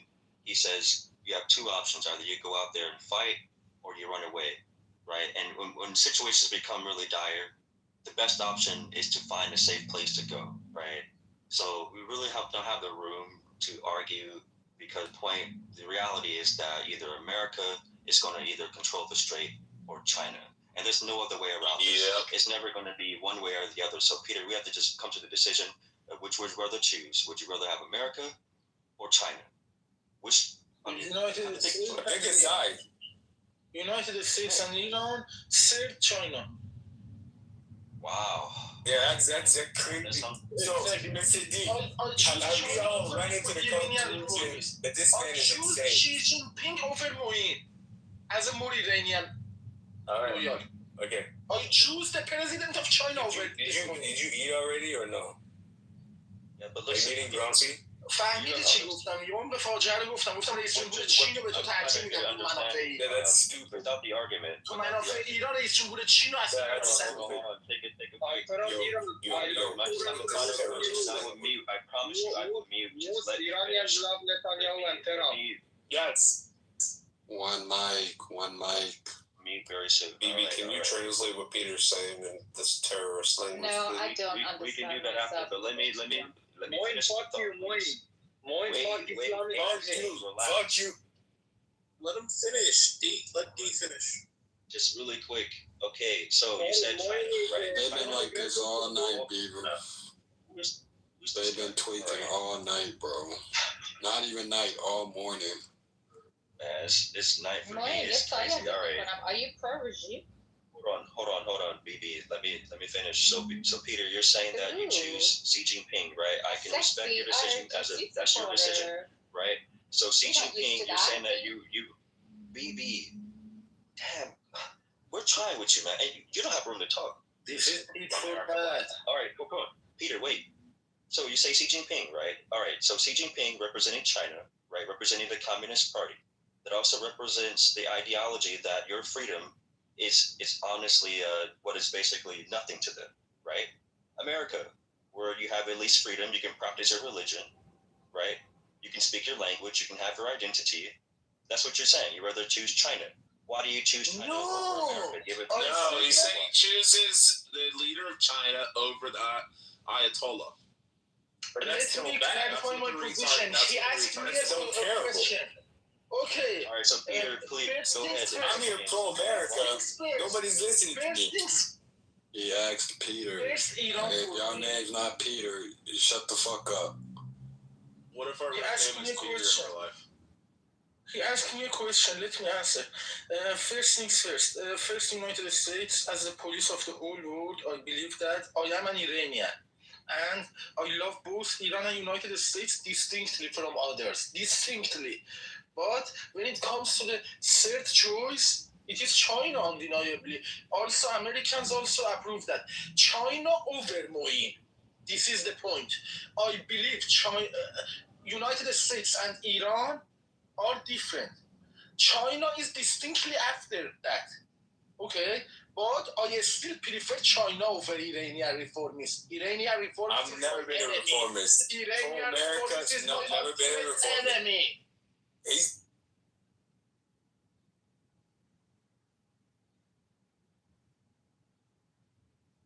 All right, Peter, you're saying that you rather choose China because you rather not see a regime change in Iran. Is that what you're saying? I'm trying to. No, I want to see the regime change. These reformists is the barrier in front. They live in the West. They show you their lifestyle, but when they go to Iran, they cannot do shit like they do here. But they defend the mullah. They know the whole situation. They know. So, D, you were asking him a binary, USA or China, and he keeps saying China over. USA over China. USA over China. Understand? Okay. Which side? Yeah. I speak your language. I come to your stage. I don't recognize China even. Okay. In comparison to you. Okay. So that's what the argument is all about. The war with the Strait of Hormuz is not about trying to attack Iranians or create a genocide. That's not what the purpose of the war is about. The war is really to deter China from becoming a bigger threat to the world because we believe in our freedoms, our liberty, religion, race, creed, art, creativity, right? That's our ideology. That's what makes us human, right? So if China gets in control of the Strait, which they actively have been doing for years, trying to get this control of the Strait, and other administrations have not been intervening. That is the reason why we are in the war in the first place, is to stop China from the spread of communism and a global power where everyone is underneath the Han Chinese and we're in a slave state. Simple as that. And what evidence So do we have for I that? understand your feelings, Peter, and I understand. My problem is mullah. China's been trying to get control of the Strait of I Hormuz. empathize with you because I can empathize with you because yes, true indeed, America is fucked up in many ways when it comes to the war. It's not fair. like every other country is not fair. I can't name one country in this planet who's right, just, and moral. Everyone's fucked up. If you give the power to Venezuela, they're gonna be fucked up too. Japan, they're gonna be fucked up too. Everybody's fucked up. But you gotta pick who's. At the current state, the way the world is looking right now, I'd rather choose America over China, man. I'm just gonna be honest with you. I know America's fucked up, but I'd rather be in the States, man. I like my freedom. When did China try to get hold of the Strait of Hormuz? How did they get any started? For years. Hold on. It all started with BRICS, and they were. It all started when you lost your mother. No love for yourself, no respect for nothing. And with the blockade of the U.S. petrodollar, they wanted to replace the U.S. petrodollar with the yuan to trade it for oil in the Strait of Hormuz. At that point, if Iran trades yuan, then that means the United States dollar is going to collapse, and then they really want to make a world where the United States would have to buy yuan in order to get oil. Simple as that. Yeah, that's they've not correct. About this strategic influence linked towards the United States, undoubtedly. Since I called you the police of the world, you deserve to police. Okay, what facts, data, or statistics do you have to prove that I am not correct? Yeah, you are not correct. They roll the full shit cake. Kick Ali down. I think he's had enough stage time in this thing. The thing here is the reason. If United States worry about Iran not doing business in dollars and only doing in yuan and the other currencies, they wouldn't have sanctioned Iran for 45 years. Do you get it? Like when you sanction a country, it's very obvious that they're not going to do business in dollars, right? So you cannot sanction a country and be worried about the petrodollar not being in circulation in that country. So there's a paradox here. Do you get it? Ali, the paradox is that the United States and Iran. And I'm responding to you. The paradox is that you believe that everything has to be fair and that the United States is supposed to be best friends with Iran. This is a dog-eat-dog world, right? This is a dog-eat-dog world, right? Ideologically and spiritually, we are two different people, two different countries. We represent two different things. We are not friends. We can work together on paper, but we're not friends, right? So when it comes to the tariffs, those tariffs are rightfully deserved, rightfully so. If it was the other way around and Iran was on top, they would have no problem with tariffing America. We know the game. I don't expect any friendship and shit, okay? I'm just telling you that if United States so worry about petrodollar not being in circulation in Iran, so they wouldn't have sanctioned the country. Like, I just give you the hint to go and study, you know? That's it. Really nice. You've been doing this for months. You gave Federal Reserve the hint. You read out the script. It's very cute, but it's time to move on. Very smart of you. It's time for your mentorship over Federal Reserve. Federal Reserve, Florida. Why do you think that D is not correct? Florida also gave your own. You can beat them. So what you're saying, Ali, is that the United States is worried about Iran, so we make a tariff upon Iran to protect the petrodollar. So what you're saying, and that's why I'm wrong. Holy shit. So you're saying that what I said about China getting control and China spreading, that's incorrect because America is more trying to protect the petrodollar by making tariffs on Iran. So that's what you're saying. I'm trying to make an understanding here. Has the Strait of Hormuz been open or not open for like mostly free enterprise over the course of the last 10 years already? The Strait of Hormuz was never open. It was never free. Oh, it was never open? No, it was always controlled by IRGC that chanted death to America. Listen to me. When I say open, listen. Technically, on that standpoint, yes. But what I mean by open is that open as in free-flowing traffic with no problem at all. Anyone can go in and get as much oil as they want. It's not open in that sense. There's always going to be a restriction. There's always going to be a fee. Mind if I say something? Be something. Was there a fee? What was the fee before the war kicked up? Google it up. Google it up. Iran's getting paid somehow. Iran is getting paid. Iran is getting profit. Google it. I'm not ChatGPT. No.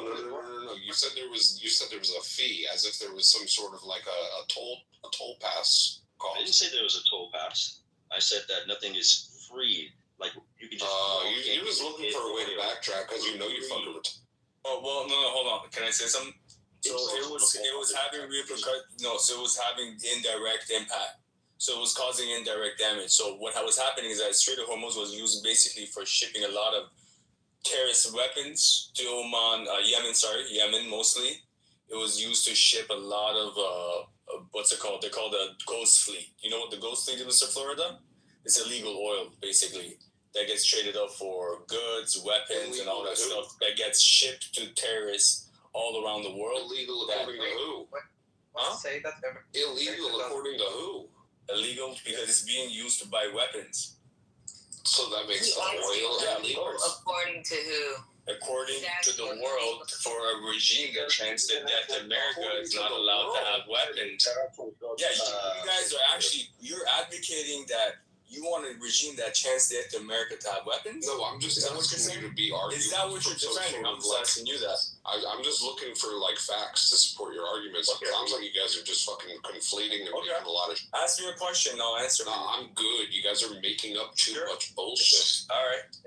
If you want to, I don't have a way to start. If you want to talk about the proxy. Hold on. I want to get something right.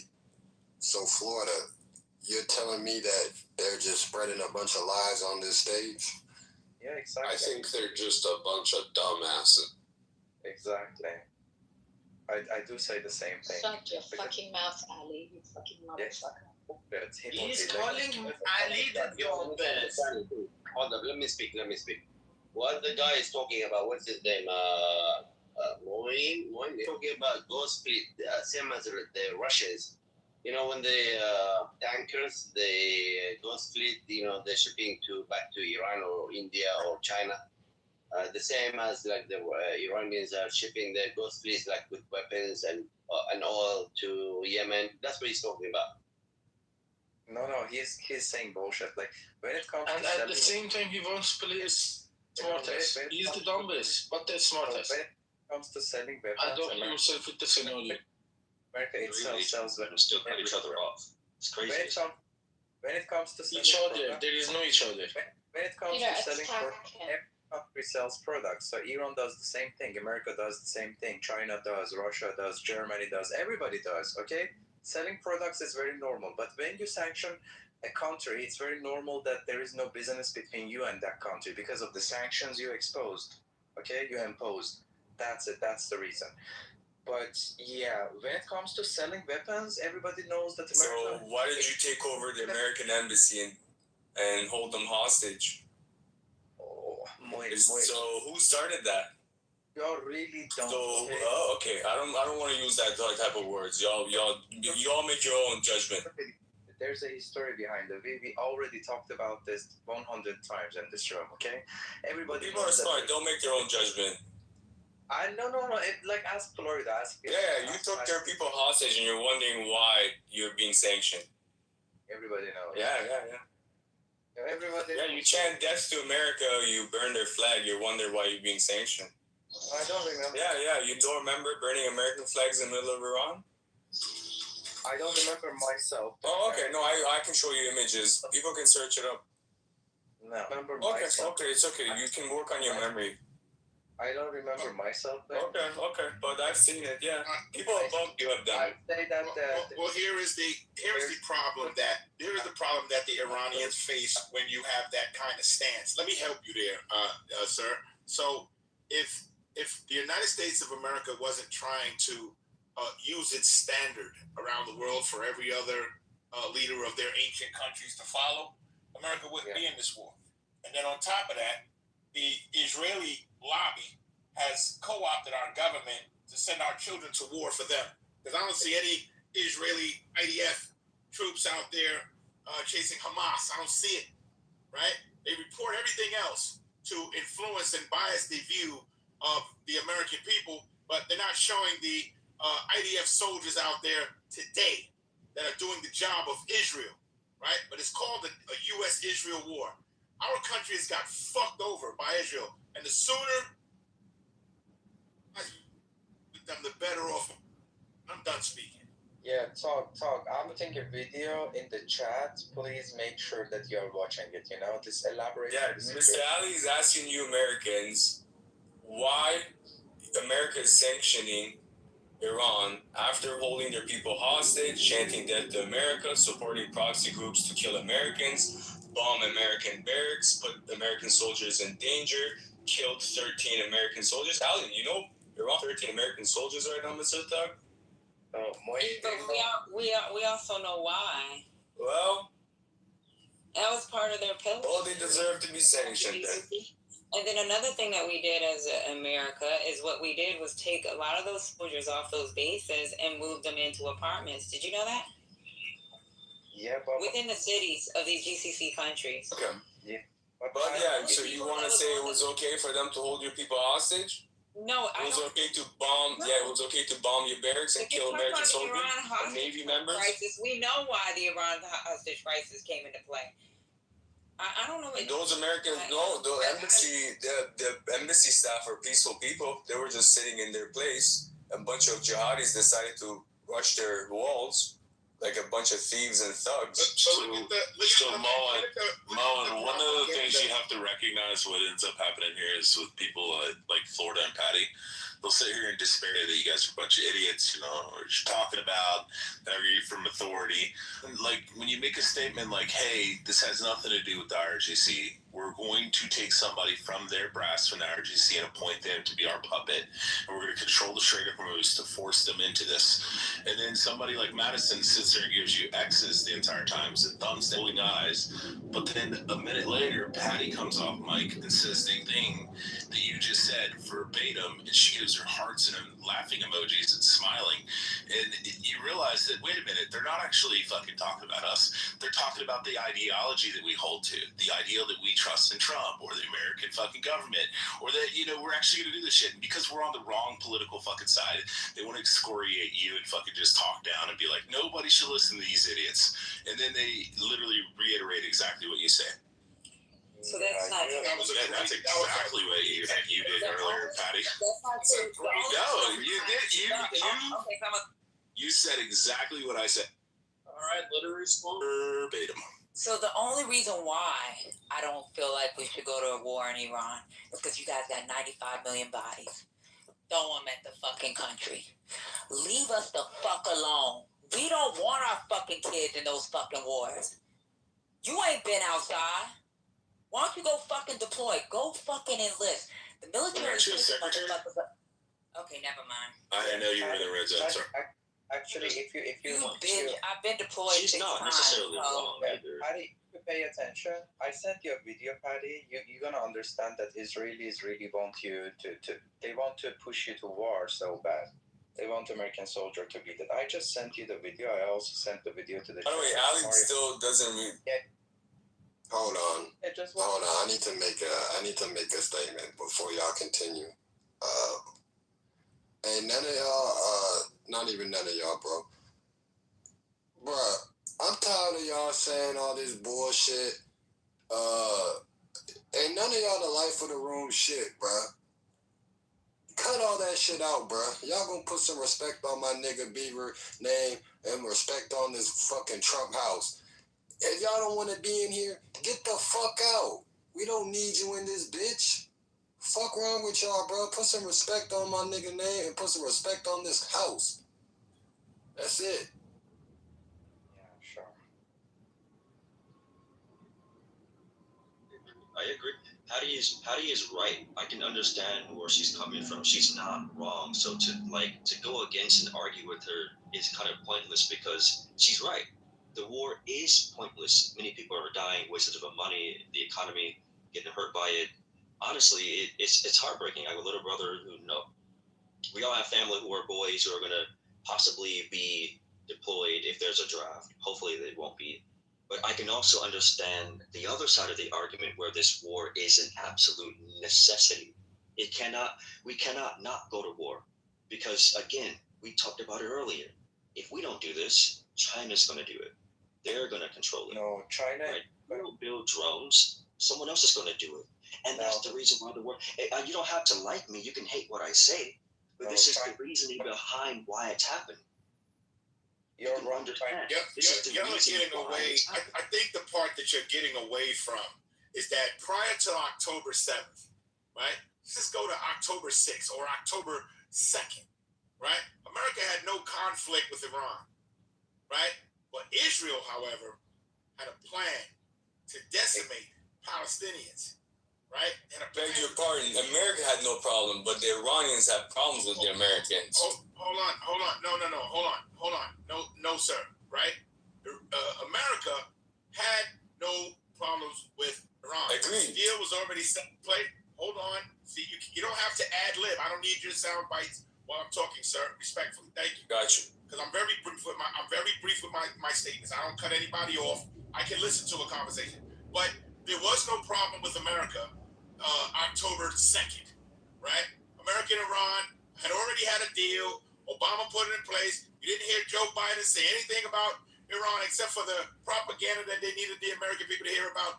Oh, we can't let them get a nuclear weapon, right? All of this was the fodder, right? That's leading up to Israel and America war. Don't forget that. It's not just America. It's U.S. and Israel. How did it become U.S. and Israel? Doesn't Israel have a military? Why can't they fight their own battles? Why are they using the American military might to fight their wars? America didn't fight any war for any country unless they benefited. America gets no benefits out of this. This is how our government is co-opted, right? The decisions that are being made in this country are not by our government. It is by Israel and the Israeli lobby. That's what's happening. Y'all can skip around this and dance around this shit. I'm not going to go for it, right? I'm not going to go for the propaganda from these weak-ass media stations that a lot of people are getting their information from that try to paint the picture as if Israel is safe. And I'm going to land with this. You ask any Israeli, are there bad Israeli? Are there bad Jews? I swear to God to you, they'll either kick you out of the room, bounce you down, and they'll never say that there are bad Jews. I'm done. Yeah, they only suck your money, suck your tax money. So, and China is not going to do any war because it's what they do for thousands of years. Okay, they're gonna stay in their country and invest on the middle class and invest on technology. That's it. You have to do the same thing. Have a good day. I like to respond. China doesn't need to go to war with anybody for no reason. What are you guys talking about? I like to respond to America's the only country that profits off of war. We're the only ones. We're the only country that needs a war for us to sustain either power or position. We're the only country that has to do that. China ain't running around the world doing shit. Russia's not running around the world. Russia's not running around the world, not causing the Philippines in Ukraine. Ukraine, yeah. Hold on, let me. Ukraine is Russia. Hold on. See, you don't know history. All of those countries, Crimea, Ukraine. They don't sell munitions to Russia. Excuse me, sir. The Soviet. If you don't know what the USSR is, you should be quiet. All right, so hold on. Let me answer the question. One second, guys. Yeah, just one question, and then you go ahead. Did you hear about the Chinese? Amada, I'll let you go after me, Amada. I just have a question for Thug, because Thug brought up a good point, Israel. I like that debate. It's really necessary because, number one, I'm starting to see a lot of Americans switching flag to Israel because now it's popular. And when Donald Trump leaves office and Israel is no longer relevant, Israel is going to not be talked about. I can agree to that. Now, on the topic when it comes to China, yes, China is involved with a lot of corruption. Look at what's happening in Africa. And you're black, Thug. I want you to understand that Chinese people do not like black people. They really hate them. They have China dolls. Listen. Black people little black monkeys. Listen, you said that you can listen to someone speak, but you're not doing so. Be the man that you say that you are. A monkey? All right. No, I said the Chinese call black people little black monkeys. They actually have a word in Mandarin for it. Kitty, chill, relax. Yeah. Right. So do your research on China. Right. They don't like nobody. I'm not saying just black people. They don't like anyone who's not Han Chinese. Look up what's happening in China on Weibo. You see Chinese people playing around dolls of babies, beating them on the ground, doing horrible stuff to it. They call it the Natasha doll. Right. Again, China kicking out Africans in the streets, blaming them for COVID-19. Sit in the streets. Do you think they love black people? No. China killing Uyghurs in the camps. Can you justify that? No. China kicking out little girls, killing babies, and the one-child policy. Can you justify that? No. So we can't play that game and act as if China's a saint all because you listen to the YouTube videos that continue to talk about the bad things America do only. Every country is not shit. America ain't shit. China ain't shit. We gotta pick and choose which is the least not shit country to choose. And I choose America. Why? Because they guarantee freedom. But listen. Nobody. At least we got freedom. At least we can have a religion. I can go to church. I can protest the government. I can disagree. Right? In China, you can't do that shit. You ask them, if you go to China right now, there are Taiwanese people in China who are being captured, put in cages, man. You can disagree with the government one time, your ass is getting chopped. I don't want to hear that shit. Okay, but nobody is sitting up here. No, it's not just. No, bro, you gotta give me a chance to speak too, right? And then I will land, and then you can speak. China also, they are actually a country that is like, they're against Christians. They're burning the Christian churches, and there's no religion other than the Buddha and atheists in China. That's one thing. Other thing also, there is have you ever heard of the China debt trap? Like, trap in whatchamacallit, the country, Tanzania, yeah, and Kenya too, same thing. What they do, they build a port for you, and if you can't pay it back, they take over for 50 years. That's what China is doing. Okay, we know that, right? So you're not saying anything that's not known, right? What we know about China, right? America does it. I don't know Russia to do that, but these countries are taking the European model and they're spreading it in their region, right? The region of the world where America has benefited for over 80 years, right? That's what they're doing. They're finally telling America, saying, listen, man, y'all been running around over here fucking up this money over here, and we should be getting it. This is what the war is about, right? Not the war in Iran. This is what the war, this economic war, these tariffs and all this other shit. America has to sustain its position. And if America doesn't do these things, America will not survive. Neither will we, right? We live off of the exploitation of other countries. That's how we get to do all this shit that we do over here. Had it not been for America and its tyranny, we would not survive here. We would not survive here. And these countries understand that now. That's why the first war began with this economic war. Russia annexing Crimea, Russia invading Ukraine. These are all the proxy countries to America that are too close to its borders. Russia took them back. Period.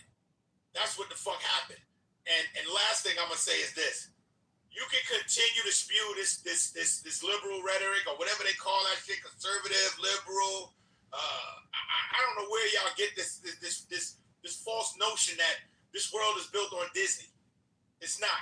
There are countries that exist that are ancient, that know how America developed, that know how America got its power.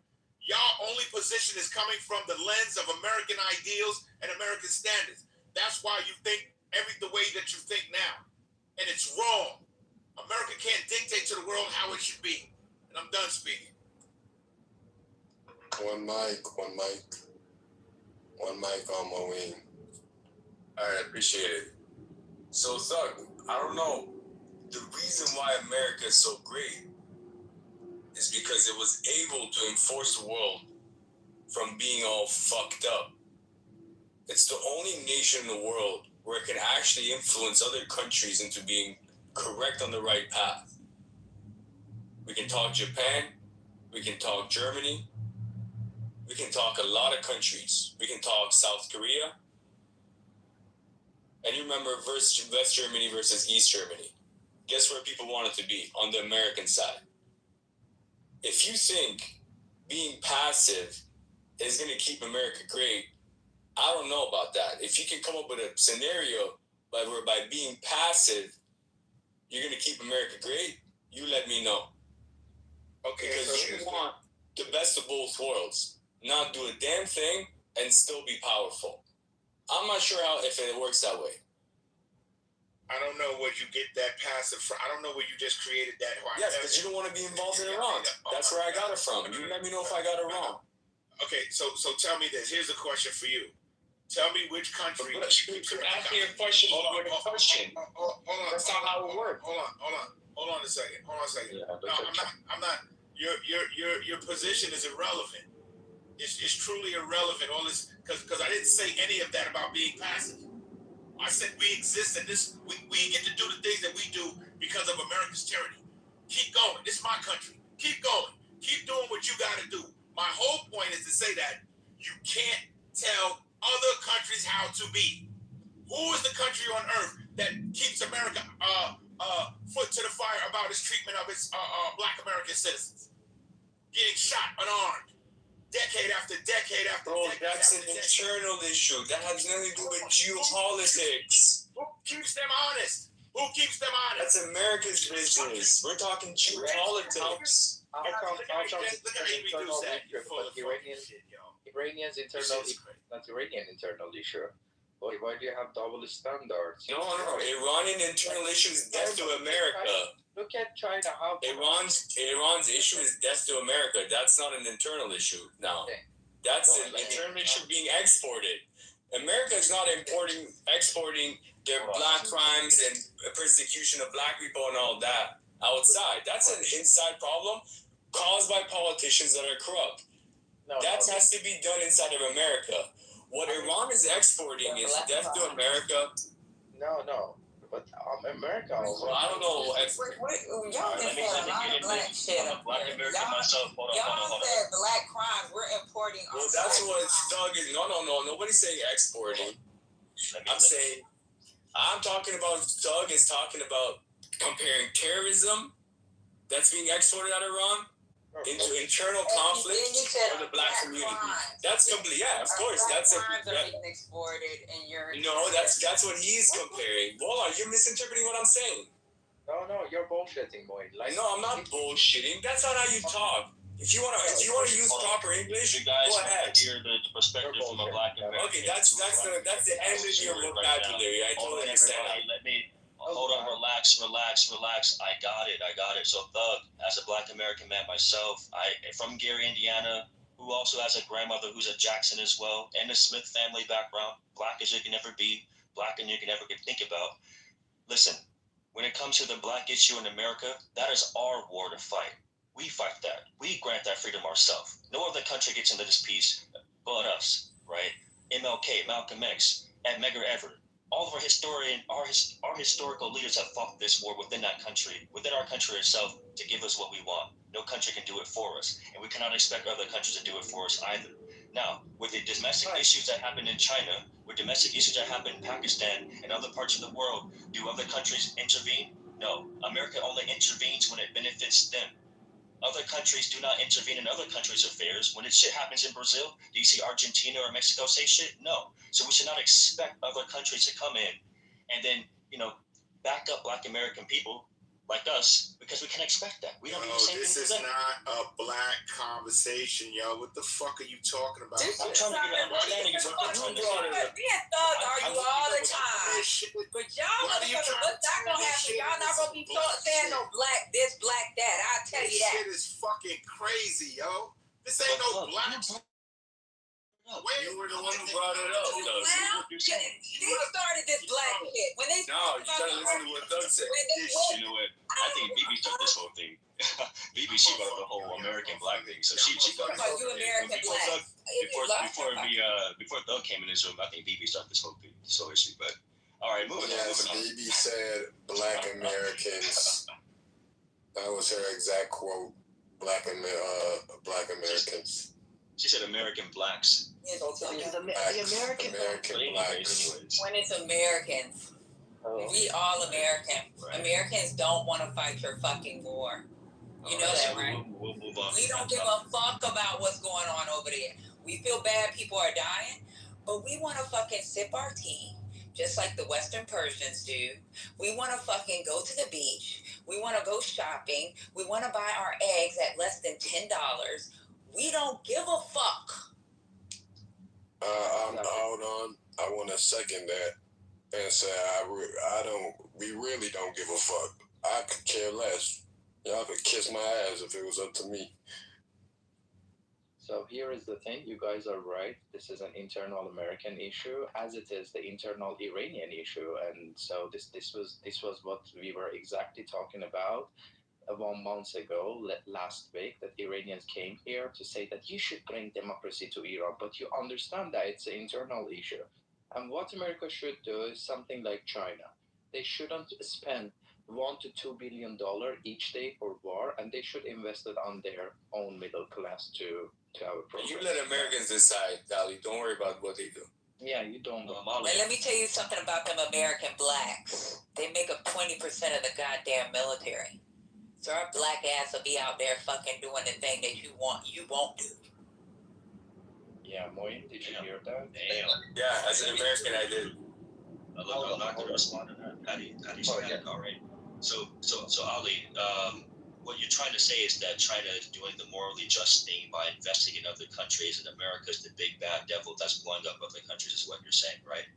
No, I say that China is focused on its own population. They invest on their own middle class instead of waging wars, and they benefit out of it. Instead, your government goes and wastes money for wars that only reduces American reputation, that people are not interested anymore to do business with you guys. That's it.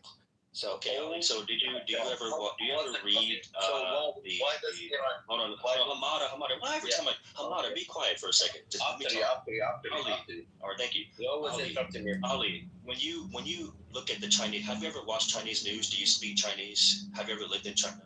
No, I never lived in China. No, okay, so that makes a lot of sense of what you're saying. So, what about to the table? Listen. As someone who has lived and speak Chinese, I can tell you factually that your image of China is what you see from CCP propaganda that you watch on CGTN. The reality on the ground in Beijing is that they are investing Chinese soldiers going into Russia, fighting Ukraine, right? Chinese soldiers negotiated with North Korea to bring in soldiers to fight Ukraine. Chinese investors going into Africa, making shady, nasty deals with corrupt African leaders, taking their rights, land, resources, racism all throughout Africa from Chinese CEOs who are actually whipping African people in their freaking companies. And you're saying that China only focuses domestically? You sound like a CCP propagandist. 100% is pro-Iranian regime too. Yeah, you sound like the person that watches CCTV news every day and have this glossy image that Chinese people, or I don't, maybe it could be an Asian thing. Maybe you think that Asian people are just somehow just morally great. Everyone's drinking tea, studying and writing kanji. That's your image. In reality, listen. The reality of China is that they are just as much of a dog, ready to fight, ready to do anything necessary as America. The only reason why China does not drop bombs is because they can't. They can't. No, because they don't have to. They don't have to. No. They don't have to. China's position. Hold on. Let me finish, and then you can speak. How about China, Iran actually? Why are they interfering into Lebanon, Iraq? Are you telling me you're all that peaceful people, you're all bubbly and happy and come on, man. Timothy, can I get in? No, I'm not talking about bubbling and happy and stuff. When America enters rage wars in the region, you're gonna expect some destabilization in the region. That's it. America starts all these wars in the Middle East, and these are the consequences. So every country, just tries to defend itself, and just try to have a bird eye view and look at the matter. Look at the last 200 years. Name me number of wars Chinese people have waged. And they Ali, let me respond to Ali, and I will set my mic. And then I'll let Kitty go next. So I'll respond to Ali, then I'll let Kitty go next. Hold on. All right, so Ali asked. Hold on. No, that don't read. You can go after Kitty. Oh, cool. Thank you. I appreciate it. So, yeah, to build on what Dee's talking about, the African Union headquarters in Addis Ababa in Ethiopia. China funded and built that one. In 2018, an investigation reported data transfers to servers in Shanghai at night. Also, they published that there was microphones in the building. China denied it. The AU tried to publicly downplay it. But yeah, so they went into Ethiopia and they were like, hey, let's build this big giant building and we're going to do something really nice for you. And then 2018, they had a janitor that came in the middle of the night and he found the servers were on. And he's like, why are the servers on? So then he reported it and they found out that they were kicking on the servers and downloading all the information from the bugs all over the entire building in like desks, chairs, walls, all this kind of shit, where they were secretly monitoring the entire facility and then uploading all the information to Shanghai and then eventually getting it to Beijing. But yeah, so I mean, and then they had to come in and I think it was a company from Finland or Sweden had to come in and like replace all the servers and they had to debug the entire facility. So yeah, I mean, yeah, the Belt and Roads Initiative and all this kind of shit. I mean, if we don't stop China right now, we're all going to be speaking fucking Mandarin. We're all going to be subjugated under them. They're all going to have, social credit scores. And every time you jaywalk, they're going to drive down your social credit score like a credit score. And then every time that you criticize somebody like Xi Jinping or the new leader who comes after him, they'll take you and they'll put you in fucking jail. And then they'll bring you out back like they do with their own citizens, and they'll shoot you in the back of the head while they line all of you up. So good luck. Good luck. Again, that's a great fear-mongering tactic. That's a great fear-mongering. This is why we destabilized Hong Kong when President Liam tried to put forth an extradition bill in Hong Kong over the man and woman who were engaged and went to Taipei, Taiwan. He shoved her off a fucking ledge. Then he comes back and everybody's like, where's your fiance? How's the baby? And he's like, oh, she stayed in Taiwan. And then they go and find her dead body. And then they say, well, we need to prosecute him. They say, well, we can't do that because he killed her in Taiwan. Then they say, we'll get an extradition bill. And then the guy who ran an anti-communist bookstore for 35 years in Kowloon ended up disappearing, and 2 weeks later shows up in Beijing reading in Mandarin, saying how he hopes and wishes and prays that Hong Kong and Kowloon and Chinyi and Olympia Park and all these areas will return back to the rightful country of mainland China and the Chinese Communist Party. A guy who ran an anti-communist bookstore for 35 years in Kowloon, which I personally knew, fucking disappeared and then ended up in Beijing 2 weeks later. It's fucking crazy. This is why we destabilized Hong Kong and caused all the riots at 25% of the population of 8 million to go out and riot and protest and fucking burn the place down. And China eventually just fucking forced their way in with fucking police and they took over. Yeah. And that's what's going to happen. They're going to take the South and China Sea, the Philippines. I yielded to several people. Hold on. Timothy, you have to listen to the mod. The mod said Kitty, then me, and then Doug. That is true. Right? Yeah. So let's see. Ali asked me a question. Ali says, when has China ever waged a war in the last 200 years? I will answer that. The wars that China wages. Name the countries. Is you said name the countries? Yeah, name the There's countries. several countries. You can chat GPT, but I will name you a couple of wars that did happen.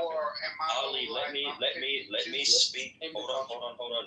Let me speak. Listen, Ali, because you asked a legitimate question, because I would respect your argument more if you can disagree with America without glazing China. Okay, but you can't do that. You cannot do that. So I have to talk to you like this because you're the kind of person that cannot admit anything wrong with China because you disagree with America. So I'm trying to question your side. So let me speak. Wait. So the war that China wages against people, I've already named it once. Yeah. Again, the war against Ali. Dude, wait. What? Dude. Okay. You got to tell them what countries China waged war against. That's what we're waiting for. They haven't waged the war. All right, this what I'm gonna do. Y'all ain't say shit for the last 30 seconds, so now I'm about to pass the mic to Doug. D, you can go grab the mic after Doug. Appreciate you. Thanks. So, listen, I don't think anybody denies the role that China plays in the world with its conduct, right? They didn't go into African countries with military troops on the ground, kick their leaders' ass, take over their resources, and tell them to start speaking Mandarin.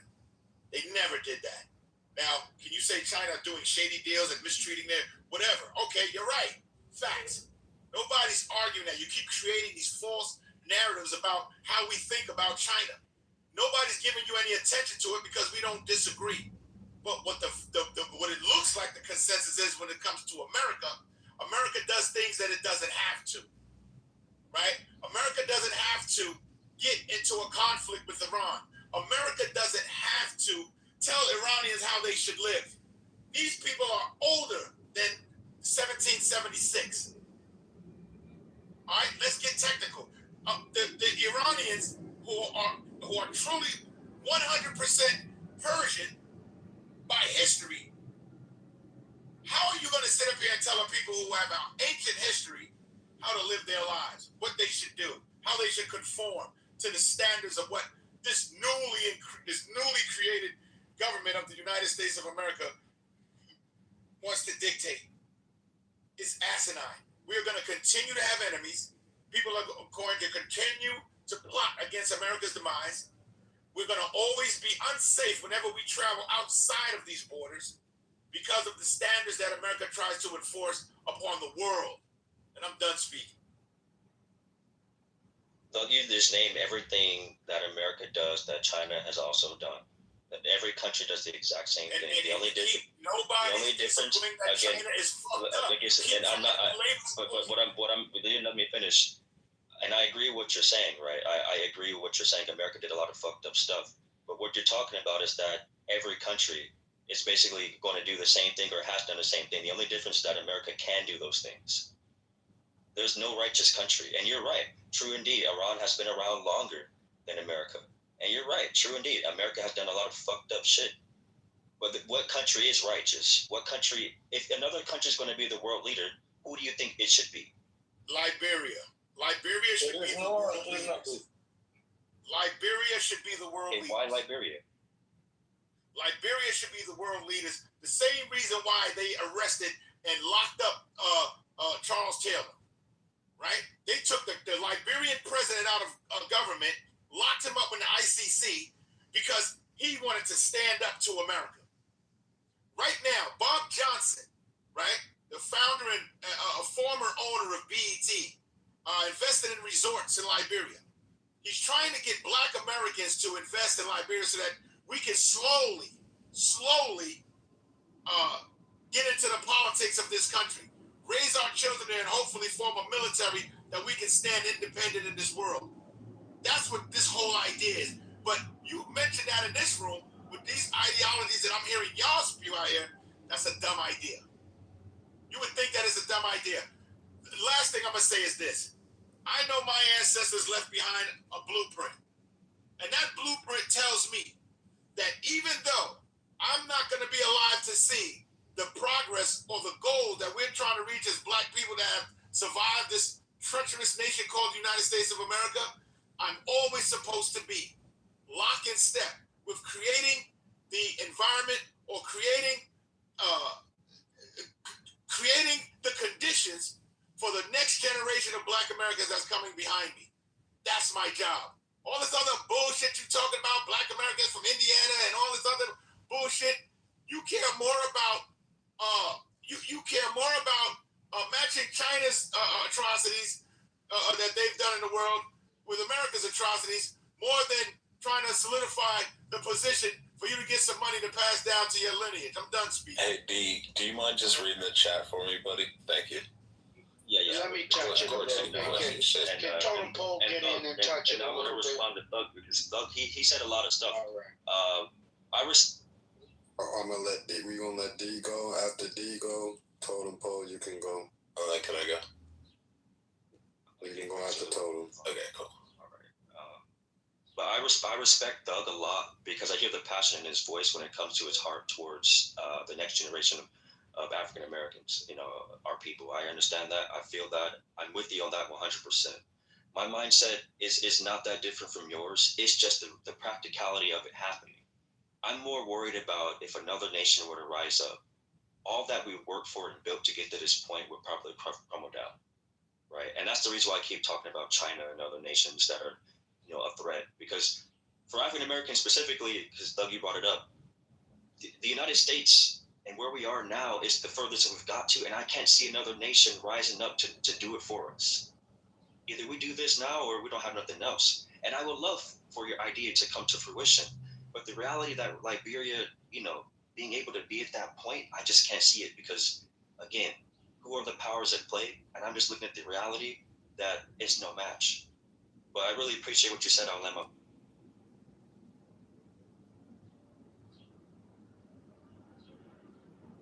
All right. Let me get in on this. It's good to hear your voices this morning.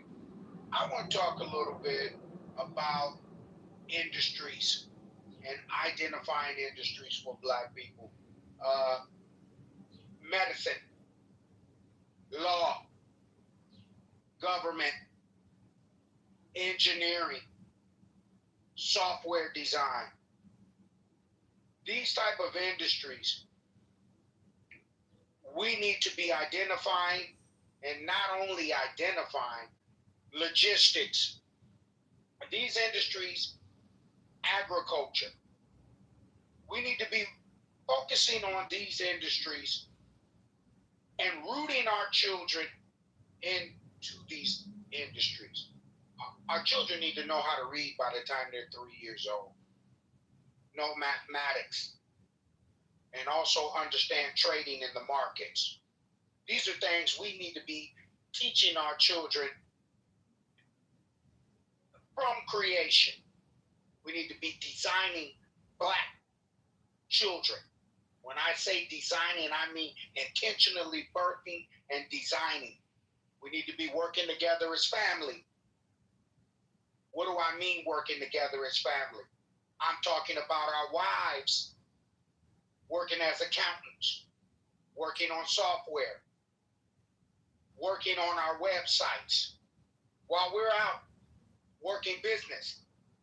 What do I mean business? We're not looking for jobs from Anglo-Saxon white people. This is our land. We're indigenous Negro. How the hell did this happen? Brother, what the hell are you talking about? Yo, this shit is fucking crazy, yo. That was wild, bro. I like the land. Bro, I like the land. can I get a him at the I like the land. Hold on. I like the I land. want to give him a I chance like the land. to I clear like up the what land. he was saying. But Our brother, women- please speak to Our the women. topic at hand, gang. Hold on. He said Liberia. I have to go against that. Our women we need to 10x our population. We're 47 million. We need to be 10 times that amount. 470 million Black people in this country. This is our country. Birthright citizenship. It's our country. It's our land. America's where it's at in the last 250 years because of not because of the Anglo-Saxon, but because the indigenous Negro, who was here far before the Anglo-Saxon ever came to this soil. This is our land. Not only is it our land, it's our country. And we need to 10x our population, and I'll stick my totem pole right there. We got the Black Grand Cardone on the stand here. All right, Timothy, can I read what I was going to read here now? Go ahead, man. Okay, cool. I don't know what the fuck that was. I think this is what BB was talking about when she said Black people. So, okay, the CCP took power in 1940. Come on, man. You was good until you said that last part, brother. See, I gave you a chance to talk, and you throw shade on my peoples, man. Somebody pick the mic up. I mean, I'm not a rich defender, but can you blame him for being pissed about that last submit? I mean,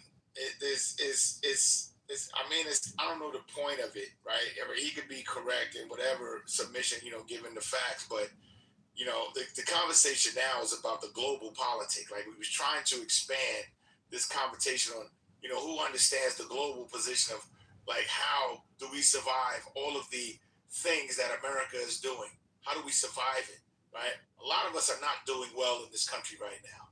A lot of us are not, right? I know I, for one, am doing well, but a lot of us are not doing well. So the influx of immigration, that's causing this transition of financial stability in this country. I look at it every day here in New York City, right? The plethora of Spanish-speaking people in what would be considered a middle class standard for them is growing, right? You're seeing less and less black people that used to be in those positions are now being replaced with the Hispanics or the Latino, whatever you want to call them, right? Or let's just say the foreigner, right? The immigrant. These positions are being replaced. In the next 20 years, guarantee your children will be looking for jobs from people who are not homegrown Americans. That's a fact. That's all over the United States. The people who will be employed will not be homegrown Americans. They will employ their own people. That's what's happening in this country. I'm done speaking. Genetically superior. 10x the black population. Start loving our women. Start producing children. We're genetically superior. 10x our population. Marry our women. Create industry. We don't need the Anglo-Saxon to control the country. 10x the black population. You are the superior. This conversation is very uncomfortable for us non-African Americans, you know? Yeah, let's move it. Hey, man, I'm not gonna cap, man. That brother came in here to push an agenda, man. I don't know what he's trying to push, but he's pushing the agenda right now, man. Why are you letting him? Just freedom of speech. Shalaikum shalom. Praise be Allah. What Doug said is absolutely right when it comes to the immigration replacement, the cheap labor trap that people are getting put in. The same thing's happening in Canada. The same thing's happening in Japan. These corporations would rather pay a fraction of the price for labor than actually pay the citizens worth the wage for living in their countries. And I can understand that. And I'm thinking at this point, with this next election, if it's going to be a Democratic elected official, we're going to go back to square one with Joe Biden's agenda of the great replacement, where we all will lose our, and it's, I don't want to sound like that, but we're going to lose our position to people who are willing to work for a fraction of a dime. And that's happening all throughout Canada, and people can't even afford food. They can't even get housing assistance. Food banks are all filled up with people who are already poor. The marginalization of rich and poor is so wide in Canada that if you cross the border from the northern states, one house in Canada for the size of 1/3 of America is $1 million, while the American house is $400,000. And that gap is absolutely insane. So hate me all you want, but this is a big problem. Yo, let me get in there, brother. Yo, Beaver, like I said, I've been going around Clubhouse for about a couple of years telling these people that this election was rigged. And you're like, where's the evidence? Where's the proof? Because these people are fucking stupid, bro. It's obvious that the election was rigged. If you have fucking eyes, you can see the election was fucking rigged. Y'all know I've been standing on this shit since 2020. So now that they need to prove, well, now it's provided, what the fuck now? It looks like I'm smarter than all these niggas on Clubhouse. Because these niggas fucking stupid ass sheep that they're stupid, bro. The fuck, I don't even know what to say. You guys are fucking stupid, bro. What proof? The CIA declassified files? Come on, download the White House app, bro. Download the White House app so you could get the fucking shit directly, bro. So like, come on, bro. This shit, so if you could see this shit, right? It says they have more votes than Barack Obama. Do you guys really believe this shit? People just really believe this shit, bro. Yeah, so now Donald Trump will serve a third term. He's gonna serve another term. This is why I said Donald Trump will still be president after 2028. That's my other claim. And when it happens, I'm gonna come back here and call you guys stupid again. Whoever doesn't agree with me. You know what I'm saying? Because I'm right about fucking everything, it seems like. You're an imbecile. So you're a goddamn imbecile. So I was gonna say how the conversation is over. They're calling I'm an imbecile when I've been saying. Wow, it's almost like Nicholas was trying to. Hold on, I'm trying to say something real quick. Can I go? Yo, So real quick on the Canada thing. I'm gonna let whoever want to respond to him, I'm gonna let him respond, and you can go right after Mother. Okay, so on the Canada thing, I think we're mixing, our own views with and ignoring reality, right? Canada has structural issues in the construction industry because of Canadian regulations, right, which limit housing in some of their largest cities like Vancouver and pushes up partially some of the prices, right? The second thing is Canada has been underbuilding for decades the amount of houses that they need. So part of the reason why Canada is so much more expensive to buy a house in compared to the United States, Texas, all these states that have cheaper housing, they build aggressively, and they also have a lot more land. And even from a structural perspective, you look at Canada, they have 3, maybe 4 major cities. Americans have options, which helps to keep prices down a little bit. So, and we talk about even like the interest rates in Canada, the fact that you guys have to recertify every 5 years or get a new one every 5 years. Americans don't have that structure. Our structure is fundamentally better when it comes to the housing market. So I think blaming, immigrants or whatever, I think is not a sound argument when you are completely ignoring the facts of what drives Canada's housing prices up. I just thought that was a ridiculous statement. Anyways, Yes, to respond to this fucking idiot right here, right? This is a problem with some of these black niggas and shit. They're fucking dumb, right? People really believe, not you, brother. You believe. No, he's not black. Yeah, who I'm talking to the Dominican. Who cares, bro? Same shit. This is a problem. No, I'm not black. I'm Dominican. I'm not talking about you. This is a problem, right? When Joe Biden ran, Joe Biden is said to have the most votes in American history for president. When I saw that, right, because I was paying attention to the 2020 election, so I'm like, yeah, Donald Trump really won. Donald Trump was leading, and then boom, I blinked my eye, and then the tally board just flipped, bro. I was like, what the fuck? And then I'm telling these people the elections are rigged, bro. Like, nobody was outside for Joe Biden. Everybody was outside for Trump. Why do you guys think Joe Biden was more popular than Obama? This guy's calling me an imbecile.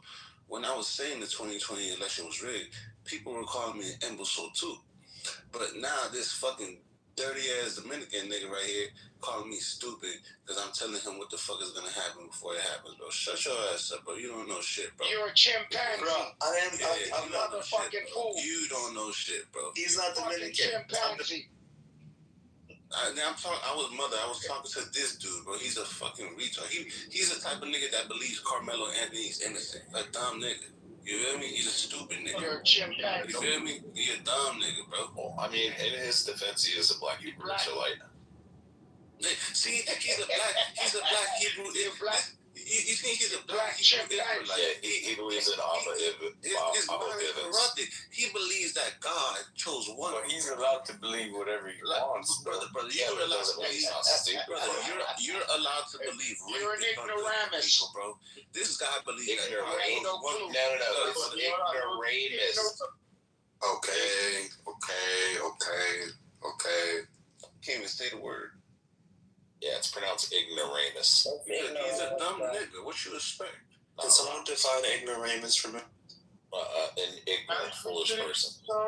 Can't we criticize on any other person's belief? They can believe, but you can also criticize. This is also alright. Yes, you can. Can you believe rapists are good for people? No, I mean, okay, then, bro. We can't just believe in it. Generally. We can't just believe in it.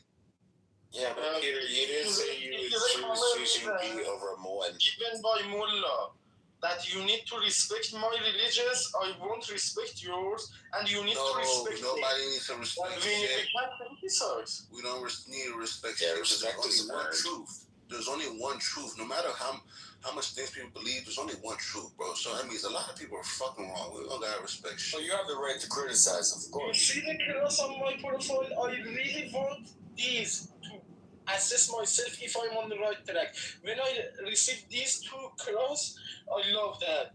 Cross mode. Okay, Spider-Man. What? What the hell? I don't know what Spider-Man trying to say, bro. Ain't nobody. Cross on my profile. I love that. Bro, let me finish. Nobody understands what he says, bro. Exactly. I am telling you, nobody understands. Yeah, Habib. Is that the? I mean, I understand. That's the. That's the Arabian pootie tang, I think. But That's the Indian BB. You open the mic. That's the Persian pootie. Is it wrong? Hey guys, I want to talk like you. Yeah, Peter has a white SIM card and he fights for the RGC every day. Yes, SIM card by Bundes. Yeah. Hey, Beaver, you there? You don't me by Bundespolizei. And Trump has all the receipts and niggas. Yeah, Beaver's there. What you calling his name for? I'm calling both of y'all niggas' name because is the title true or is y'all just, trying to my nigga gaslight people?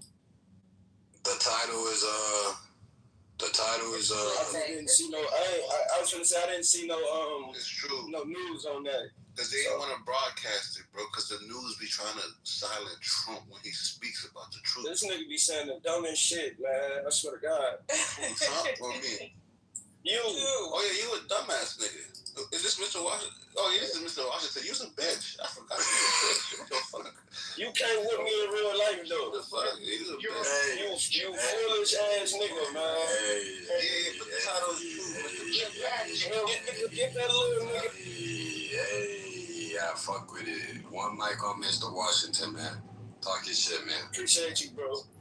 But yeah, man, I just was trying to figure out if the title was true, because that would have been an interesting.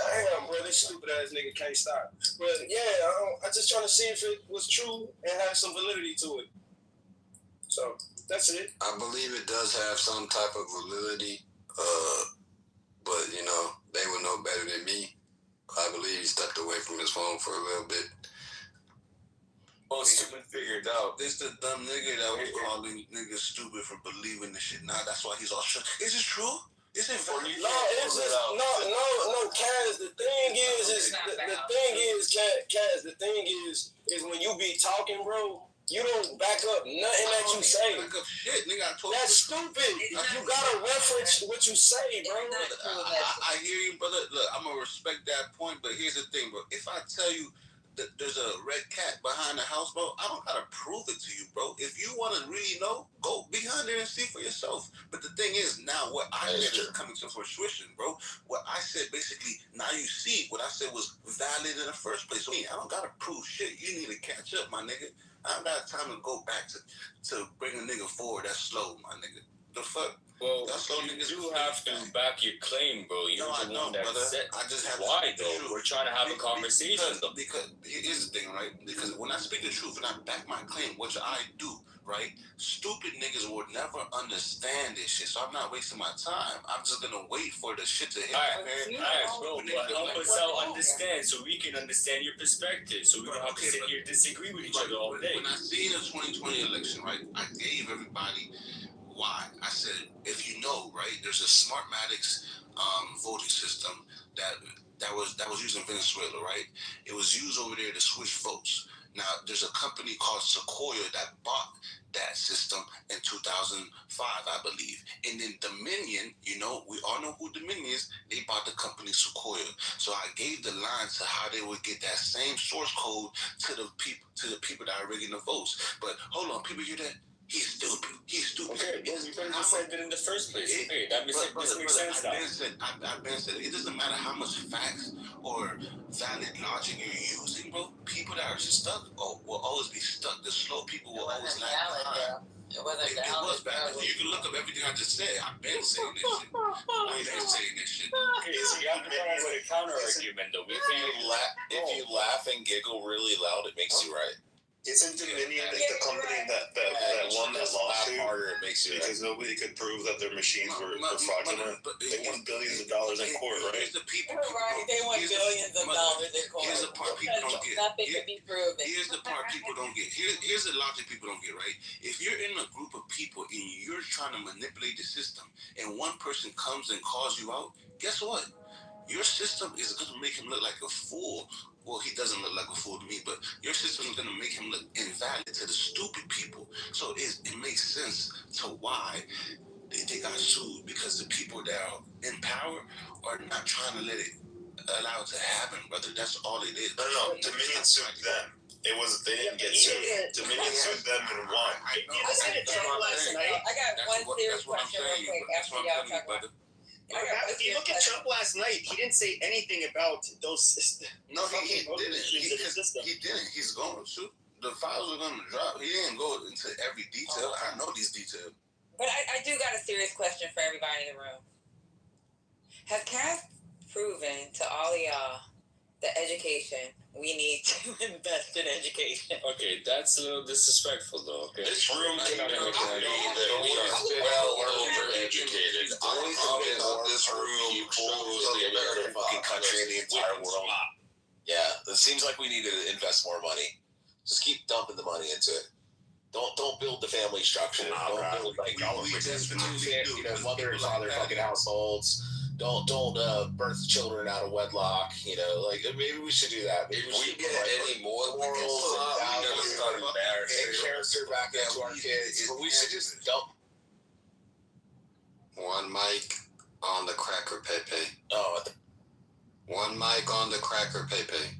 Oh, I already said what I was going to say. That Trump didn't say anything about these systems that were used in Venezuela, and so I don't like when it comes to his claims regarding election fraud. It's not.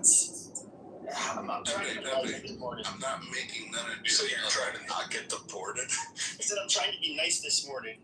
Oh, I thought you said you're trying to not get deported. Just be mean, Pepe. Be mean. Yo, Pepe, Trump doesn't need to account for everything. Also, isn't it like 3 in the morning? Is like 5 people? Why aren't you?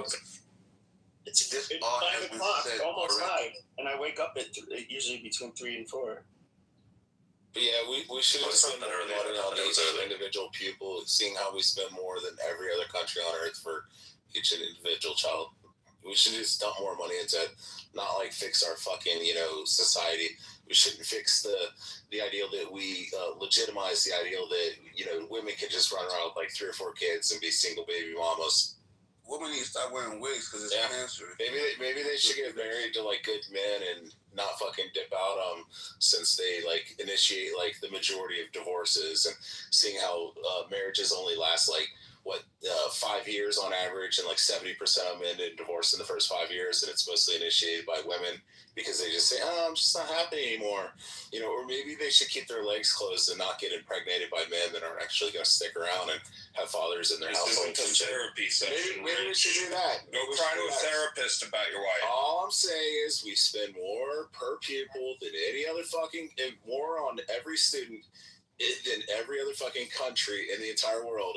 Yet we have some of the worst fucking educational system in the entire world. It's crazy. But yeah, I'm not gonna cap. I think that education shit is a scam. I think college is a scam. No, you're better off going to get a trade than going to school. Brother, you're not talking about because of racism and Taco Bell. What are you talking about? Yo, we should just throw money at it. That's what we should do, like Patty said. What you're talking about, education, you need to know the basics, right? But in terms of education, people refer to learning history and shit like that. Bro, I could tell you exactly what happened in Harry Potter, and you're going to be educated on Harry Potter, which is not fucking real. You get what I'm saying? So people don't know the difference between education and real intelligence, and people that bring up education, they're usually fucking stupid. But go ahead. Okay, yeah, so intelligence is based on the ability to problem solve within a time frame. Correct. Yep. IQ. That's what's really important. Mm-hmm. Yeah. But we need essential education. I just said that you need the basics. We need dads in the house. That's what we need. Basics. We need to get rid of all these single babies. So the long story short is you guys all understand then now that nothing that Trump recently declassified proves voter fraud at all, right? It's crazy how like these people that are raised in like 2-parent households with like a father in their house, they're more successful on average, and the definition for the minimum education is different. The basic level has increased. Patty, you're the smartest one on the making this about like black people when we're talking? You guys were like talking about Iran and shit, and I've been listening. Now you're talking about baby mamas and whatever stupid shit. Like it's bro. That was a white man that changed that subject, though, Pepe. That wasn't black people that y'all let talking about that shit. That was rich. No, you let Tempo start this shit with his blackity black nonsense. Pimple Dick came in and said some crazy shit. I mean, yeah. By the way, this guy repeatedly accounts and comes to room. I don't understand him. Like, there is a bridge between education system all over the world. For example, if you think about education in Iran, we are the most educated society of the world that needs this scale of revolution. You can ask ChatGPT or Google, simple search. That is a lot of people don't have the education to be open to education because, again, from what I heard from the other guy, Rich, it sounds like his education is just one-sided, you know, all about how women are bad, men are righteous, women need to be blah, blah, blah. So to be truly educated, you have to actually listen to who you disagree with, and understand their position, even if it's uncomfortable. Yeah, I can listen to all of you guys who I disagree with and still be cool with it, even if there's slurs and insults. There could be some valuable information that I'm getting from you guys. Yeah, that's true. Because you're educated, brother. Because you don't have to start trying to make fun of people because you're educated, brother. I'm being embarrassed. But and you're not a woman though. Women tend to do this a lot because they're a fucking woman, so they're getting patty. No, I mean I'm married, man. Like with my wife, man. Look, I'm just all ears. Like I listen, I hear it, I can understand the perspective. I might disagree, but there's a time and place where I'm like, okay, maybe there could be something. Right. So that kind of helps in my debate.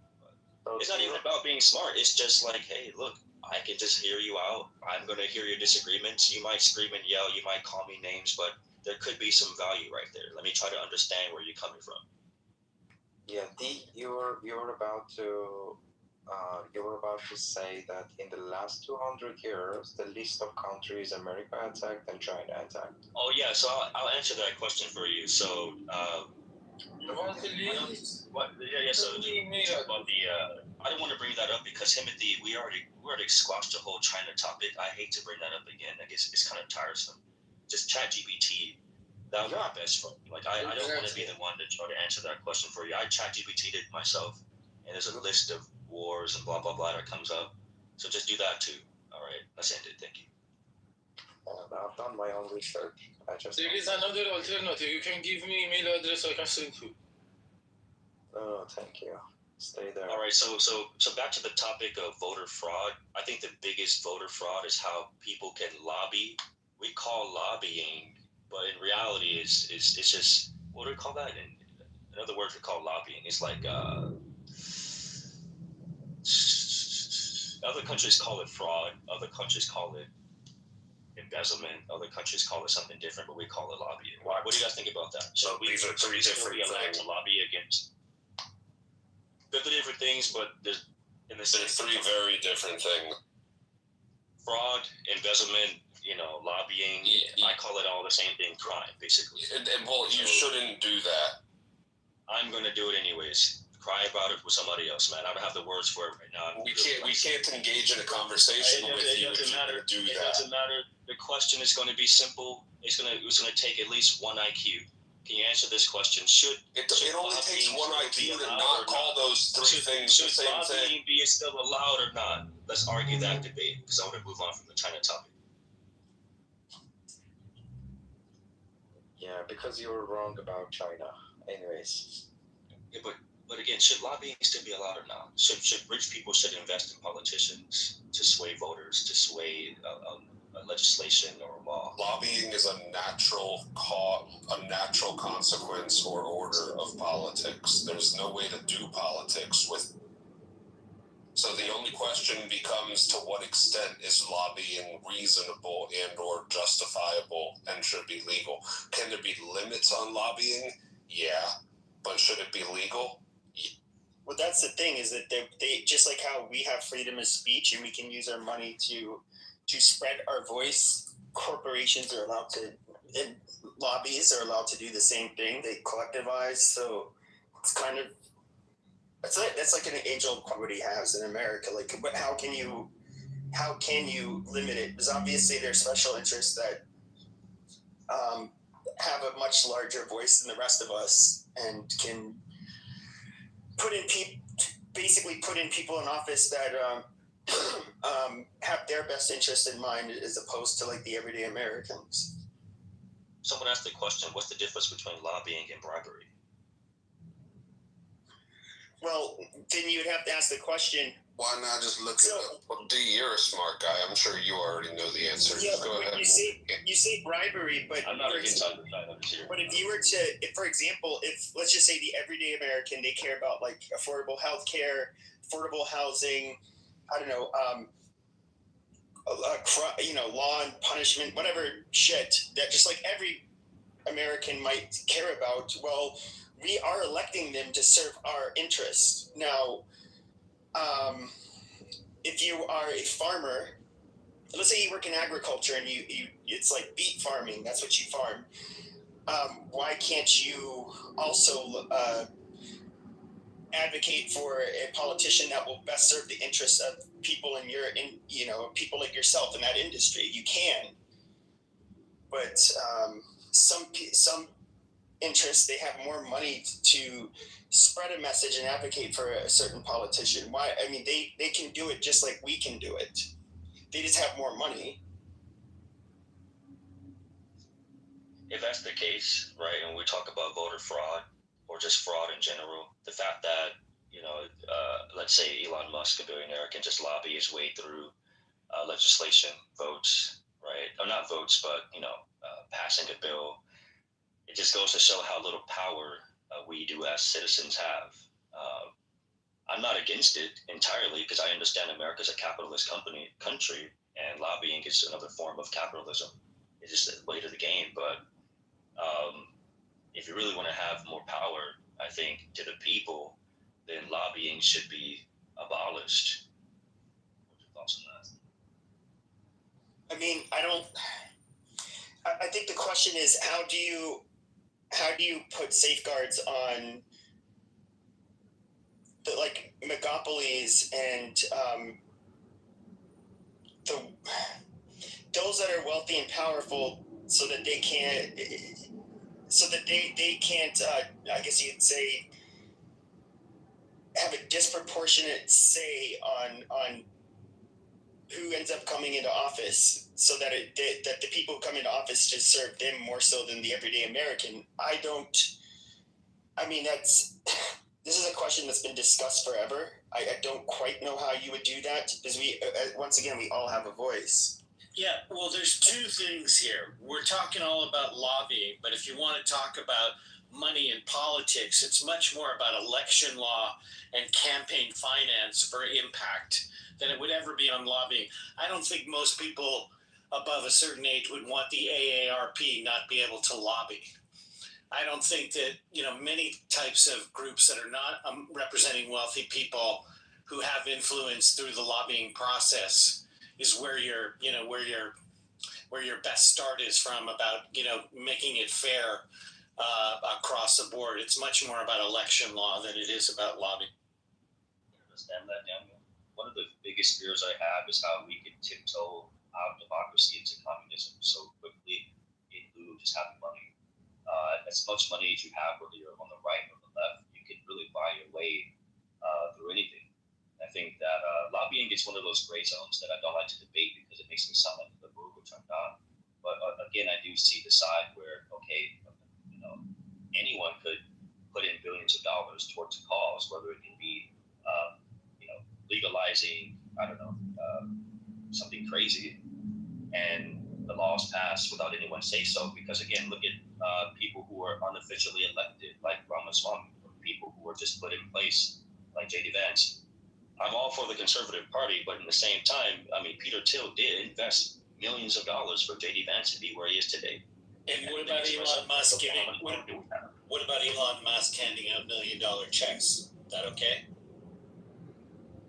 Checks to, I don't have any education on that point. I don't know what you're talking about. Oh, okay. In the 2024 election, he handed out $1 million checks. He's under investigation. Wait. We're just going to skip over the false claim that Vivek Ramaswamy is an unelected leader and that J.D. Vance was just put in place. No, we're not skipping over it. I just rounded out his list. Vivek Ramaswamy is not a political leader. He doesn't have any sort of political power. He was never elected into leadership whatsoever, and neither does he have leadership capabilities. Number Right, two, so JD Vance wasn't just put into place; he was voted for. On Doge, he was voted for on Doge. On Doge, right? Like JD Department Vance? of Government Efficiency, he was elected to be a part of Doge, the same place that JD Vance argued. Once he's voted into the administration, he can partake reasonably and legally in any of the sort of like priorities, programs, or initiatives that the administration wants to put him in. I see. So and that should be okay, no matter who it is. If we don't like him in those positions, we should have considered that before we started voting him. You didn't vote him in. Vivek Ramaswamy was appointed. Yo, Pepe, did you see the files that were dropped yet? No, I haven't. So I just went in. Oh my God, the president was elected and then makes appointments. What are you talking about? Hey, I just opened the files, right? So I'm just reading the first file. And not to my surprise, look at my PTR. Look at who was talking about. The same shit I just said. And I didn't even see the files yet. So no, he didn't say anything about Smartmatics in Venezuela, but those files are talking about that, right? So even what I'm saying, and I didn't even know, I didn't see the files until like 5 minutes ago when I clicked on it. I haven't even seen all of them. I just clicked the first page, the first batch of documents. You mean that thing 20 minutes ago when you were telling us we were all stupid, you hadn't even read the documents? No, I already knew the information. The documents just dropped. Like the CIA note on Venezuela and electronic voter manipulation. It's summarized. What I'm telling you is what it is, guys. Have you read it yet? Brother, have you read it yet? Information. Have you read it yet? I knew this information. Have you even asked to put it through ChatGPT yet? So, brother, I didn't just learn about this because of today or yesterday. Have you put the document through ChatGPT yet? Did you read the whole documents yourself, or did you just use AI? Have you read the whole document yet? Do you know all the information regarding it? Do you know what that document is about? Yeah. What's it about? I'm just saying what it's about. It's talking about what I was talking about. You said something about Smartmatics. Okay, Venezuela, bro. Do you see all the documents, bro? What the fuck? Yeah, but this is about Venezuela, not the U.S. Are you dumb? Where did Smartmatics come from? It's not about the United States. Where did Smartmatics come from? I do. Stop talking, bro. You don't know nothing, bro. I'm just saying these documents happen to be speaking about the same place I was just speaking about for making those Smartmatic systems, bro. Like, what are you talking about, bro? Guys, can you run through the whole purchasing and also where it came from and originated? Florida, I don't think was here. Okay, so I basically said the Venezuelan engineers made a Smartmatics voting system which was used to switch votes for the president of Venezuela. In 2005, a U.S. company, Sequoia, bought that whole company and system named Sequoia in around 2005, and then Dominion ended up buying Sequoia out. So basically, that gives a timeline. They bought the same rig system. Yeah. So basically, that gives the same timeline to how that whole source. That's where the Dominion system originates from Venezuela. All the way to Dominion, bro. It's just common sense at this point. And then you can fact check.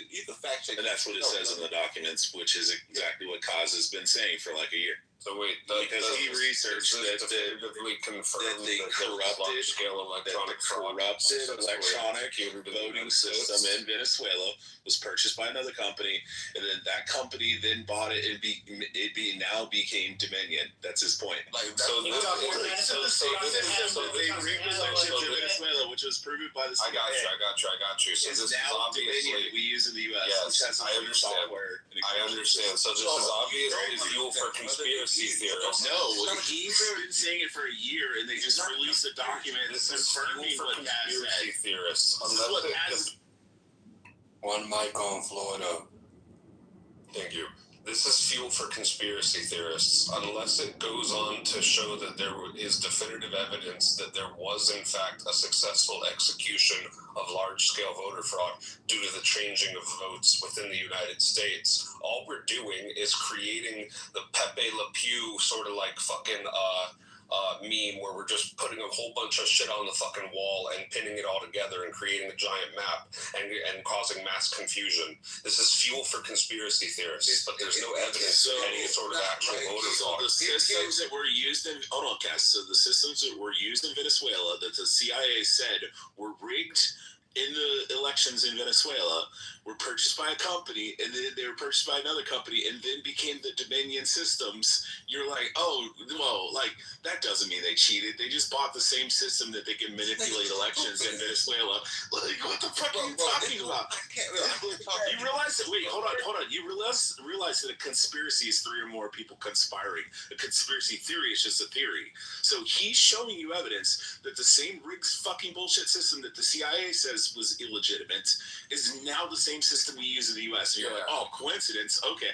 Look at retarded Rich, the same company that created Zyklon B is now owned by fucking Bayer. Does that mean aspirin is Zyklon B? Zyklon B. Oh my god, bro.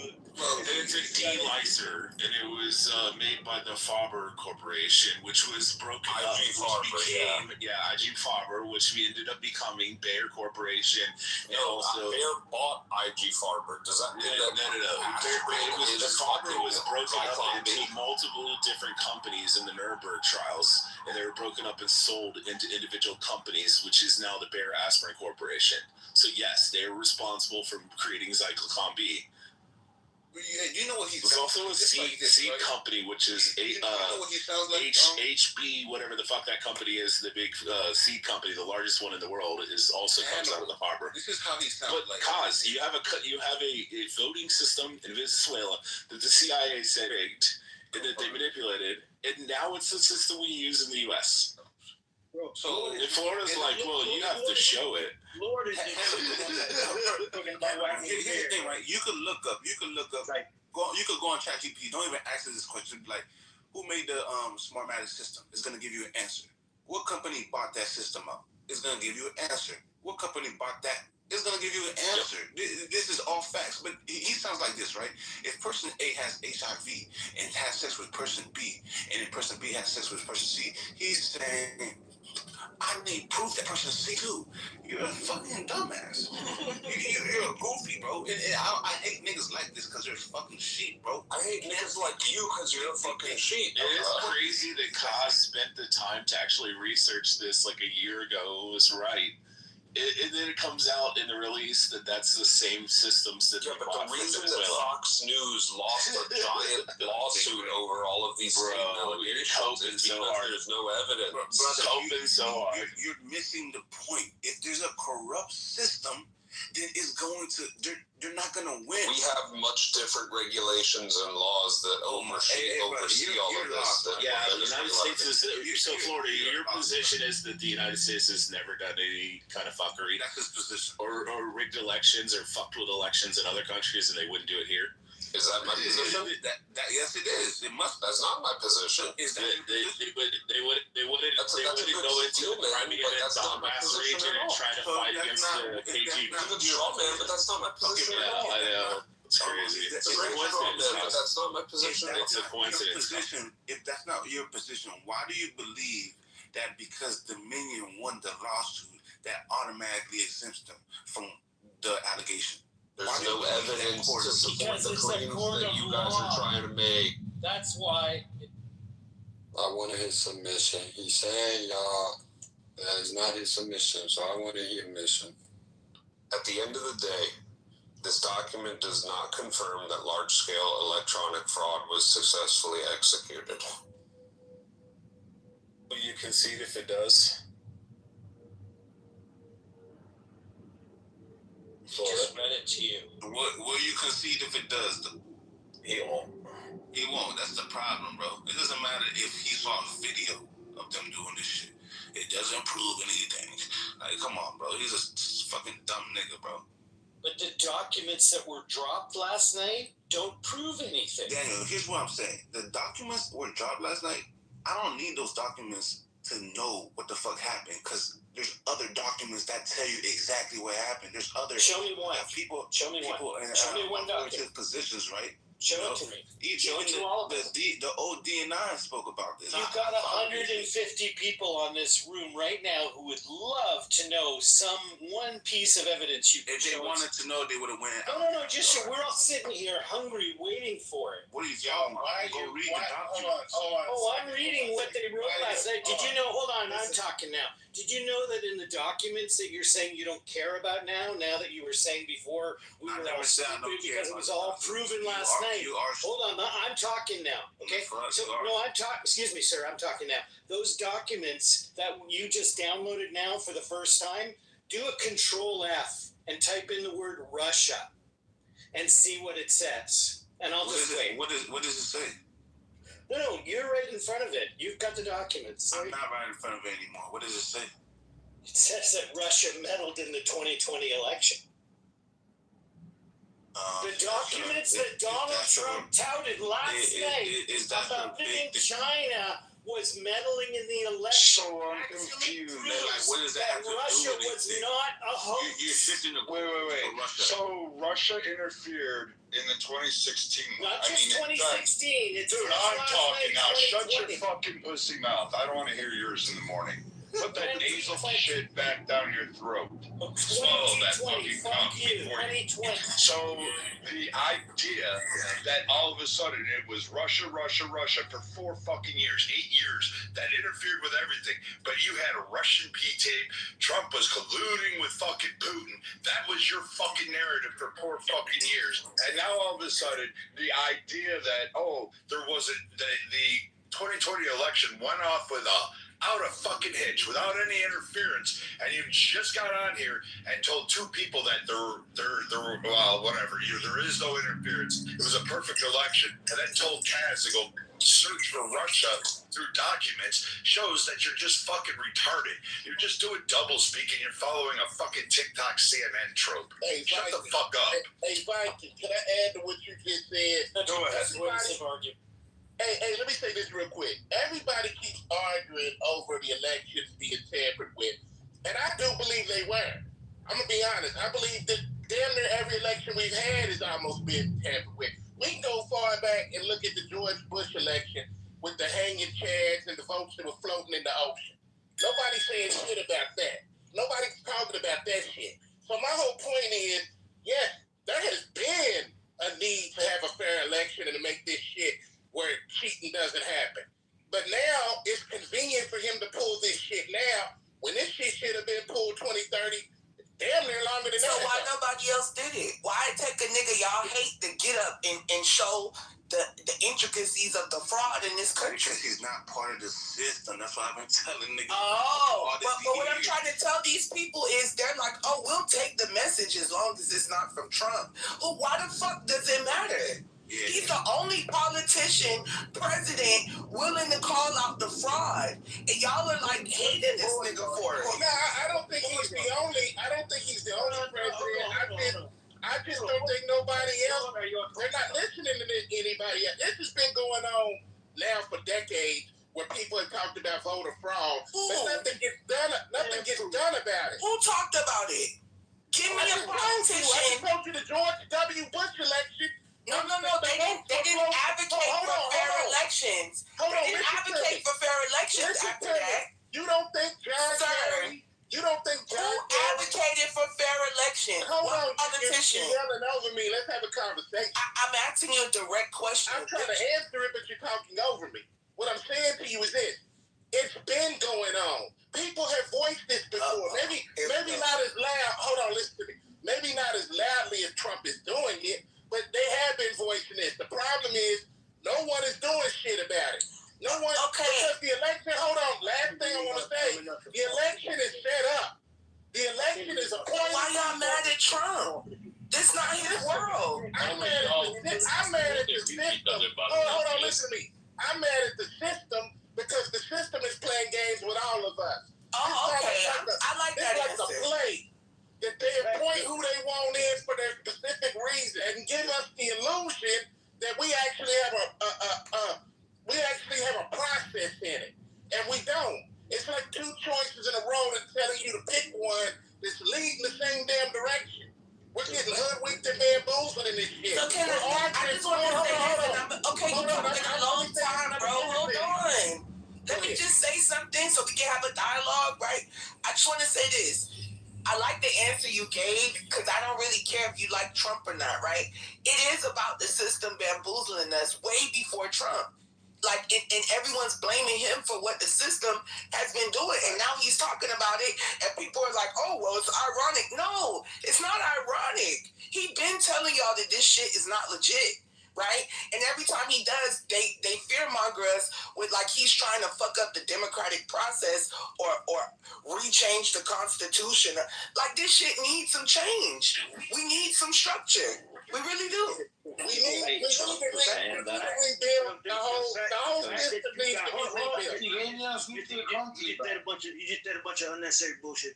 The fact that y'all allowed Trump to fool y'all, bro, this needs to be studied, bro. Wow. Like this man is a con artist, bro. We all agree to that. No one said politicians are. Okay, so I agree with that. So if you agree with it, why the fuck are you saying you believe what I'm he's saying? saying I believe what he's saying because he's exposing the fucking government.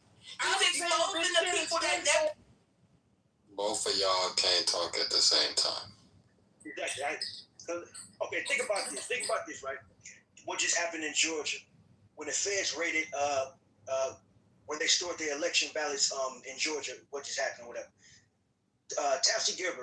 Tulsi Gabbard, she's the head of intelligence. What department? Somebody help me out. What department does she run? She's you should know what department she works for if you want to talk about it. No, I'm a little bit high right now. But hold on, wait, let me finish. What the fuck is a spy? What's a car? Let me teach you how to drive. That's what he's saying about people that want to talk about Trump too. Y'all end up falling flat on your face because, like, someone exposing fraud and exposing Social Security fraud, exposing Congress, okay, right? Exposing. You don't. One mic on the lady in the corner. Let me get it out there. Who? The lady in the corner. Thank you. I'm in the corner. I just want to say this, bro. Y'all are so focused on Trump. You're not focused on. Oh my God. Hey, next person to interrupt, I'm moving you down. Y'all are so focused on Trump that you are not making any sense. Miss Fifi, I love you in the chat. You say he's the biggest fraud, whatever of all time. Wrong. We got the Clintons. Every dollar they made has been through some type of fraud. What do you mean? Oh my, yo, could you shut the fuck up? No, because you dumb as shit, bro. How the fuck am I dumb? You don't know what you're talking about. Oh, what's the lady name? We don't know what the fuck you're trying to say. You need to quit stupid motherfucker. And this is why when people start talking about how much they hate Trump and how big of a fraud he is, I know you don't know about any other politicians. I know you don't know how this country works, because if you did, you wouldn't be mad at Trump. Once I learned what was going on, I realized Trump was trolling all of the people in politics. And you guys too. You're dumb as fuck if you hate a man that has exposed so much that he's exposed. First of all, you're dumb if you hate anybody. Let's just start and finish there. Why the fuck do you hate someone you don't know? I know why, because the media told you to. And we live in a country where you all think you're smart, but you follow the media with no research. Reading headlines. I read a headline that said Trump is trying to push a false narrative about election integrity. As if we have election integrity in this country. And instead of addressing that, y'all are like, fuck Trump. Wait, what about all the votes we've done over our lifetime that have not counted? Fuck that too, right? Fuck Trump so much, you guys are ready to sell the country out because you hate him. And I think it's weird, and y'all are a bigger enemy to me than a bitch from Iran, Iraq, a Muslim. It's you motherfuckers in this country that say fuck this country because Trump is running it. You're weird. completely two different countries when it comes to the level of Hey, hold on, dude. I was in the queue after her, bro. Let me get this off. Germany. I was in the queue, bro. Member of You talking and I was in the queue. What the fuck is wrong with you? Alright. If they Since y'all both crashing out right now. they want them from Iran. I was after her, though, bro. Iran. I know. I didn't say you could talk either, man. My shit really freezing right now. Y'all got my shit over here freezing like a motherfucker. Y'all crashing out, my shit freezing. I'm finna go ahead and pass it to my nigga D, and you can talk after D. I'm trying not to sign. I'm not leaving in like 5 minutes. The National Congress of Shut up, Peter. Muslim is Iranian. I can't use my phone freezing. From Iran. Muslim What moderator is that? Man, hold on, man. My phone. I adopt easily. All right, thank you, Peter. Just quick, before I leave, Doctor, I agree with everything you said. You said it wonderfully. You articulated very well about the whole Trump effect. Just one question for you. Do you ever believe that a person who exposes the very thing that they go against, they actually do themselves? When it comes to the Epstein file, when it comes to voter fraud, when it comes to corruption, is it really far-fetched that a person who actually talks about those very things do those very things? Well, with the Epstein files, what was Trump and the Epstein files doing? Did you read them? Just asking because Donald. No, I'm asking you. Let's break it down. Let's break it down. You can't just make a blanket statement and ask me a question and think I'm gonna just answer it. So I'm asking you a question. What was Trump doing in the Epstein files? Well, Did you read them? I'm asking you a question. If I'm going to answer your question, I have to be able to qualify what Donald Trump has done. Check mark off your list what he's done. So what was he in? I'm asking you a question. What was he in the Epstein files doing? No, I want to talk to this guy. Someone else, please, because I want to talk to D. I want to talk to D. No, I want to talk to you. Come to me, because I can answer this shit for you. I'm asking him what was Trump in the Epstein files doing? All right, I'll answer it, and please answer my question. I'll answer you first, Doctor. Molesting 13-year-old girls. Next. That was not in the Epstein files. Go ahead, D. Okay, so Donald Trump in the Epstein files is exactly what's in the Epstein files, okay? What's in there? Allegations against him, being involved with, what's his name? Jeffrey Epstein. Oh, God. Okay. With that. Right, so I brought that moderator, Timothy, I just want you to know I refuse to answer someone's question that lies and doesn't know what they're talking about. I don't get back on you when it was supposed to be my turn. Why don't you ask D? He asked me a question. I'm trying to move it. Timothy, what's wrong with this guy, bro? What y'all on, man? It's 8:30 where I'm at, bro. You have some decorum, man. Smoke some weed, bro. Decorum is not letting a person talk. I won't I agree. Timothy, I just want Mr. because Mr. wanted to answer the question. Can you show me in the Epstein files? I'm going to pull up the PDF for you. I'm going to be real. Can you show me where Trump was molesting 13-year-old girl? Because I'm driving. I can't pull shit up. But let me okay, well then, let's move on. You don't want to discuss that. You want to I do want to discuss it. Okay. Y'all are tweaking, man. Y'all tweaking. Let's all take a deep breath. You feel me? Ashallah. I just want to say this, fam. You keep saying, young lady, that this man, we hating on Trump. I didn't say you was hating on Trump. Let me land without cutting me out. You keep saying that we hating on Trump and that we shouldn't hate anybody, right? But this man just said he's okay with Joe Biden having cancer. This man said that Rob Reiner deserved to die. This man insults people when they die, insults people when they're alive. Even his own people that follow him like Ted Cruz. Who gives a fuck? My point, hold on, shut up and let me land, bro. My whole point is this.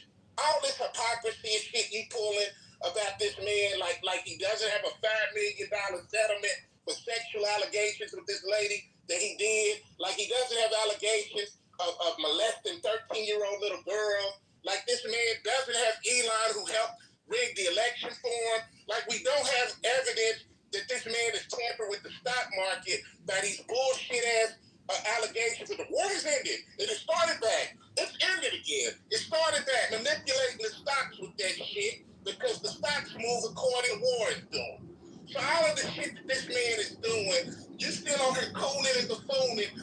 to defend this man's character when he's been a con man his whole fucking life. If you look at his whole record of every fucking thing he's ever done, it's pulling game and running cons from his bullshit where he got a Trump Bible, a Trump watch, all the bullshit that he does that fails business-wise. And you motherfuckers get on here and coon and buffoon this rapist, pedophile allegation. I'm going to say allegedly, because I don't know. Yeah, but if you don't know, you gotta respect the law. I'm going to say this. I'm not paying $5 million. I don't know, but I'm going to sit up here and grandstand. I don't know. $5 million to someone if I didn't do it. If I didn't do it, I'm not paying $5 million. Are you? Are we listening to somebody that don't know? Are you going to pay $5 million to someone? You just said you don't know. I'm a fight, and I'm not paying you shit. If I didn't commit a crime, I'm not settling for it. I'm not giving you. That's not how the courts work. No, Timothy. Listen, fuck the court. Timothy, listen. It ain't no fuck the courts. I'm not. Okay, y'all are getting pretty long-winded, man. Let's try to keep it 3 minutes. Oh, it's 3 minutes for me, but it's 10,000 hours for her. Fuck yeah. I only talk for 3 minutes. Mind if you get a new voice? Mind if I add something? Yo, yeah, but can I just say something with you real quick? This guy wanted to talk about. He wanted to talk about rape and stuff, and he said he don't know. He said allegedly. No, I'm saying it. Also, someone. Stop cutting her off, man. I'm about to. Oh man, y'all. Ooh. Yeah, do your job, man. Ooh, man.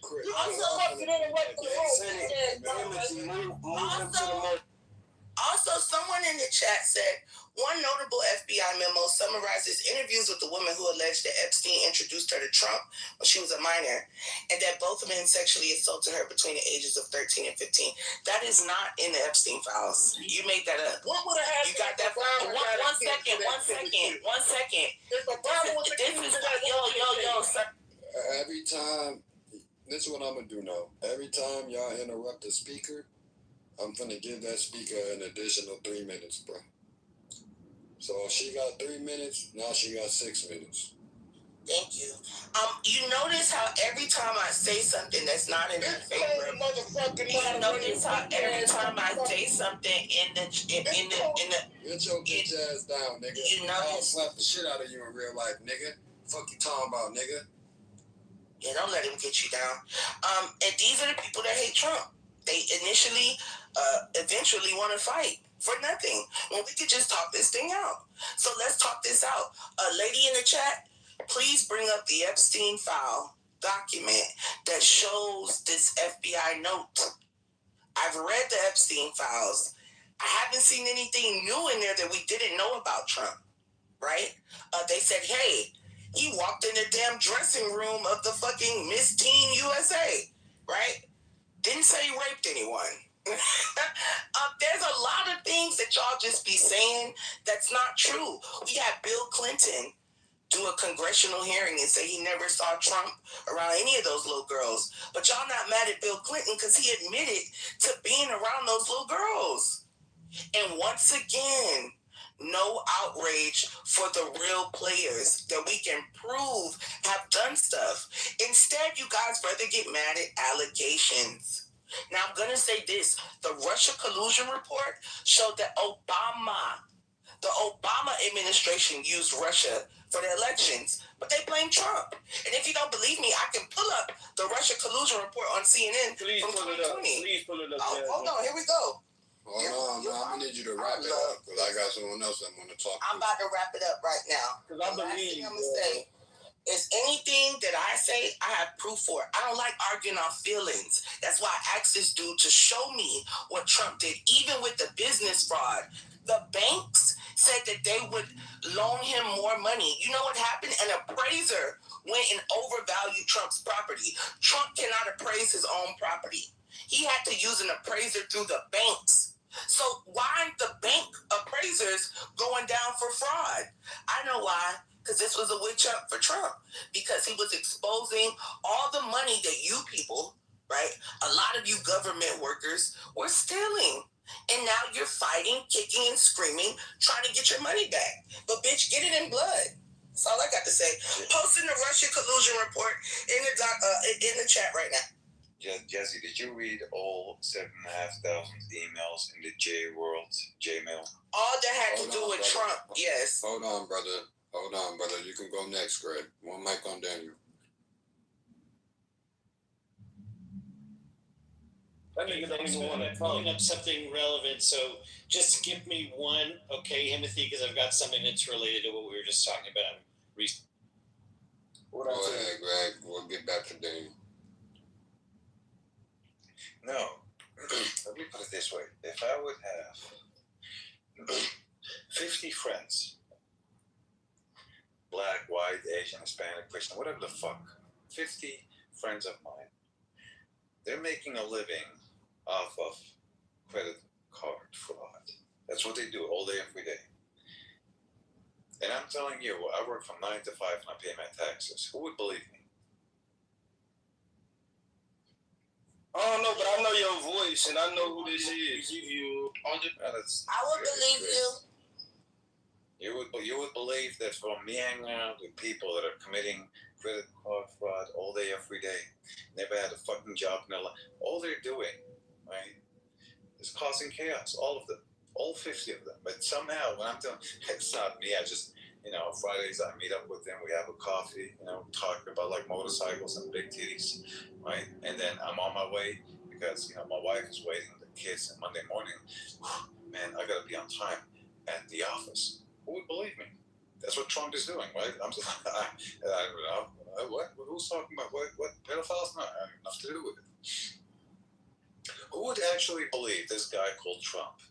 As much as all these sick, satanic motherfuckers that are getting selected and not elected to be the president for the next 4 years, they're all fucking involved in the shadiest, darkest fucking shit with kids and fucking rape and sex parties and the freakiest of the freakiest, bohemian growth and all that shit more. Somehow y'all still believe no, Trump. No, not Trump. Trump is the only guy. He's the chosen one that goes to church twice on a Sunday. That's what y'all believe? Y'all, I told y'all motherfuckers, the fucking COVID vaccines, here we are today. Y'all ended up fucking with the complete danger moderator. Trump said don't take the vaccine either. He said take it if you want to. What is he insinuating with take it if you want to? That you probably shouldn't take it. But he couldn't say it literally. Nope, because he doesn't run the country. Congress does. That's another thing. Remember when the country was shut down and Trump begged them to open the country back up so people could get their money back? I saw then the diminishment of his power. He has no power, right? We walk around here like he just can do it. He can't do shit. That's not executive. If it's in the judicial or the legislative branch, it's over. Congress controls the purse, right? He begged the lady over the USDA to release food stamps, emergency food stamps. That bitch said no. I have to ask the treasurer. The treasurer said no. And they did all of that just to basically pout like little kids just because they wasn't getting their way. That's and the point I'm trying to make is those same people turn around and get the whole world to hate Trump, right? As if he's the one doing these things. No, you guys are sending money to other countries. You're stealing money through USAID. The same way Trump became a millionaire off of his presidency, these Congress people became millionaire off of their careers in Congress, right? So that's Trump was already a like, millionaire. One sec, exactly, but they say he got richer. So this is the thing, though. One person can't do it, but everyone else in politics can. And that's the issue I have with y'all. That's why I ride so hard. Trump is not doing nothing different than Hillary Clinton did. He ain't doing nothing different than Obama did. And Nancy but for some reason, exactly, y'all just don't like him. And I'm telling you, all these people are just as crooked, if not more crooked than Donald Trump. But y'all can't seem to grasp the nature of all of them are fucked up. Y'all like, well, here's shut the fuck up. You don't know. And all the military operations going down, Trump is being briefed on them after they've happened. A lot of them. And that shit is crazy. Are you insinuating that they're actually all doing the same thing? I'm insinuating they're all doing the same thing, but for some reason, these people can't see past Trump. They're stupid. I'm not gonna lie, y'all are making me feel like y'all are stupid, just like y'all calling me stupid. I'm off. I have the intellectual capacity of a chicken. I've been reading the chat, right? Calling me stupid. I think you all are dumb if you think Trump is the first one to come in and do fraud. If you think Trump is the first one to make money while he's the president, like, you guys sound dumb to me. We sound dumb. One mic on Daniel. So, Timothy, I'm really glad you had this room. Really, really glad you had this room. And it just proves the point that we all see things from a different place. You said somebody can have 3 minutes. If somebody gets interrupted, you'll give them another 3 minutes. I hope that applies across the board in what I have to say. I don't have to be emotionally disturbed or have a derangement syndrome to take issue with a man in the presidency pulling in billions of dollars for himself and his family on a scale that has never been done before. And the idea that they're all just corrupt, so he's just the best one. He just took it as far as he could take it, as somehow that's a virtue, has basically shown me like how much your belief can overcome all the facts in front of you. The man who comes in to drain the swamp has actually created the biggest swamp in the history of the country. I don't think two wrongs make a right, even if you could prove that Clinton and Obama were just like him. I know that's your position. Nothing I could say would change your position on it. But unfortunately, the facts are there. The receipts are there. We know how much Donald Trump and his family have made in the first 2 years. There's nothing like it. No Burisma, no, like, even the Kennedys, like, has nothing to compare to Donald Trump. So I'll just leave that, and then I'll finish up my 3 minutes. But in the group, I put in the Senate Foreign Intelligence Committee review of the 2016 election and the Russian interference of it at a military level. And do you know who was in charge of that? It published that they still leave up there for some ridiculous reason? Oh, Rubio. So people don't have to be deranged to be against Trump. They can just look at the facts.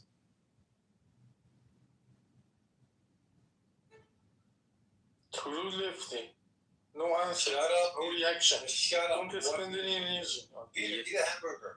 Yeah, Daniel, you're totally right. You know, Trump made all those money, and what is for American civilians? You know, gas prices and inflation. That's fucking crazy. So a couple of things. One, Trump had over 500 businesses. About 15 of them were what you would consider failures. 6 ended up in bankruptcies. Some of you need to learn what bankruptcies really are and how they've been used and how they're used in the corporate world. Bankruptcies are often filed there, and basically he used the laws. So you were pissed off at a civilian actually using laws that helped boost his thing. You weren't mad at Buffett when he did his little shit with Conoco, Phillips, what else? There's whole, you weren't mad at Bill Gates, you know, with the fucking Zoom and et cetera there, or any of the other entities. Bezos with his fucking investments. Even Elon Musk has some failures. But apparently a guy that has over 500 businesses to his name, and then his name is actually syndicated around the world. He was the first to actually do that. I mean, damn, he must be some sort of epic failure. Then you're saying he makes billions of dollars, which, yeah, he did make about $2.5 billion, somewhere in between there. Sure, but that, I believe, was all through. Daniel, you just said you ain't want to be interrupted, bro. Democratic left. Y'all just said y'all didn't want to be interrupted, but y'all interrupted him. Tolerate. Like you literally made an assertion. So sorry, Timothy, you're right. So, and then you're complaining about his cryptocurrencies. That he made the investment, which, I mean, shit, there's a lot of people that are making money off the cryptocurrencies. I'm kind of confused about that one. And in fact, a lot of you hold rooms on cryptocurrencies to say, here, invest, XRP, fucking whatever there is. You're out there touting this shit, like, oh, get your money up, get this way, and you're bitching. And the guy who's like showing you how you can do it, you're kind of pissed off at. He's making it easier for you, so you're pissed off at that one. He's actually endorsing it. You're pissed off at that one. So, you know what? I'm going to agree with Jazzy on here. You just really don't. He brought up the fact of the Epstein files and his name being in there. Yeah, he's talked about a lot by other people, but none of the allegations that you have been stated on the stage have actually been found in the Epstein files. So, I mean, you just kind of ran with whatever, like, someone said somewhere online. That's what it sounds like. So you can't cite where in the Epstein files. You can't give the page. You can't give the document. And you say he's a grifter. Yeah, he is. He's a typical American. America is what you make of it. It's not supposed to be easy. It's fucking hard. And you have to actually go out and get yours. He got his. And you're pissed off at a guy who actually did it. Then, prior to that, you're like, well, he had connections in the past with Epstein. Yeah. So did the entire Democrat Party. Literally, the Democrat Party. You weren't mad when Epstein was under Obama and got all those African warlords, you know, the ones that were committing fucking massive genocides, the Houthis and the Tutsis, Rwanda, all this shit, you know, warlords, RUF, all of those. How did Epstein get their money unfrozen and get them weapons? I'm confused on that. How did he make his fiscal mark in Egypt? Oh, gee, wonder there. Was he the only fucking person to actually get into, I don't know, Afghanistan and basically during a conflict and be able to profit off of that? But you weren't worried about that. You weren't worried about any of this shit that actually brings concerns when it happened under other administrations. So your faux outrage, your fucking bullshit, it's just narratives. You didn't read anything. You didn't really look down the pathway. Your only argument is anything but Trump, and you want somebody to blame. Well, I hate to tell you this, that list of who you want to blame goes back a long time and goes to a shit ton of people, just like Jazzy said. So if you're going to be pissed at the very laws that a man followed to profit himself, I'm kind of confused at it. So what, you just want to make sure that you just get to pick and choose who you want as a winner? Because I thought America was really built differently, but it sounds like you guys don't want what America is. And if you're pissed at him for succeeding, that just shows that A, you're just kind of jealous, B, you're really not well informed, and C, you're not one of those people that'll go out there and try to grind it. Because if you're mad at his access or his accounts or his ability, yeah. Did I go to Trump College? No. Did I buy a Trump tie? Fuck no. I didn't care to. But you know what? A lot of you on the left that come up here screaming about him do stupid shit and invest in stupid shit all the time and buy stupid shit. In fact, you guys bought vagina hats and then paraded around fucking D.C. saying not my president. So, I mean, you guys looked retarded and put pussy hats on. So spare me about the investments and what anybody who supports I thought Trump you were does. done. I'm sorry. Can I go after Pure? It went blank. Go ahead, finish up. Fuck off. Y'all gonna stop skipping me. Oh, Had he landed? Yeah, the gentleman landed. I heard him still talking.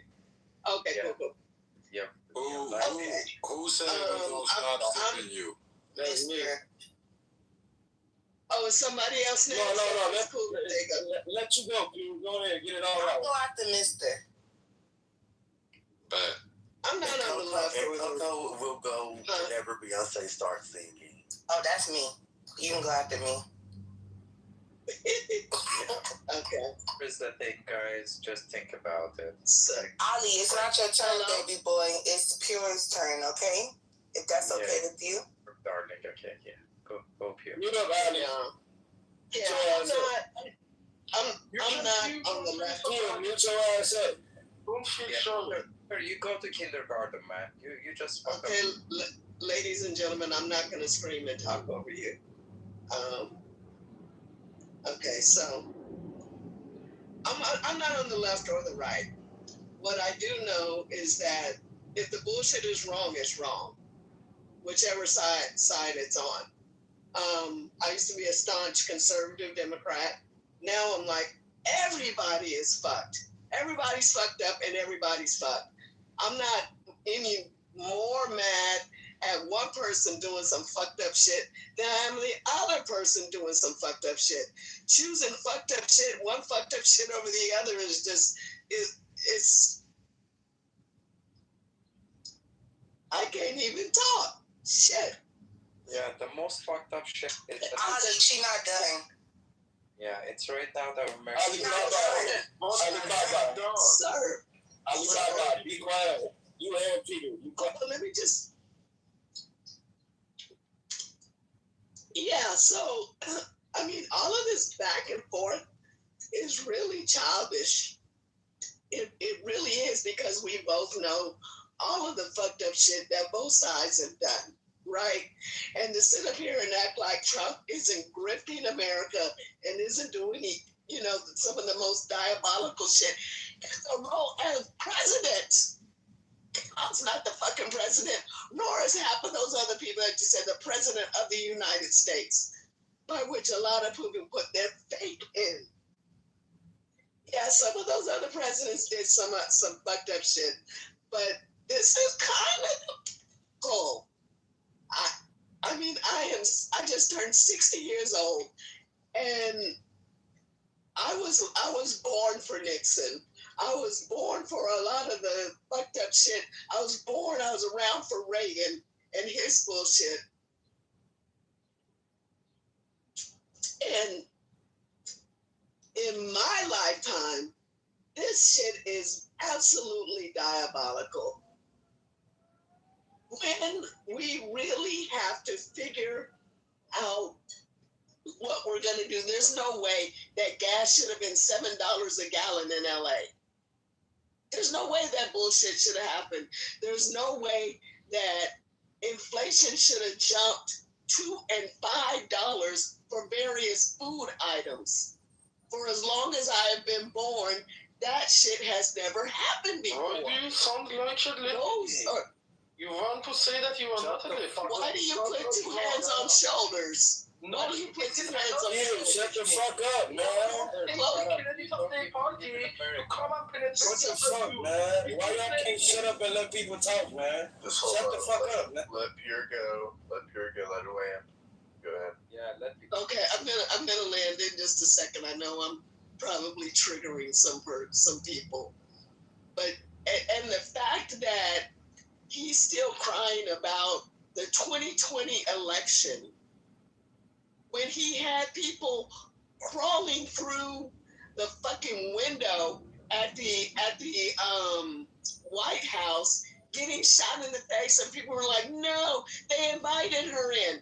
Oh yeah, that's the way I usually come in someone's home when I'm invited, through the fucking window. And then you want to pardon those people. So no, I'm not more outraged.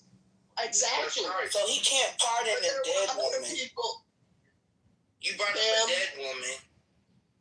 Yes, I did. But you said that he wants to pardon them. He can't pardon her. She's dead. Just let her get it all out, man. Okay, my bad. Don't be so obtuse. Okay. You know exactly what I meant. Okay. You knew better. You just wanted to be funny. You just want to be funny, Jazz. It's okay, love. I still love you. Like, no, she couldn't be like that. But you guys, we really, I know. We got to get it together, you guys. We got to love each other no matter what. I hate to see us fight back and forth like this. We just need to get our shit together on period. Yeah, we do. Yeah, Pure, good morning. We do need to get our shit together. Good morning, love.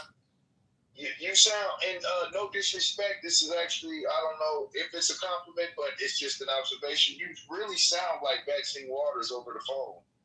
You should do it first. I do kind of, now that my voice is kind of fucked up. Yeah, she don't normally sound like this, I just came off of a 12-hour shift.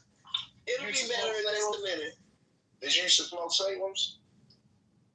No, I sound like I smoke a pack of Pall Malls a day, right? No, not a day. It's like about a week. You sound like about a week. About a week. You do a pack a week. But let me get in here and get a shower. I'll sound better in just a minute. But you know, like you're not about to come and skip me. What you doing? You was waiting in line, bro. Nigga, you just got on stage. What you mean? My nigga Blake came in popping his shit. It's January 6th every day for me, dog. I'm coming through the window. But hey, Blake, go ahead, bro. Go ahead. I'll shut up. Because after you was Coco, honestly. It wasn't me that Coco, but it's okay. I said it was Johnson. Coco. So let Coco go. I'll stand in the back, man. You can go stand in the back of the bus, nigga. I'm gonna stand down. I'm gonna stand down and stand by. Go ahead, Coco.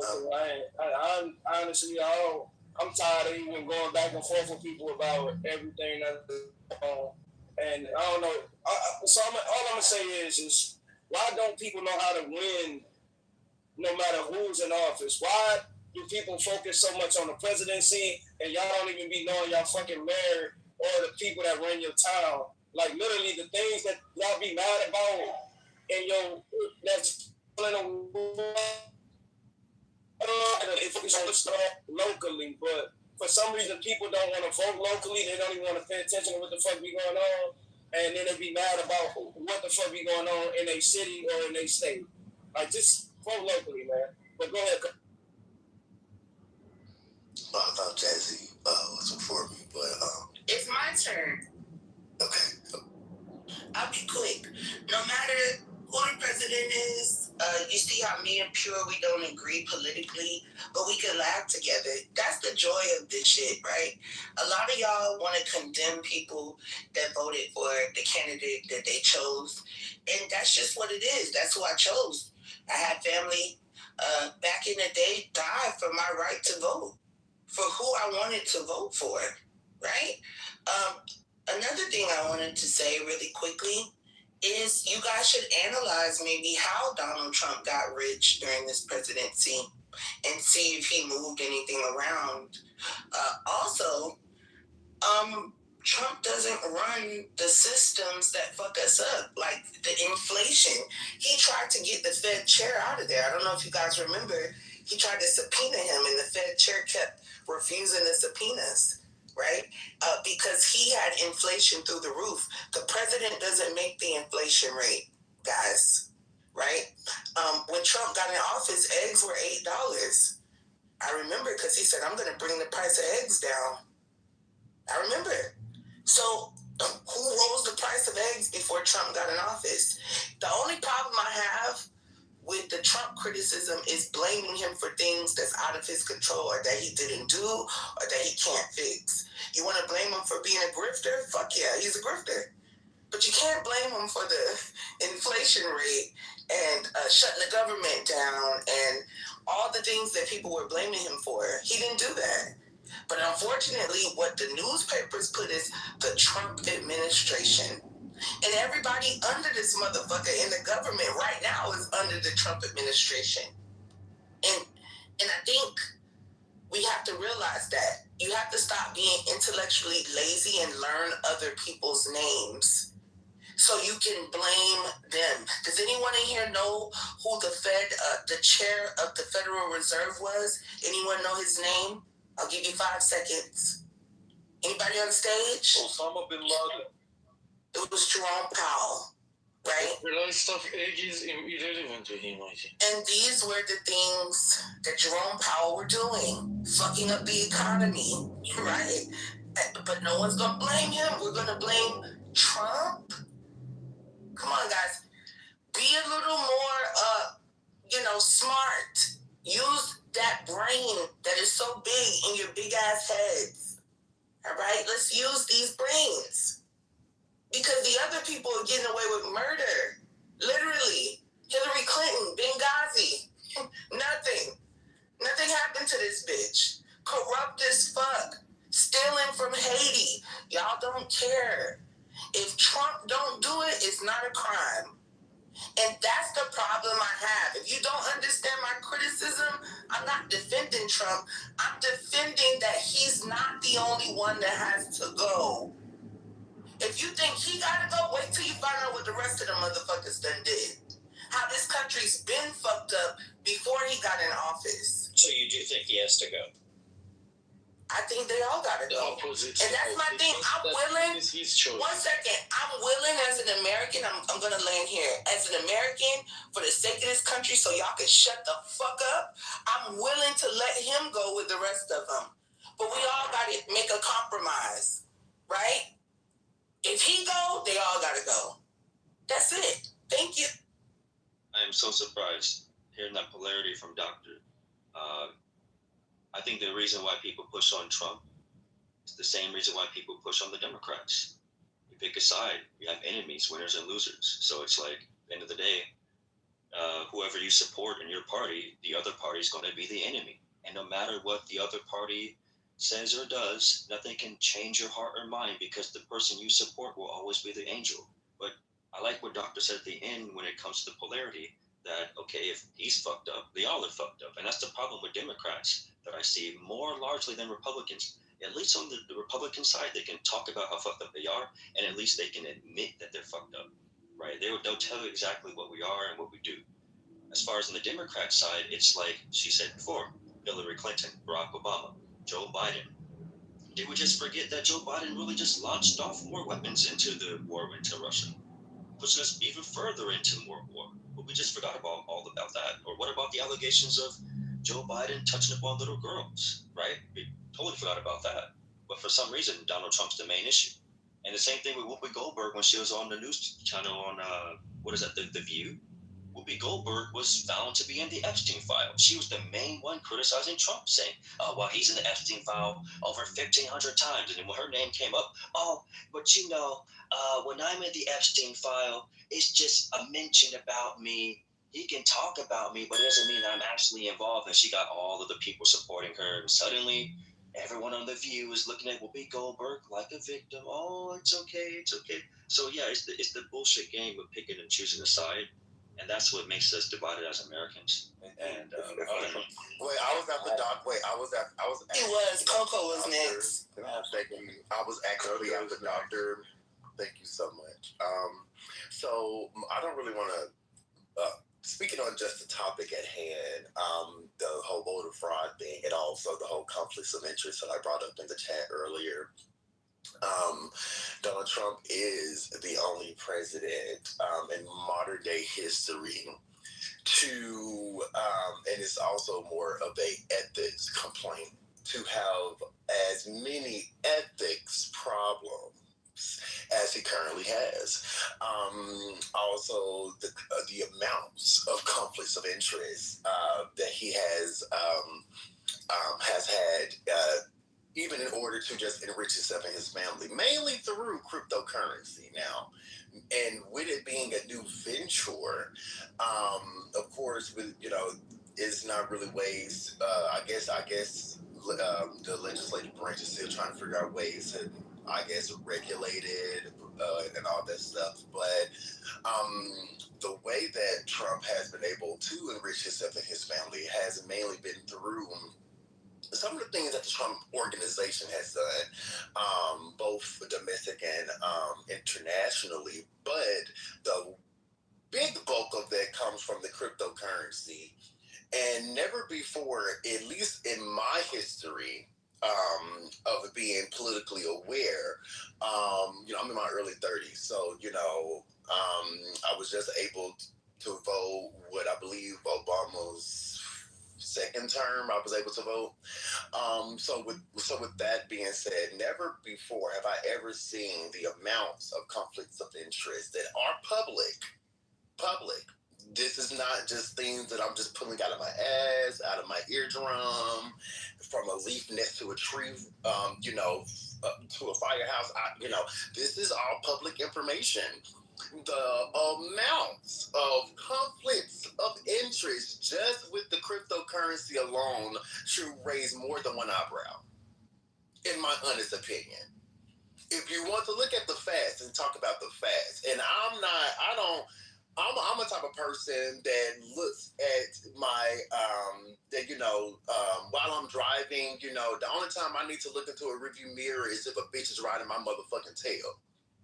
I don't really have time to be looking in my rearview mirror any other, or if I'm trying to change lanes. But that to basically say that looking at the now, looking at modern day, looking at who is our president now and what's affecting us and the types of things that this president is trying to implement in regards of still talking about the 2020 election. Still, everything that he has even said about the 2020 election has been debunked repeatedly over and over and over and over and over and over and over again, even from people in his own party. Okay. So with that being said, you want us to believe that the same person that wanted to come up with over 11,000 votes back in 2020 from Georgia, when Georgia kept repeatedly telling his ass that no, sir, we don't have these votes. I don't know who the fuck is in your, I don't know who was in your corner telling you that we got these votes, but sir, you don't have these votes, sir. You know, try again next year. I don't know who told you. I don't know what secretary or advisor you got in your corner telling you that you could just call Georgia and say, hey, find me over 11,000 votes. I only missed Georgia by under 11,000. I need 11,000 votes. You can find me 11,000 votes. All I need is a little over 11,779 votes. That's all I need. That's all I need. That's all I need. Say that. Yeah, no, yes, he did. It's on record. It's on. No. Jazzy, it was recorded on a telephone. Jazzy, you know how I get, Jazzy. You know how I get, Jazzy. You know how I get, Jazzy. I didn't interrupt you. You know how I get, boo boo. So with that being said, he did in fact say 11,779 votes. Show me. That's what he said. It's on recording. Yeah, it's on recording. It's on recording. Yes, it's on recording. He was on a phone call with Kempton. Okay, show me. What about the phone call? He didn't say that, Jazzy. Show me the phone call. Why y'all act like I'm trying to prove you wrong? I just said show me. You want me to play it for you? Because I can yes. Literally, I never heard it before. Do we still? Oh, one moment. I got it. Like y'all act like I'm trying to. I'm like, show me. I never heard him say that. Hold on. If you can show me, how can I? What is it that's being asked? Trump said, "Find me 11,000 more votes." You can find me 11,000 more votes. Hold on. Okay. That's not what he said on the phone call. Well, that's what I want to hear. We still have the tapes. Where's the tapes? Just shut the fuck up and play them. Be quiet. Why do you say that, though? I don't know. I mean, we can play this many, many times above the 11,779, and many of those numbers are certified, or they will be certified, but they are certified. Now, those are numbers that are there, that exist, that beat the margin. So what are we going to do here? I only need 11,000 votes. Fellas, I need 11,000 votes. Give me a break. You only lost the state by that number, 11,000 votes, and 779. So, with that being said, there's nothing wrong with saying that, that you recalculate. Mr. President, the He did not say find me 11,000 more. It's not done. So what? Oh my God. Hold on, wait. Why are people talking? Okay, one moment. It's almost done. Lord have mercy. This is Trump media. Yeah, you're right. It is Trump media. It's really not. Look, all I want to do is this. I just want to find 11,780 votes. Just one more than we have. I have to find 12,000 votes, and I have them times a lot. And therefore, I won the state. Look, ultimately, I win. Okay, I'm just going to pause it right there. So did he tell them to go find more votes? One moment.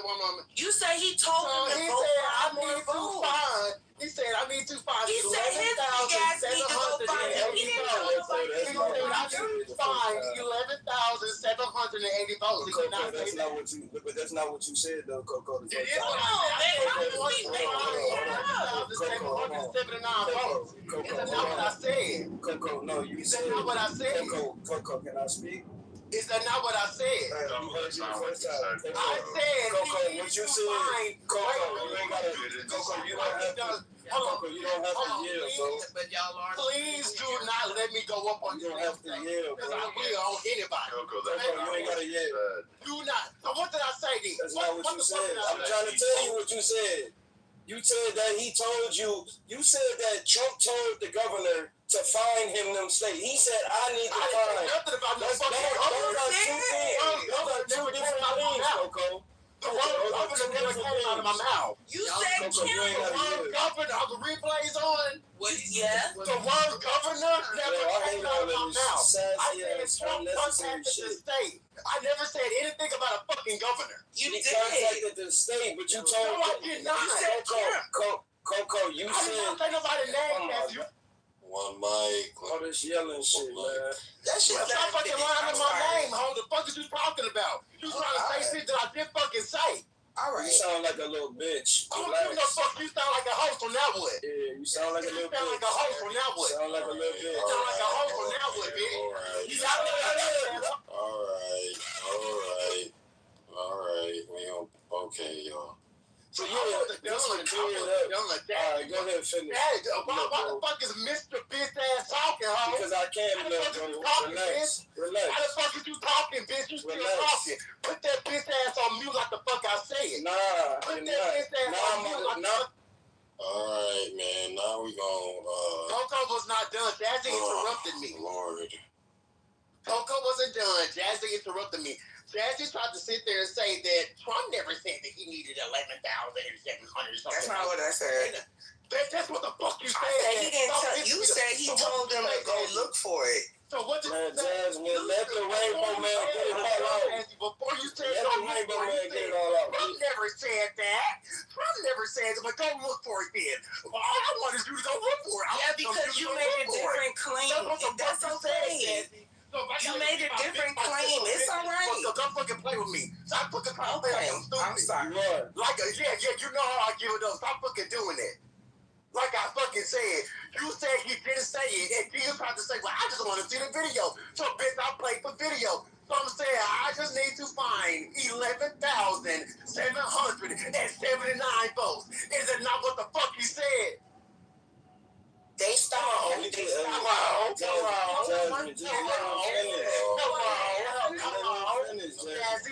Jazzy, you want me to answer? Jazzy, this is wait, unless your name is Jazzy, your bitch ass don't need to be talking.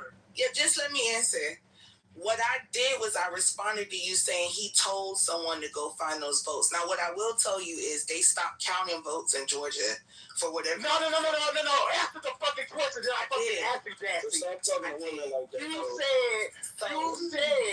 You said he didn't say that. Did he not out of his mouth point upon say, I just need to find 11,779 votes? Did he not contact the state of Georgia to do that? No. Take a breath, man. Well, who did he contact if not the state of Georgia? He did not tell anyone to go find votes. So who was he on the phone with? He was asking them why. No. I'm answering your question. No. You're not going to tell me what you want to fucking just tell me. Answer what the fuck I asked you. I'm answering the question. No, answer my question. So who was he on? He was asking them why they stopped counting before the time was over. Was he trying to find these votes? Was it in Hawaii? Was it in New York? Was it in Alabama?